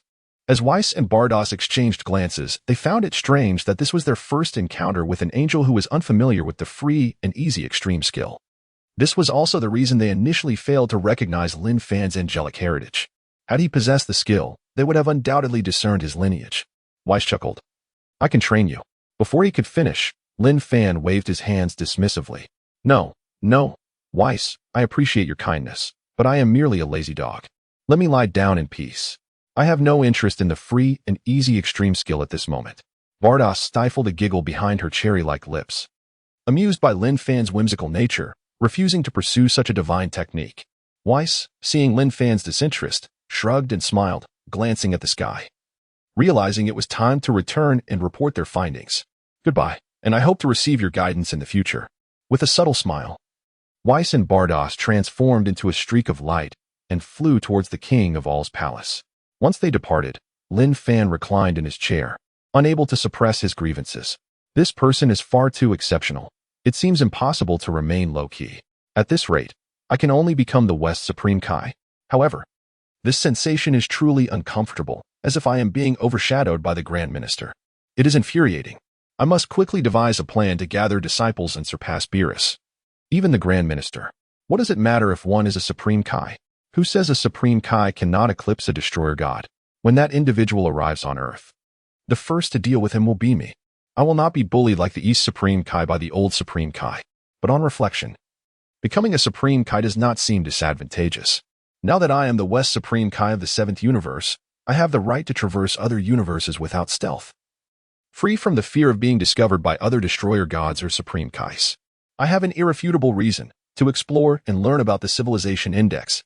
Moreover, the status of a Supreme Kai is relatively modest, which could serve a purpose in recruiting disciples. Having had enough rest, Lin Fan decided to visit the West Supreme Kai Palace. With a mere thought, he utilized instant transmission and arrived at the vast West Supreme Kai Palace. Observing the grand structure before him, he found it pleasing, though its pink hue gave off a distinctly juvenile vibe. Lin Fan could comprehend this, considering the former West Supreme Kai was a stunning beauty who undoubtedly favored such a color. In an instant, he entered the palace, which resembled the ancient imperial palaces of China, albeit adorned in pink, making him feel somewhat awkward. As a grown man, residing in a pink palace was simply unacceptable. After contemplating this, he waved his hand, transforming the pink palace into a resplendent golden temple. As he surveyed the scene, a satisfied smile crept across Lin Fan's face. This seems much more appropriate. The previous pink temple would have been quite difficult to accept for long-term residency.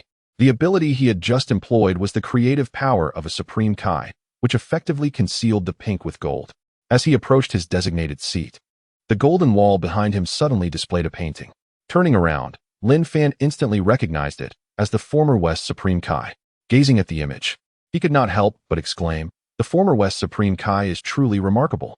Her figure was voluptuous and alluring, with a delicate oval face, sweet features, captivating eyes, and cascading white hair that exuded an enchanting charm.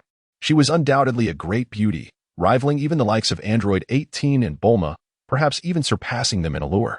Should he encounter her in person, her aura would likely eclipse both.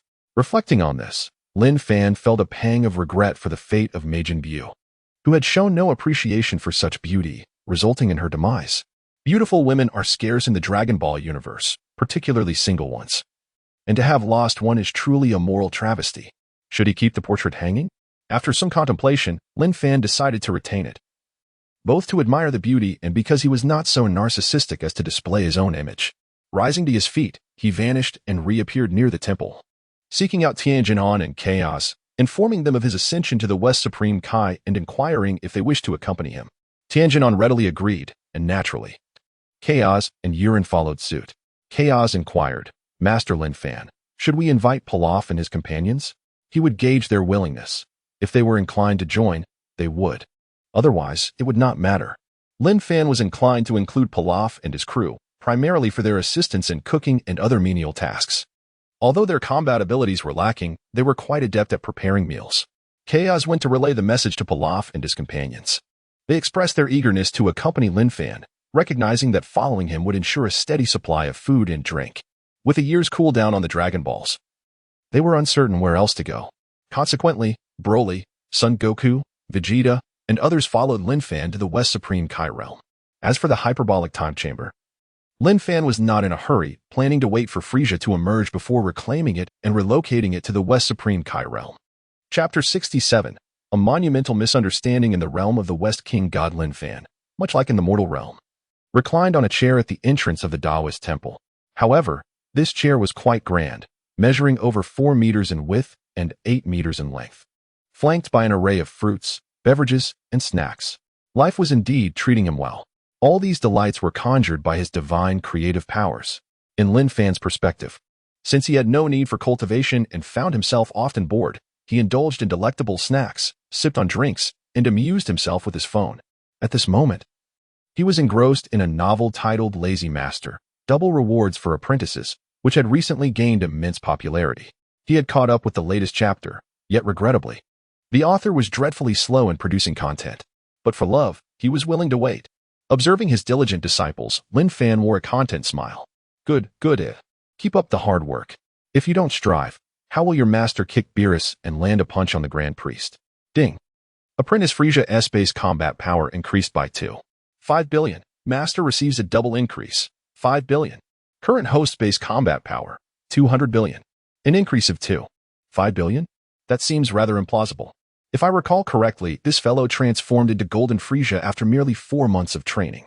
While it may not match Super Blue, it was still formidable enough for a while. Could it be that Frieza has yet to comprehend Golden Frieza? Ding. Apprentice Frisia's base combat power increased by 10 billion. Master receives a double increase, 20 billion.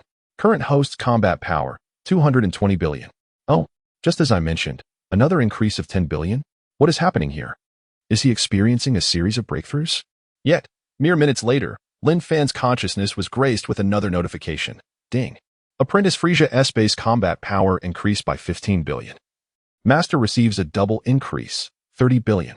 Current host's combat power, 250 billion. Oh, another increase? What is Frisia up to? Why the consecutive breakthroughs? Was he merely elevating his indestructible technique to a higher level at first, with the true breakthrough to follow? This assumption was indeed correct. Frisia's initial enhancement was simply an elevation of the indestructible technique to a higher tier, while the subsequent boost signified his comprehension of the Golden Frisia realm. Thus, his base combat power surged continuously. Lin Fan mused, I hope Frisia can linger a bit longer in the hyperbolic time chamber, as this would yield even greater combat power benefits for me. Meanwhile, at the palace of the Omni King, outside the door, Whis and Beerus stood respectfully before the Grand Priest. Whis, was this journey satisfactory? Indeed, Grand Priest, it was quite successful. Lin Fan has now been appointed as the West King God of the 7th universe. The Grand Priest maintained an unchanging, placid expression, as if no event could rouse his emotions. Good. Beyond that, have you noticed anything unusual about Lin Fan? Whis, not daring to conceal any truths before the Grand Priest, immediately replied, in response to the Grand Priest, Lin Fan is of the angelic race. Oh, the Grand Priest's gaze flickered slightly, an unexpected revelation. Upon sensing that someone had merged with the vast heart, he had commanded Whis and Beerus to investigate. Upon discovering that the individual was Lin Fan, he became particularly intrigued. Noting that despite his lack of cultivation, Lin Fan's combat power continued to rise, with divinity growing ever stronger. He contemplated bringing Lin Fan into his fold for the Omni King's service. Such a talent was indeed rare. Should he fail to harness Lin Fan's potential, the Grand Priest would need to consider suppressing his growth, ensuring it did not exceed the ordinary divine realm. However, if Lin Fan could be of use to the Omni King, compliance would allow him to flourish. And the Grand Priest had a clear understanding of how far that could extend, all while ensuring it posed no threat to the Omni King. Yet, upon learning that Lin Fan belonged to the angelic race, the Grand Priest could not suppress his surprise. Whis quickly elaborated, initially, we were unaware, as in his normal state. He does not exhibit the ultimate technique. It was only when he inherited the King God's power that we discovered his angelic lineage within his being. Moreover, he possesses not only angelic blood, but also a peculiar lineage of a bluish-silver hue, which we have never encountered before. The Grand Priest fell into contemplation, furrowing his brow, while Whis and Beerus exchanged glances, sensing that something significant was afoot. It had been ages since they witnessed the Grand Priest frown in such a manner. Each instance of deep thought was indicative of extraordinary occurrences. 3 seconds later, the Grand Priest's brow relaxed, his gaze returning to Whis and Beerus, restoring his tranquil demeanor. He said softly, he should be the son of your aunt. Whis and Beerus paused momentarily, astonished, the son of our aunt. Indeed, Whis and Beerus had an aunt, the Grand Priest's sister. Long ago, the Grand Priest, like Whis and Beerus, had not yet ascended to his current status, merely being a rank-and-file angel. He was the second in line among angels, with an elder sister above him. Eventually, this sister fell in love with a scion, a union vehemently opposed by the previous Grand Priest, who viewed the angelic race as noble and elegant, while the scions were deemed brutish and unworthy of marrying into the angelic lineage. Consequently, the couple chose to elope to the dark magic realm, which lay beyond the Omni King's jurisdiction, rendering the previous Grand Priest powerless to find them. Whis and Beerus were somewhat familiar with these events, and upon hearing their father's words, they exchanged puzzled glances and inquired, Father, isn't our aunt in the dark magic realm? How could her son appear in the 7th universe? The Grand Priest also pondered this question. Indeed, if sister and that primordial scion ventured to the dark magic realm, how could their son manifest in the 7th universe? What could be the reason behind this? Chapter 68. Do not speak of him as my disciple the High Priest. Perplexed by his thoughts, ultimately resolved to seek out Lin Fan personally to ascertain whether Lin Fan was indeed the son of his sister. He firmly believed that Lin Fan must be his sister's son, for he possessed the blood of angels as well as that of the ancient scions. Such a coincidence seemed implausible. How could both aspects align so perfectly? However, the High Priest was unaware that fate had orchestrated an extraordinary twist. Lin Fan was not his sister's son, but merely a traveler from another realm. Witnessing her father's silence, Whis chose to remain quiet, patiently awaiting his words. The high priest smiled gently and said, "You may return now." At this moment, Whis inquired, "Father, should we continue to monitor and restrict Lin Fan?"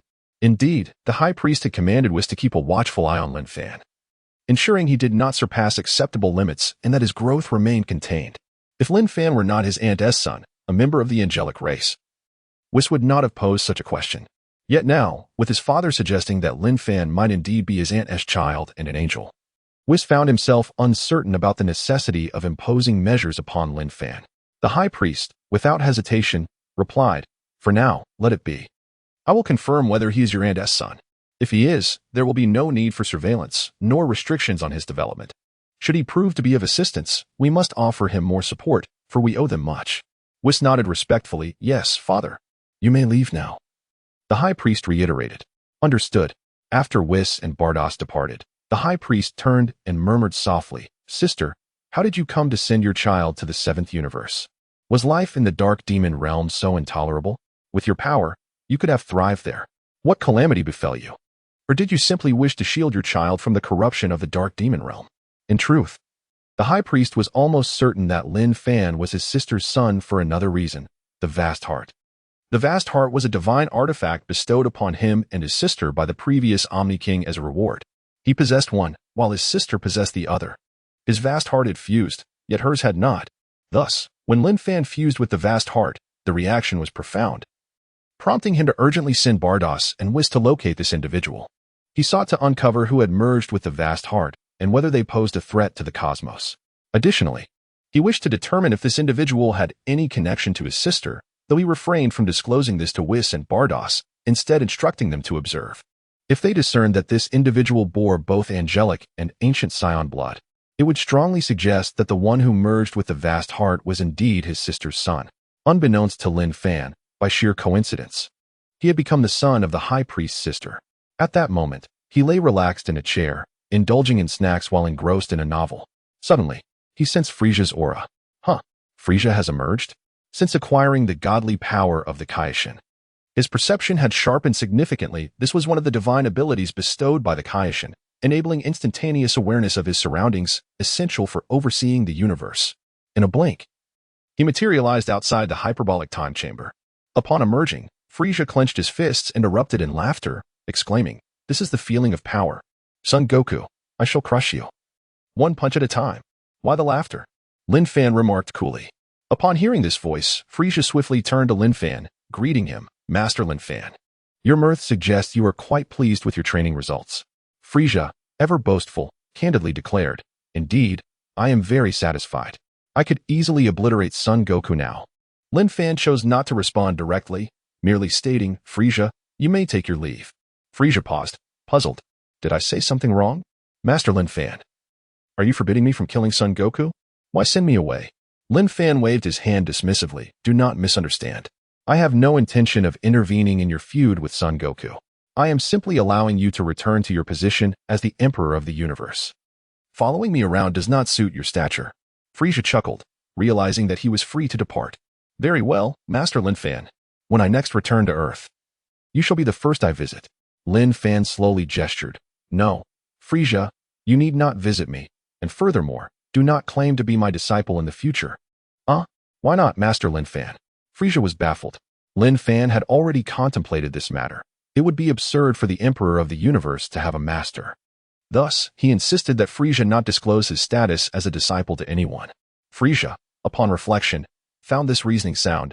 The persona of a universe emperor must be immaculate. "You are right, Master. I shall ensure that my image remains untarnished." "Thank you, Master." With a wave, Lin Fan stored the hyperbolic time chamber in his system inventory and instructed Frisia, "You may go." "Yes, Master. Remember my words, from this day forth.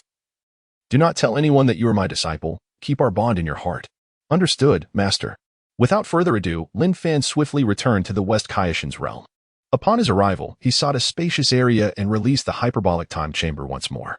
He then telepathically reached out to Vegeta, Son Goku, and Broly.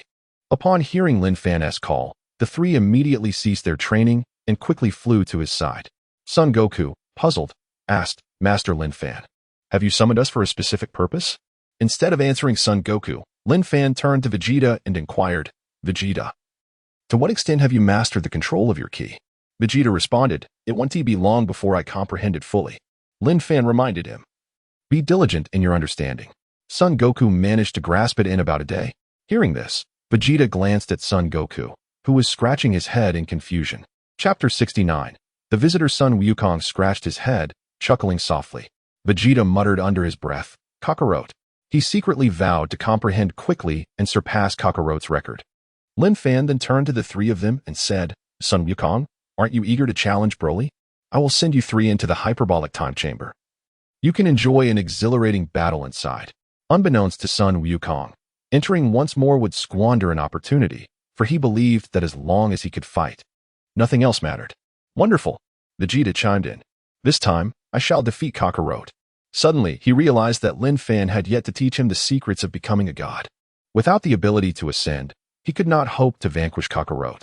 Lin Fan, have you not yet imparted the secrets of transforming into a Super Saiyan god? I will teach you shortly. Lin Fan replied, not having forgotten. He addressed the three, listen closely, you cannot commence battle immediately upon entering the hyperbolic time chamber. You must first undergo training. Broly needs to perfect his purification technique, and Vegeta must at least achieve the transformation into a Super Saiyan god. Do you understand? Sun Wukong's face fell. We have to wait for them to train? Shouldn't we let Vegeta endure your wrath? Lin Fan refrained from mentioning Broly, as he was unconcerned about Sun Wukong overpowering him. In a one-on-one encounter, although Sun Wukong could transform into a Super Saiyan god, defeating Broly would still be quite challenging and perhaps even impossible. Vegeta discerned the implication behind Lin Fan's words. Glancing at Broly, he thought, it seems Lin Fan holds great confidence in Broly's strength. He resolved, once we enter, I shall defeat Broly, and then Lin Fan will regard me with newfound respect. Noticing that Sun Wukong was about to speak again, Lin Fan waved his hand and said, enough chatter, you three, hurry into the hyperbolic time chamber. Yes. Vegeta stepped forward. Lin Fan placed his hand upon Vegeta's head, transferring a surge of knowledge into him. The essence of transforming into a Super Saiyan god, a memory condensed through divine power. This method of creating memory through divine energy was a unique skill of the Kaishin. In essence, Lin Fan could teach his disciples without verbal instruction, merely by copying and transferring relevant memories into their minds. Of course, the memories copied were not exhaustive. He would only replicate what was necessary for their learning, as revealing all would expose his own secrets. After withdrawing his hand, Lin Fan said, Vegeta, the knowledge of transforming into a Super Saiyan god is now stored within your mind. Upon entering, be sure to comprehend it well. Yes. All right, go inside. The three ceased their conversation and swiftly flew into the hyperbolic time chamber. Once they had entered, Lin Fan yawned and prepared to lie down when he suddenly felt a stirring in the air. A glimmer of light erupted, revealing two familiar figures. Recognizing them, Lin Fan greeted, East Kaishin, Old Kaishin, what a rare visit. The East Kaishin approached with a smile, congratulations, West Kaishin. Meanwhile, the Old Kaishin scrutinized Lin Fan, sensing an extraordinary divine power within him. Being adept at unlocking potential, he was sensitive to strength. You are quite impressive. Lin Fan was momentarily taken aback by the Old Kaishin's unexpected compliment and replied with a smile, thank you. I am curious, what brings you both here? Surely it is not merely to congratulate me on my ascension? The East Kaishin waved his hand, revealing a pair of earrings and an exquisite box. These are the Patera earrings, the insignia of the Kaishin. They were meant to be given to you by the Grand Kaishin, but since he was absorbed by Majin Buu, I can only present them on his behalf. Welcome to the fold. Upon seeing the Patera earrings, Lin Fan surmised their significance. He was aware that Vegeta was formed through the fusion of these earrings. When non-Kaishin fuse, the union lasts only an hour, and their techniques merge. However, if both are Kaishin, the fusion can be permanent. Lin Fan donned the Patera earrings. Thank you. What treasures lie within this exquisite box? The East Kaishin handed the box to Lin Fan, explaining, this contains the remnants of the previous West Kaishin's soul. The remnants of the previous West Kaishin? Lin Fan inquired. Perplexed. Indeed, the East Kaishin continued, after the previous West Kaishin was slain by Majin Buu. A fragment of her soul was sent to the Kaishin realm and entrusted to me. I have awaited the arrival of the new West Kaishin to return it. Lin Fan pondered, what purpose did this serve? The East Kaishan discerned Lin Fan's confusion, stating, since this was once her home, returning her remains would be fitting. Understanding dawned upon Lin Fan. Ah, I see. Very well, I shall accept it and place her in the palace later. The old Kaishan observed Tianjin, Daz, and others, contemplating. Before advising, West Kaishan, you may select one individual to serve as your attendant. An attendant of the divine? Lin Fan recognized the potential advantages. Realizing the old Kaishan would not make such a suggestion without reason. What benefits does a divine attendant confer? A divine attendant gains a measure of divine power and creativity. Under your guidance, they will enhance their strength even without training, which in turn will amplify your own power. Lin Fan was taken aback, realizing the similarities to the lazy master system, though this was vastly superior. I understand now. Given such advantages, he would not choose hastily.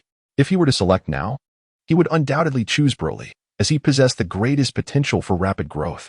At that moment, a humming sound filled the air. P.S. Do not rush. There is more to come today.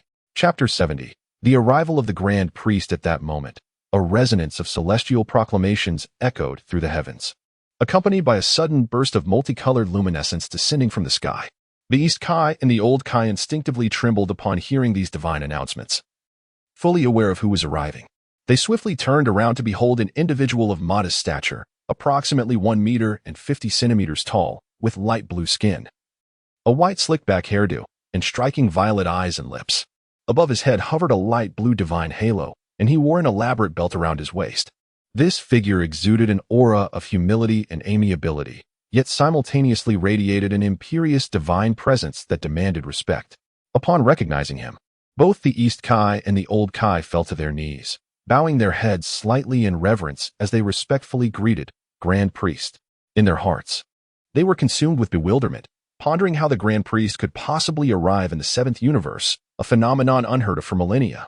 Indeed, the esteemed visitor was none other than the Grand Priest himself, a favored confidant of the Omni King, holding a position of unparalleled authority across all universes. Second only to the Omni King himself, his presence bestowed an honor upon Earth in the 7th universe, manifesting in the celestial proclamations that reverberated throughout the cosmos. However, the Omni King was not one to appear lightly, as his presence carried a significant risk of causing planetary or even universal devastation, given his peculiar temperament. The East Kai and the Old Kai, unable to gauge his disposition, felt apprehensive. In contrast, Lin Fan had a clearer understanding. If the Omni King were to arrive, he would be delighted, for he knew that with a bit of amusement or intriguing diversions, the Omni King could be easily pleased. In Lin Fan's eyes, the Omni King possessed a childlike mentality. If one could bring joy to him, all matters could be amicably resolved. The East Kai and the Old Kai, however, were too timid to approach the Omni King, their obsequiousness likely rendering him bored. It was a bold and carefree spirit, like that of Sun Wukong, that had once forged a friendship with the Omni King, a bond formed through audacity rather than fear. Yet, Lin Fan was hesitant about the Omni King's imminent arrival. Despite his understanding of the king's nature, he was acutely aware that children could be capricious, and one misstep could lead to his own undoing. Thus, he preferred not to encounter the Omni King unless absolutely necessary. Perhaps if he possessed immunity to the Omni King's whims, he would feel indifferent, even daring enough to playfully reprimand him. Observing the East Kai and the Old Kai kneeling before the Grand Priest, Lin Fan contemplated whether to follow suit. Ultimately, he decided against it. He had no inclination to prostrate himself before anyone, not even the Grand Priest or the Omni King, should it come to that. He believed the Grand Priest's character could not be so petty as to demand such a gesture. The East Kai, noticing Lin Fan's hesitation, urged him with a fervent gaze and an anxious voice, "Kneel. He is the Grand Priest. Do not be disrespectful." However, Lin Fan feigned ignorance, his attention fixed on the Grand Priest hovering above. The Grand Priest, unfazed by Lin Fan's indifference, internally deduced that this individual before him was likely the son of his sister. It seemed inappropriate to demand a bow from his sister's offspring, especially since they were essentially family and did not require such formalities. The Grand Priest descended gracefully before Lin Fan. The East Kai and the Old Kai recoiled in trepidation, their bodies trembling as their faces turned pale, their lips quivering in dread. It was clear to them that Lin Fan's failure to kneel had incited the Grand Priest's ire. The wrath of the Grand Priest could lead to the annihilation of star systems, and the newly appointed West Kai might find himself eternally imprisoned in the Divine Prison, a place renowned for its stringent security, wherein escape was nearly impossible, even for beings of immense power like Beerus. The benevolent East Kai promptly interceded on Lin Fan's behalf, Grand Priest. The West Kai has only recently assumed his position and is thus unfamiliar with the rituals of the divine. I beseech you to show leniency. He then turned to Lin Fan, urging, West Kai, hurry and kneel to pay your respects to the Grand Priest. Lin Fan, still unmoving, left the East Kai and the Old Kai utterly baffled. What was the West Kai doing? Why had he not yet knelt?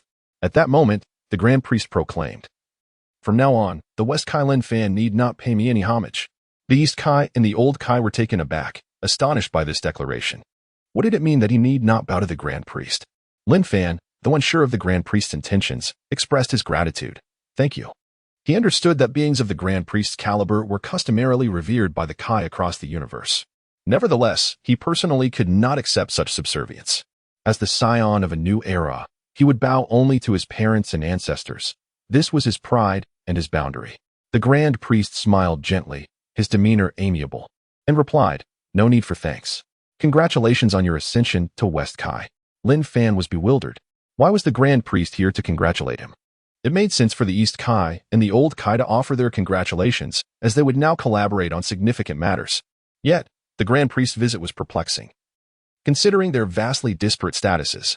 Thank you, Grand Priest. Lin Fan responded, pondering that since he could not discern the Grand Priest's motives, he would simply adapt and respond to whatever arose. As a traveler from another world well-versed in the Dragon Ball lore, he was determined not to be outmatched. The Grand Priest addressed the Old Kai and the East Kai calmly. You may return now. Very well. They both replied, visibly relieved, and promptly vanished from sight. The Grand Priest turned his attention to Lin Fan, a smile gracing his features. However, Lin Fan felt an unsettling chill. What was the Grand Priest truly after? What were his intentions? It felt akin to a weasel wishing a hen well. Yet, the Grand Priest remained silent about his purpose, and Lin Fan refrained from probing further. This was not the moment for proactive inquiries. He could only respond to whatever was presented. Noticing Lin Fan's reluctance to engage, the Grand Priest smiled slightly. Lin Fan, are you not curious why I am here? Lin Fan replied with a smile. The Grand Priest must have matters to attend to. I am here to listen. Lin Fan, who is your mother? Chapter 71. The Grand Paternity Reveal. Lin Fan, who is your mother? What the hell? Is this High Priest out of his mind? To pose such a question right off the bat makes it feel like a Grand Paternity Reveal event. Wait, this doesn't add up. A person as thoughtful as the High Priest wouldn't ask such a question without reason. There must be something deeper at play here. I shall respond with cunning. I am quite eager to uncover your true intentions. With a subtle smile, I replied, High Priest, this is a personal matter, and I believe I am not obliged to answer. After speaking, I keenly observed the High Priest's expression for any sign of anger. However, Lin Fan noticed that the High Priest remained entirely composed, wearing a gentle, unassuming demeanor. He spoke kindly. Indeed, it is a personal matter, and you need not respond. However, I require an answer from you now, which renders it no longer a personal issue. You must answer. A shiver ran through Lin Fan's heart. Goodness, this High Priest is truly a wolf in sheep's clothing. On the surface, he appears amiable and harmless, yet in reality, he is exceedingly domineering. He has acknowledged it as a personal question, yet still insists upon an answer. Refusal is not an option. With the High Priest's capabilities, dealing with someone like me would be as effortless as crushing an ant. Truly, power is of utmost importance. How should I respond? My mind raced as I pondered. Suddenly, a spark of inspiration struck me. Ah, so you inquire about my mother? That implies you genuinely do not know who she is. Thus, I shall fabricate a tale. Allow me to convey that I, Lin Fan, am also a person of significance. Not someone to be trifled with. It's time for a masterful feint. In this new era of the Dragon Kingdom, one thing we are not short of is strategy. Very well. Since the High Priest is so curious, I shall confess. My mother does not reside within the universe. Upon hearing this, the High Priest's eyes flickered with a momentary change, but it was fleeting. Nevertheless, Lin Fan caught it. It seems my words have had some effect. Not within the universe? Then where is she? The High Priest continued to inquire. After a brief contemplation, I continued to weave my narrative. How should I put it? The universe is divided into 12 realms, and we inhabit the 7th realm. High Priest, am I not correct? Indeed, you are not mistaken. The High Priest mused inwardly, realizing that Lin Fan might indeed be the son of his sister. After all, how could someone newly ascended to the position of Western Realm God possess such knowledge? It must have been conveyed to him by his sister or that brash scion. Lin Fan casually rubbed his nose. For someone well-versed in the lore of Dragon Balls, deceiving its characters is my forte, and my mother does not dwell within any of these 12 universes. She resides in a realm beyond the jurisdiction of the Omni King, and thus, outside your dominion as well, High Priest. The High Priestess tone grew slightly more animated. Then where is she? If she is beyond the Omni King's jurisdiction, she must be in the Dark Demon realm. Indeed, this individual is the son of my sister. Of course, she is in Huaxia. However, Lin Fan refrained from voicing this detail. Oh, I seem to have stirred the High Priest's emotions. It appears my tale has been quite effective. Wait, could the High Priest have misconstrued something? Does he believe me to be the son of some great being? If that were the case, I would face two possible dangers. First, if this formidable entity is the High Priest's adversary, he might seek to eliminate me upon discovering my origins. Second, if this being is a friend of the High Priest, he might offer protection. Damn, how to choose between these two fates? Suddenly, Lin Fan recalled a post he once read analyzing the current High Priest. It suggested that long ago, like Whis and Beerus, he was merely a supervisor of destruction. His formidable strength earned him the title of High Priest, yet above him, there existed a more powerful angel, his sister. Originally, the position of High Priest was meant for her. But due to her love for a scion, the noble divine lineage faced numerous obstacles, leading them to flee to the Dark Demon realm, beyond the Omni King's reach. Contemplating this, Lin Fan mused, could it be that the High Priest has mistaken me for his sister's son? If that is the case, he would have a reason to look out for me. At the very least, I could be regarded as family. Even if he does not protect me, he would likely not harm me, and if he did, it would be discreetly, right? Regardless, I must maintain ambiguity in my response, allowing him to fill in the gaps himself. My mother is in the Dark Demon realm. Upon receiving this answer, the High Priest's eyes sparkled with excitement. Indeed, he is truly my sister's son. In an instant, an energy barrier enveloped both the High Priest and Lin Fan, isolating them from the outside world. Lin Fan was momentarily taken aback. The High Priest truly possesses remarkable skills, creating an energy barrier without a sound. The High Priest explained. Our conversation henceforth will not be eavesdropped upon. Lin Fan quickly comprehended that this was a means to shield their dialogue from outside interference. Why would the High Priest feel the need to do so? He is the High Priest, after all. Who would dare eavesdrop on our discussion? Could it be that there exists someone he fears? The Omni King? Yet, I sensed that the High Priest did not seem particularly intimidated by the Omni King. Such precautions seemed unnecessary. At this moment, the High Priest spoke again. Lin Fan, has your mother ever told you who I am to you? Lin Fan was utterly bewildered. What kind of inquiry is this? What could you possibly be to me? Are you to be my true love? You are male, and that could never be the case. It seems he genuinely believes I am his sister's son. However, Lin Fan decided against revealing the truth. If I were to misstep in my response, all my previous fabrications would have been for naught, and I might even lose my life in the process. Shaking my head, I replied, I do not know. The High Priest steadied his emotions. Allow me to inform you. I am your uncle. Why did your mother send you away from the Dark Demon realm? Though Lin Fan had surmised a general idea, he still feigned shock. Oh, you are my uncle? I had never heard my mother mention you. The High Priest returned to his earlier calm demeanor. It is not surprising you have not heard of me. She likely wished to keep you untainted by the world. However, you possess the noble bloodlines of both the angelic race and the ancient scions. Your desire to remain low-key is utterly impossible. Your strength simply does not allow it. Lin Fan, what was your mother's true intention in sending you out of the Dark Demon realm? Chapter 72. Deception and more deception. Lin Fan, why did your mother send you out of the Dark Demon realm? Concerning this query from the Grand Priest, Lin Fan had already devised a response. Before he could utter a word, the Grand Priest promptly interrupted him, saying, from now on, when we are alone, simply call me uncle. There is no need for formality. After all, we owe much to your mother and to you. Hearing this, Lin Fan felt a surge of joy.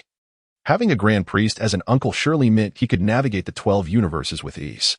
Moreover, the Grand Priest did not appear to harbor any ill intentions. However, one must always remain vigilant, for this was the world of Dragon Ball Super, where there were many who could easily overpower him with a mere gesture. Without sufficient strength, he dared not be reckless. Very well, uncle. I shall rely on your guidance henceforth. Lin Fan replied with a polite smile. It was indeed a delightful situation, lying at home while an influential uncle descended from the heavens, a rather exhilarating prospect. Wait, If the Grand Priest is my uncle, then how dare Beerus act arrogantly in my presence? Imagining Beerus's demeanor around the Grand Priest, bowing and showing respect, brought a smile to Lin Fan's face. The Grand Priest chuckled. We are all family here, so there is no need for pleasantries. Should you require anything, feel free to visit me at the Palace of Zeno. If Whis and Beerus were to hear these words, they would undoubtedly be taken aback. Their own son and daughter did not enjoy such privileges. Yet this mere nephew received such lavish treatment. It was simply unfathomable.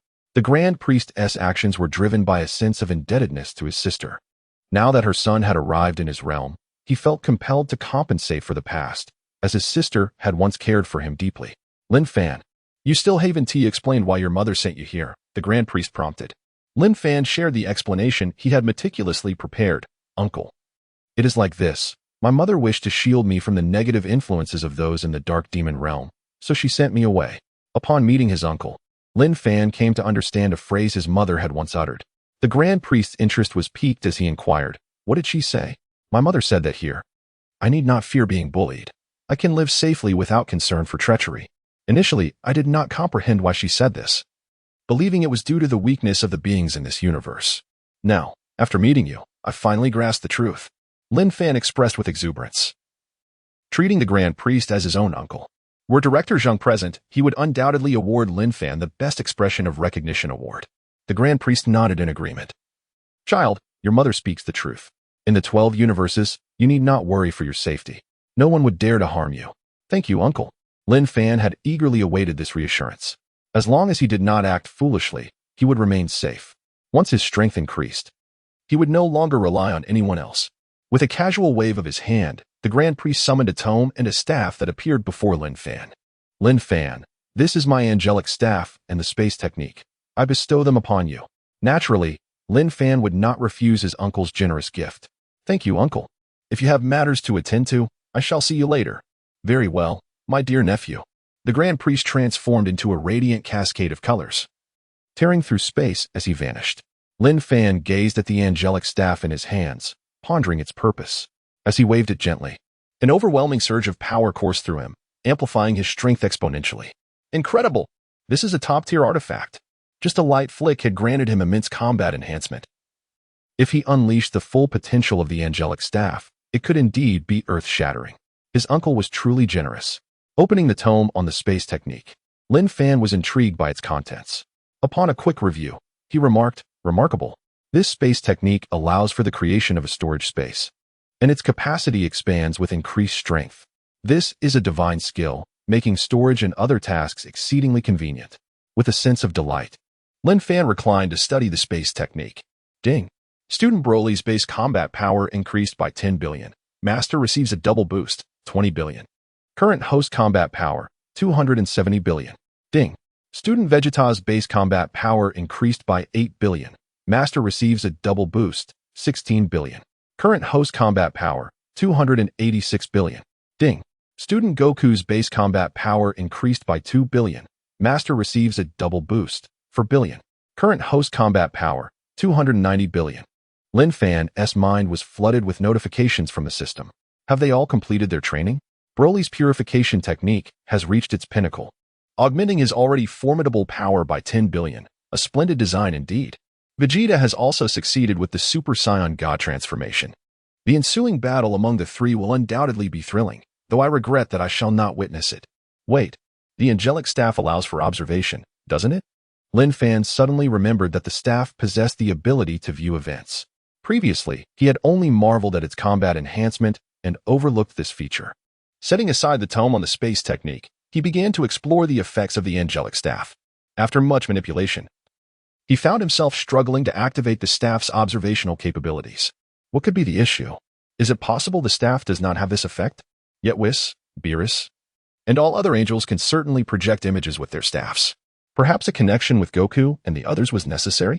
With this thought, Lin Fan focused his divine energy to sense the aura of the three. He then redirected it towards the angelic staff. To his surprise, a vague image materialized within the staff's crystal orb. Why is this image so unclear? It feels as though the signal is weak. Amplifying his divine energy, the image sharpened into clarity. With a gentle wave of the staff, he projected the scene into the air above him, resembling a 40-inch television display. Oh, The three are already eager to begin. What is Vegeta planning? Chapter 73. Seeking to break records? In the scene, Vegeta, Goku, and Broly stand at different positions. Their gazes locked onto one another. Goku and Broly's eyes are relatively gentle, while Vegeta's expression is fierce. Vegeta, there's no need to be so tense and intimidating, Goku remarked. Scratching the back of his head, Vegeta snorted heavily. Humph, Kakarot. I have now mastered the Super Saiyan God transformation and will never be defeated by you again. You too. Come at me together. With that, he cast a glance at Broly. Goku immediately responded, Huh? What do you mean? The two of us against you. Without waiting for Kakarot's further comments, Vegeta instantly transformed into a Super Saiyan God and charged towards him. He needed to reclaim his dignity, having been launched away by Kakarot with a single punch, reverting to his base form. The best way to do this was to defeat both Kakarot and Broly. By doing so, he would not only regain his pride but also stand atop the two of them, earning the respect of Master Lin Fan. Lin Fan, reclining in a chair while sipping a drink, nearly spat it out upon hearing Vegeta's words. You must be joking. You, a mere speedster, wish to challenge both Goku and Broly at once? I allowed the three of you to enter so that you could team up with Goku against Broly. And now you intend to take on two opponents? Are you attempting to break your own speed record? Vegeta, in his Super Saiyan God, Super Red, form, had already lunged at Goku. Although Goku was reluctant to join forces with Broly against Vegeta, he had no choice but to evade Vegeta's assault, knowing that if he didn't, Vegeta would show no mercy. Instantly transforming into a Super Saiyan God, he swiftly dodged Vegeta's attack. Seeing Broly standing still, Vegeta huffed and commanded, You join in too. He turned towards Broly, pointing his right hand. A barrage of energy blasts erupted forth. Broly remained unfazed, effortlessly dispersing the dozens of energy blasts with a wave of his hand, stating calmly, Is that how you wish to challenge us both? Both Goku and Broly understood that Vegeta's current actions were nothing short of provocation. A glint of coldness flashed in Vegeta's eyes as he sneered, Humph. Defeating you both will make me Master Lin Fan's top disciple, and he will see my true worth. Broly, Kakarot, enough of the chatter. Let me show you the true power of Prince Vegeta. All ancient Saiyans are mere jokes. At this moment, Vegeta's confidence soared, fueled by the immense power coursing through him. He was aware that the skills Master Lin Fan had imparted to Broly were not combat techniques but rather skills for purifying the soul, devoid of aggression. Thus, he believed Broly was not as formidable as Kakarot. Today, he would prove himself. Come at me, you too. With a swift motion, he appeared before Broly and unleashed a powerful punch aimed at his chest. Broly, not daring to underestimate the Super Red Vegeta, quickly crossed his arms to block the attack. However, he was still sent flying by the force of Vegeta's punch. At that moment, Broly had yet to enter his Berserk transformation, and in his base form, he could not withstand Vegeta's blow. Kakarot, did you see that? Broly is no match for me. You should join in. I don't want to waste time. Before he could finish, a terrifying aura suddenly enveloped the entire hyperbolic time chamber. What? Vegeta gasped, turning his gaze towards the source of the overwhelming energy. Before he could comprehend the situation, he saw Broly, now significantly larger with green hair, charging at him with incredible speed. With a resounding impact, Broly struck Vegeta with a punch that seemed to eclipse the sun. Vegeta initially intended to evade, sensing the punch was not as simple as it appeared. But he quickly rallied his thoughts. He was a Super Saiyan God, the mighty Vegeta. There was no way he would cower before this brutish Saiyan. With resolve, he clenched his fist and met Broly's attack head-on. The collision resulted in a powerful shockwave, and Vegeta cried out as he was sent flying hundreds of meters away, his body continuing to retreat without any signs of stopping. Goku watched in astonishment as Vegeta was propelled backward, exclaiming, Incredible. Broly had entered his Berserk state. Despite the purification technique maintaining his rationality, he still harbored a dislike for Goku. He beckoned Goku with a teasing gesture. The real one-on-two fight is between me and Vegeta. Goku grinned, feeling exhilarated as he sensed the tremendous power emanating from Broly. The fact that Super Saiyan God Vegeta had been sent flying with a single punch was indeed impressive. And yet, Broly was merely in his Super Ancient Saiyan 1 form. With a swift motion, Goku utilized instant transmission, appearing behind Broly and launching a punch. However, Broly had already vanished from sight. As Goku processed this, Broly reappeared beside him. With a swift strike, Broly knocked Goku to the ground, creating a deep crater. Kakarot, lie there and rest. Broly is mine, Vegeta warned as he flew over, eyeing Goku in the crater. He then turned his gaze back to Broly. Humph, what ancient Saiyan? Before Prince Vegeta, all are mere scions, my subjects. With his fists clenched, he roared in absolute fury, his power escalating. Once he reached a certain threshold, he surged towards Broly with blinding speed. The two engaged in a flurry of punches. Each one met with Broly's defense. In the blink of an eye, Vegeta unleashed thousands of punches, yet every single one was blocked by Broly.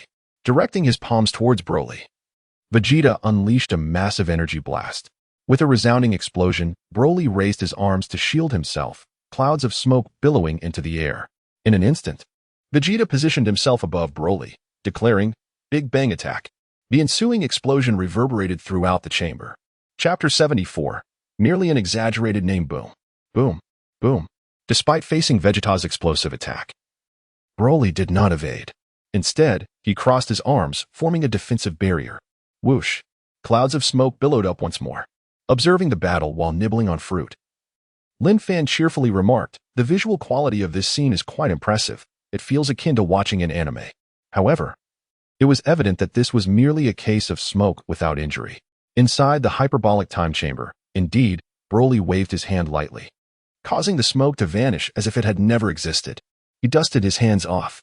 An explosive attack? It seems rather trivial. Merely a standard energy blast dressed up with an exaggerated name. Though Broly had entered a berserk state, he maintained control over his reason, yet his demeanor was undeniably arrogant, starkly contrasting his usual self. This statement ignited Vegeta's pride. He acknowledged that the technique was not particularly formidable, yet it was certainly not as trivial as Broly suggested. Just as Vegeta was about to unleash a furious retort, Broly calmly stated, "Now it's my turn." However, he did not strike immediately, but instead glanced at Goku on the ground. "Kakarot, are you sure you want to join?" Alone, Vegeta cannot withstand this. Vegeta, already fuming, was incensed further by these words. "Outrageous. This is utterly intolerable. How dare you underestimate me?" With a fierce shout, he launched an energy blast at Broly, then charged forward with the speed of a shooting star, genuinely in pursuit of victory. Broly showed no inclination to evade the energy blast, which crashed against him with a thunderous sound, causing no damage whatsoever, not even tearing his clothing. Yet Vegeta had not expected a single energy blast to harm Broly. As his fist approached, Broly effortlessly caught it with one hand. Just as Vegeta wondered what Broly intended, Broly unleashed a flurry of punches to his chest, followed by a powerful throw that sent him crashing into the ground. With his mouth agape in shock, a tremendous force crashed down upon Vegeta. In an instant, he lay sprawled on the ground, his attire in tatters, utterly defeated. Goku watched in astonishment, realizing just how formidable Broly truly was. "Vegeta, are you alright?" Struggling to rise with great effort, Vegeta glared at Goku, furrowing his brow as he gradually ascended into the air. Goku flew beside him. "Vegeta, let us attack together. Individually, we are no match for him." Vegeta's lips twitched as he reluctantly acknowledged the truth. Though he had fought Broly for a while, it was primarily because Broly had refrained from counterattacking. Now that the tables had turned, he was unable to withstand the onslaught. What in the world? How can Broly be this strong? Is this ancient scion truly that terrifying? Seeing Vegeta's silence, Goku understood that he had tacitly agreed. He was well aware of Vegeta's nature. He would never vocalize cooperation, even if he accepted it. Goku clenched his fists tightly. Whoosh. He activated Super Saiyan God once more. Vegeta, too, concentrated his energy again. Broly, looking down upon them, declared, "Is the true battle finally upon us?" Indeed, the genuine fight was about to commence. Goku exclaimed excitedly, "Yes. The real battle is here." With no time for words, Vegeta charged forth, and Goku, seeing Vegeta's lead, quickly followed suit. Their coordination was impeccable, launching a simultaneous assault on Broly. Bang! Bang! Initially, Broly struggled against both of them, but as the fight progressed, it became increasingly easy. Within 3 minutes, bolstered by his ancient Saiyan lineage, Broly's power surged, and he grasped both fighters, crashing them together. Bang! Ah! Their bodies collided, and they cried out in pain. Swiftly readjusting, they swung their free hands to attack Broly. Whoosh! Broly hurled them aside and conjured 2 green energy blasts in his hands. Boom! Boom! The 2 fighters crossed their arms to shield against Broly's green energy assault. However, as soon as they lowered their arms, they found Broly standing directly before them. Bang! 2 fists struck simultaneously. Ah! The duo was sent flying like kites severed from their strings. Boom! Boom! They crashed into a mountain, causing it to collapse instantaneously. Broly hovered in midair, his green eyes fixated on the pair, his fists clenched, raising them high. Goku and Vegeta, sprawled on the ground, felt the earth begin to tremble beneath them. Damn it, Vegeta cursed. Before he could catch his breath, Broly was already in motion. Whoosh. Green energy beams shot forth from the ground, raining down upon them in a dense swarm. Goku and Vegeta struggled to evade, ascending into the air to match Broly's level. Broly ceased his barrage, looking at the disheveled duo and coldly stated, "With your current strength, you are not my match. Surrender." Vegeta glared at him with fury, his face pale with rage, his breath becoming labored. "Broly, you think too highly of yourself." In contrast, Goku was not enraged. Rather, excitement filled his gaze, igniting his fighting spirit. "Indeed, you are powerful. I am getting pumped up." Broly turned to Goku. "Oh, Kakarot? If you have any techniques, unleash them. If this is the extent of your strength, I won't waste any more time." Enhanced by the purification technique, Broly was no longer merely a savage brute. He had become a formidable being of both power and intellect. Goku tightened his fists, exclaiming with enthusiasm, "Broly, my trump card should be within your capacity to withstand." He shouted, "Ultimate Kaioken," 30 times. Vegeta, consumed by rage, cried out, "Unforgivable." His aura surged higher and higher, yet it paled in comparison to Goku's 30-fold Ultimate Kaioken. There was one more chapter to go, but it was already quite late. Everyone should retire early. Upon waking tomorrow, they can continue. Boil water and keep striving. Chapter 75, Super Ancient Scion Level 2. Upon Son Goku, a crimson aura enveloped him, signifying the ultimate Kaioken. In contrast, Vegeta radiated sporadic bursts of electric energy, representing his full power aura, indicating that he had developed the Super Saiyan God to its utmost potential. However, this full power was solely applicable to him, akin to his current limit of the Super Red state. Feeling a surge in his strength once more, Vegeta regained his confidence. "Broly, it is time to pay the price. The dignity of Prince Vegeta shall not be challenged." In response to Vegeta's bravado, Broly merely curled a finger, beckoning him to battle, unperturbed. Vegeta was nearly infuriated. Yet, before Vegeta could charge forward, Broly initiated the assault, believing that the strength of Goku and Vegeta warranted his proactive engagement. Initially, Broly had not regarded their Super Saiyan God forms as significant threats. Though unable to transform into a Super Saiyan God himself, he felt no fear, as his master Lin Fan had indicated that he need not follow that path to attain godhood, but rather another. Bang! Bang! The two warriors did not underestimate Broly's advance. In a heartbeat, the three entered a frenzied state of combat, battling fiercely. Goku, applying 30 times the ultimate Kaioken, exerted immense pressure on Broly, relentlessly attacking him. Outside the hyperbolic time chamber, Lin Fan munched on seeds while observing the battle within. Goku's 30 times ultimate Kaioken is indeed impressive, presenting a significant chance of suppression against Broly. However, Goku remains true to his nature as a martial arts enthusiast, with his current power level. If he unleashed his full force upon Broly, the latter would be unable to withstand it. Yet, he is aware that Broly possesses vast potential, thus deliberately coaxing it out step by step for an exhilarating clash. Ding! Disciple Son Goku's basic combat power increased, 15 billion. Master's double increase. Current host basic combat power, 320 billion. Ding! Disciple Vegeta's basic combat power increased, 15 billion. Master's double increase, 30 billion. Current host basic combat power, 350 billion. After waiting for a while, Lin Fan was surprised not to witness an increase in Broly's combat power. What is happening? Why hasn't Broly's power increased? Has the recent enhancement sufficed, or must Goku and Vegeta push him to the brink?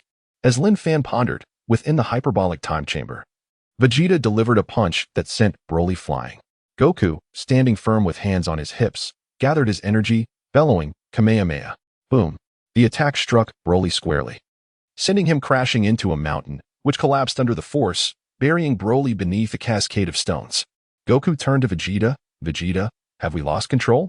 Initially, Goku had moderated his power to coax Broly's limits, but as the battle escalated, he sensed Broly growing stronger, reaching an equilibrium with him.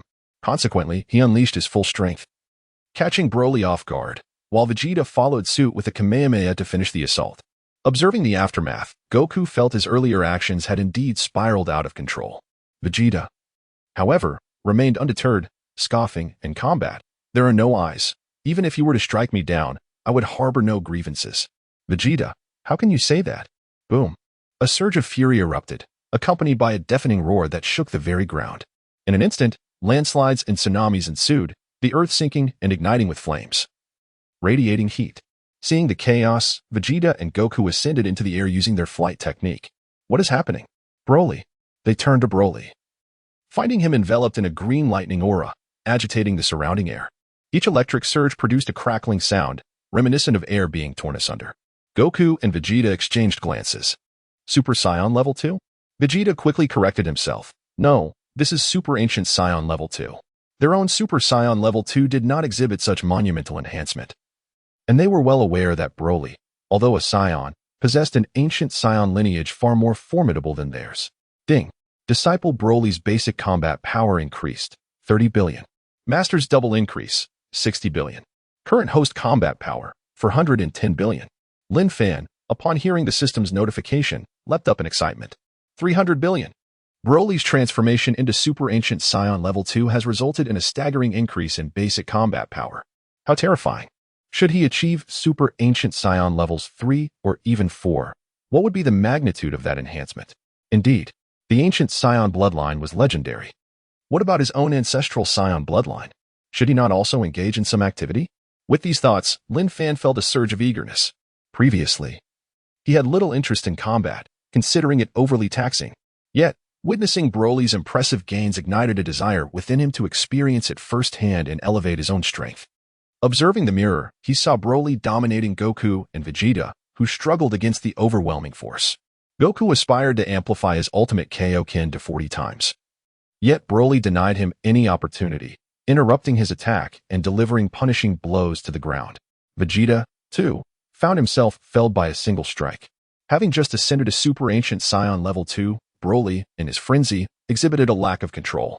However, upon seeing the two warriors on the ground, he quickly regained his composure, employing a purification technique to restore his clarity of mind. Thus, the battle appeared to reach its conclusion. Lin Fan remarked, "The current gifts are approaching 2001 items. Tomorrow's offerings will yield an additional chapter. As of now, at least 3 chapters will be available tomorrow. The event continues. For love's sake, lend your support." Chapter 76. I know my limits. As Lin Fan had anticipated, the battle among the 3 ceased. Vegeta lay on the ground, a visage of sorrow etched on his face, tears welling in a manner that refused to fall. Initially, he had considered that having transformed into a Super Saiyan God, Super Red, he could easily overpower Kakarot and the seemingly unimpressive Broly. Thus, he planned to take on both opponents simultaneously. However, he never expected that he and Goku would instead find themselves outmatched by Broly, who fought against them both with ease. In their view, the only way to confront the Super Ancient Saiyan at Stage 2 was through fusion. Yet, this was not a life-or-death struggle. Revealing all their ultimate cards was unnecessary. Therefore, they had to concede defeat. Even if they did manage to fuse and defeat Broly, they would feel no pride in the victory, as it would not reflect their individual strengths but rather the combined power of 2. Seeing the 3 cease their combat, Lin Fan lost interest. He stowed away the angel staff and began to delve into his previously acquired space technique. The following day, Lin Fan had been engrossed in the study of the space technique for over 10 hours, having taken no breaks since the previous day. This sight astonished Tien and the others who were training nearby, as they had never witnessed their master engage in such prolonged practice. In truth, Lin Fan did not wish to train. However, the allure of the space technique was irresistible. He felt compelled to continue until he could truly master it. Setting aside the space technique, he murmured to himself, "Surely this time it will work." He mentally recited the incantation for the space technique, his willpower manifesting instantaneously. Whoosh! Before him appeared a rift in space, a testament to his success. Lin Fan exclaimed with a hint of excitement. This was his first endeavor with divine abilities. And after hours of arduous effort, the success sparked an undeniable thrill within him. His consciousness intertwined with the newly formed space, and he could clearly perceive that it encompassed several thousand square meters. Yet, this was insufficient for his current capabilities. It was too small. The limited size of the space stemmed from Lin Fan's nascent mastery of the technique. He had merely scratched the surface. Once he reached a consummate level of proficiency, he could expand the space to align with his present strength. Should he attain an extraordinary level of skill, he could double the effectiveness of the technique. For now, however, he was content. Several thousand square meters would suffice for his needs. Ding! Disciple Goku's base combat power increased by 10 billion. Master received a double boost of 20 billion. Current host's base combat power, 430 billion. Ding. Disciple Vegeta's base combat power increased by 10 billion. Master received a double boost of 20 billion. Current host's base combat power, 450 billion. Ding. Disciple Broly's base combat power increased by 25 billion. Master received a double boost of 50 billion. Current host's base combat power, 500 billion. Marvelous. How incredible! He had reached the monumental threshold of 500 billion so swiftly. He had anticipated a lengthy training process to achieve this milestone. Yet here it was, achieved without any exertion on his part. Splendid. It seemed the three were on the verge of emerging as well. Lin Fan realized that his recent surge in strength was undoubtedly due to Goku and the others assimilating their battle experiences. Broly's significant increase was a result of mastering the Super Ancient Scion Stage 2, which provided a substantial boost due to it being his first transformation. While Lin Fan pondered these matters, a streak of light appeared. The East Kaioshin and the Old Kaioshin arrived once more. Upon seeing them, Lin Fan leapt from his seat, greeting them with a smile. East Kaioshin, Old Kaioshin. The East Kaioshin reciprocated the greeting. West Kaioshin. With concern, he inquired, "Did the Grand Minister do anything to you yesterday?" The East Kaioshin had been troubled by the events of the previous day, and if the Grand Minister had imposed any severe punishment on Lin Fan, he would have sought to intercede on his behalf, hoping to spare Lin Fan from repercussions, especially since he had only recently been appointed as the West Kaioshin and was still adapting to his role. Lin Fan smiled and replied, "Nothing happened." "Thank you for your concern. That's a relief." The East Kaioshin emphasized his worry, stating that he had come to check on Lin Fan, prepared to plead with the Grand Minister on his behalf. The Old Kaioshin chimed in, explaining Lin Fan's situation. Once more, Lin Fan expressed his gratitude to the East Kaioshin. "Thank you, thank you." He held a favorable impression of the East Kaioshin, recognizing him as a kind and upright individual who genuinely dedicated himself to the service of the universe. Once, the apprentice angel Myris had disregarded the neutrality of angels to assist Goku, Vegeta, and others in vanquishing Moro, becoming transparent and vanishing. The East Kaioshin had personally sought the Grand Minister's favor to revive Myris, even offering his own life as a price. This had alarmed Beerus, as their lives were intertwined. However, the Grand Minister did not take the East Kaioshin's life, for he too wished to see Myris revived, being his child. Yet, the rules of angelic neutrality were firm, and even he could not breach them at will. The East Kaioshin's self-sacrificial plea for Myris effectively granted the Grand Minister an opportunity to consider revival without direct repercussions on his authority. The East Kaioshin advised, "West Kaioshin, when you meet the Grand Minister, it is wise to bow in respect. Though he has stated that it is unnecessary, it is better to avoid inciting his displeasure. Fear not, I am aware of my place." Lin Fan replied with a smile, suddenly chuckling. Noticing the unusual smile, the East Kaioshin couldn't help but inquire, "What is you laughing?" Lin Fan recalled a humorous incident. The East Kaioshin, upon his initial appearance, had frightened Piccolo into retreat with a mere glance, leaving him ashen-faced. Yet now, everyone knelt before him, a stark contrast indeed. But could he share this thought with the East Kaioshin? As the day progressed, he had accrued over 2,000 gifts. And today he had already reached the 2-chapter mark. Thus far, the minimum for today was 4 chapters, each day fueled by love. 8 chapters were not merely a dream. Chapter 77. No longer the first to kneel. Of course, I can. However, the East Kaioshin felt compelled to question himself intensely before voicing his thoughts, lest he offend the East Kaioshin. "It's nothing. Better not to tell you. I'm afraid you might get angry." Upon hearing this, the East Kaioshin grew even more curious, shrugged his shoulders, and replied, "Is it the case that I'm so petty, West Kaioshin? After all, I am a dignified East Kaioshin. Speak up. It was you who insisted I say it, so I will share. I just recalled how, when you first met Piccolo and Goku, a mere glance from you turned Piccolo's face ashen with fear." The East Kaioshin paused. Isn't his face already green? The Old Kaioshin promptly slapped the East Kaioshin on the head, exclaiming, "Look, here stands an honest man. Everyone, come and tease him." The East Kaioshin twitched his lips but, upon reflection, remembered how he had indeed frightened them upon their first meeting, especially Piccolo, who had been utterly terrified. It was quite an impressive display of authority on his part. After reminiscing, he immediately inquired, "What about now?" "Now? You kneel before everyone." Lin Fan replied calmly. The East Kaioshin felt slightly insulted, yet it seemed to ring true. Lin Fan gently patted the East Kaioshin, saying, "I'm just joking. Our position as Kaioshins requires such deference. We must bow before the Destroyers, the Grand Priest, and Zeno himself." given their recent activities. It's only natural to kneel before them. Upon hearing Lin Fan's reassurances, the East Kaishan felt somewhat better, yet a peculiar pang of hurt lingered. Why did this comfort evoke such inexplicable pain? No, I must prove myself to Lin Fan. He looked at Lin Fan and declared, West Kaishan, I will resolutely not be the first to kneel. Lin Fan replied, I thought you would never kneel. Who would have imagined this? In truth, Lin Fan understood the East Kaishan's compulsion to kneel. Given the hierarchy of power, refusing to kneel would be tantamount to courting disaster. I believe in you. Not being the first to kneel is indeed commendable. Suddenly, a streak of light descended before them, revealing a tall figure with blue skin, flowing white hair, and purple eyes and lips, adorned with a large light blue halo around his neck. He held an angelic staff. Whis. Lin Fan mused inwardly, wondering why Whis had come. Was it a visit for him? Had his father, the Grand Priest, mentioned that he was his cousin? Whis greeted Lin Fan with a slight smile before extending his warmth to the East Kaishan and the Old Kaishan. With a gentle wave of his staff, he summoned an edict. I shall now proclaim the Edict of Zeno. Upon hearing these words, the East Kaishan promptly knelt, lowering his head. The Old Kaishan glanced at the East Kaishan, feeling a mix of disappointment and determination as he had intended to kneel before him. Yet, this ungrateful fellow dropped to the ground, as if fearing someone might vie with him for the honor of being the first to kneel.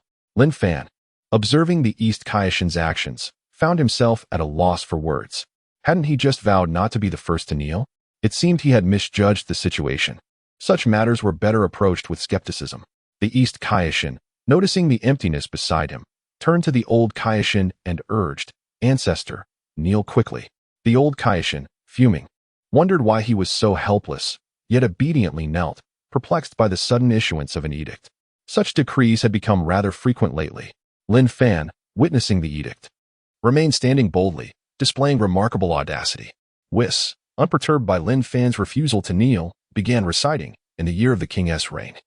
The Grand Kaishan of the 7th universe was absorbed by the pure mage imbued while defending the 7th universe, leaving the position vacant for several years. A capable individual is required to fill this role. Henceforth, the former West Kaishan Lin Fan shall assume the title of Grand Kaishan of the 7th universe. The atmosphere fell into an astonished silence, with both the East Kaishan and the Old Kaishan left astounded. Lin Fan had only recently been appointed as the West Kaishan, and now he was being elevated to Grand Kaishan? The speed of his promotion was astounding. It felt as if he were mining for gold. Lin Fan stepped forward to accept the edict, exclaiming, Thank you, Zeno. Whis smiled and said, Congratulations, Lin Fan. The Old Kaishan and the East Kaishan rose to their feet. The Old Kaishan, confused, asked, Didn't he just become the West Kaishan?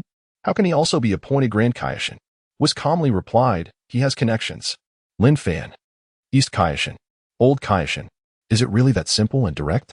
The Old Kaishan and the East Kaishan had already deduced the nature of Lin Fan's connections upon hearing the edict. Yet they did not expect Whis to be so forthright about it. Such connections were not to be underestimated. They could hardly contain their disbelief. After Whis finished speaking, he covered his mouth, laughing heartily. At that moment, the edict transformed into a divine energy that surged into Lin Fan's body, enhancing his divine power. Quite impressive. It seemed he had acquired several divine techniques. Indeed, higher positions came with greater rewards. However, mastering these divine techniques was essential, as they were not naturally innate, which posed a challenge for someone like him who preferred to take things easy. The East Kaishan and the Old Kaishan regarded Lin Fan, preparing to kneel again. Lin Fan waved his hand, lifting them up. From now on, there is no need for you two to bow when you see me. The Grand Kaishan held a position above the 4 Kaishans, overseeing their management. Thus, all Kaishans would typically prostrate themselves before the Grand Kaishan, but since Lin Fan had spoken, they were exempt from such formalities. Looking at the East Kaishan before him, Lin Fan could not help but gently pat his shoulder. Poor child, you kneel before everyone. The East Kaishan, not fully grasping Lin Fan's intent, awkwardly asked, Does the Grand Kaishan have any instructions? Lin Fan, wishing not to further dishearten him, replied, No. I merely wish to offer a pat on your shoulder. Sensing something was amiss, the East Kaishan refrained from pressing further, respecting Lin Fan's silence. At that moment, Whis announced his intention to take his leave. Grand Kaishan, East Kaishan, Old Kaishan, my mission has concluded, and I must return to report. Grand Kaishan, should you require assistance, feel free to contact me, and do come visit the realm of the Destroyer. I shall treat you to some delightful delicacies. Delicious delicacies? Chapter 78. Instant Noodles, a Delicious Delight? Upon hearing this, Lin Fan muttered to himself, suddenly realizing that Whis was indeed a true gourmand.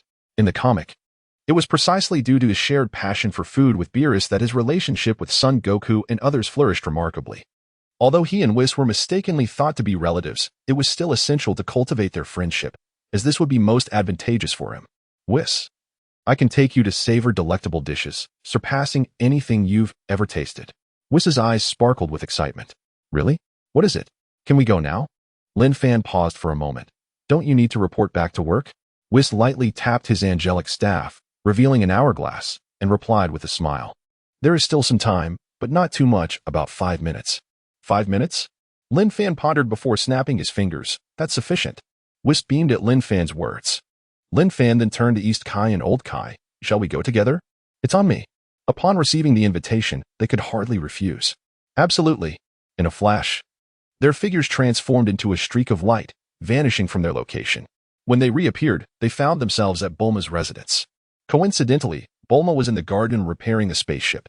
Upon noticing Lin Fan and the others, she inquired curiously, Oh, Lin Fan, it's been a while. Bulma, I apologize for the interruption, but I was wondering if you have instant noodles at your place? Bulma was momentarily taken aback. Instant noodles? You come to my house and ask if I have instant noodles? Lin Fan affirmed, Indeed.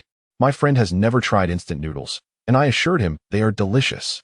However, due to time constraints, we preferred not to go out to buy them, hence our visit. Bulma glanced at Whis, noting his blue skin and elegant demeanor, finding him quite charming. Sure, just a moment. Before long, she returned with a box of instant noodles. Lin Fan personally opened one for Whis, pouring in hot water.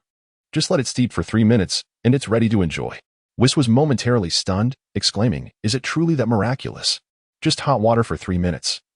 And it's edible. Indeed. Each person present received a bowl.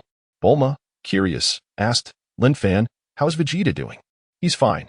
If you miss him, I can have him come to see you shortly.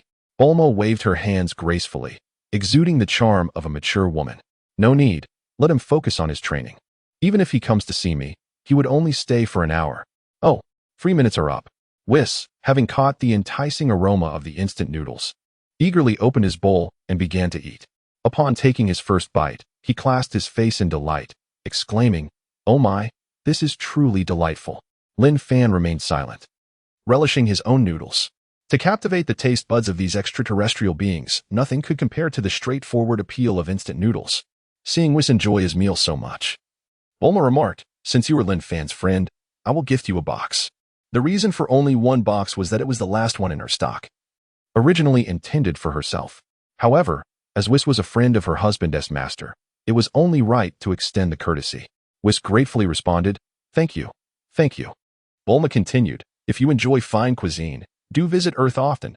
There are countless delectable dishes here. Instant noodles are merely of moderate quality. Whis's eyes widened.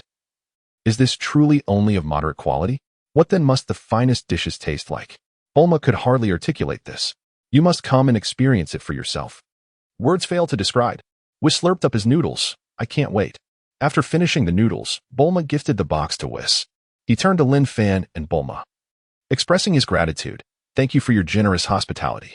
Not at all. Just enjoy it and come visit anytime. Lin Fan smiled. Very well. I shall return to report now. Whis vanished in a flash of light. Once he left, Bulma inquired, Who was that? An exceptionally powerful deity. Had I not intervened, your husband would have followed him to train. Bulma was puzzled, unsure of what this meant. Lin Fan chose not to elaborate, having merely made a casual remark. He then turned to East Kai and Old Kai. I shall take my leave now. East Kai nodded slightly, understood. In an instant, Lin Fan returned to West Kai's realm. Once there, he contemplated whether he should move to the Grand Kai's realm, now that he had ascended to such a position. However, he soon realized that relocating was a cumbersome affair. Since there was currently no one assigned to West Kai, he decided to remain for the time being and consider a move once someone filled the position. Suddenly, Son Goku, Broly, and Vegeta burst out from the hyperbolic time chamber, swiftly approaching Lin Fan. Master Lin Fan. They greeted. Lin Fan observed the aura surrounding them, nodding in satisfaction. It seems you have made considerable progress. Son Goku exclaimed excitedly. Indeed, Master Lin Fan. Broly is truly formidable. Both Vegeta and I were bested. Vegeta pushed Kakarot aside, displeased. Humph. I was not defeated. Son Goku scratched his head. Weren't you defeated, Vegeta? Vegeta chose silence, firmly believing that if he did not accept defeat, then he had not lost. Suddenly, he seemed to recall something and turned to Lin Fan, requesting, Master Lin Fan, I wish to learn more powerful techniques. Through this battle, he realized that neither he nor Kakarot stood a chance against Broly. One-on-one, they were hardly a match. Unless he acquired stronger techniques, defeating Broly would be nearly impossible. Stronger techniques? Lin Fan murmured. Exactly. Lin Fan circled around Son Goku and Vegeta, carefully assessing their states. The two felt somewhat awkward under his scrutiny. Son Goku, blushing, asked, Master Lin Fan, what are you looking at? Very well, since you wish to learn more powerful techniques, I shall teach you. Chapter 79, The Servant's Choice, Super Saiyan God Super Saiyan, Super Blue. The trio gazed at Lin Fan in astonishment, for they had never encountered such a term before. Goku, unable to contain his curiosity, inquired, What is Super Saiyan God Super Saiyan? Vegeta cast a disdainful glance at Goku and retorted, Shut your mouth. It is Super Saiyan God Super Saiyan. Goku, feeling embarrassed, chuckled awkwardly, That's quite a mouthful. I find it hard to pronounce. Lin Fan simply stated, in the future. You need not utter such a lengthy name. Just call it Super Blue. Upon mastering this technique, your aura will manifest in blue, and your hair will also turn blue. As he mentioned the hair color, Lin Fan couldn't help but recall the jests of netizens from his previous life, noting that the color palette for Scions was becoming quite limited. Of course, the transformation involved more than just a change in color. This form was significantly more formidable, transcending even the existence of Super Saiyan God. It was exceptionally suitable for combat. Goku and Vegeta were instantly elated, gesturing enthusiastically as they exclaimed, That's fantastic. Master Lin Fan, please teach us. We can hardly wait to learn. Lin Fan smiled and replied, Be patient. This time, I will join you in the hyperbolic time chamber. Really? Master Lin Fan, you will join us in the hyperbolic time chamber? Why? Goku asked, his face filled with confusion. Having known Lin Fan for some time, he was taken aback by this revelation. Lin Fan candidly explained, Watching you train has made me eager to train as well. Goku, haven't you always wanted to spar with me? This is a splendid opportunity. Goku's excitement was palpable. Vegeta, observing Kakarot's enthusiasm, instinctively asked, Do you have a plan to contend with Master Lin Fan? Not really, but I'm looking forward to it. Goku replied candidly. Vegeta sighed, What a masochist. Come. Let us enter the hyperbolic time chamber together. Thus, the trio, having just emerged, followed Lin Fan back into the chamber. Upon entering, Lin Fan surveyed the surroundings. The environment bore an uncanny resemblance to Earth. One could say it was another version of Earth, albeit uninhabited, utilizing the power of creation. Lin Fan duplicated the memories of the Super Blue technique twice. Goku, Vegeta, step forward. Yes. The two approached Lin Fan, who placed his hands upon their foreheads. A surge of divine knowledge flowed into their minds. All right, take a moment to absorb it. Without hesitation, they began to assimilate the knowledge. Discovering the secrets of transforming into Super Saiyan God Super Saiyan, they eagerly commenced their training. Lin Fan turned to Broly, Come here. Yes. They moved to another side. Broly, I am aware that you can transform into Super Ancient Saiyan Level 2. After training for several years in the hyperbolic time chamber, you have mastered it. Now I shall teach you how to transform into Super Ancient Saiyan Level 3. Whether you can grasp it depends on your efforts. Broly expressed his gratitude. Thank you. Master Lin Fan. As Lin Fan regarded Broly, he contemplated whether to take him on as a servant. If he did, his combat prowess would increase, and in turn, Broly's enhancement would further elevate Lin Fan's strength. Moreover, due to the system's mechanics, he would experience a dual enhancement. In simpler terms, if Lin Fan's power surged by 1 million, Broly, as a servant, would gain a 10% boost, translating to an additional 100,000 in combat power. This increase would in turn grant Lin Fan a doubled enhancement of 200,000. However, there was another individual equally suited to become a servant, possessing talent on par with Broly. If he were to accept this person, it would be even more advantageous. Yet, that individual still lagged too far behind, necessitating a lengthy wait. Very well, I shall choose Broly for now. Let us focus on enhancing strength. Who knows what the future holds? Lin Fan replicated the memories for transforming into Super Ancient Saiyan Level 3 and transmitted them into Broly's consciousness. Upon completion, Broly gratefully declared, Thank you, Master Lin Fan. Broly, I am currently seeking a divine servant, and if I choose you, would you accept? Broly, loyal to Lin Fan, reflected on how he would still be alone on planet Vampo without him, unable to learn purification techniques. Furthermore, as Lin Fan's disciple, he was eager to stand by his master's side. Master, I am willing. Good, then let us now establish the master-servant contract. The master-servant contract is a unique divine technique. Once one becomes a servant, they cannot harm their master without permission, lest they face a backlash resulting in death. However, substantial benefits accompany this bond. When the master increases their power, the servant receives a 10% enhancement. Conversely, when the servant strengthens, the master gains 50% of that increase. Lin Fan formed several strange hand signs and murmured incantations. Divine power surged in his right hand. A cold light flashed as he pricked his finger, allowing a drop of blood to flow forth. With a flick of his hand, the blood dripped into Broly's forehead. Broly, open your mind and relax your body. Following Lin Fan's guidance, the blood swiftly entered Broly's mind, merging with his consciousness. At that moment, Lin Fan sensed Broly's awareness intertwining with his own, comprehending every thought that crossed Broly's mind. With a mere thought, he could bring about Broly's demise. This was the essence of the master-servant contract. How terrifying. Lin Fan mused to himself. All right, Broly, begin your training on how to transform into Super Ancient Scion Level 3. Yes, Master. In an instant, Lin Fan ascended to the peak of a mountain, gazing down at the trio engaged in their training. He calmly proclaimed, You three, devote yourselves to your training. Soon, the opponent you will face is me. I am quite eager to discover the extent of my power. Chapter 80. Lin Fan's Strength in the Hyperbolic Time Chamber. 1 month later, Vegeta, Son Goku, and Broly had fully mastered the techniques imparted by Lin Fan. Vegeta and Son Goku could effortlessly transform into Super Saiyan God Super Saiyan, Super Blue, while Broly had also adeptly achieved the transformation into Super Ancient Saiyan Level 3. His green hair cascading down to his waist, and his physique surpassing even that of the previous Super Ancient Saiyan Level 2. As a result of their training, Lin Fan experienced a significant enhancement in his combat power, elevating it from an initial 50 trillion to 62 trillion.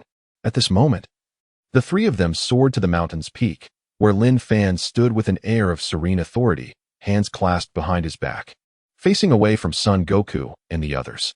A gentle breeze fluttered his garments, creating an ethereal atmosphere. Turning to face them, Lin Fan declared, You have all mastered what I taught you. Now, it is time for me to assess your training results. I shall go first. Son Goku stepped forward, adopting a combat stance, eager to engage. Lin Fan chuckled lightly. Am I to fight just you, with my 62 trillion power? That would be unfair. No. All three of you shall come at me together. A single opponent would be a waste of time. Vegeta glanced at Son Goku and remarked, Kakarot, given Master Lin Fan's strength, do you believe you are adequate for this challenge? Vegeta, no need to belittle it. Son Goku retorted, aware that he was indeed no match for Lin Fan. However, Vegeta's words struck a nerve, igniting a sense of defiance within him. Lin Fan, wishing to avoid any further banter, interjected, Enough of this chatter, let all three of you come at me. Broly, unleash your full strength. Even if you harm me, I permit you to attack without holding back. It was essential for Lin Fan to clarify this to Broly due to their master-servant contract, as misunderstanding could lead to adverse consequences. Upon receiving Lin Fan's consent, Broly responded respectfully, Yes, Master. Let us begin. Lin Fan gestured for them to commence. With a determined shout, Son Goku transformed into Super Blue, followed closely by Vegeta, who also assumed the same form. Their gazes sharpened, hair turning blue as their auras radiated the same hue. Broly, clenching his fists until veins bulged, unleashed a thunderous roar. Transforming into his imposing Super Ancient Saiyan Level 3 form, his green hair now reaching his waist, enveloped in a powerful green aura. Lin Fan maintained his base form, prompting Son Goku and the others to inquire, Master Lin Fan, are you going to fight in your base form? However, Lin Fan had no intention of battling in his base state. Although he possessed 62 trillion in base power, it paled in comparison to the augmented might of the three fighters before him. With a firm resolve, he clenched his fists and instantaneously transformed into Super Saiyan God, Super Red, his combat power skyrocketing to an astonishing 1.24 quintillion. The overwhelming aura emanating from Lin Fan caused the three to tremble momentarily, but soon their faces illuminated with exhilaration. Today's battle was destined to be a pinnacle confrontation. an encounter of heights previously unachieved. In unison, the three surged forward, fist striking with ferocity. In an instant, Lin Fan vanished, leaving them momentarily stunned. When he reappeared, they felt a sudden pain in their chests. With a resounding crash, the trio was sent hurtling backward like kites severed from their strings, crashing into the mountains, which crumbled into ruins. Yet, this was merely an appetizer for Lin Fan, and for the others as well. In a flash, the three emerged from the debris, surrounding Lin Fan from different angles, their momentum unyielding. Lin Fan pointed his right index finger at Vegeta, rapidly gathering energy. Gigantic Spirit Bomb. A powerful wave of divine energy surged toward Vegeta. Vegeta, recognizing the attack, swiftly evaded, unwilling to confront it head-on. A smirk played on his lips as he recalled that this was merely an upgraded version of the Spirit Bomb. Despite his fear, he understood that while techniques were crucial, the wielder's strength was paramount. Seeing Vegeta avoid the attack, Lin Fan redirected it towards Son Goku and Broly, who had already charged forward. With a flurry of punches, they unleashed thousands of strikes in mere moments. Lin Fan remarked coolly, "Too slow, still too slow. With your current strength, you cannot hope to match even my Super Saiyan God form." The words ignited their pride, especially within Vegeta, whose ego swelled. Son Goku, though similarly touched by pride, was more thrilled at the prospect of facing a stronger adversary, igniting his fierce fighting spirit. Broly, on the other hand, was consumed by rage. With a furious roar, Broly's power surged, unleashing relentless assaults on Lin Fan. He opened his massive mouth to unleash a powerful green energy wave, his ultimate technique, imbued with tremendous force. Son Goku coalesced his energy into a single punch, transforming into a streak of blue light, hurtling toward Lin Fan with immense force. Vegeta, spreading his arms wide, rapidly gathered energy, shouting, "Ultimate Flash!" The combined might of the Ultimate Flash and Broly's ultimate technique collided with Lin Fan. In a flash, Son Goku used instant transmission to appear behind Lin Fan, delivering a punch infused with peak energy. The three attacks landed squarely on Lin Fan, yet strangely, all that resonated was a crisp sound, akin to striking a solid object. This concludes today's update. 5 chapters have been completed, and we currently have 500 gifts. Tomorrow, we will have an additional chapter, with a minimum of 3 chapters guaranteed. Each additional 100 gifts will grant another chapter, capped at 8 chapters. To encourage updates, if just 1/3 of the readers click, we can enjoy 8 chapters daily. Keep it up. Chapter 81, Broly's Abandonment of Purification. Boom, boom. The trio's assaults thundered upon Lin Fan's form. Yet, they were met with an exceedingly crisp sound, as if their strikes had collided with an unyielding object. In the instant of the explosion, a thick cloud of smoke enveloped the vicinity of Lin Fan, and after Son Goku landed a punch on him, he utilized instant transmission to appear beside Vegeta and Broly. The three scrutinized the scene within the smoke. Within mere moments, the haze dissipated, revealing a strikingly handsome young man suspended in midair. This charismatic youth was none other than their master, Lin Fan. The trio gasped in astonishment. Despite being struck by all 3 of them, Lin Fan bore no injuries, his attire remained unscathed. Lin Fan lightly brushed his clothing, as if to remove trivial dust. He mused to himself about the formidable nature of his indestructible technique, particularly at its peak level. With their current powers, the 3 stood no chance of breaking through his defenses. It seemed they would require further provocation. Gazing at the trio, he taunted, "Tell me, have you 3 forgotten to eat? Is this feeble assault merely a tickle to me? Can you not muster your full strength? Do you truly believe you've reached your limits?" Although his taunts were fervent, the trio, aware of his status as their master, did not take offense. Yet, their lack of anger did not equate to indifference. As they surged forward once more, observing that their fighting prowess had not improved, Lin Fan muttered with mild disdain, "It appears mere verbal prodding is ineffective." With that, he vanished from sight, choosing to confront them directly. Bang! His fist struck Son Goku squarely in the face, sending him reeling. Another kick connected with Vegeta's chest, propelling him backward in a manner akin to a defeated soldier. "Vegeta, you too are a waste. After all this training, you were still sent flying by a single kick. Be gone." Ha! A powerful punch hurtled toward Broly, who managed to block it with both fists.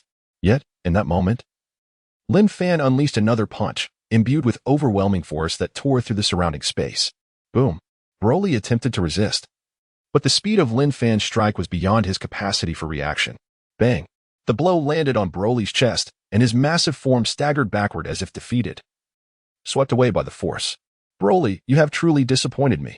Transforming into a super ancient scion at level 3, and you can barely withstand a single punch. What a letdown. Lin Fan stood firm, casting a scornful gaze upon the trio. Son Goku wiped the blood from his lips and exclaimed, Master Lin Fan is truly incredible. I finally understand why he warned me against competing with him before achieving divinity. He was concerned I might be killed by a single blow. Vegeta snorted, recognizing Lin Fan's strength, but utterly unprepared for its magnitude. Could it be that I am indeed as Lin Fan suggests? After all this training, am I still a failure? I am in super blue form, surpassing even the super Saiyan god, and yet I am still deemed inadequate? Why toil in training if it all amounts to nothing? No, I shall not allow this to be so. Clenching his fists, a tempestuous energy began to coalesce around him, akin to a series of fearsome tornadoes, causing the ground to buckle beneath him. Son Goku turned to Vegeta with a smile. Vegeta, it seems you have achieved a breakthrough. I shall not lag behind. With his fists tightened, he gazed up at Lin Fan, who looked down upon them with condescension and calmly declared, Master Lin Fan, you truly are formidable. Now, I shall unleash my utmost potential. Quickly summoning the power within him, he cried out, 40 times, ultimate Kaioken. The 40-fold ultimate Kaioken reached the limits of his physical being, and as he began to harness this overwhelming force, he felt a tearing pain throughout his body, indicative of his limits being reached. Lin Fan watched from above, a satisfied smile gracing his lips as he beheld Son Goku wielding the 40-fold ultimate Kaioken. Only through relentless challenges of your limits can you truly transcend yourself. I look forward to the day you grasp the Ultra Instinct. Wait, no. With Son Goku's current abilities, he could not yet comprehend Ultra Instinct. His mastery stemmed from Whis. It seemed prudent to await Whis' next visit to assist in training Son Goku in Ultra Instinct. Such a thought was indeed splendid. However, this was not the time for such musings. His attention shifted to the still and silent Broly. Indeed, after stabilizing himself, Broly had remained motionless, standing silently in an eerie stillness that sent chills down one's spine. Suddenly, Broly's eyes snapped open, his green irises intensifying to a deep, vibrant hue. Where there had once been rationality, his gaze now reflected a hollow, mindless void. Not. I shall not disappoint. Hope. I will not. He muttered, his body trembling as a terrifying power began to surge within him. Lin Fan instantly comprehended Broly's intent. He was poised to temporarily abandon his purification technique, eschewing reason to ascend to a higher state, to gain even greater strength. In some regards, the purification technique had kept him grounded in rationality, while it offered advantages. It also posed challenges, particularly when confronting Lin Fan. In that state, it was difficult for Broly to unleash his full potential. The purification technique had preserved his clarity of mind, preventing him from harming those he cherished, especially Lin Fan. Without the capacity for harm and rage, his desire to break through was thwarted. Thus, he cast aside the purification technique, yearning to enter an unrestrained, frenzied state, trusting that with Lin Fan present, he would not inflict harm upon anyone. Roar. Instantly, he descended into a state of rage, unleashing a power that shattered the earth, sending waves crashing forth, devastating the landscape. The ensuing cataclysm threatened to obliterate everything in its wake. Chapter 82. The Variables. The awakening of Beerus within the hyperbolic time chamber. The landscape of Earth was obscured, replaced entirely by a sea of flames. Broly maintained his Super Saiyan 3 form, yet the electric aura enveloping him had grown more robust and flickered with greater intensity. This state represented his full power as a super ancient Saiyan, vastly superior to the original Super Saiyan 3. Goku, on the other hand, exhibited a dual aura. The outer layer was a crimson ultimate Kaioken, while the inner layer radiated a brilliant blue hue. His current condition indicated not merely a change in aura, but an overall augmentation of his combat prowess by a staggering factor of 40, albeit still significantly weaker than Broly. Nearby, Vegeta was comparatively weaker. Despite having attained the full power of Super Saiyan Blue, he lagged considerably behind both Goku and Broly, particularly in relation to Broly's strength. However, should Vegeta break through to the deep blue state, the enhancements he would gain would be far from trivial. Ding, Broly's base combat power increased by 20 billion. While his master gained a double boost of 40 billion, plus an additional 10 billion from the effect of God's Servant, which provides a 50% enhancement. The current host's base combat power stood at 670 billion. Ding, Goku's base combat power increased by 15 billion, with his master receiving a double boost of 30 billion. The host's base combat power reached 700 billion. Ding! Vegeta's base combat power rose by 12 billion, with his master gaining a double boost of 24 billion. The current host's base combat power was now 724 billion. Upon Lin Fan's enhancement of base combat power, Broly, as his servant, received a tenth of that increase. Lin Fan had augmented his base combat power by a total of 104 billion, yielding Broly an additional 10 billion. Ding! Broly's base combat power increased by 10 billion, and his master received a double boost of 28 billion. The host's current combat power was now at 744 billion. Hearing the series of notifications from the system, Lin Fan couldn't help but muse to himself. Truly impressive. Particularly with Broly as my servant, I have received dual enhancements, akin to acquiring another disciple. Quite delightful indeed. While Lin Fan contemplated these matters, the trio had already launched their assault on him. The ferocity of their attacks was relentless, leaving no room for mercy. Yet, all their onslaughts were effortlessly repelled by Lin Fan. Indeed, the potency of their strikes was commendable, enough to evoke a semblance of pain. Your combined efforts are merely average. I am certain this is not your utmost strength. Unleash your limits. Such meager force will never allow you to surpass me. Provoked by Lin Fan's taunts, the trio intensified their offensive, gradually matching and even surpassing him in strength. They simultaneously unleashed a barrage of punches. Bang! Lin Fan responded with a punch of his own, only to be sent flying several dozen meters. Seizing this opportunity, they unleashed energy blasts. Broly directed both hands towards Lin Fan, unleashing a flurry of consecutive energy blasts. Boom, boom, boom, boom. Hundreds of energy blasts surged towards Lin Fan. Vegeta spread his arms wide, gathering energy rapidly, and bellowed, Super, Ultimate, Flash. Goku clasped his hands in a flower-like formation at his waist, channeling energy into a glowing sphere, exclaiming, Kamehameha. As the three energy attacks bore down upon him with overwhelming force, Lin Fan remained unfazed. Activating his ability, he initiated super precognition, which enabled him to foresee events occurring within the next 2 seconds. Images flashed through his mind, revealing every detail of the imminent assaults. A satisfied smile graced his lips. Boom, boom, boom. The trio watched in astonishment as Lin Fan effortlessly evaded their onslaughts, positioning himself in a spot beyond their strike's reach, as if he had anticipated their every move. Particularly, Broly's barrage of energy blast was dodged with remarkable ease as Lin Fan stood in a safe zone, smiling as the blasts whizzed past him. Vegeta and Goku were left in utter shock, pondering the nature of this phenomenon.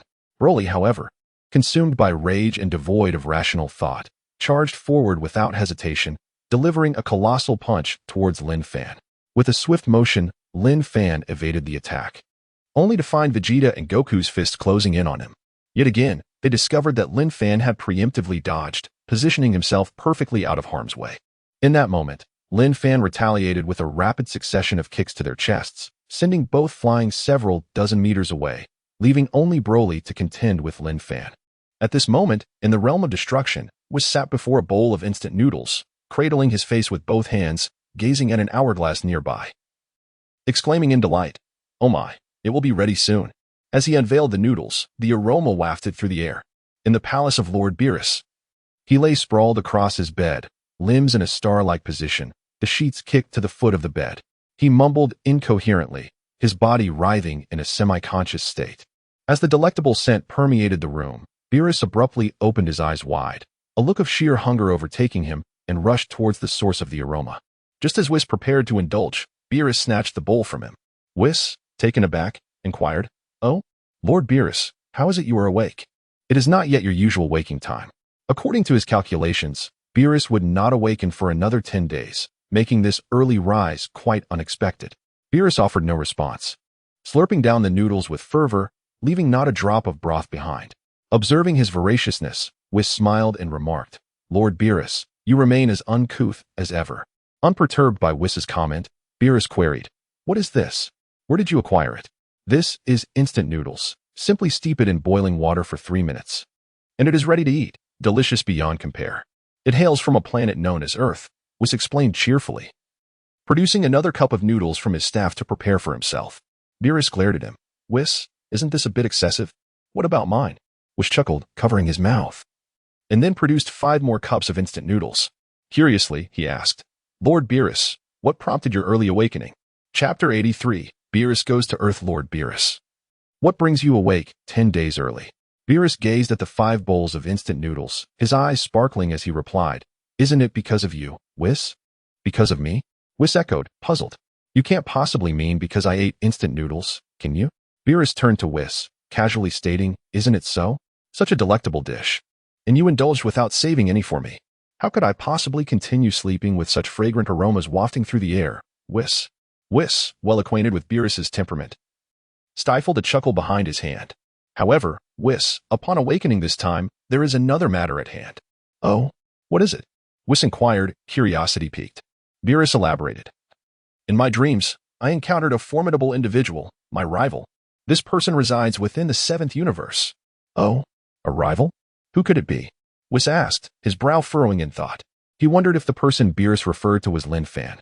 Yet, considering Lin Fan's current strength, it seemed unlikely he could stand against Lord Beerus. Nonetheless, with the bloodline of the primordial scion and an angel, he might not be so weak. Perhaps he could indeed rival Lord Beerus, provided that Beerus did not resort to his destructive powers. While Whis pondered these possibilities, he remained silent, as Lin Fan was his cousin, currently favored by his father, and he did not wish to stir troubled waters. Moreover, Lin Fan, now a Grand Supreme Kai, would not likely come into conflict with Beerus. So how could he be Beerus's formidable rival? Perhaps there were others. At this moment, the hourglass had recorded 3 minutes, and Beerus eagerly began devouring the instant noodles, slurping them down voraciously until he finished 1 bowl. Upon finishing the 2nd bowl, he started on the 3rd and remarked, I believe it was called Super. Or perhaps Ultra, something divine. Suddenly, his expression shifted to one of frustration as he exclaimed, How infuriating.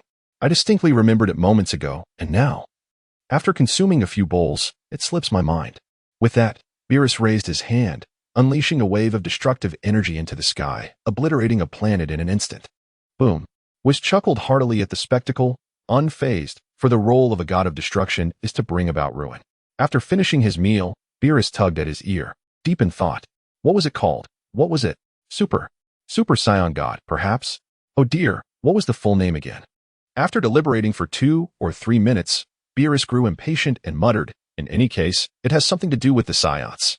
I recall that the Scionts inhabit planet Vegeta. Whis interjected, Lord Beerus, have you forgotten? Before your slumber, you commanded Frisia to annihilate planet Vegeta, eradicating the Scionts. Beerus paused, momentarily taken aback. Oh, the Scionts were all exterminated? Whis stood, utilizing his angelic staff to scan the 7th universe. Soon, the crystal ball of the staff revealed a unique image, a blue planet, labeled Earth. Whis hesitated for a moment, pondering Earth? Could it refer to Lin Fan? Yet, Lin Fan was a hybrid of the angelic race and the primordial scion. Did he truly count as a scion? Or were there other scions on Earth besides him? Noticing Whis's silence as he contemplated, Beerus inquired, Whis, what is the matter? Whis smiled gracefully, Lord Beerus, I am currently searching. With that, he continued to investigate whether there were any other scions on Earth. Shortly thereafter, he gathered sufficient information and shut off the display on the crystal ball, explaining to Beerus. At coordinates 95279-66989, there exist scions on Earth, the very same scions who defeated Frisia. Beerus froze momentarily, intrigued as he turned to Whis. Oh, the scions who defeated Frisia? That fool Frisia, who claims to be the emperor of the universe. How could he be vanquished? Whis chuckled, his eyes filled with disdain, clearly. He held Frisia in little regard. However, the scions on Earth had the ability to transform into super scions, and it was in such a form that they had triumphed over Frisia. Upon hearing this, Beerus's memory was jogged. Oh, I remember now. It is called Super Scion God. Yes, indeed, Super Scion God. There must be a connection between Super Scion and Super Scion God. Come, Whis, let us venture to Earth. Whis eagerly agreed, at once. Lord Beerus, I also intend to procure some instant noodles from Bulma. I am utterly distressed that you consumed 5 bowls. Beerus quickly realized, I had forgotten.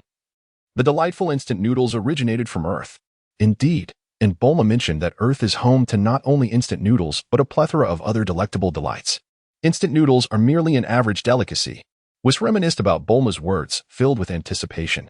He had longed to return to Earth, yet considering Beerus's rest, he could not frequently depart unless there was a mission. This was his duty, as he was Beerus's attendant, responsible for changing his linens and attending to his daily needs. Yet, Whis's role as an attendant did not stem from a formal contract. Rather, it was a nominal title. In truth, Beerus lacked the stature to formalize such an agreement with Whis. Upon hearing that Earth was home to many exquisite dishes, and that such delightful instant noodles were merely average, Beerus found himself salivating uncontrollably. Is that truly the case, Whis? Indeed, it is, Lord Beerus. Then what are you waiting for? Let us hasten to Earth. Yes, Lord Beerus. The two transformed into streaks of light, soaring toward the direction of Earth. Inside the hyperbolic time chamber, Lin Fan remained oblivious to the fact that the enticing aroma of instant noodles had prematurely awakened Beerus. Had he known, he would have certainly prevented Bulma from offering instant noodles to Whis. At that moment, he was engaged in a relentless training session with Broly and the others, pushing their battle powers to their utmost limits. They lay exhausted on the ground, gasping for breath, unable to rise, while Lin Fan continued to provoke them relentlessly. For Science, anger could elevate their battle prowess, but reaching the brink of death could also trigger a significant surge in strength upon revival. Thus, Lin Fan intentionally brought the three to the edge of mortality while simultaneously goading them with words, knowing that when they revived, their battle powers would be greatly enhanced. After all, within the hyperbolic time chamber, 10 years equated to merely 1 day outside. He had ample time to expend. With only 2 chapters remaining, it might be a bit late, so everyone should rest early, avoiding late nights. Tomorrow morning, they shall awaken to continue their endeavors. Chapter 84. The combat power of Lin Fan. After his emergence a day later, Lin Fan emerged from the hyperbolic time chamber, accompanied by Broly, Son Goku, and Vegeta. The 4 of them had spent a full decade within those confines, and during this time, they experienced remarkable enhancements in their abilities. Lin Fan had perfected his transformation into the 4th stage of the Ancestor Scion form, achieving the Super Ancestor Scion 4. He had also become proficient in his angelic lineage. Although certain divine techniques, such as Ultra Instinct, remained elusive to him, nevertheless, he possessed other divine skills that compensated for this shortcoming. His combat power had surged to an astounding 260 quintillion, an impressive feat even in his base state. The Ancestor Scion bloodline was extraordinarily formidable, especially when combined with his angelic heritage, creating a truly terrifying synergy. Reaching a base power of 260 quintillion in just 10 years was hardly surprising. His disciples, benefiting from his elevation, experienced substantial growth as well. Son Goku's base power had reached 5 quintillion, while Vegeta's had attained 4 quintillion. Broly, having entered into a master-servant contract with Lin Fan and being his disciple, enjoyed a dual enhancement, bringing his power to 25 quintillion. Among his disciples, Broly stood as the strongest, having trained diligently over the past decade, allowing him to transform into the Super Ancient Scion 4. Son Goku and Vegeta, however, remained in their Super Blue forms, as Lin Fan had yet to acquire a more potent evolutionary state to impart to them. They would have to await a superior evolutionary form from the system before receiving further training, but Lin Fan had a plan in mind. Although Son Goku and Vegeta were not as formidable as Broly, they could fuse to become Gogeta, enabling them to engage in a fierce battle with the Super Ancient Scion 4 Broly. Should the 2 of them attain a new evolutionary state and then fuse, Broly might not stand a chance against them. The units of combat power include 100 million, trillion, quadrillion, quintillion, sextillion, septillion, octillion, nonillion, decillion, and beyond. Each major unit is further divided into individual 10, 100, 1,000, and so forth. For example, 100 million, billion, 10 billion, etc. For those who find this confusing, I will clarify again. Simply refer to the units in terms of individual, 10, 100, and 1,000. In an instant, Lin Fan soared to his chair. Observing Vegeta and the others, he remarked, "You may return now. After such prolonged training, your master is weary and wishes to rest." Vegeta was equally eager to return home.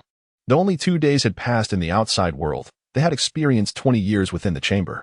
He longed to see his wife Bulma again. He quickly flew homeward. Son Goku also felt the pull of home after a lengthy absence and turned to make his way back. As for Broly, his thoughts drifted to his father, Paragus. He lifted his gaze toward the cosmos. Noticing Broly's demeanor, Lin Fan could not help but inquire, "Are you thinking of your father?" Broly nodded gently, offering no concealment. "Yes. Master, have you forgiven him?" Lin Fan prompted. "For you, these 2 days have spanned 20 years, but for your father, it has merely been 2 days. To be candid, Lin Fan harbored no fondness for Paragus, a father who exploited his own son, and he held him in contempt. However, for Broly, he was still his father, and they had shared many years together. After a moment of contemplation, Broly replied, though he is indeed a scoundrel, he is my father. I cannot forgive him in the short term. However, having spent 20 years in the hyperbolic time chamber, I feel I have begun to forgive him, and my hatred has diminished, especially as I approach a higher state of purification. I view these matters with greater detachment now. With that, Broly stood respectfully before Lin Fan and bowed, saying, Master Lin Fan, if possible, I ask that you help me bring my father to Earth. Lin Fan, who genuinely cared for Broly, recognized his immense potential and obedience. Thus, he was inclined to consider Broly's request. After a moment of reflection, he spoke, Broly, I can assist you in bringing Paragus to Earth, but I will not keep him by my side, as I do not favor such individuals. Broly did not expect Lin Fan to welcome his father into his presence and expressed his gratitude. Thank you, Master Lin Fan. I appreciate your help. As for my father, he can live on Earth independently. However, Broly, there is one more thing I must clarify.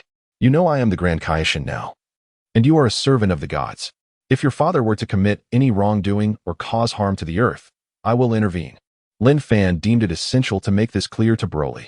His dislike for Paragus was genuine, yet he was willing to extend this courtesy for Broly's sake. If Paragus behaved appropriately on Earth, Lin Fan would overlook his presence. However, should he cause trouble, he would not hesitate to act decisively. Broly immediately assured Master Lin Fan, you need not worry. I will convey this to my father, ensuring he understands the importance of behaving well and relinquishing any vengeful thoughts. Meanwhile, upon returning home, Vegeta's first order of business was to find Bulma. He discovered her in the yard playing chess with Trunks.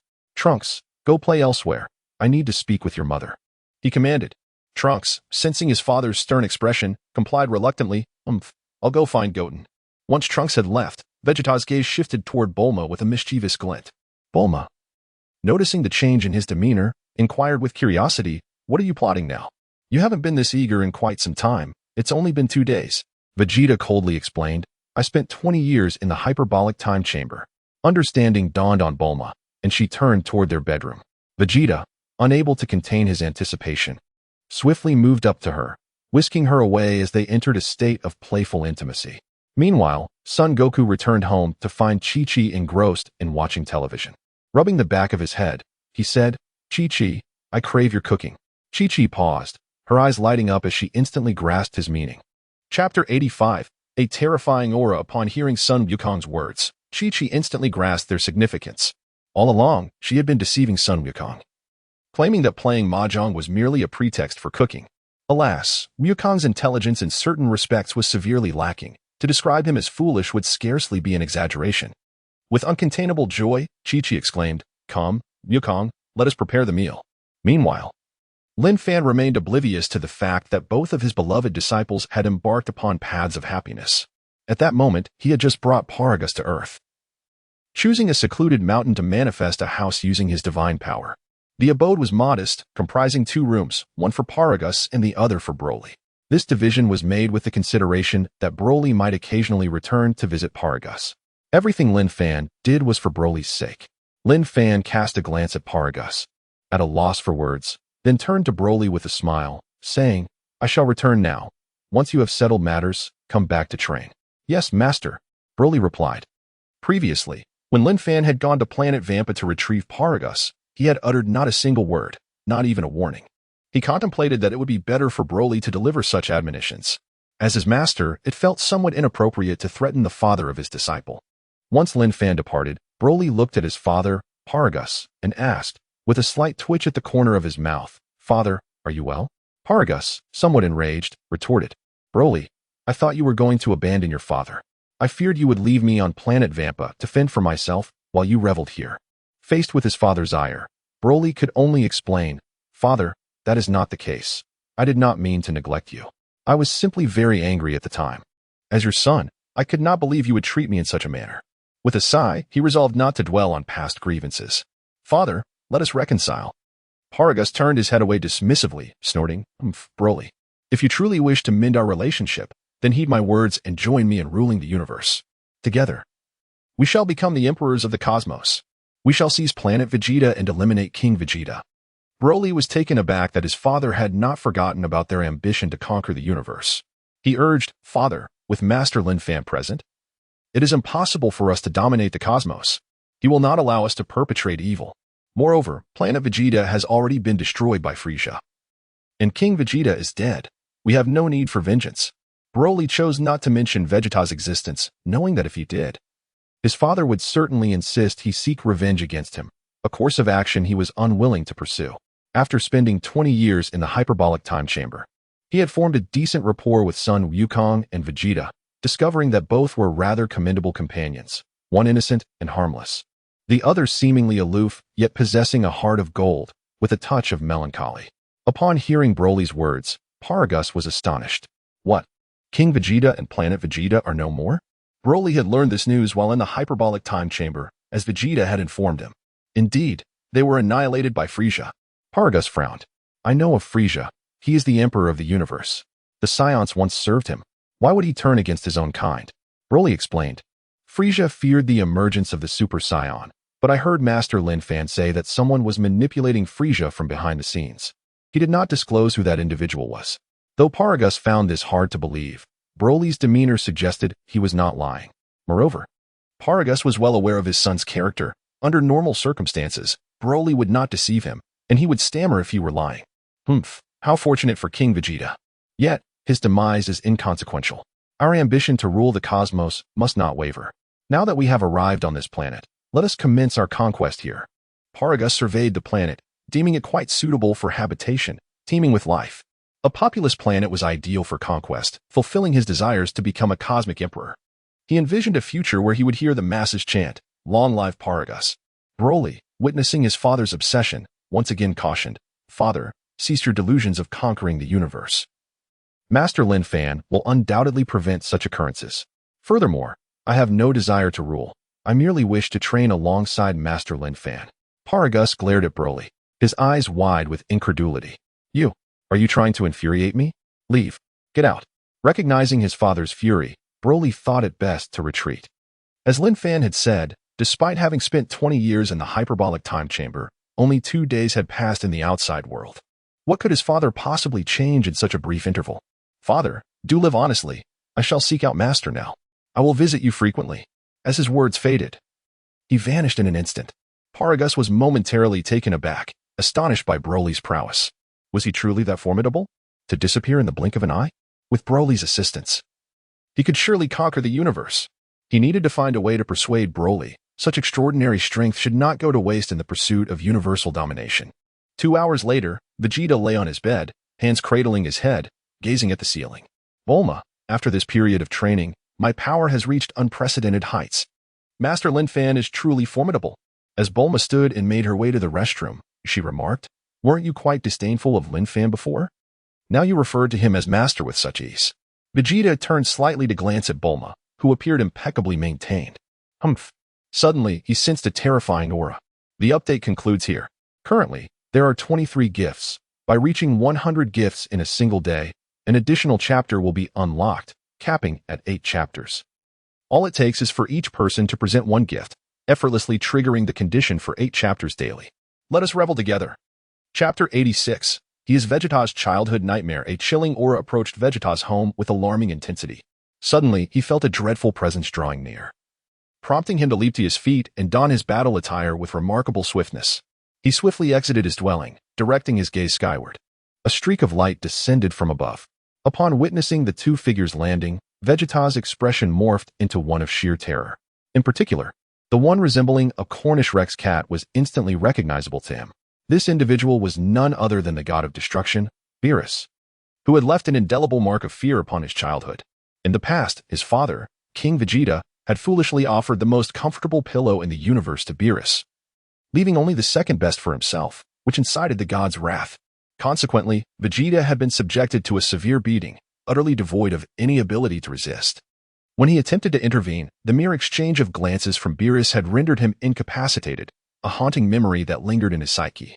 The arrival of the 2 figures was none other than Beerus and his attendant, Whis. Initially, their intention was to seek out the Kaioshin, but Beerus, unable to resist his craving for delectable food, decided to pay a visit to Bulma first. He was also keen on inquiring about the Super Saiyan god. "Greetings, Prince Vegeta," Beerus said with a smile, observing Vegeta's face etched with fear. "Vegeta, recovering from his initial shock, stammered, "Why yes, Lord Beerus." Beerus, slightly taken aback, remarked, "Oh, you remember me? It seems my impression left a profound effect on you during your childhood." Vegeta's lips twitched involuntarily in acknowledgement of that profound memory. Beerus, unfazed by Vegeta's reaction, continued, "I've heard from Bulma that Earth possesses a plethora of delicious foods. Might you treat us?" While Beerus spoke with a semblance of politeness, it was crucial to note that this demeanor was not indicative of genuine kindness, but rather an expectation of reverence befitting a deity. Food. Vegeta was momentarily stunned, realizing that Beerus had come merely for a meal. After regaining his composure, he nodded eagerly, "Of course. Please wait a moment." He prepared to hasten away to find his wife. "Hold on, Vegeta." Before he could depart, Beerus called him back. "What else is there, Lord Beerus?" Vegeta felt an overwhelming pressure. Even with his formidable power of 4 quadrillion, he sensed it paled in comparison to Beerus's might. Fearing he could be obliterated in an instant.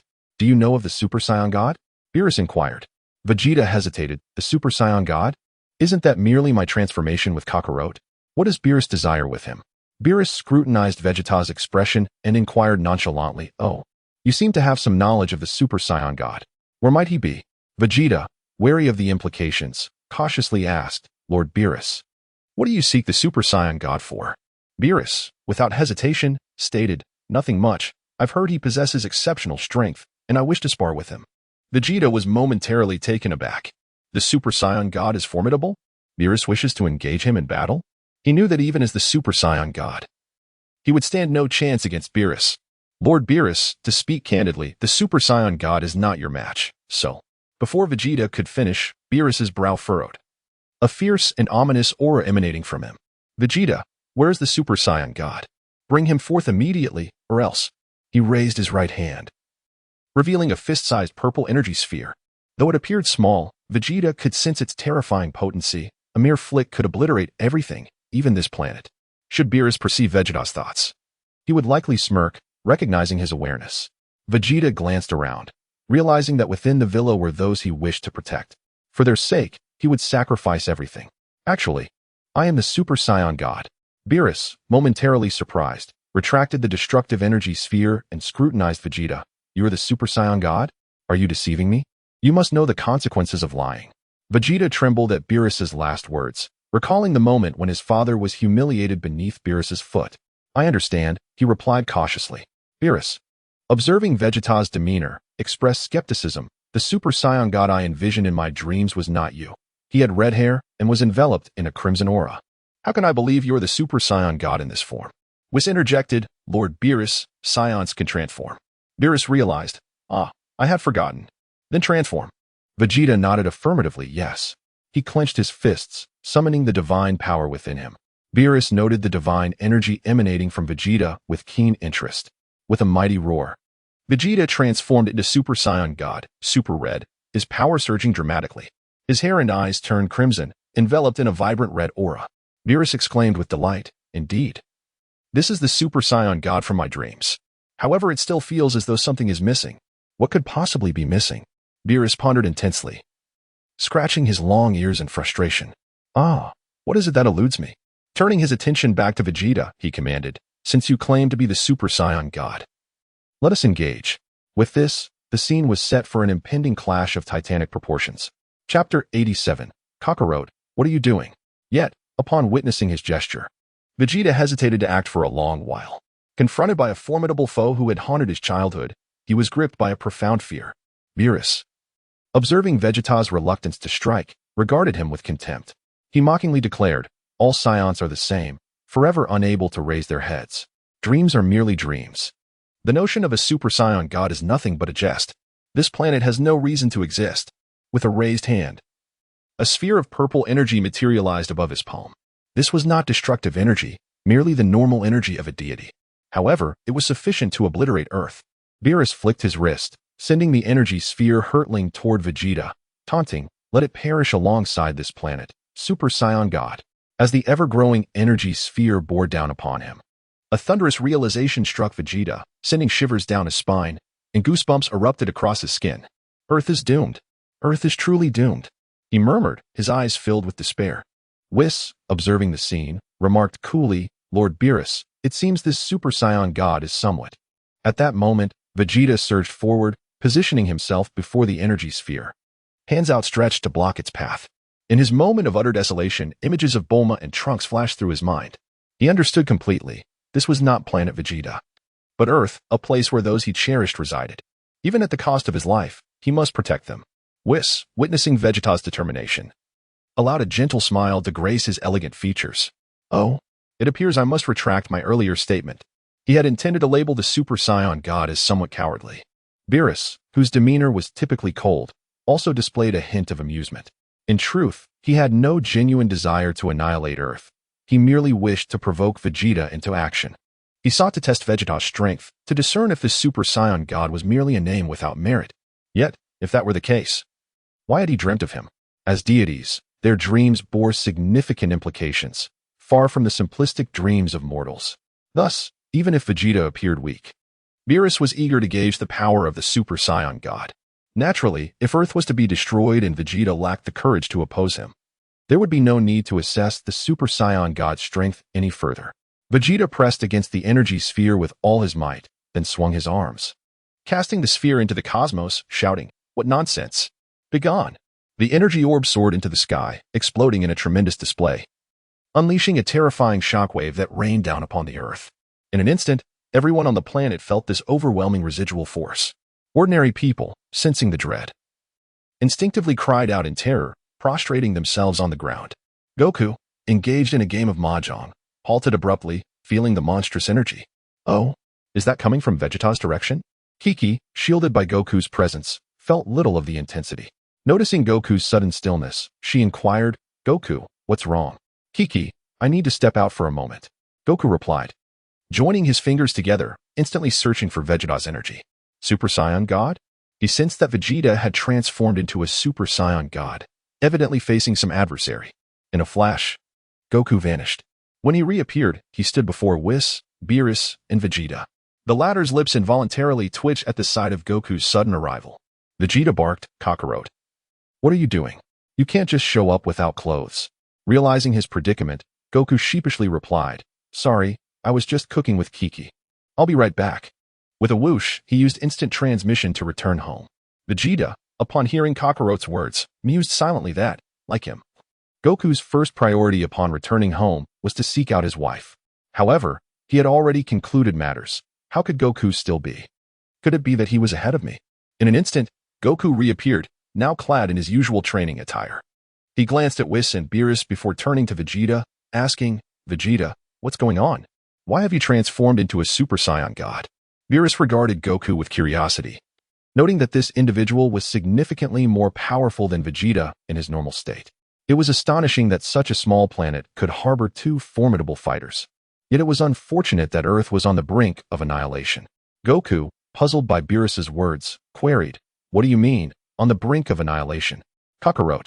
He intends to destroy Earth," Vegeta bluntly articulated, aware of Goku's lack of understanding. Upon hearing that Beerus sought to destroy Earth, Goku firmly declared, "Destroying Earth is absolutely unacceptable." "Vegeta, why aren't you defeating him?" Vegeta's heart sank. How he wished to conquer Beerus. Yet, he recognized that he was no match for the god of destruction and could not overcome his inner fears. Seeing Vegeta's silence, Goku, though unaware of the reasons, warned Beerus, "You should leave immediately. Do not destroy Earth." Beerus chuckled at Goku's command, finding amusement in the audacity of this individual who dared to order him to depart. "You truly are an interesting person. I am curious to know what you can do to compel me to leave." Goku, unwilling to waste words, transformed instantly into Super Saiyan 3 and charged at Beerus, throwing a powerful punch. Beerus effortlessly caught Goku's arm and, with his fingers, lightly struck Goku's bicep. "Ah." Goku let out a wail reminiscent of a slaughtered pig. Once Beerus released him, he stepped back and examined his own arm, which had swelled and turned red. Goku quickly realized that in his Super Saiyan 3 form, he was no match for Beerus. "In that case, I must transform again."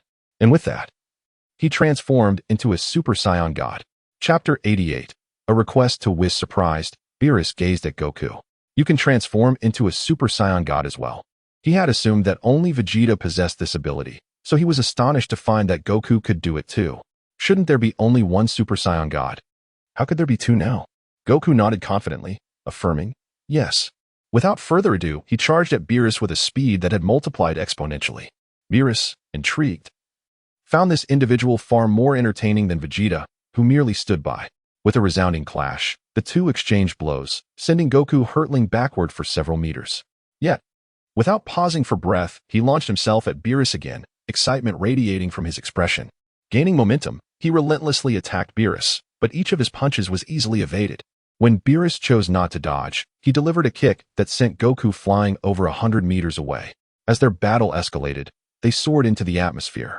Beerus casually remarked, "You are far more amusing than Vegeta. He is rather timid." Goku instantly refuted, "No, Vegeta is not timid. He is very brave." "Is that so?" "I fail to see it," Beerus scoffed. On the ground, Bulma emerged from a room and, spotting Vegeta in his Super Saiyan God form, asked quizzically, "Vegeta, what is wrong?" Before he could respond, she noticed Whis beside him. "Oh, Mr. Whis, you're here." Mistakenly, she assumed that Vegeta had transformed to confront Whis. "Vegeta, don't misunderstand. Mr. Whis is not an enemy but a friend of Mr. Lin Fan." Upon hearing this, Vegeta recalled, "Right, Master Lin Fan. With him around, Beerus won't be able to destroy Earth." But why hasn't Master Lin Fan arrived yet? As if in response to his thoughts, Lin Fan appeared with Broly, Tien, and others. In truth, Lin Fan had sensed Beerus's approach long before he arrived on Earth. He noted the deviation from the original storyline, where Beerus first visited the Kaioshin realm before arriving on Earth. This time, he had come directly. Lin Fan was unconcerned, fully aware that his presence had altered many aspects of Dragon Ball Super. For instance, Goku's Super Saiyan Blue and Vegeta's transformation, which should have been taught by Whis, had instead been imparted by him. In a sense, he had rewritten the history of Dragon Ball Super. Seeing Lin Fan, Vegeta felt as if he had found a lifeline. "Master Lin Fan." Instantly, his inner fears subsided. Lin Fan nodded gently, understanding Vegeta's trepidation towards Beerus. He glanced upward, observing Goku and Beerus locked in a heated exchange, appearing evenly matched. However, in reality, Beerus was merely toying with Goku, not exerting even a fraction of his true power. He was simply playing with him. In midair, Beerus regarded Goku with a smirk. "You're quite impressive for a Super Saiyan God. You compel me to utilize 70% of my strength." Goku chuckled. "Well, I'm only using 70% of my strength too." Upon hearing this, Beerus frowned. "Oh? Then unleash your full power." Understanding that his opponent was formidable, Goku did not hesitate. He clenched his fists, instantly transforming into Super Saiyan God Super Saiyan, Super Blue. Blue flames swirled around him, and his hair turned azure, exuding a striking and commanding presence. Beerus realized Goku had concealed his true strength, but was taken aback to discover that Goku could transform again. "Oh." Noticing Beerus's bewilderment, Goku explained, "This is Super Saiyan God Super Saiyan, also known as Super Saiyan Blue." Beerus nodded in approval. "Not bad. You've surpassed the Super Saiyan God. I never imagined that you barbaric Saiyans could evolve to such an extent." On the ground, Lin Fan addressed Vegeta and Broly. "Goku alone cannot match Beerus. You both should assist him." He believed that with Beerus as a sparring partner, the trio's combat prowess would significantly enhance, consequently benefiting him as well. "Understood." Vegeta, upon receiving Lin Fan's command, felt much of his fear dissipate. He followed Broly and descended into the atmosphere. Whis looked at Lin Fan with a smile, asking, "Aren't you concerned that Lord Beerus might eliminate the three of them? You must realize that their strength is insufficient to contend with Lord Beerus." "Of course I know. However, this is an excellent opportunity for practical enhancement. Saiyans thrive on battle. Only through continuous combat can they achieve substantial growth." As he spoke, Lin Fan tilted his head slightly towards Whis. Whis, puzzled, wondered why Lin Fan had suddenly addressed him so directly. "I require your assistance with something." "What is it?" Lin Fan did not hold back, stating plainly, "I hope you can train Goku and Vegeta." "Train them?" Whis echoed in disbelief. Lin Fan reiterated, "Indeed. I wish for you to teach Goku the Ultra Instinct technique." Whis hesitated for a few seconds, gazing at Goku in the sky before finally responding. "Goku is indeed well-suited for the Ultra Instinct technique, but Vegeta is not." Lin Fan did not dismiss Whis' observation but continued, "That's right. Vegeta is not suited for Ultra Instinct. This technique emphasizes freedom and instinct, requiring the body to react reflexively without conscious thought. Mastering such divine skill necessitates a pure and innocent mindset, devoid of excessive contemplation. Vegeta's mind is too burdened, making him ill-suited for it." Upon hearing Lin Fan's reasoning, Whis couldn't help but study him closely. How do you know this if you have not mastered Ultra Instinct? Lin Fan smiled. I may not have mastered it, but that does not mean I lack understanding. After pondering for a moment, Whis chuckled. You make a valid point. Since you recognize that Vegeta is not suitable for the Ultra Instinct technique, why then do you want me to train him? Indeed, he is not suited for Ultra Instinct, but he is suited for. Chapter 89. This is quite hurtful indeed. He is ill-suited for the mastery of the ultimate technique. Yet he is perfectly aligned with the essence of self-mastery. Lin Fan smiled gently. Whis paused for a brief moment, but quickly regained his composure. Self-mastery technique? I cannot wield that. It is the divine technique of the God of Destruction. Precisely.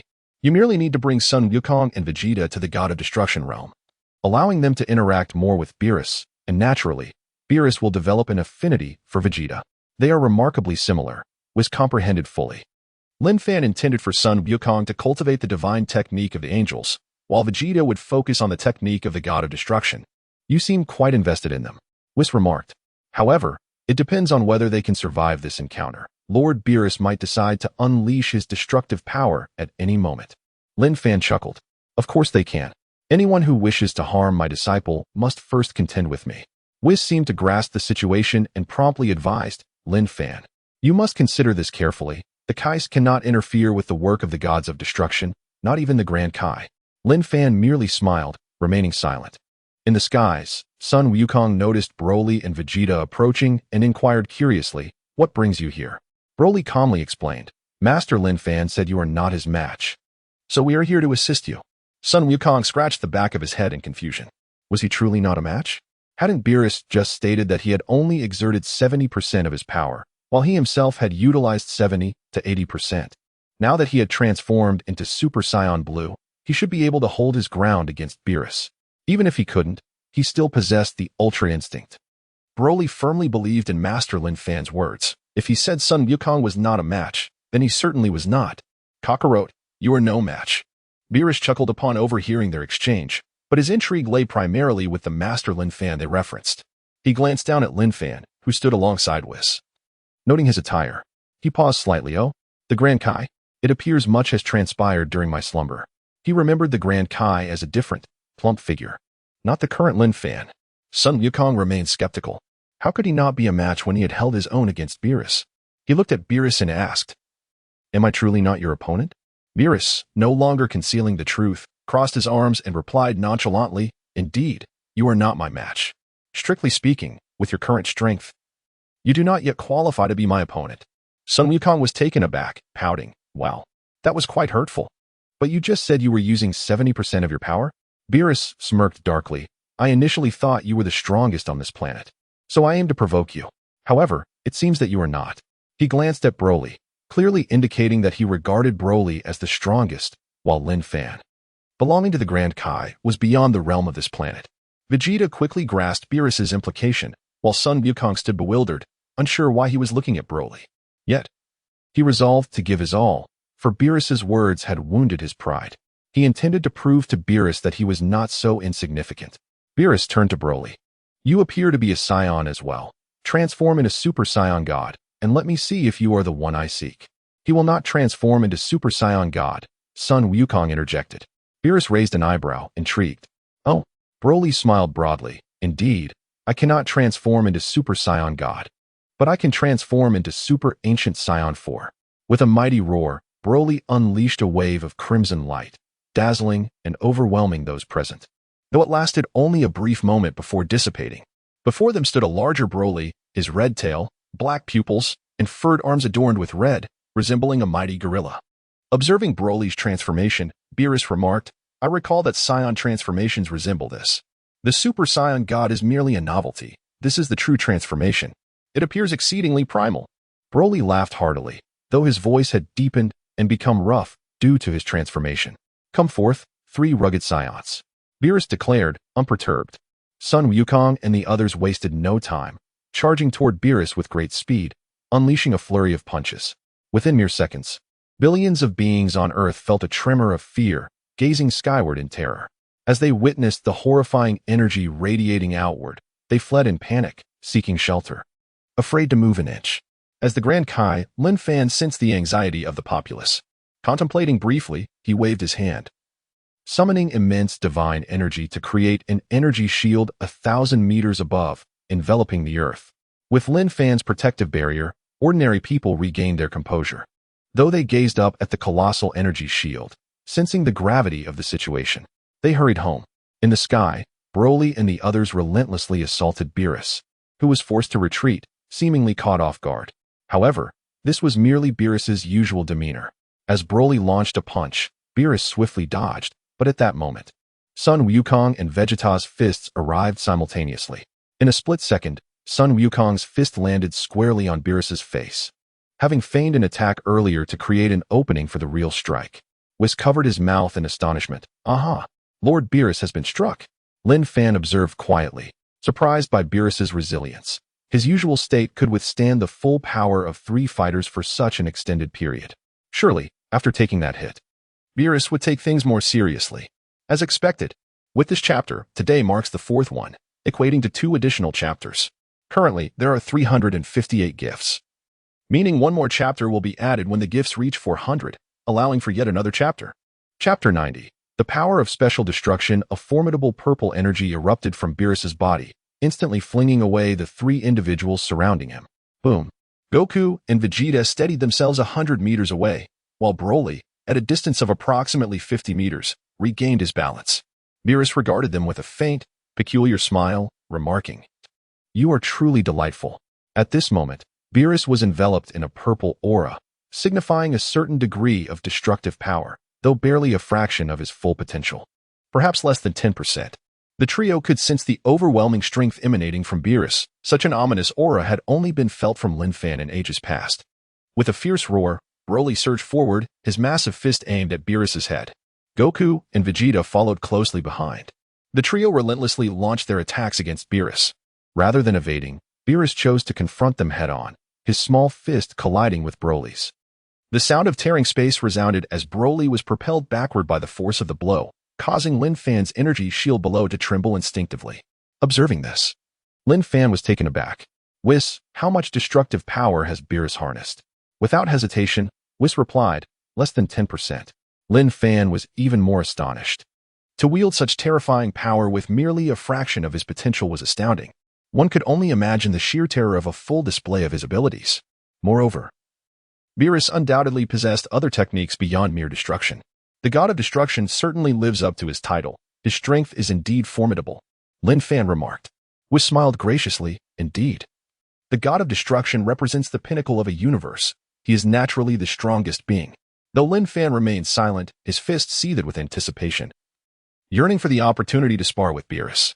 Yet, he understood the necessity of allowing his 3 disciples to engage first to enhance their combat prowess.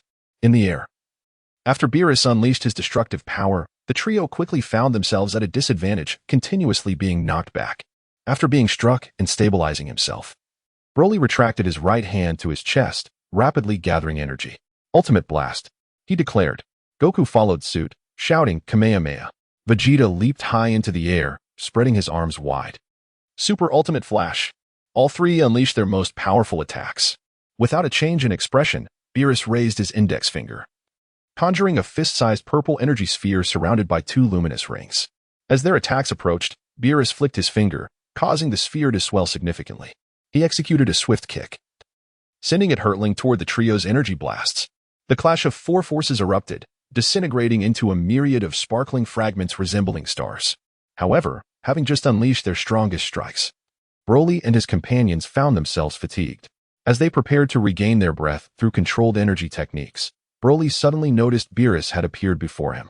Just as he was about to counterattack, bang! Beerus lightly flicked Broly's forehead with his finger. A purple light flashed, and Broly let out a blood-curdling scream. His body akin to a kite severed from its string, careening backward. With a thunderous crash, he plummeted into the ocean, creating towering waves that surged thousands of meters high. Goku and Vegeta watched in horror. "Did you see that flick from Beerus?" Goku exclaimed. Vegeta, equally astonished, could not help but acknowledge the chilling sensation that accompanied Beerus's attack. As though plunging into an abyss, Beerus turned his gaze to Vegeta, slightly surprised. "Oh, you can sense this feeling? It seems you have a certain affinity for this power." A sinister grin crept across his face. Heh, this is the destructive power of a god of destruction. To be able to face you with such power is indeed a privilege. Destructive power? Goku inquired, perplexed. Indeed, I am Beerus, the god of destruction, born to destroy and revel in it. As he spoke, a unique destructive energy manifested atop his finger. Vegeta and Goku instinctively recoiled. On the ground, Lin Fan observed the special destructive energy in Beerus's hand and calmly remarked, "Is this the oppressive aura of a god of destruction? This destructive power is indeed formidable." Whis chuckled softly, of course. Lord Beerus's actions now seemed somewhat petulant. Having been besieged and struck by the three scions for quite some time, this is unprecedented outside of battles between gods of destruction. Lin Fan smiled. Had he not traversed here, the narrative would have unfolded with him engaging in a fierce battle with Goku, enduring a few punches in the process. However, that battle had seen Beerus restrain his overwhelming strength, unlike the current scenario where he directly utilized his special destructive power. Is Broly finished? Lin Fan mused lightly. Ding. Disciple Broly has increased his base combat power by 1 quintillion. Master has received a double enhancement, 2 quintillion. Due to the effects of the God's Servant, the Master gains 50%, totaling 0.5 quintillion. The host's base combat power has risen to 2.5 quintillion. Broly gains the God's Servant effect, an additional 0.25 quintillion. Current host base combat power, 262.5 quintillion. Hearing this system notification, Lin Fan realized Broly had not yet been defeated. Suddenly, the ocean erupted in a colossal wave, revealing the seafloor beneath as Broly ascended, radiating red light and exuding an imposing aura. He stood at the same height as Beerus. Oh, you've regained and even enhanced your combat power. How intriguing, Beerus remarked. Allow me to add some fuel to the fire. The previously fist-sized sphere of special destructive energy swelled to the size of a basketball. Goku turned to Vegeta, saying, Vegeta, let us fuse. Realizing the gravity of their situation, Vegeta knew fusion was imperative. You all step back. Today marked the conclusion of the 5th chapter, with an additional 3 chapters added, and the gift count reaching 407 for chapters. Tomorrow, conditions for an additional chapter will be met, equivalent to a minimum of 3 updates given 107 gifts received. Chapter 91. The Super Ancestor Scion 4 Step Back. A sudden voice pierced the air, just as Son Goku and Vegeta were preparing to fuse. The trio turned to see the strikingly handsome Lin Fan approaching. They immediately greeted him, Master. Lin Fan nodded slightly. You all should retreat. Initially, he had intended for the 3 to engage in a robust battle with Beerus to enhance their foundational combat abilities. However, he had not anticipated that Beerus would become somewhat irate and employ his unique destructive powers. This escalation rendered the situation one that the 3 could not handle, resulting in a one-sided thrashing which made any improvement in combat prowess exceedingly challenging, if not impossible. Imagine being flicked and nearly beaten to death. How could one possibly grow stronger? Even if one were to awaken and recover like Broly after such an ordeal, could that be expected every time? Certainly not. Thus, it was clear that the trio could not enhance their combat strength against Beerus, unless they could somehow become immune to his special destructive powers or had an abundance of Senzu beans. Senzu beans? He could simply request some from Korin Sage. It would be prudent to carry a few at all times. In the world of Dragon Ball, Senzu beans were akin to a cheat. No matter how grievously one was injured, a single bean could restore one to full health. Beerus glanced at Lin Fan, a glimmer of amusement in his eyes. Lin Fan? Great Kaishin, what do you mean by that? Are you preparing to interfere with the work of a god of destruction? Lin Fan smiled and replied, What work? Beerus concentrated a sphere of destructive energy in his hand, mockingly saying, Destroying the earth. That won't do. Lin Fan calmly insisted with a smile. So you intend to interfere with the work of a god of destruction? Beerus scrutinized Lin Fan, demanding an explanation. Lin Fan, unfazed by the enlarging energy sphere in Beerus's hand, countered, Why don't you say that you are interfering with my work? This statement left Beerus momentarily baffled, prompting him to ask, What work of yours am I interfering with? Lin Fan pointed to the earth below, stating, I plan to create something on earth and conduct a few experiments. If you destroy it, wouldn't that be interfering with my work? Beerus furrowed his brow, revealing his sharp teeth. Lin Fan, very well. Never before has a great Kaishin dared to speak to me in such a manner. Aren't you afraid I might end your life? Lin Fan chuckled lightly before responding with utmost composure, Afraid? Perhaps you possess such strength now. Upon hearing the word afraid, Beerus's expression brightened, and he dug into his ear with his finger. However, when he heard the latter part of Lin Fan's statement, he immediately retorted, "What do you mean perhaps? I certainly have." Lin Fan was unperturbed by the certainty of Beerus's power. The truth of the matter remained uncertain until proven in battle. He calmly posed another question. "Are you afraid I might kill the East Kaishin?" Beerus froze momentarily, his feline eyes widening in disbelief. "You dare!" he bellowed. His bond with the East Kaishin was profound. The death of one would signify the demise of the other. Thus, the mere mention of such an act felt like a personal affront. Lin Fan, with an air of nonchalance, declared, "What do I have to fear? You. I could obliterate you right now." Beerus roared in fury. The destructive energy sphere in his hand swelled to an enormous size as he raised it high, hurling it down toward Lin Fan. "You wish to protect this planet? If you possess the capability, then do not evade." Faced with such a massive destructive energy sphere, Lin Fan did not take it lightly. Truth be told, he no longer resided on this earth and did not feel a compelling need to protect it, as it was not his home. However, Beerus's taunts were infuriating, as if he were afraid of that energy sphere. With a resolute clenching of his fists, he transformed. Boom! In that instant of transformation, the surrounding air was violently compressed, and the atmosphere within 100 miles ceased to flow. Lin Fan's physique became imposing, his muscles bulging, his hair turning black. His chest, reminiscent of a typical Super Saiyan 4, was broad like that of a gorilla, while his body, shoulders, and arms transformed into a striking silver-blue hue. His deep, captivating black eyes and the faintly swaying lavender earrings of the Kaishin radiated an aura of dominance with every motion. This was Super Ancestor Saiyan 4. Unlike the Ancient 4 or the ordinary Saiyan 4 forms, the Ancestor 4's body was entirely blue and silver, with hair that remained black. Beerus, gazing upon this new form of Lin Fan, hesitated momentarily. This is, in an instant, Lin Fan teleported, placing a single hand against the destructive energy sphere and forcefully tossing it toward the cosmos, where it streaked away like a meteor. It was all executed with remarkable ease. Whis, witnessing the event, couldn't help but chuckle. It appears that Lord Beerus has encountered a truly formidable opponent. Son Goku and his companions were equally astonished by Lin Fan's power. Incredible. Vegeta remained silent, his gaze fixed upon Lin Fan, secretly thinking, indeed. Master Lin Fan had not exerted his full strength in the hyperbolic time chamber. Broly, on the other hand, gazed at Lin Fan with adoration, akin to a devoted fan. In the air, Beerus regarded Lin Fan, now in the Super Ancestor Saiyan 4 form, and remarked, "I feel as though I have seen this form somewhere before." Upon hearing this, Lin Fan pondered, "Oh, could it be that Beerus has encountered the Ancestor Saiyan?" Beerus adopted a thoughtful expression, poking his chin with his finger before scratching his ear, appearing somewhat adorably clueless. "Where have I seen it? Where have I seen it? I've forgotten." Then, with a serious demeanor, he fixed his gaze on Lin Fan, his expression darkening as he ominously warned, "Lin Fan, consider this your final warning. Do not impede the work of the God of Destruction. The consequences will be dire." Lin Fan, naturally, felt no fear of Beerus. How dire?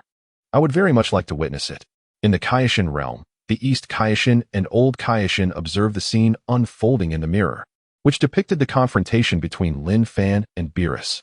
Old Kaishin, with admiration, remarked, "In all my years, this is only the second time I have witnessed a Kaishin speak to a God of Destruction in such a manner."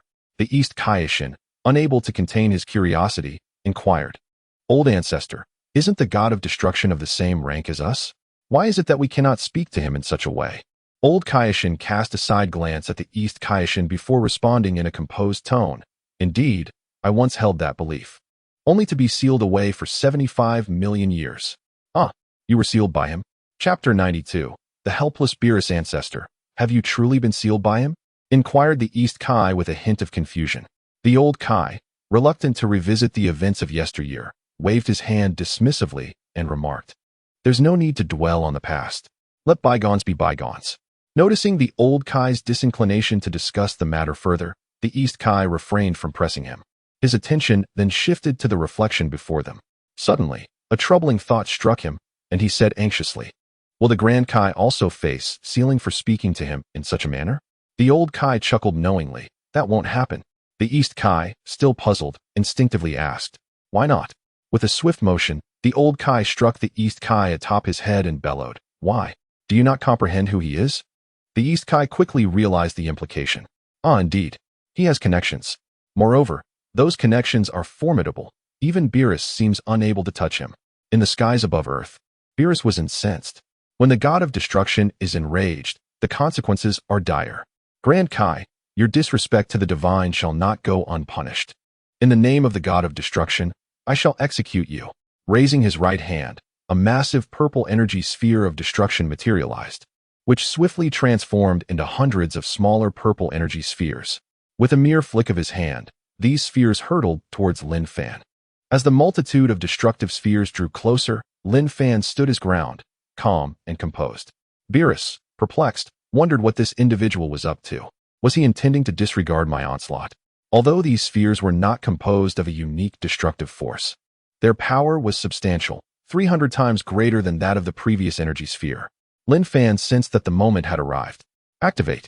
Super precognition. He foresaw the events that would unfold within the next 2 seconds. Vivid images filled his mind, encompassing all the paths traversed by the purple spheres. In a flash, he teleported to a space untouched by the destructive energy spheres, standing nonchalantly with his arms crossed. Countless purple spheres whizzed past him, seemingly oblivious to his presence. Upon witnessing this maneuver, Sun Wukong exclaimed with excitement, "Aha! It's this technique." Whis observed Lin Fan's movements closely and noticed that Lin Fan had utilized instantaneous movement to position himself in a location beyond the reach of Beerus's purple energy blasts. But how did Lin Fan discern this spot? Simply analyzing the trajectory of the energy blasts would not suffice. Upon reaching a certain combat prowess, one can master the challenging art of controlling one's aura, which in turn governs the trajectory of energy blasts, essentially manipulating them. Suddenly, Whis surmised, if I am not mistaken, Lin Fan possesses the ability to foresee forthcoming events. In midair, Beerus watched in disbelief as his purple energy blasts missed Lin Fan entirely. Lin Fan nonchalantly declared, "It would be remiss of me not to reciprocate." With arms wide open, he shouted, "Super Ultimate, Flash." Beerus made no attempt to evade, summoning a purple energy sphere imbued with unique destructive power. In an instant, Lin Fan vanished from sight. Realizing something was amiss, Beerus ascended, sensing that Lin Fan had teleported behind him. With a deafening crash, the super ultimate flash struck Beerus squarely in the back. It turned out that Lin Fan had anticipated Beerus's ascent, waiting in the air for his arrival. At the moment of teleportation, he had activated super precognition, already aware that Beerus would leap into the air to evade his attack. Whis below chuckled heartily, "Haha! Lord Beerus has been struck by the super ultimate flash. Will he become furious next?" Beerus steadied himself thousands of meters above, glancing at his tattered attire from the explosion. Clenching his fists, a swirling aura of purple energy enveloped him, infused with destructive power. With a deliberate tone, he proclaimed, "Disrespect towards the divine, flouting the rules. I, Beerus, shall obliterate you." In an instant, he closed the distance to Lin Fan, reaching out to grasp him, only to find that Lin Fan had vanished, leaving only a shadow in his wake. Yet, this was not the end. With a resounding impact, Beerus felt a blow to his head. "Ah!" he cried, propelled backward, though he quickly regained his footing. Utilizing super precognition once more, Lin Fan had predicted Beerus's advance and acted accordingly. Remarkable. Lin Fan's mastery has afforded him the upper hand. Sun Wukong exclaimed with enthusiasm. Vegeta observed intently, contemplating how advantageous it would be to learn such a technique from Lin Fan. At that moment, Krillin, Android 18, Piccolo, and others arrived. "Krillin, Piccolo." Sun Wukong greeted them immediately. "What is happening, Sun Wukong?" Piccolo inquired without delay. With a smile, Sun Wukong explained, "The god of destruction, Beerus, intends to annihilate Earth, and Master Lin Fan is thwarting him." Piccolo hesitated momentarily. "The god of destruction, Beerus? I've never heard that name before, but it sounds formidable." He cast his gaze to the skies where Beerus hovered. Upon a single glance, he felt a shiver of fear coursing through him.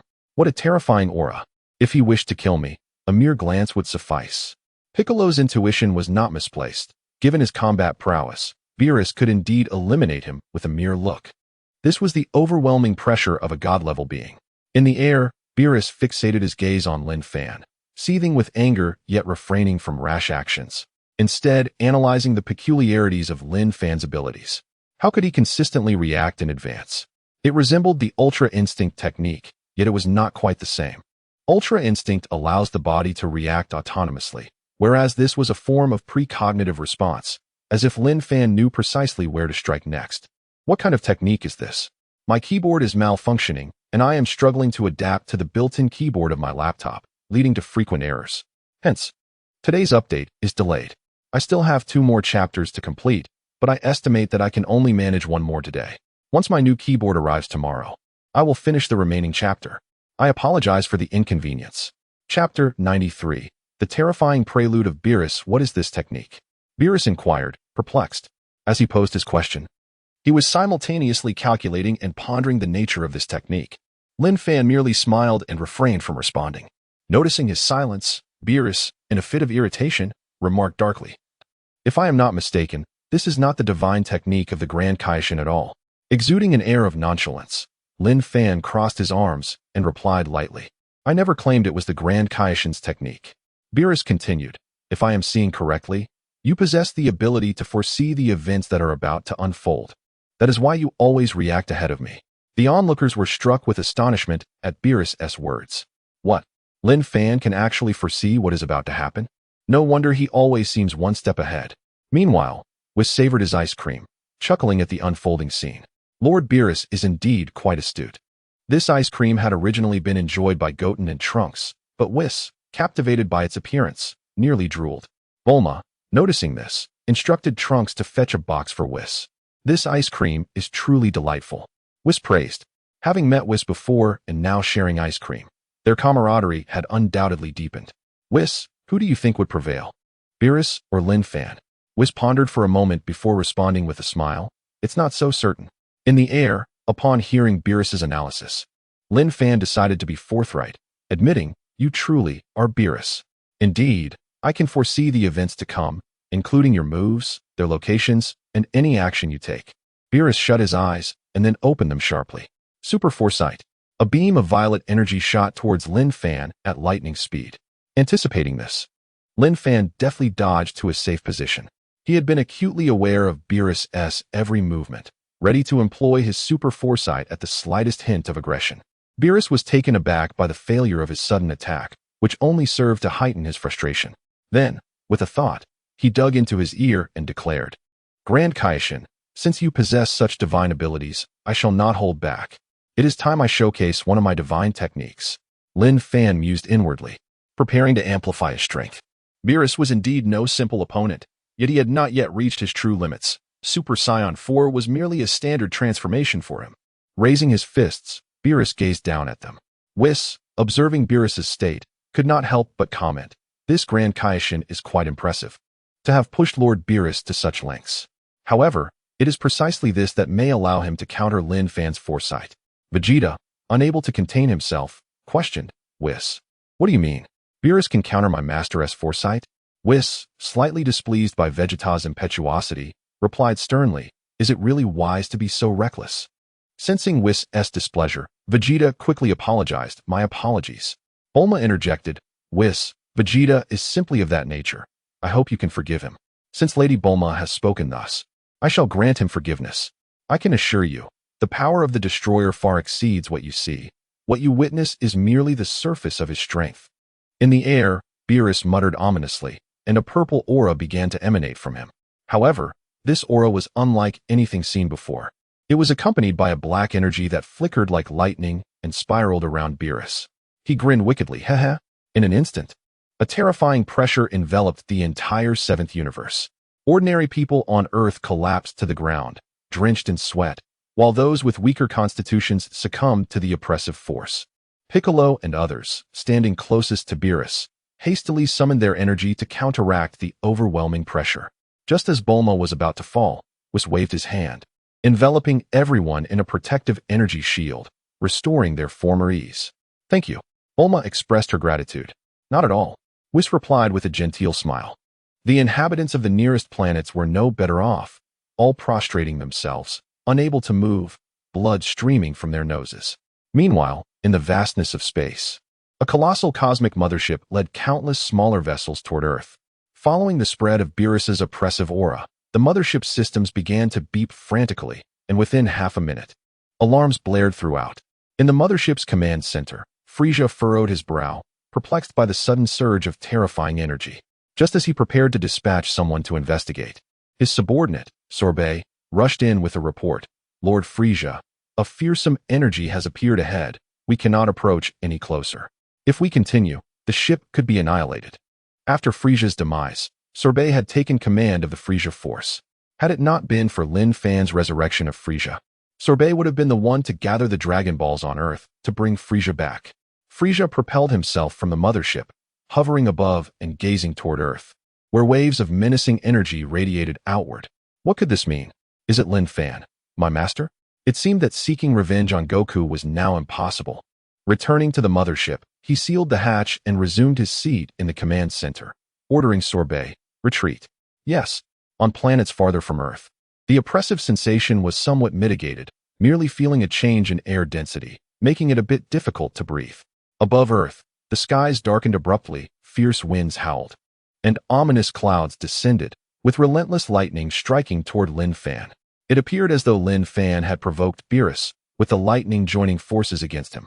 Yet, to Lin Fan, these bolts of lightning were trivial, barely even a nuisance. Lin Fan, behold my divine technique. Originally intending to write 4 chapters, I have completed 3 today, leaving 1 outstanding. Tomorrow, when the courier delivers my new keyboard, I shall promptly rectify this. In the mysterious region, the battle power is 576, speed 734, intelligence 377. Connecting to the penguin can unlock the mysterious area, combining in sequence. Chapter 94, Lin Fan's frantic actions. Lin Fan, allow me to demonstrate my divine technique. A cold smile played upon Beerus's lips as he initiated his power. Precognition. Without a moment's hesitation, Lin Fan swiftly activated his precognition ability, foreseeing that he would soon be ensnared by Beerus, as if caught in a web. With no doubts lingering in his mind, he immediately employed instantaneous movement, intending to teleport behind Beerus and launch a counterattack. However, he soon realized that he was utterly immobilized. Beerus slowly raised his hands, a faint smile gracing his face as he contemptuously remarked, "Great Kaishin, do you truly believe that instantaneous movement can evade all techniques?" Nevertheless, I must admit, the combination of instantaneous movement and your precognition is indeed commendable. Yet, at this moment, it bears no significance against the god of destruction, Beerus. As Beerus's hands drew closer, countless purple strands of destructive energy materialized, encircling the area. In the blink of an eye, these strands coalesced into a vast net, completely ensnaring Lin Fan within a designated space, tightening its grip with each passing moment. Beerus's hands approached rapidly, and the net constricted further around Lin Fan. He attempted to move, but his body remained as immobile as before, ultimately becoming entirely trapped within the violet web. Beerus's expression morphed into one of knowing amusement as he proclaimed, "Great Kaishin, behold one of the divine techniques of the god of destruction, endless restraint. This technique allows me to preemptively bind my target, rendering your instantaneous movement ineffective, for you are already ensnared by my invisible shackles." He feigned contemplation, adding, "Ah, it seems like ages ago that another Kaishin opposed me and fell victim to this very technique, sealed away within a sword. How many years has it been?" In the Kaishin realm, East Kaishin, upon hearing Beerus's words, immediately turned to his ancestral figure, the old Kaishin, asking, "Ancestor, could he be referring to you?" The old Kaishin, feeling quite embarrassed, smacked East Kaishin on the head, saying, "Mind your own business and focus on the spectacle before you." "Yes," East Kaishin replied, feeling wronged. Upon hearing Beerus's words, Lin Fan instantly discerned the identity of the individual who had been sealed away. Yet, this was not the moment for such contemplation. Gazing at the binding destructive web, Lin Fan let out a heavy snort, clenching his fists tightly. Observing Lin Fan's actions, Beerus couldn't suppress a mocking laugh. "Oh, it appears you intend to break free from the destructive web and its restraints? I must tell you, such thoughts are far too naive. This is a divine technique of the god of destruction, far beyond the comprehension of you Kaishins." As he spoke, he crossed his arms, allowing Lin Fan to continue his efforts unimpeded. Lin Fan clenched his fists, the sound of cracking knuckles echoing as he summoned the divine power within him. It seemed he was prepared to reveal a hidden card. Swiftly, he channeled the divine energy within him, dividing it into 3 distinct streams, one to awaken his angelic lineage, one for his human lineage, and the last to invigorate his primordial scion heritage. Upon assimilating the primordial scion bloodline, his original scion lineage was consumed, becoming part of the primordial essence. Thus, strictly speaking, Lin Fan now possessed three bloodlines: angelic, primordial scion, and human. His body began to tremble, visible veins bulging on his fists. Those witnessing Lin Fan's transformation wore expressions of bewilderment, uncertain of its significance. Master Lin Fan, what is he trying to achieve? Sun Wukong inquired, confusion evident in his voice. No one answered him, for not a single person understood Lin Fan's intentions at that moment, not even the knowledgeable Whis, who was unable to fathom Lin Fan's thoughts. However, he sensed that Lin Fan was preparing to unleash his ultimate card. Lin Fan thrust the three bloodlines together, forcing them to merge. Instantly, a searing pain surged through his body, akin to flesh being torn from his skin, followed by salt being poured into the wounds. He opened his eyes wide, refusing to blink, gripped by an overwhelming fear that closing his eyes might lead to an eternal slumber. The agony coursing through him rendered his complexion pale, his eyes hollow and sunken, his breathing labored like that of an exhausted beast of burden. The idea of merging the three bloodlines had struck Lin Fan as a sudden inspiration. He reasoned that since his body could harbor three distinct bloodlines, why not unite them into one? Should the fusion succeed, his combat prowess would undoubtedly experience a qualitative leap. Given that this was the divine angelic lineage combined with the primordial scion essence in the human bloodline, such a fusion was no trivial matter. Especially concerning the first two bloodlines, he believed that success could elevate his strength to rival that of Beerus. Yet, the outcome remained uncertain. As this was his first attempt and his most formidable hidden card, the initial hesitation stemmed from the immense risk involved. Even with his immortal nature, he deemed it unnecessary. The consequences of failure could result in his annihilation, rendering his immortality meaningless. For him, his current form of immortality was not truly invulnerable, merely a semblance of it, as it did not grant immunity to destructive forces. Thus, he had refrained from attempting this unless absolutely necessary.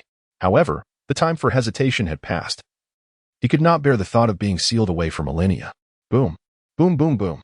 As the three bloodlines drew closer, the human lineage merged seamlessly with the divine angelic bloodline.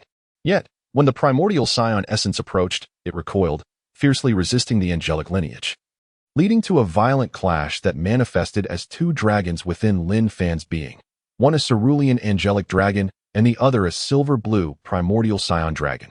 They battled fiercely, relishing the conflict, while Lin Fan bore the brunt of their fury. He roared in agony, grinding his teeth until they shattered, blood flowing freely as his body expanded like a balloon, straining against the confines of the destructive web. Beerus, witnessing this spectacle, expressed his surprise. Oh, he can actually stretch the destructive web. His power is indeed formidable. Having glanced at the current tally, it was noted that today's gifts had surpassed 189. Meeting the conditions for an additional chapter, alongside the chapter owed from yesterday, necessitating a minimum of 4 updates today. This marks the first chapter. Chapter 95. A roar that shakes the entire palace of the king. How could you expand the destructive force so much? What on earth are you doing? If this continues, without my intervention, you will be doomed. Sun Wukong and the others, who knew Lin Fan well, felt a pang of concern and anxiety as they observed his current state. Sun Wukong, in particular, exclaimed urgently, "This is not good. If Lin Fan keeps going like this, his body won't be able to withstand it. He will explode." He then addressed Beerus in the sky. "Hey, Lord Beerus, please stop. If this continues, Master Lin Fan won't survive." Beerus merely cast a dispassionate glance at Sun Wukong. How could a dignified god of destruction heed the words of someone newly acquainted with divinity? It was utterly absurd. Feeling embarrassed as Beerus ignored him, Sun Wukong turned to Whis. "Whis, could you please ask Lord Beerus to cease?" The others also looked expectantly at Whis, believing he would be more amenable to their pleas. Whis, while enjoying his ice cream, smiled and said, "I'm afraid I cannot interfere with Lord Beerus's duties, nor with the matters of the Supreme Kai. An angel must remain neutral." Hearing Whis' response, the group could only wait in silence, silently praying for Lin Fan. At that moment, Lin Fan was oblivious to the concerns being expressed below.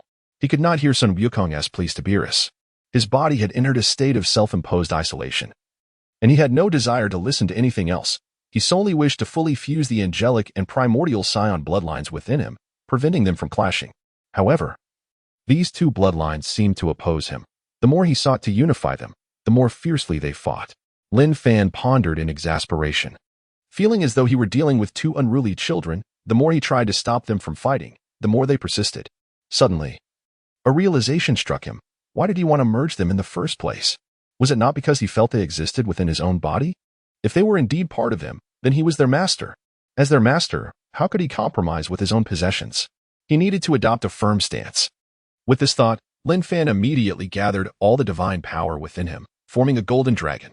With a mighty roar, a sound erupted from within his being, causing the two dragons born of the angelic and primordial scion bloodlines to tremble in fear. This fear was not due to the sheer might of his divine power, but rather the overwhelming sense of authority. It was akin to a scenario where a father, despite being unable to physically overpower his child, instills obedience through sheer fury. Seeing that his bloodlines were intimidated, Lin Fan felt a surge of joy, knowing his tactic was effective. He promptly commanded the two bloodlines to merge, otherwise he would cast them aside to fend for themselves, or even eliminate them entirely. Though the two bloodlines still harbored some resentment, they dared not disobey their master's furious command. Gradually, the two bloodlines began to merge. From an external perspective, everyone witnessed Lin Fan's body returning to its original form at a visibly astonishing pace. When he finally reverted completely, a terrifying power erupted from within him. A radiant light, infused with silver, blue, and black, shone forth, each beam radiating an overwhelming intensity. Lin Fan's body quivered in harmony with the three beams of light. A roar resounded throughout the 12 universes, shaking the cosmos and alarming the gods. In Universe 6, Kampa was enjoying a feast of beast meat when the deafening sound interrupted his meal, causing him to stumble and fall. Beside him, Vados had already conjured an energy shield to protect herself. Kampa, witnessing this, waved his plump hands in irritation, exclaiming, "Vados, what are you doing? Why aren't you protecting me?" Vados chuckled, covering her mouth. "But Lord Kampa is a god of destruction. He doesn't require protection. Perhaps it's because Lord Kampa has let himself go." "Vados, enough." Kampa retorted furiously, rising to his feet and gazing at the shockwaves rippling through the atmosphere. "Vados, investigate this immediately. Who dares to disturb a god of destruction during his meal?" "Yes, Lord Kampa," came the reply. In Universe 5, God of Destruction Arak was engaged in a game of chess with Angel Kuktal when a terrifying sound wave swept through, scattering their pieces across the ground. Arak sprang to his feet, shouting in rage, "Who is it? Who dares?" Universes across the realm felt the impact of Lin Fan's roar. In the palace of the king was playing hide and seek with his two attendants, while the Grand Minister stood guard. Sensing the disturbance, the Grand Minister's eyes narrowed, and he enveloped the palace in an energy shield. The sound waves collided with the barrier, dissipating instantly as if they had never existed. He turned his gaze towards the source of the sound. Universe 7. On Earth, aside from those protected by Whis, all living beings were obliterated by Lin Fan's roar. The planet was engulfed in a gray haze, dust swirling as tornadoes formed in various locations. Beerus raised a purple shield before him, completely blocking Lin Fan's furious roar, though it created a thick fog that enveloped the area for miles. Lin Fan was, of course, caught within this shroud. Coughing, Bulma cautiously removed her hands from her ears and asked, "What just happened?" Everyone's eyes were glued to the reflection of Whis' image. Aside from the smoke, nothing was visible. As the fog slowly cleared, they finally beheld Lin Fan at the center of it all. Currently, there are 213 gifts, and we have met the conditions for an additional chapter, so we will add 2 more chapters. Today, we still need 3 more chapters.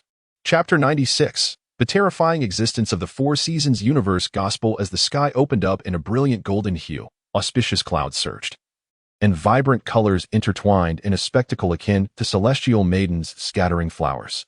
An overwhelming divine power radiated across countless miles, echoing melodiously. Before the gathered crowd stood a figure whose visage bore a striking resemblance to Lin Fan, yet his refined features were even more exquisite. His pupils shimmered in a silver-blue hue, and his hairstyle resembled that of a super scion at the 2nd level, albeit in silver blue. His physique remained unchanged, but a 3-meter-long tail of deep azure trailed behind him. Enveloping him were 3 distinct auras, colored blue, silver, and black. Lin Fan leisurely opened his divine eyes, within which infinite divine energy swirled. At a glance, it seemed as though he could perceive the depths of the vast universe. Just as Beerus prepared to speak, harmonious melodies of the universe gospel began to resonate around Lin Fan. Whis, taken aback by the enchanting music, exclaimed, "Oh, the universe gospel?" Bulma and the others, bewildered, inquired, What is the universe gospel? Was elaborated, the universe gospel signifies the universe's congratulations and blessings upon the emergence of the great Kaishin Lin Fan. The last time the universe gospel echoed was when Lord Beerus became the god of destruction. Beerus fixated on Lin Fan, astounded that a being of creation, the great Kaishin, could invoke the universe gospel. To elicit such a celestial honor, one must possess the power to conquer it and earn its respect. The fact that the universe gospel resonated for Lin Fan clearly indicated that his power had indeed subdued the cosmos, earning its admiration. Suddenly, the cosmic expanse manifested 4 distinct seasons, each accompanied by the melodious universe gospel. Beerus widened his eyes in astonishment, his mouth agape in disbelief. What? The 4 seasons universe gospel? Was echoed his surprise. Indeed, it is the 4 seasons universe gospel. While the crowd grasped the concept of the universe gospel, they were encountering the 4 seasons variant for the first time. Goku scratched his head in confusion, asking, what is the 4 seasons universe gospel? Does the universe gospel have different forms? Whis clarified, correct, the universe gospel is categorized into 3 types. The ordinary universe gospel, which is simply the melodious tunes without any accompanying imagery. Achieving the universe gospel level signifies that the universe cheers and blesses you, placing you at the pinnacle of the cosmos. The 4 seasons universe gospel, however, commands the respect of the universe. Such individuals will inevitably achieve cosmic heights, perhaps even beyond. There exists another form known as the 4 divine universe gospel, blessed by the legendary 4 divine beasts, the ancestral dragon, ancestral tiger, ancestral tortoise, and ancestral vermilion bird. To receive such a gospel signifies one's supremacy across the entire universe, striking fear even in other dimensions. Whis continued, however, I have only witnessed one person reach such a level throughout history. The crowd felt a surge of excitement, filled with longing, particularly Vegeta, who dreamed of receiving the blessings of the 4 divine universe gospel himself. Goku was eager for the chance to battle someone of such caliber, believing it would lead to immense personal growth. The 3 types of universe gospel, one for congratulations, another for respect, and the last for fear, represent entirely different tiers. Unable to contain his curiosity, Vegeta asked, you mentioned you've seen only one person achieve the 4 divine universe gospel. Who is this individual? Whis smiled faintly, responding candidly. At your current level, you would be unable to comprehend. Vegeta's face burned with indignation, feeling as though he had received a stinging slap. Yet, there was no hint of jest in Whis' demeanor, nor was it an exaggeration. He glanced at Beerus, who had previously attained only the basic universe gospel, the lowest tier. Given Vegeta's current inability to even match Beerus' unique destructive power, how could he hope to grasp the level of the 4 divine universe gospel? Meanwhile, Lin Fan remained silent, lost in the beauty of the 4 seasons universe gospel. For minutes later, as the gospel concluded, he smiled enigmatically at Beerus, remarking, the music of the 4 seasons universe gospel is quite delightful, I accept it. His words seemed directed at both Beerus and the universe itself. A resounding boom echoed through the cosmos, seemingly in response to Lin Fan's declaration. He then focused on the destructive net binding him, clenched his fists, and summoned his power. With a resounding crash, the destructive net shattered into fragments, cascading down like massive meteors, crashing into the ground and creating immense craters. Observing the devastation, Lin Fan noted that Earth remained in this state. There was no need for concern at present. After defeating Beerus, he could seek out the Dragon Balls on other planets to restore it. Beerus, momentarily stunned, regarded Lin Fan with astonishment, sensing a monumental increase in his combat prowess, one that transcended mere multiples, representing a unique qualitative leap. Unable to contain his curiosity, he inquired, what form is this? Lin Fan raised an eyebrow, exuding boundless confidence. How should I put it? This is my first time transforming into such a state. After contemplating the 3 distinct auras enveloping him, he combined his angelic and ancestral scion heritage and concluded, you may refer to this form as the ultimate divine ancestor god. Ultimate divine ancestor god. Beerus murmured, then donned a roguish smile. Sounds rather arrogant. I wonder how powerful it truly is. Before he even finished speaking, Beerus had already appeared before Lin Fan. Lin Fan, recognizing Beerus's presence, saw the punch coming and responded without hesitation, countering with a strike of his own. A thunderous clash erupted as their fists met, unleashing torrents of unparalleled divine energy, which surged forth like a raging tempest, propagating through the cosmos. The ground beneath them fractured step by step, revealing voids that plunged into endless nothingness. This abyss consumed everything in its wake. air and surrounding energy alike. Whis, what is happening? Chapter 97. The imminent destruction of the universe. Whis, what is happening? Sun Wukong inquired, his gaze transfixed on the peculiar black holes that had manifested. A sense of unease enveloped him, and he could not suppress his curiosity. The others, too, observed intently. The appearance of these black holes was undeniably strange, as if they possessed the capacity to consume everything in their vicinity. A chilling thought crossed their minds. If they ventured too close, they might be drawn in, their fates uncertain. Whis spoke calmly, this is the eve of the universe's destruction. A collective gasp arose from everyone present, their eyes wide with terror, overwhelmed by the gravity of the situation. The eve of the universe's destruction. Indeed, the powers wielded by the two combatants had surpassed the universe's capacity, their collision generating forces potent enough to instigate its collapse. The black holes they beheld were not mere voids. They represented boundless emptiness, the very foundation upon which the universe was constructed. Much like a grand villa built upon solid ground. Upon hearing Whis' explanation, the gathered crowd was enlightened. They had always assumed the universe was infinite, boundless in its expanse. Yet, the realization that the universe was built upon nothingness was profound. Who, then, was the architect of this universe? Such questions lingered in their minds. But now was not the time for contemplation. Their immediate concern was to halt the escalating conflict between Beerus and Lin Fan. Bulma turned to Lin Fan, exclaiming, Lin Fan, we cannot continue this fight. The universe is at stake.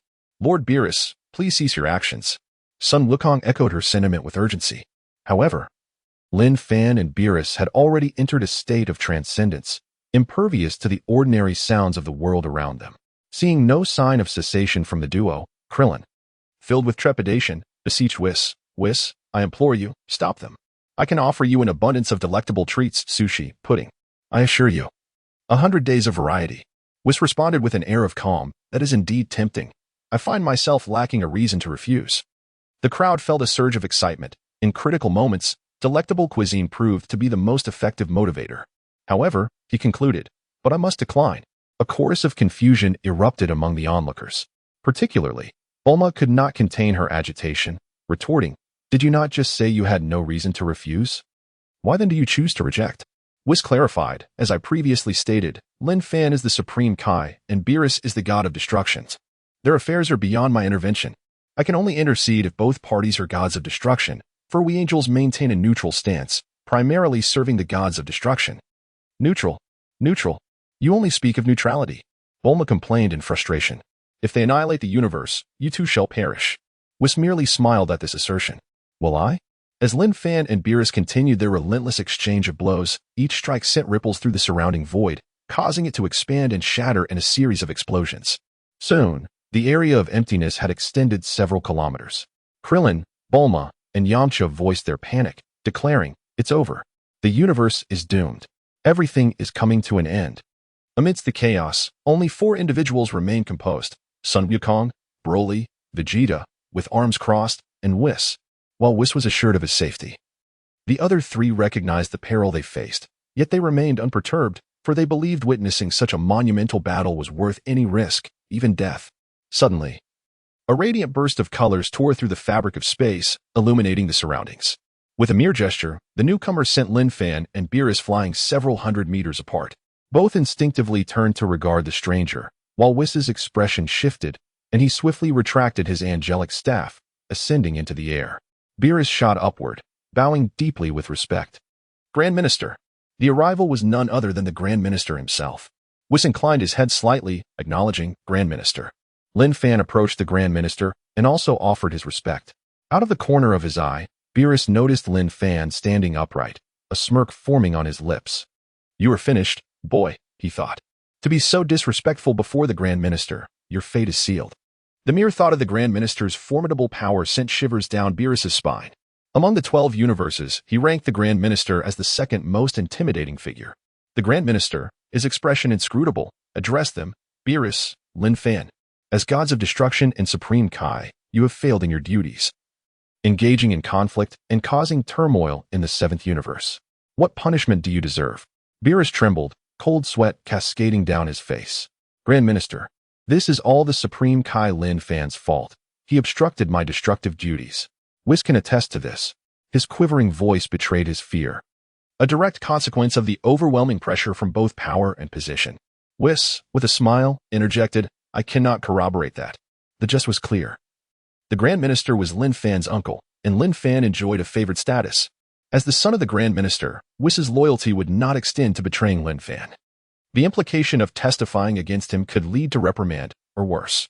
Upon hearing this, Beerus froze, his entire body going cold. Beads of sweat rolling down his cheeks as he glared indignantly at Whis. However, he found Whis had averted his gaze, seemingly ignoring the ire directed at him. Before the Grand Minister could speak, Lin Fan stepped forward, declaring, "Esteemed Grand Minister, I accept full responsibility for this matter. Please, assign my punishment." Beerus stared in shock, bewildered by Lin Fan's self-sacrifice. He could not comprehend why Lin Fan would take the blame entirely upon himself. Surely, had Lin Fan spoken a few words in his defense, the Grand Minister would have chastised them both, as the situation was a mutual fault. Yet, Lin Fan chose to shoulder the entire burden. What could this mean? Chapter 98. Lin Fan, I beg you, dismiss me. In truth, Lin Fan harbored his own thoughts. He believed that the Grand Priest would not impose any severe punishment upon him. The stark reality was that the Grand Priest was his uncle, who had often expressed his indebtedness to Lin Fan's mother. It was implausible that he would extinguish Lin Fan's future over this incident. Moreover, by voluntarily acknowledging his mistakes, Lin Fan might even earn his uncle's favor, demonstrating himself to be a person of integrity who takes responsibility for his actions. From his understanding of the Grand Priest's character as depicted in the comics, he realized that the Grand Priest admired those who were courageous and accountable. At this moment, Lin Fan had not placed any blame on Beerus, choosing instead to shoulder all the responsibility himself, primarily for the sake of Vegeta and Goku. He needed Whis to train these two, and while Whis had agreed, without Beerus's consent, the endeavor would undoubtedly falter. As Whis was, in name, Beerus's servant, his daily duties included overseeing Beerus himself. The two could not be separated, barring Beerus's demise. Thus, Lin Fan contemplated that by accepting full blame, he could create a debt of gratitude with Beerus, one that would be exceedingly difficult to repay. The Grand Priest's dark, profound gaze regarded Lin Fan with appreciation. Truly, he was his sister's son, bold and unyielding, without the slightest hint of timidity. Moreover, it was remarkable that a mere Supreme Kai dared to confront the god of destruction, Beerus. It reminded him of his sister in her prime. To this day, he recalled her words, "For the universe's sake, I shall establish a heart, for the angels. I shall set a purpose, for the ancient gods. I shall preserve their legacy, to bring peace to all realms, eradicating all malevolence."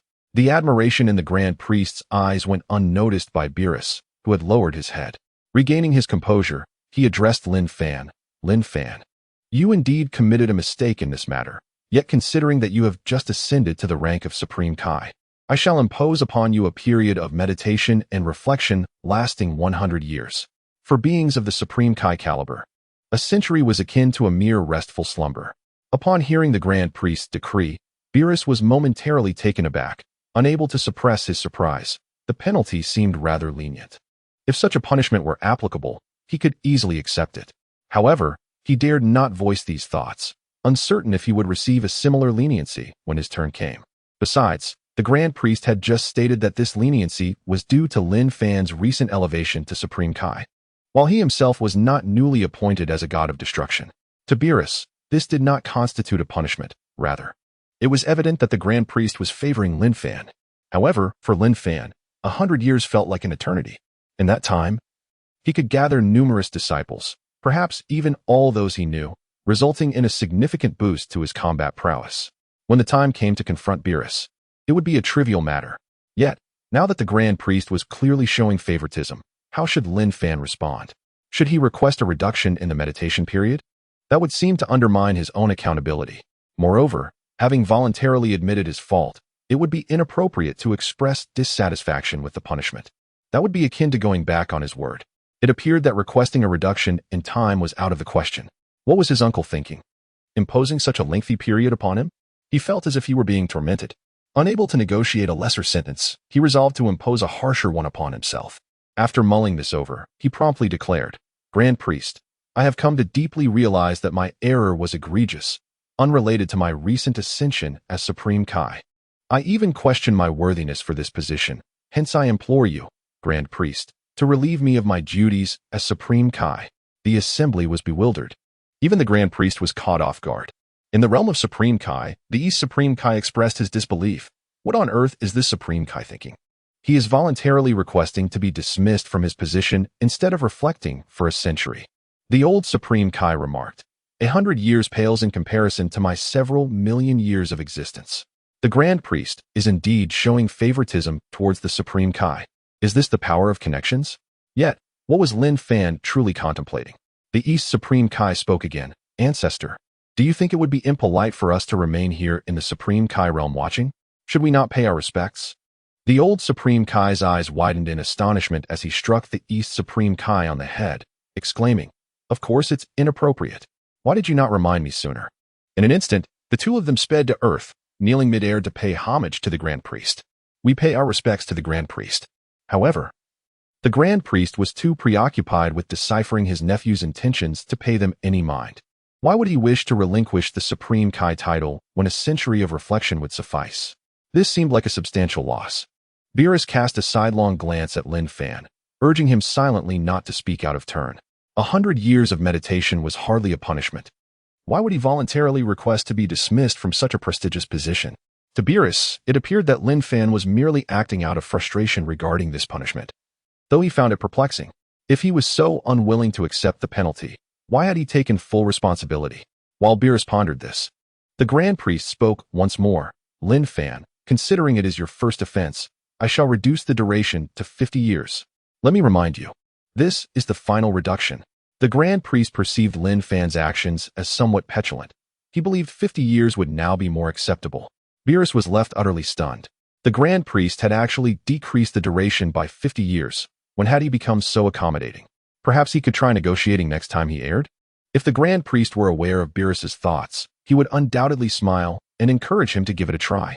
Lin Fan, caught in a mix of amusement and exasperation, realized that his uncle had misinterpreted his intentions. Grand Priest, I genuinely believe I am unfit for the position of Supreme Kai. Please relieve me of this role. I implore you. He clasped his hands together in sincerity. The East Supreme Kai felt a pang of envy. Frustrated that despite having served for so many years, he had never achieved the rank of Supreme Kai, while this individual had ascended in mere days. Now, he was audaciously requesting the Grand Priest to dismiss him from the Supreme Kai position. Truly, a divine irony that could infuriate even the gods. Thus concluded the 5th chapter of the day. After a brief glance at the back end, it appeared there were 59 gifts. It didn't seem likely to reach 100 today. Time to rest. And tomorrow, I shall aim for 100 and continue to increase the count. Chapter 99. Better than a son. The Grand Priest gazed at Lin Fan, who was earnestly pleading with him, pondering internally what his true intentions were. Did he wish to further reduce the time spent in seclusion for self-reflection? Yet, he had previously stated that such an allowance was not feasible. Any further reduction would undoubtedly undermine his authority. Observing Lin Fan's demeanor, it seemed he genuinely did not wish to assume the role of the Supreme Kai of the 7th universe. Very well, if that were the case. He would be relieved of his duties, and a new position would be arranged for him based on the circumstances. With these thoughts in mind, the Grand Priest addressed Lin Fan. Lin Fan, since you have so profoundly recognized your errors, I hereby dismiss you from the position of Supreme Kai of the 7th universe. Effective immediately, you are no longer the Supreme Kai. As the words left the Grand Priest's lips, the creative power within Lin Fan was extracted. He felt no regret at the loss of this power, as it possessed little offensive capability. Its primary function lay in the creation of various life forms. Had it been truly formidable, it could have birthed planets or even entire star systems. However, in the current era, Lin Fan deemed creative power to be of limited utility, particularly when compared to overwhelming strength. If it were indeed so invaluable, Lord Beerus would not dare to bully the Supreme Kai nor seal the former Supreme Kai for 75 million years. Lord Beerus, catching sight of Lin Fan's creative power being siphoned away, felt a twinge of discomfort. Nonetheless, the prospect of apologizing to Lin Fan was out of the question. The essence of a destroyer god is to never admit fault. Even if wrong, silence is preferred. Of course, this rule applies only when dealing with those beneath the Grand Priest. When faced with the Grand Priest or the Omni King, acknowledgement of one's mistakes is imperative. At this moment, the Grand Priest turned to Beerus. Beerus, I trust that such incidents will not recur. Otherwise, you may find yourself replaced. Hearing this, Beerus was filled with trepidation and nodded vigorously, affirming, "Yes, yes." The Grand Priest cast a significant glance at Whis before turning his attention back to Lin Fan. "Take care, everyone. Grand Priest, please hold on," Lin Fan called out as the Grand Priest prepared to depart.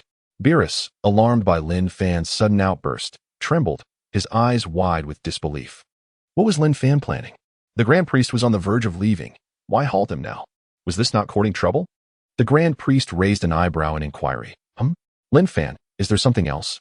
Lin Fan surveyed the desolate scene on Earth. It was a wasteland, with lives lost and landscapes obliterated, a veritable hell on Earth. Grand Priest, might I trouble you to restore Earth to its former state? He believed that, given the Grand Priest's formidable abilities, this task would be well within his capacity. Beerus was utterly astonished. How audacious of Lin Fan to not only bargain with the Grand Priest, but now to request his assistance in restoring Earth. Would the Grand Priest truly aid him with such a trivial matter? Certainly not. Who did Lin Fan think he was? Very well, the Grand Priest replied. And as Beerus lifted his gaze in surprise, the Grand Priest's indifferent glance sent a cascade of cold sweat down his back. He quickly lowered his head, too fearful to meet the Grand Priest's eyes. Yet even in his wildest dreams, Beerus could not fathom that such a stern figure as the Grand Priest would acquiesce to Lin Fan's seemingly unreasonable request. Was there a hint of favoritism akin to a father-son relationship? With a casual wave of his hand, the Grand Priest summoned a torrent of immense power, and the devastated Earth was instantaneously restored, as if time had paused at a singular moment. In an instant, all who had perished were revived, their memories of the calamity erased, resuming their previous activities as though nothing had occurred. Lin Fan observed the miraculous restoration below, contemplating the Grand Priest's terrifying power. With but a flick of his wrist, he had resurrected an entire planet's populace and returned it to its original state. "Thank you, Grand Priest." The Grand Priest smiled and transformed into a radiant streak of multicolored light, tearing through the fabric of space as he departed. Once he had left, Beerus exhaled deeply, straightening his posture. He turned his gaze to Lin Fan, calmly stating, "Supreme Kai, no, your actions are truly quite irrational." Though his tone remained composed, it carried an undercurrent of reluctant gratitude. As a destroyer god, he would never express thanks to those within his dominion, save for the Grand Priest or the Omni King, individuals who transcended him. Thus, his gratitude towards Lin Fan was fraught with inner conflict and resignation. Lin Fan was well aware of Beerus's character and therefore paid no mind to his current demeanor. Moreover, he did not seek superficial gratitude from Beerus. Rather, he desired tangible actions. "Beerus, I am no longer the Supreme Kai. Henceforth, refer to me as Lin Fan." Lin Fan replied with a serene smile. "By the way, shall we continue to fight?" Beerus was momentarily taken aback by this question. Fight? What was there to fight about? His position as Supreme Kai had been stripped away. If they continued, it would only lead to the loss of his own status as Destroyer God. The thought of losing his destructive power was unfathomable. Nevertheless, such sentiments were not for him to voice. Doing so would imply cowardice in front of the assembled audience. He countered, "What do you think?" This question effectively passed the ball back to Lin Fan. The Eastern Supreme Kai, sensing the tension, quickly interjected, "Gentlemen, the Grand Priest's intentions are abundantly clear. Otherwise, the consequences would be dire." Beerus seized the opportunity presented, responding in kind. "Indeed, we shall abide by the Grand Priest's directives and refrain from fighting. Perhaps we can spar in another realm." Agreed. Lin Fan had no genuine desire for conflict. His earlier inquiry had merely sought to gauge Beerus's stance. Now, having witnessed Beerus's outward composure, it was evident that inwardly, he was quite unsettled. Reflecting on Beerus's earlier respectful demeanor towards the Grand Priest only reinforced this understanding. The two descended, followed closely by the Eastern Supreme Kai, the Old Supreme Kai, and Whis. Given Beerus's formidable reputation as a destroyer god, capable of annihilating universes, those present regarded him with trepidation. "Bulma, I have a request. Apologies for the delay in updating. I had some matters to attend to during the day. I will expedite the updates. As of now, I have received 248 gifts, plus 2 chapters, and I commit to a minimum of 4 updates today." Chapter 100. The true reason behind Beerus destroying planet Vegeta. "Bulma, I have a request," Lin Fan said with a smile. Bulma, puzzled, inquired, "What is it?" "After our recent skirmish, I am quite famished. Could you prepare a sumptuous feast for us?" The crowd was momentarily taken aback, expecting a more pressing issue. So it was merely a matter of food. Upon hearing the word feast, both Beerus and Whis' eyes sparkled with excitement, particularly Beerus, who recalled Whis mentioning that instant noodles were merely mediocre cuisine on Earth. He couldn't help but yearn for more exquisite delicacies. Saliva dripped from his mouth uncontrollably. Absolutely. I will arrange it immediately, Bulma declared. Goku sheepishly scratched his head. I feel rather hungry too. Upon hearing this, Bulma instantly understood. Goku was hungry. Being the world's richest woman, she swiftly summoned hundreds of dishes to the living room, prepared with ample servings. Having spent decades with Saiyan's, she was acutely aware of their prodigious appetites, which could only be described as terrifying. With such a gathering, colossal portions were essential. Let's dig in. The group began to feast voraciously. Goku and Vegeta, in particular, displayed no semblance of table manners. Lin Fan sat beside Beerus, chuckling, please don't take offense. This is merely the way Saiyans eat. Observing their manner of eating, Beerus felt a twinge of displeasure, yet he also sensed it was due to the food's exquisite taste. How could they possibly consume so ravenously otherwise? He skewered a pudding, inquisitively asking, what is this soft, bouncy delicacy? This is pudding, quite delightful. Lin Fan explained. He recalled that in the manga, Beerus once pummeled Bu over pudding. Whis took the initiative and sampled the pudding. Oh my, this is exquisite, he exclaimed, cradling his face in delight. Seeing Whis' reaction, Beerus realized it must indeed be delectable, for Whis was even more discerning than he. If someone so fastidious found it enjoyable, it must be exceptional. Bringing the pudding to his lips, he slurped it up entirely, chewed a few times, and then raised his hand, exclaiming, ah, this is truly delicious. Witnessing Beerus' enthusiasm, the others merely chuckled, considering that if pudding was so delightful, imagine how much more enjoyable the other dishes must be. As they savored other delicacies like pizza and takoyaki, their excitement only grew. Lin Fan maintained a more refined demeanor while eating compared to Goku and Vegeta, placing a takoyaki ball into his mouth. How about it, Beerus? Are these dishes to your liking? Beerus nodded vigorously, showing no sign of dissent. Indeed, they are marvelous. This is my first experience with such an array of delicious foods. Had you destroyed Earth prior, you would have deprived me of these delights. Lin Fan remarked with a smile. This statement prompted Beerus to glance at Lin Fan. Had it been anyone else, he would have felt a surge of irritation and questioned, do you need to instruct a god of destruction on his duties? However, coming from Lin Fan, he felt no such indignation, merely a strange sensation. Indeed, it would be regrettable if Earth were to be destroyed. Beerus finally conceded after finishing a plate of takoyaki, looking back at Lin Fan. You eat rather elegantly. This does not align with the typical Saiyan image. Lin Fan paused briefly, then quickly responded, oh, have you recalled something? Earlier, when he transformed into a Super Saiyan 4, Beerus had remarked that he seemed familiar with that transformation. Perhaps Beerus had only forgotten it at the time, and his current inquiry indicated he had now remembered. Beerus nodded, his tone returning to its usual self. Indeed, you are in the Super Saiyan ancestor form, likely the 3rd or 4th level. It has been so long, I cannot recall clearly. 4th level, Lin Fan replied. However, what intrigued him most was when and on whom he had seen this Super Saiyan ancestor form before. At what point did you witness such a transformation, and who transformed in this manner? He queried. Beerus replied calmly, I have never truly seen such a transformation. I merely encountered it in a historical text, the records of the God of Destruction. The records of the God of Destruction? Lin Fan echoed in disbelief. Indeed. The records indicated there existed beings capable of this transformation, referred to as the Ancestor Saiyans, the most formidable Saiyans of a notoriously brutish race, possessing limitless potential and terrifying explosive power. I even came across an astonishing conclusion. Lin Fan raised an eyebrow. Oh, an astonishing conclusion? The records of the God of Destruction summarized that if these Ancestor Saiyans were given ample time, their growth would be extraordinarily fearsome, potentially surpassing even the God of Destruction. Lin Fan was taken aback. Such a conclusion could be seen as a curse upon the Ancestor Saiyans. Any God of Destruction would vehemently oppose the existence of such Saiyans, perhaps even preventing their existence altogether. Wait, preventing the existence of Saiyans?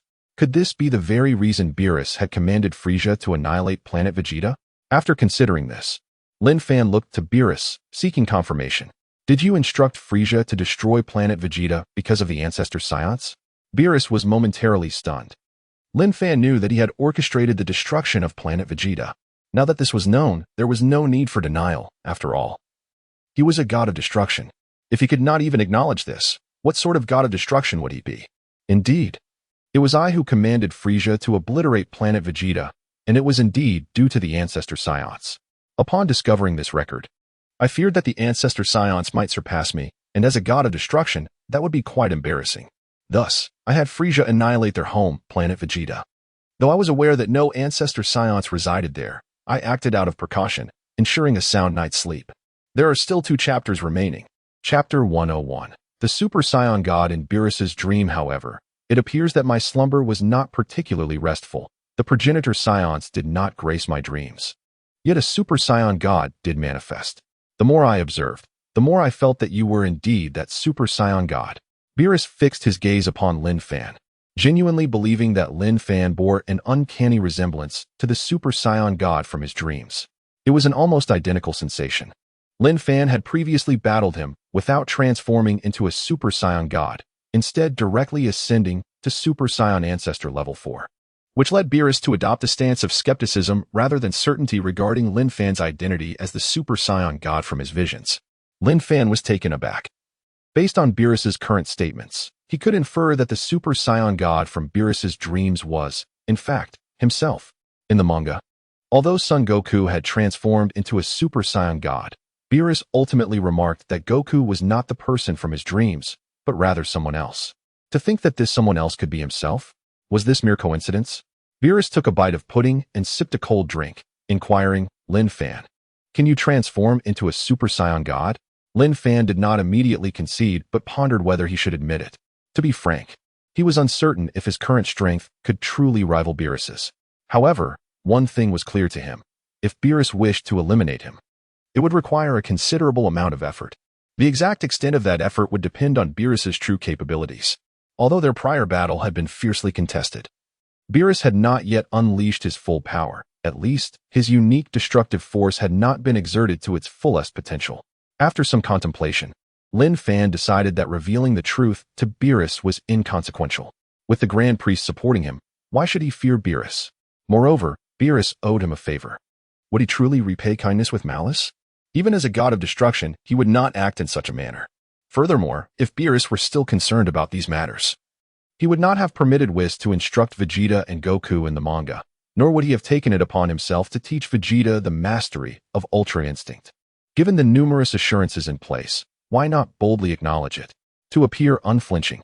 Indeed, I can transform into a Super Saiyan God. Beerus showed no surprise, stating, I had already surmised that you could transform into a Super Saiyan God. After all, you were once a Grand Kaishin, possessing divine energy within you. Moreover, the 2 individuals capable of becoming Super Saiyan gods are your disciples.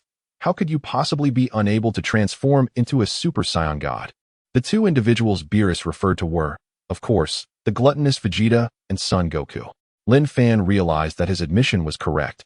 Beerus had already deduced the truth. If he failed to speak up, Beerus would undoubtedly perceive him as cowardly. One could not display timidity when dealing with a god of destruction.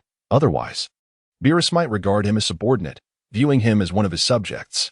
Beerus continued, I am eagerly anticipating a true battle with you, to see if it truly resembles the scenes from my dreams. Lin Fan set down his utensils and raised a glass of red wine.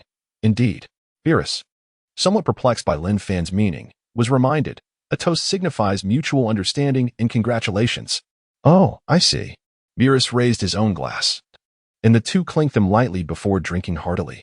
After setting down their glasses, Lin Fan glanced at Goku and Vegeta, asking, what do you think of those 2? Beerus merely cast a calm glance and remarked, not bad. They can be considered talents. Such individuals are quite rare in Universe 7. Indeed, such talents were scarce in Universe 7. Lin Fan had already requested Whis to assist in training the 2 of them. Oh, Beerus was momentarily taken aback, incredulously looking at Whis, who was stifling laughter, clearly indicating that Lin Fan spoke the truth. Beerus contemplated that Lin Fan's current revelation was a subtle inquiry as to whether he would agree. Since Whis had consented to train them, Beerus felt indifferent. Lin Fan smiled. Lord Beerus, do not be alarmed. I have yet to finish my request. Upon hearing himself addressed as Lord, Beerus sensed something amiss. What? I hope Lord Beerus will teach Vegeta. Lin Fan stated directly. Given Vegeta's current strength, He was now ready to attempt mastering Ultra Instinct. Beerus did not immediately acquiesce, stating, Ultra Instinct is a divine technique of the gods of destruction. You want me to teach him? Lin Fan chuckled lightly, responding earnestly, yes. But there is no rush for your answer. After you spend some time with Vegeta, if you deem him suitable for learning your Ultra Instinct, you can teach him then. Beerus pondered for a moment, recalling how Lin Fan had taken full responsibility for all the errors before the Grand Priest. He owed Lin Fan a favor. Now, he could consider this as a way to repay him. Very well, I agree. I will teach him Ultra Instinct. But whether he can grasp it will depend on his own fortune. Lin Fan smiled slightly, pouring 2 glasses of red wine, and they toasted once again. Thank you. The future of Goku and Vegeta was finally secured. Their progress would now depend on their own comprehension. An hour later, everyone had cleared the table of all food and drinks, leaving nothing behind. Bulma looked at the spotless plates with an expression of anticipation. Fortunately, I prepared enough food. Otherwise, our guests would have left unsatisfied. At that moment, Lin Fan gestured for Goku and Vegeta to approach. Master, from now on, you no longer need to train with me, Lin Fan said with a smile. Upon hearing this, the two immediately panicked, bewildered, and asked, Why, Master Lin Fan? Have we done something wrong? Is it because we couldn't defeat Lord Beerus?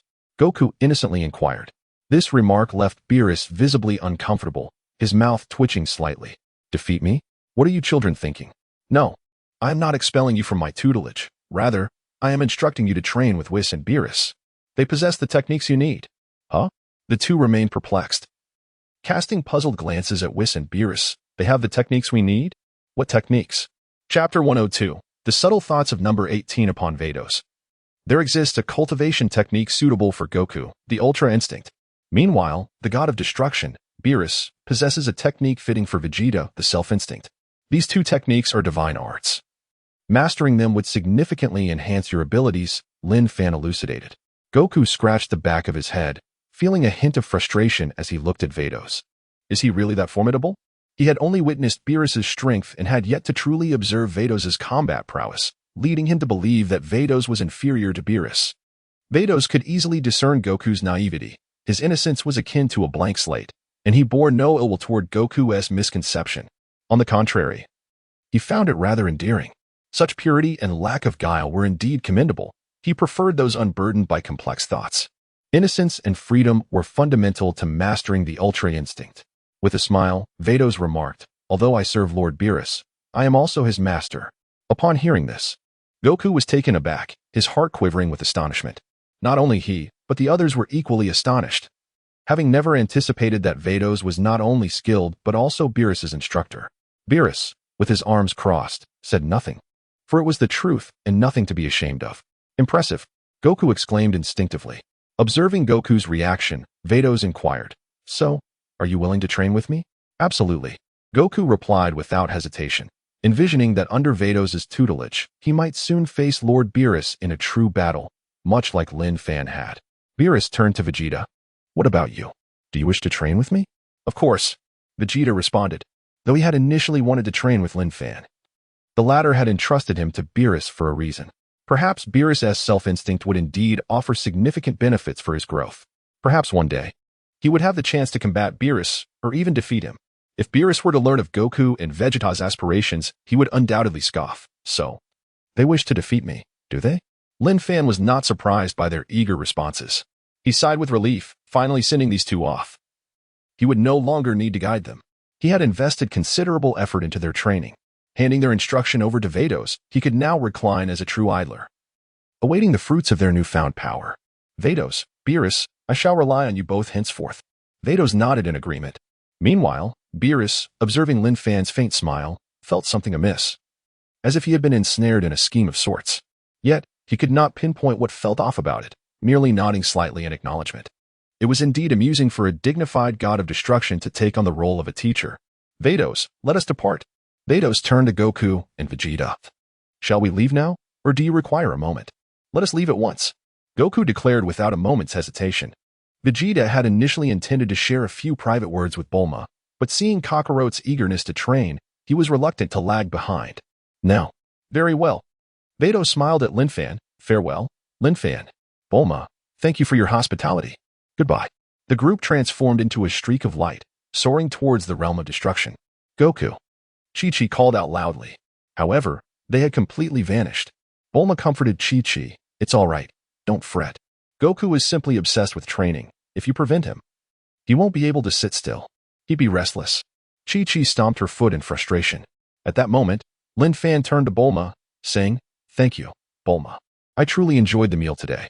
"You're welcome," Bulma replied, fully aware that without Lin Fan, she would have perished today. Earth too would have met a grim fate. Thus, she felt somewhat embarrassed by his gratitude. "Everyone, farewell." Lin Fan turned to depart. "Mr. Lin Fan, wait," Piccolo called out, stopping him. Turning back, Lin Fan regarded Piccolo with curiosity. "What is it?" "Mr. Lin Fan, may I become your disciple?" Piccolo asked earnestly. Initially, he had not considered seeking Lin Fan as a teacher, but witnessing Goku and Vegeta's growing strength and feeling the overwhelming power of Beerus's gaze stirred a fervent desire within him. He resolved to grow stronger, yearning for the day he could face Beerus without fear. Lin Fan pondered for a moment. He certainly would not refuse the opportunity to take on a disciple. This was an invaluable chance for growth and enhancement. "Certainly. Why not ask if anyone else wishes to become my disciple? We can gather all the rewards at once." He addressed everyone present. "Does anyone else wish to become my disciple? I shall accept them all at once, making it easier to provide guidance." Number 18 noticed Krillin remained silent and nudged him. Krillin looked up at his wife and instantly understood her implication. He shyly raised his hand, saying, "I too wish to become a disciple." Number 18 recognized that this was a pivotal opportunity for Krillin. If he did not seize it now, he would remain stagnant forever. Lin Fan, possessing formidable strength and effective teaching methods, would undoubtedly elevate Krillin's combat abilities. Moreover, Number 18 had another reason for urging Krillin to accept Lin Fan as a mentor. She understood that despite Krillin's desire to pursue martial arts, the limitations of his human lineage had widened the gap between him and Goku. This had severely undermined his martial spirit, leading him to believe he could never catch up to Goku, and thus resign himself to a mundane existence. Yet, Number 18 knew that being friends with someone as formidable as Goku would not allow for a normal life. Conflicts were inevitable, necessitating adequate strength to survive. She could not bear the thought of her husband needing rescuing. What woman does not wish for her man to be a hero? "I too wish to become your disciple." A voice unexpectedly chimed in. The chapter concludes here, and it should be noted that each chapter exceeds 2,000 words, maintaining quality throughout. Tomorrow, I shall prepare to return home, aiming to update during the day, possibly with 2 or 3 updates. For those who have gifted me, I will duly note your contributions and ensure to acknowledge them upon my return. Should the gifts reach the conditions for 8 chapters, I shall deliver 8 updates, if met. Currently, I have received 56 items. Chapter 103, unveiling a profound skill of comparable magnitude. A voice unexpectedly resonated through the air, prompting all eyes to turn towards its source. It was Yamcha, accompanied by Poir. Yamcha. Lin Fan was taken aback to see them emerge. Honestly, he had always perceived Yamcha as a far less capable individual than himself. Yet now, he wished to take Lin Fan as his mentor. In truth, Yamcha harbored no desire to remain stagnant. His physical limitations made it exceedingly difficult for him to surpass his own boundaries. Moreover, he was even more lascivious than Master Roshi. While Roshi merely gazed, Yamcha acted, leaving him perpetually drained and preoccupied with his desires. Thus, he sought Lin Fan's assistance to rectify this flaw and immerse himself wholeheartedly in the martial arts. Over the years, he often felt adrift, questioning whether this was truly the life he desired. Certainly not. He yearned to adhere to his original aspirations, to become a genuine martial artist, chasing boundless power akin to Goku. Had he recognized these truths earlier and overcome his carnal inclinations, Bulma would not have ended up with Vegeta. Reflecting on such matters filled Yamcha with regret. Lin Fan regarded Yamcha and inquired, "Yamcha, are you serious?" This question piqued the curiosity of not only Lin Fan but also the others, who were eager to discern Yamcha's sincerity. Yamcha nodded earnestly, affirming, "Indeed." "Very well. Is there anyone else?" Lin Fan's gaze shifted towards Gohan. He was intrigued by Gohan, recognizing his considerable potential, which arguably surpassed that of Goku and Vegeta, though he had veered off course, forsaking martial pursuits in favor of academia. As Gohan noticed Lin Fan's attention, he surmised that Lin Fan intended to recruit him. Yet he had lost interest in training. Thus, he feigned ignorance, disregarding Lin Fan's gaze. Their exchanged looks did not escape Piccolo's notice. He contemplated urging Gohan to accept Lin Fan's mentorship, but ultimately decided against it. Since Gohan had chosen the path of a scholar, it was best to allow him to pursue it fully. Seeing Gohan's lack of response, Lin Fan chuckled. There was no need to force someone unwilling to commit. A reluctant disciple would not genuinely embrace mentorship, and without sincerity, he would not receive the rewards from the system. Those willing to become my disciples, follow me, Lin Fan proclaimed, employing the sky dance technique to ascend towards the original temple. Now that he had been stripped of his title as Supreme Kai, remaining in the West Kai's realm was no longer an option. He could only return to the temple. Broly, Yamcha, Piccolo, Krillin, and the others hurriedly trailed behind Lin Fan, creating a grand procession that swiftly diminished the lively atmosphere of Bulma's household. Upon returning to the temple, Lin Fan found it still devoid of inhabitants. He pondered whether the temple truly lacked management. If so, how had it remained so pristine upon his arrival? Or was it possible that he had managed it all along? Yet, he was undeniably an outsider. How could he have been the caretaker from the outset? This question lingered in his mind without resolution. Piccolo, you may formally become my disciple now. The ceremony is simple. Just call me master with sincerity, he stated. His true objective was not merely to gather disciples but to acquire rewards. Thus, he was not particularly concerned with the formalities of the initiation. Without further delay, Piccolo, Krillin, and Yamcha clasped their fists respectfully and proclaimed, Master. Ding. Congratulations, host, on accepting Piccolo as a disciple. You have gained combat power, 2 quintillion, divine judgment, divine restraint, Namekian bloodline enhancement liquid X1, ultra flash technique. Current host basic combat power, 264, 5 quintillion. Note, the combat power gained from accepting a disciple does not correlate with the disciple's power, but is a random enhancement based on Lin Fan's base power. However, if the disciple's talent does not reach a certain level, e.g., an ordinary person, Lin Fan will receive no rewards. Ding. Congratulations, host. On accepting Krillin as a disciple, you have gained combat power, 3, 5 quintillion, self-domain, 1000 cut/ illusion technique. Current host basic combat power, 268 quintillion. Ding. Congratulations, host. On accepting Yamcha as a disciple, you have gained combat power, 1 quintillion, mind reading, ultra creative power, ultra mental control. Current host basic combat power, 269 quintillion. The host's combat power has increased by 6, 5 quintillion, activating the master's blessing condition. All disciples' basic combat power increases by 1 quintillion. When the host's combat power increases by over 100 billion in one instance, blessings will be conferred upon the disciples, with the combat power value being randomly determined but not exceeding half of the host's increase. For instance, if the host's basic combat power increases by 100 billion, the randomly conferred blessing will not exceed 50 billion. As Lin Fan was no longer the Supreme Kai, the effects of being a divine servant were lifted, yet the contract remained intact. The master and servant no longer benefited from combat power enhancements, but the servant could not harm the master. Upon receiving these notifications, Lin Fan was nearly overwhelmed with excitement. The abilities he had acquired were nothing short of divine. The presence of 2 skills named after deities signified their extraordinary nature. Furthermore, he had even unlocked the power of creation. This contrast suggested that the Grand Minister had not stripped him of his abilities. However, the creation power he had manifested was of the ultra variety, far superior to the ordinary form. Lin Fan understood well that any skill prefixed with ultra was significantly mightier than its standard counterpart. He sensed that beyond the ultra designation, there might exist even more formidable tiers of classification, though he was uncertain of the specifics, having never encountered them before. Turning to Piccolo, he observed the excitement etched on their faces, fists clenched in exhilaration. Lin Fan could empathize. Receiving his blessings had propelled their basic combat power from billions to quintillions. How could one not feel elated? Once the disciples steadied their emotions, they promptly expressed their gratitude, declaring, "Thank you, Master, for the blessings." Lin Fan waved his hand dismissively. "In the future, there is no need for thanks upon receiving blessings. I will enhance your combat power, but the primary effort must stem from you." "Understood, Master," they chorused.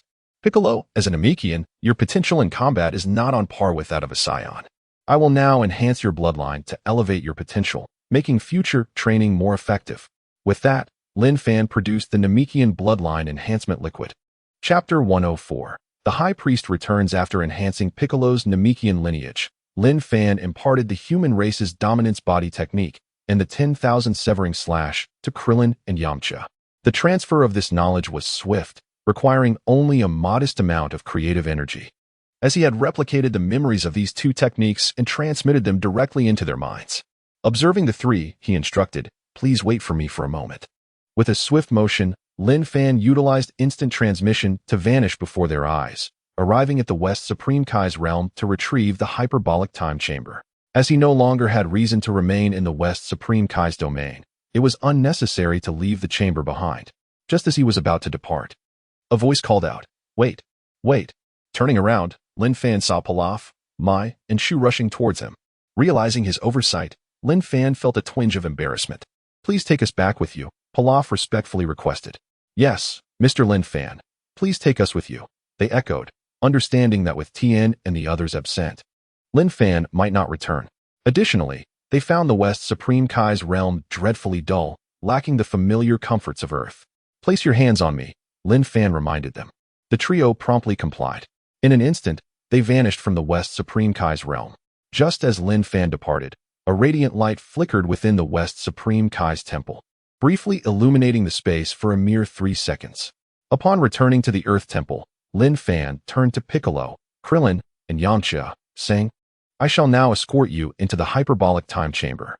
Although this was not Piccolo's first encounter with the chamber, curiosity compelled him to inquire, "Master Lin Fan, may I ask what effects the hyperbolic time chamber holds?" Addressing Lin Fan as master felt somewhat foreign to him, considering his former stature as a formidable demon king. Despite his current decline, nonetheless, years of serving Gohan had tempered some of his pride, though remnants remained. Lin Fan proceeded to explain the chamber's effects. Upon hearing the details, Piccolo's expression turned green with astonishment. The chamber's capabilities were astonishing. 10 years inside equated to a mere day in the outside world, rendering it exponentially more effective than the time chamber. Lin Fan led them to a spacious area, producing the hyperbolic time chamber and placing it on the ground. "Enter and begin your training." Without hesitation, the three flew into the chamber. Watching them enter, Lin Fan smiled, eager to explore the newly acquired divine techniques. He instantaneously transported himself back to the temple, where Broly approached Lin Fan, requesting, "Master Lin Fan, I wish to return and check on my father." Though Earth had recently endured a catastrophic disaster, restored by the High Priest, Broly still felt compelled to ensure his father's well-being. Understanding his sentiments, Lin Fan replied, "Go ahead." "Yes," Broly acknowledged, utilizing flight to depart. Once he was gone, Lin Fan summoned his creative powers to conjure a grand chair beneath the temple's ancient tree. Closing his eyes to meditate, within his consciousness, he examined the divine techniques he had just unlocked: divine judgment, divine binding. Divine judgment, a manifestation of divine retribution, conjuring a celestial sword that strikes down upon those with malevolent hearts, inflicting doubled harm. The more wicked the target, the greater the amplification. Divine binding, a binding technique utilizing divine power, synergizing with creative and destructive forces, yielding unforeseen results. Super creative power, surpassing the ordinary creative capabilities of the Supreme Kai. Mastering it to the level of transcendence allows for the creation of planets. Super mental control, the ability to manipulate the mental faculties and consciousness of others. Self-domain, enveloping enemies within one's own domain, reducing their combat prowess while enhancing one's own. 10,000 severing slash, a technique that unleashes countless slashes, annihilating adversaries from all angles. Illusion technique, crafting illusions to ensnare foes and disrupt their mental clarity. Telepathy, the ability to read the thoughts of individuals within 100 meters, provided their combat power does not exceed 10 times one's own. Super time leap, a temporal leap of 1 second. Filled with excitement upon reviewing these abilities, Lin Fan realized that mastering them would significantly bolster his arsenal. Many of these techniques were exceedingly practical. Without further ado, he began learning divine judgment. In less than 15 seconds, he had mastered all of them, feeling an overwhelming surge of combat capabilities. Suddenly, a radiant flash of multicolored light erupted, tearing through the fabric of space. Recognizing this extraordinary entrance, Lin Fan understood that the High Priest had arrived. Standing, he saw the High Priest descend before him. "High Priest," Lin Fan began, but was promptly interrupted. "Call me Uncle. There are no others around." "Yes, Uncle. What brings you here so suddenly?" Lin Fan inquired, puzzled by the High Priest's swift return, as if he had never left. The High Priest, unhurried in his approach, asked, Lin Fan, why did you voluntarily resign from the position of Supreme Kai? Lin Fan had anticipated this question and had mentally prepared his response. To be honest, I feel I am ill-suited for the role of Supreme Kai. I am rather laid back and have little interest in managing planets. Traveling is more to my liking. But being confined to one place to oversee matters does not appeal to me. The high priest smiled knowingly. Ah, I see. I thought you might be sulking. Lin Fan chuckled awkwardly. How could that be? If I were that petty, I wouldn't have taken the initiative to shoulder all the blame. The high priest nodded in satisfaction. You didn't come merely to inquire if I was upset, did you, uncle? Lin Fan asked, certain there was more to the visit. Lin Fan, I have come bearing a decree from the Omni King. A decree from the Omni King? Lin Fan replied, eager to listen. Chapter 105. The overseer god Lin Fan listened attentively as the high priest extracted the decree of the Omni King from the void. He proclaimed, in the year of the King's calendar, it has been observed that Lin Fan of the seventh universe embodies righteousness and possesses cosmic integrity. Therefore, I bestow upon Lin Fan the title of 12 Overseer God, granting him the Omni King's token and a summoning button. Lin Fan was momentarily taken aback. Overseer God? What manner of deity is this? Such a title had never crossed his ears before. Analyzing it by name, it seemed to denote a divine position of oversight. Could there truly exist such a role within the realm of Dragon Ball? However, upon reflection, the world within Dragon Ball super closely mirrored ancient China. The Omni King resembled an emperor, the high priest akin to a prime minister, the Kaiashins were reminiscent of provincial governors, and the destroyers served as local generals. Thus, apart from these roles, it was reasonable to assume there were others, such as the ancient inspectors, tasked with overseeing local officials and the populace, reporting directly to the emperor. Lin Fan speculated that the overseer god functioned in a similar capacity. Yet, he recognized that his appointment as an overseer god was likely due to the high priest advocating on his behalf before the Omni King. Contemplating this, he could not help but marvel at the advantages of having connections. He expressed his gratitude, saying, Thank you, Omni King, for your gracious decree, as he accepted the edict. The high priest stored the decree away, and in that instant, an overwhelming force surged into Lin Fan's body. This power was peculiar, imbued with an indelible will, exuding an air of dominance, as though it could grow infinitely. Uncle, what is this power that has entered my body? Lin Fan inquired. The high priest smiled gently, replying, It is the power of destruction.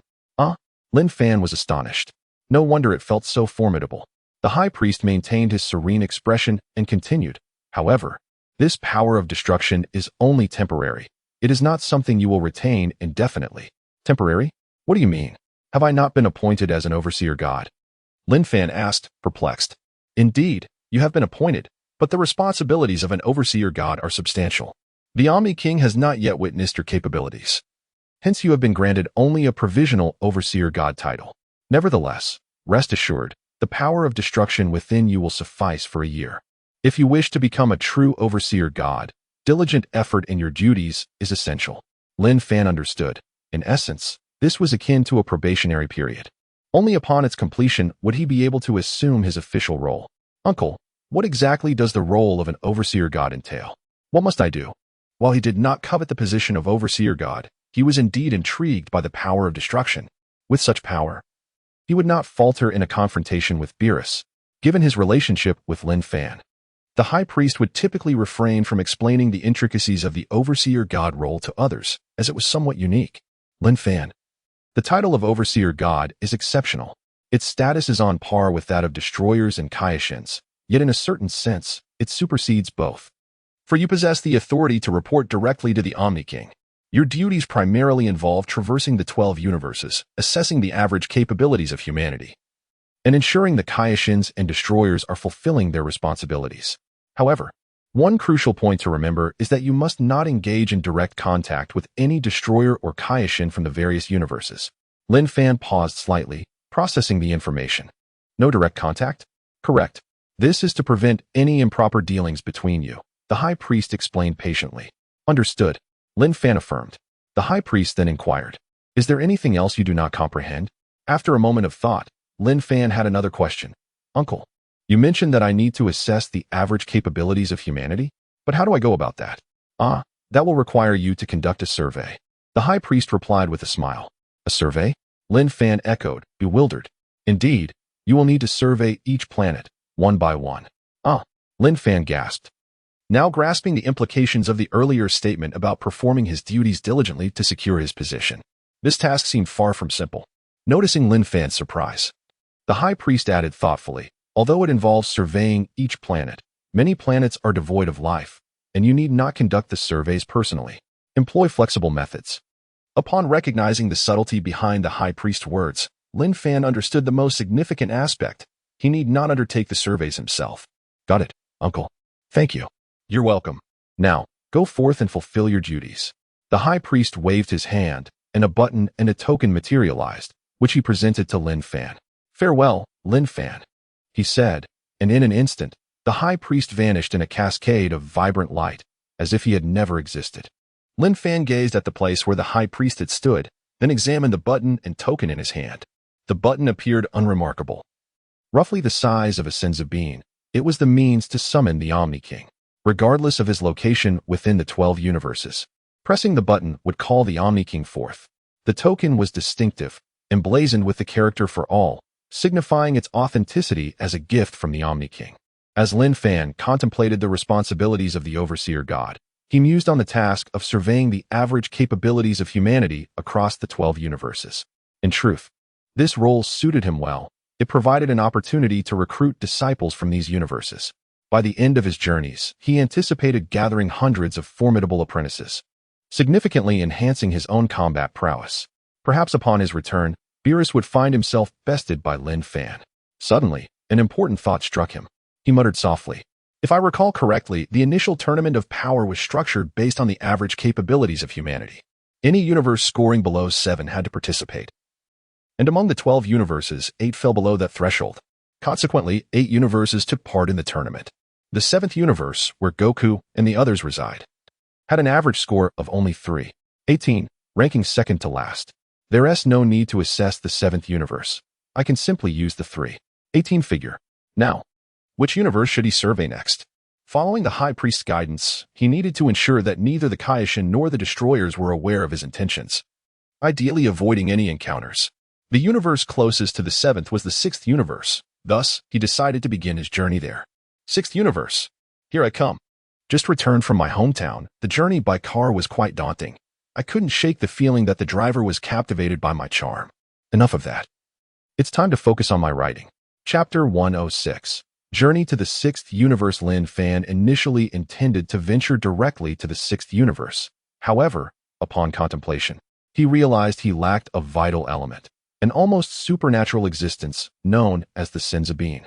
He swiftly traversed to the Corinne Tower, where the esteemed Corinne awaited him. Upon Lin Fan's unexpected arrival, both Corinne and Yakino were taken aback. "Greetings, Great Supreme Kai," Corinne stammered, fully aware of Lin Fan's recent elevation to such a revered status. Lin Fan waved dismissively, stating, "I am no longer a Great Supreme Kai, merely an ordinary person." The matter of the Watcher God was classified, and he could not allow anyone to become privy to it. After all, even his uncle had cautioned him against being discovered by any god of destruction or Supreme Kai regarding his surveillance duties. Thus, the fewer individuals who knew, the better. Corinne understood Lin Fan's demotion but acknowledged that his strength remained formidable. Respect was still warranted. "How could you possibly be just an ordinary person?" Corinne chuckled. "What brings you here today?" Though he inquired, he had likely already surmised Lin Fan's intent. "I require some senzu beans," Lin Fan replied. Without hesitation, Corinne retrieved a jar containing 20 beans, stating, "This is my last stock. I present it to you." Grateful, Lin Fan accepted the beans without formality, storing them in his own dimensional space. "Thank you, Corinne. You are too kind." Lin Fan smiled. "Farewell, both of you." As he took his leave, he glanced at Yakinob, the portly figure who had persistently lingered by Corinne's side. Although timid, Yakinob had once played a crucial role in a battle, famously severing Vegeta's tail and delivering a significant blow. "Goodbye." After Lin Fan departed, Yakinob, feeling perplexed, posed a question to Corinne. "Did I sense that he recognized me?" Corinne could not help but scoff. "You think too much, Yakinob. With your combat abilities, how could someone of his caliber possibly concern himself with you?" Yakinob fell silent, realizing the harsh truth of Corinne's words. With a swift motion, Lin Fan utilized instant transmission to arrive beside Broly, who was currently engaged in training nearby. Upon noticing his master, Broly immediately stood upright. Master. Yes, Broly. I am preparing to journey through the 12 universes. Would you care to accompany me?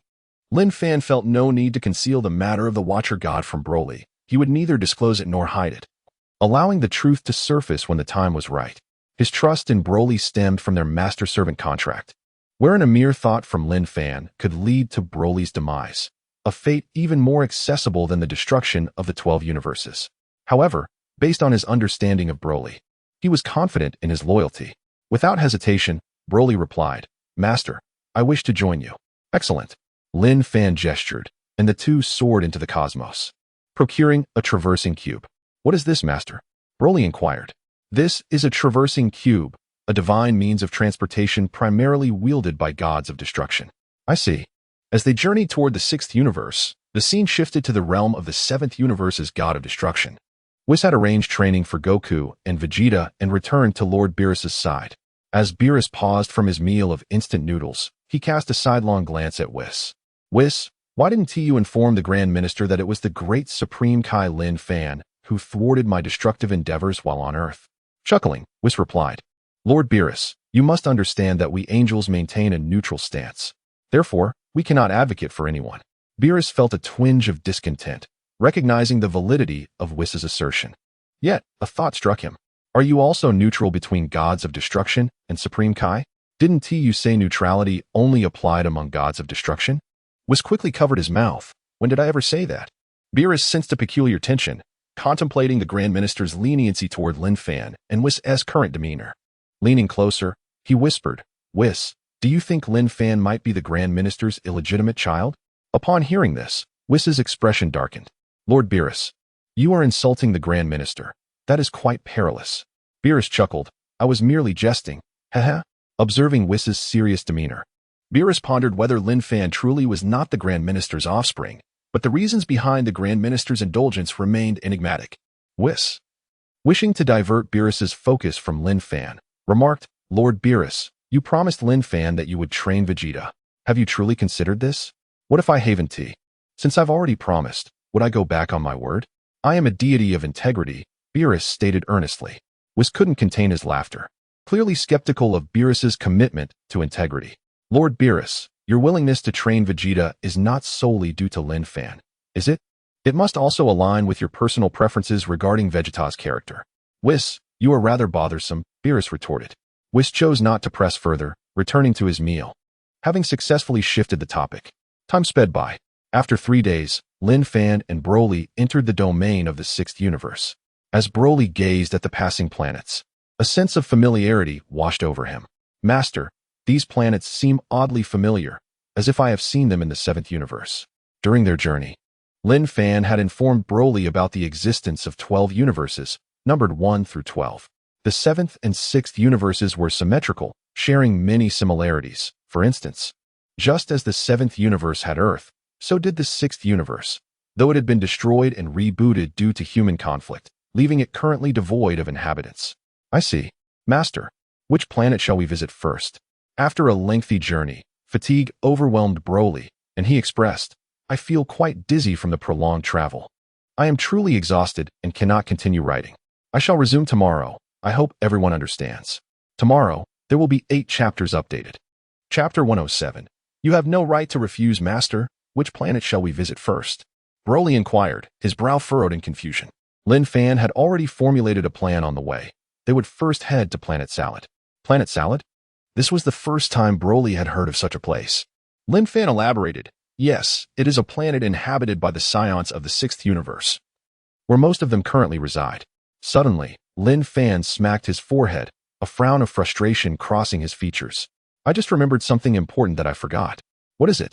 The cosmic map of the 6th universe. We do not have it. After saying this, his expression turned awkward. Without the cosmic map of the 6th universe, how could he locate Planet Salad? Broly felt a tinge of embarrassment as well. Lin Fan pondered for a few moments. Let us find a nearby planet and see if we can procure the cosmic map of the 6th universe. Oh, it seems the map of the 6th universe is approaching. Just as he spoke, Lin Fan's gaze fixed ahead, a wicked smile gracing his lips. Broly followed his gaze and beheld hundreds of cosmic battleships soaring towards them. However, They were still too far away to discern their exact nature, merely appearing as a dense cluster of vessels, akin to a speck of dust in the vastness of space. Lin Fan activated the warp cube, entering a state of rapid acceleration. Inside the spacecraft, a warrior resembling a toad stared intently out, meticulously piloting the cosmic battleship. Suddenly, he caught sight of something flashing by. Confusion washed over his face as he sensed that this occurrence was rather unusual. It did not appear to be mere cosmic dust. He turned to Frost, who was savoring fine wine. Lord Frost. Just now, something akin to a cube zipped past. It felt significant. Frost belonged to the Frost Demon clan. According to the manga's portrayal, Frost from the 6th universe was the counterpart to Frisia from the 7th universe. Yet, in reality, Frost was considerably weaker than Frisia, lacking in both talent and arrogance. However, Frost was a true schemer, a hypocrite in nature, surpassing Frisia in this regard. While Frisia, though wicked, exuded a sense of audacity. Frost pretended to be pitiful in order to win competitions, feigning righteousness. Upon hearing his toad-like soldier's words, Frost dismissed the concern nonchalantly. Do not panic. It is nothing of consequence, merely cosmic dust. He thought to himself, even if it was cosmic dust, what difference did it make? After all, they were the peacekeeping force of the universe, representing cosmic justice. Chuckling to himself, he let out his distinctive laughter. Ha ha ha. What is happening that warrants such delight? A voice suddenly pierced the air. Frost and everyone in the room were taken aback, their expressions darkening instantly. What was going on? Just as they pondered this, two figures materialized before them. Both appeared youthful, particularly the handsome young man standing at the forefront, whose face was flawless and as pale as jade. Frost, astonished, asked, "Who are you?" Internally, he questioned the identity of these individuals and why they had appeared so unexpectedly, without him sensing their presence. How could he not feel the aura of the young man in front of him? Was he merely an ordinary person? That was implausible. Anyone who could appear in such a place could not be commonplace. As for the person behind him, Frost could sense a formidable aura, definitely a strong opponent. Unless absolutely necessary, he could not afford to engage in conflict unless he could instantly incapacitate him. Contemplating this, Frost's gaze instinctively flickered to his own tail.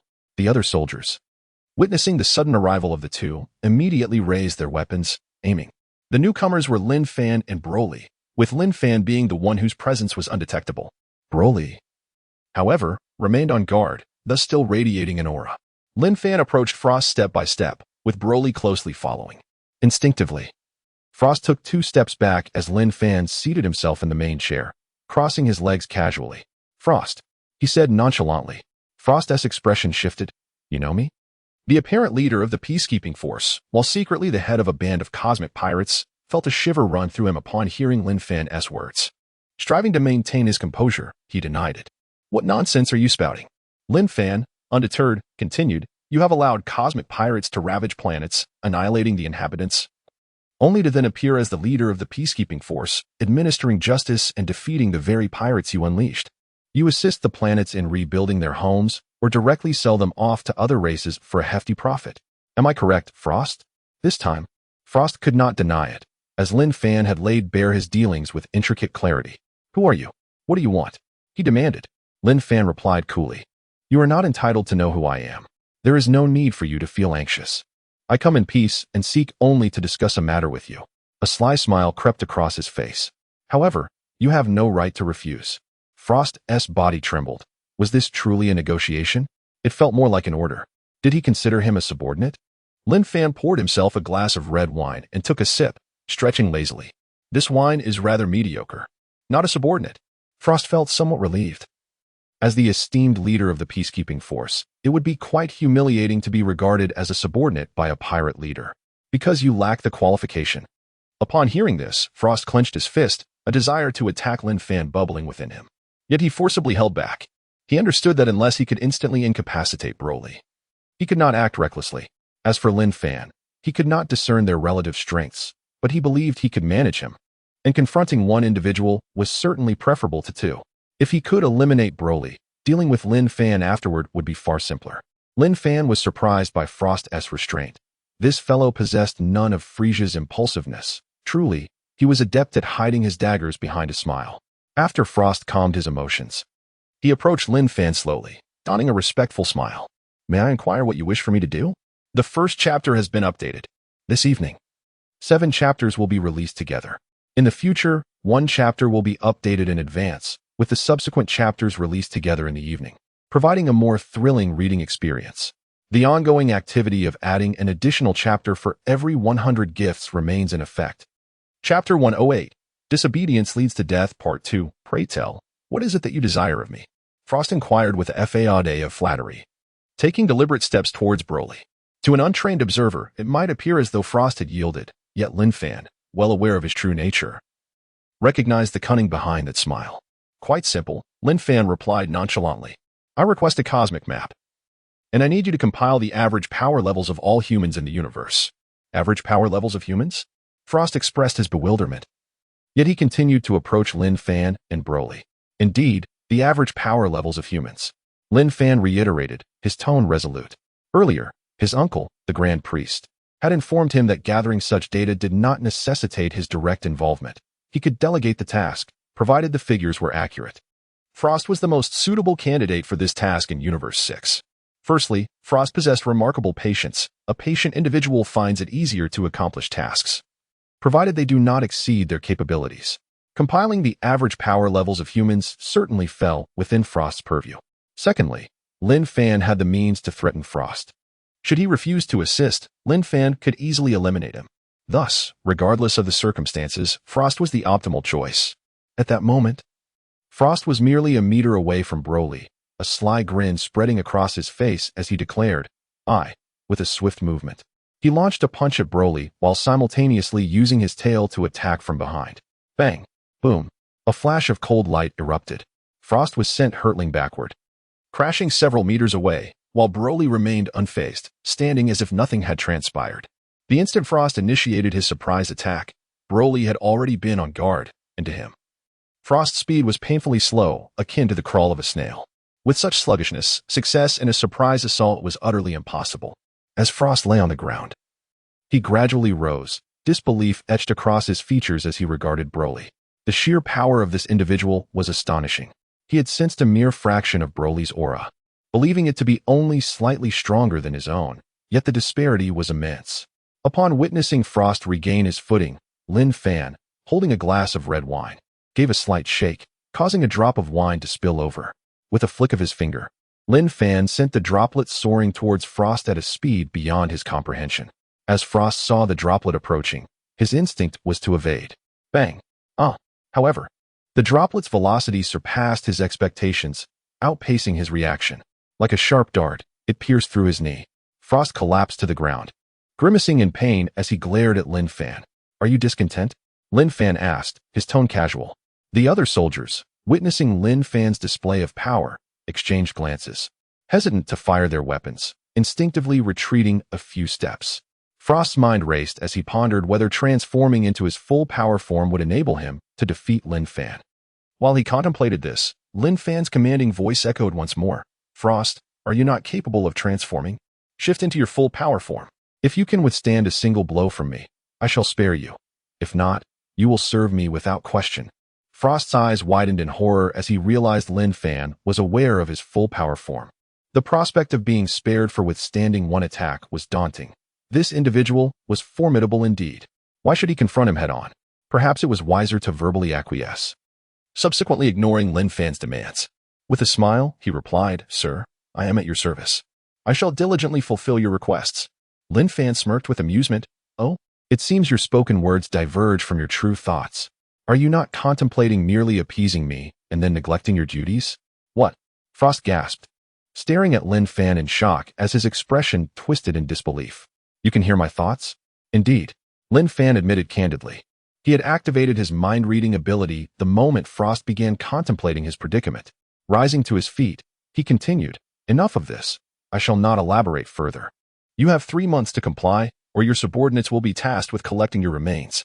Frost finally comprehended the gravity of his situation. The adversary before him was far beyond his capabilities. The ability to read his thoughts combined with overwhelming combat prowess made Lin Fan a terrifying opponent. Yet, he found himself musing, how could he possibly compile the average power levels of humans without a reference point? Lin Fan's mind-reading ability remained active, allowing him to perceive Frost's inner turmoil. Do not fret, Determining the average power levels is quite simple. We shall utilize combat strength as the reference. Remember, we are only concerned with humans, excluding other races. Upon hearing Lin Fan's words, Frost was convinced that Lin Fan truly could read his thoughts. Lin Fan issued a stern warning. Frost, heed my words carefully. Do not treat this matter lightly, or you shall not survive. Even the Frost demons face obliteration in this universe. Frost's mind reverberated with Lin Fan's lethal intent, causing him to tremble involuntarily, goosebumps rising across his skin. Bowing his head in reverence, he replied, "Yes." Chapter 109. Is it really that impressive? Third update. After entrusting matters to Frost and acquiring the map of the sixth universe, Lin Fan departed alongside Broly. Within the confines of the teleportation cube, they soared towards planet Salad. Following their departure, aboard Frost's spaceship, one of the commanders inquired, "Lord Frost, must we truly assist that individual?" Frost cast a glance at the octopus-like warrior and coldly replied, "Do you possess a better suggestion?" The octopus warrior shook his head, expressing his lack of viable ideas. "I merely believe that if we assist him in calculating the average power level of that human, our 3 months of time will be utterly squandered, yielding no profit at all." Frost pondered for a moment before returning to his original position. His tone icy as he remarked, "Indeed. However, if the task remains unfulfilled, he could very well take my life.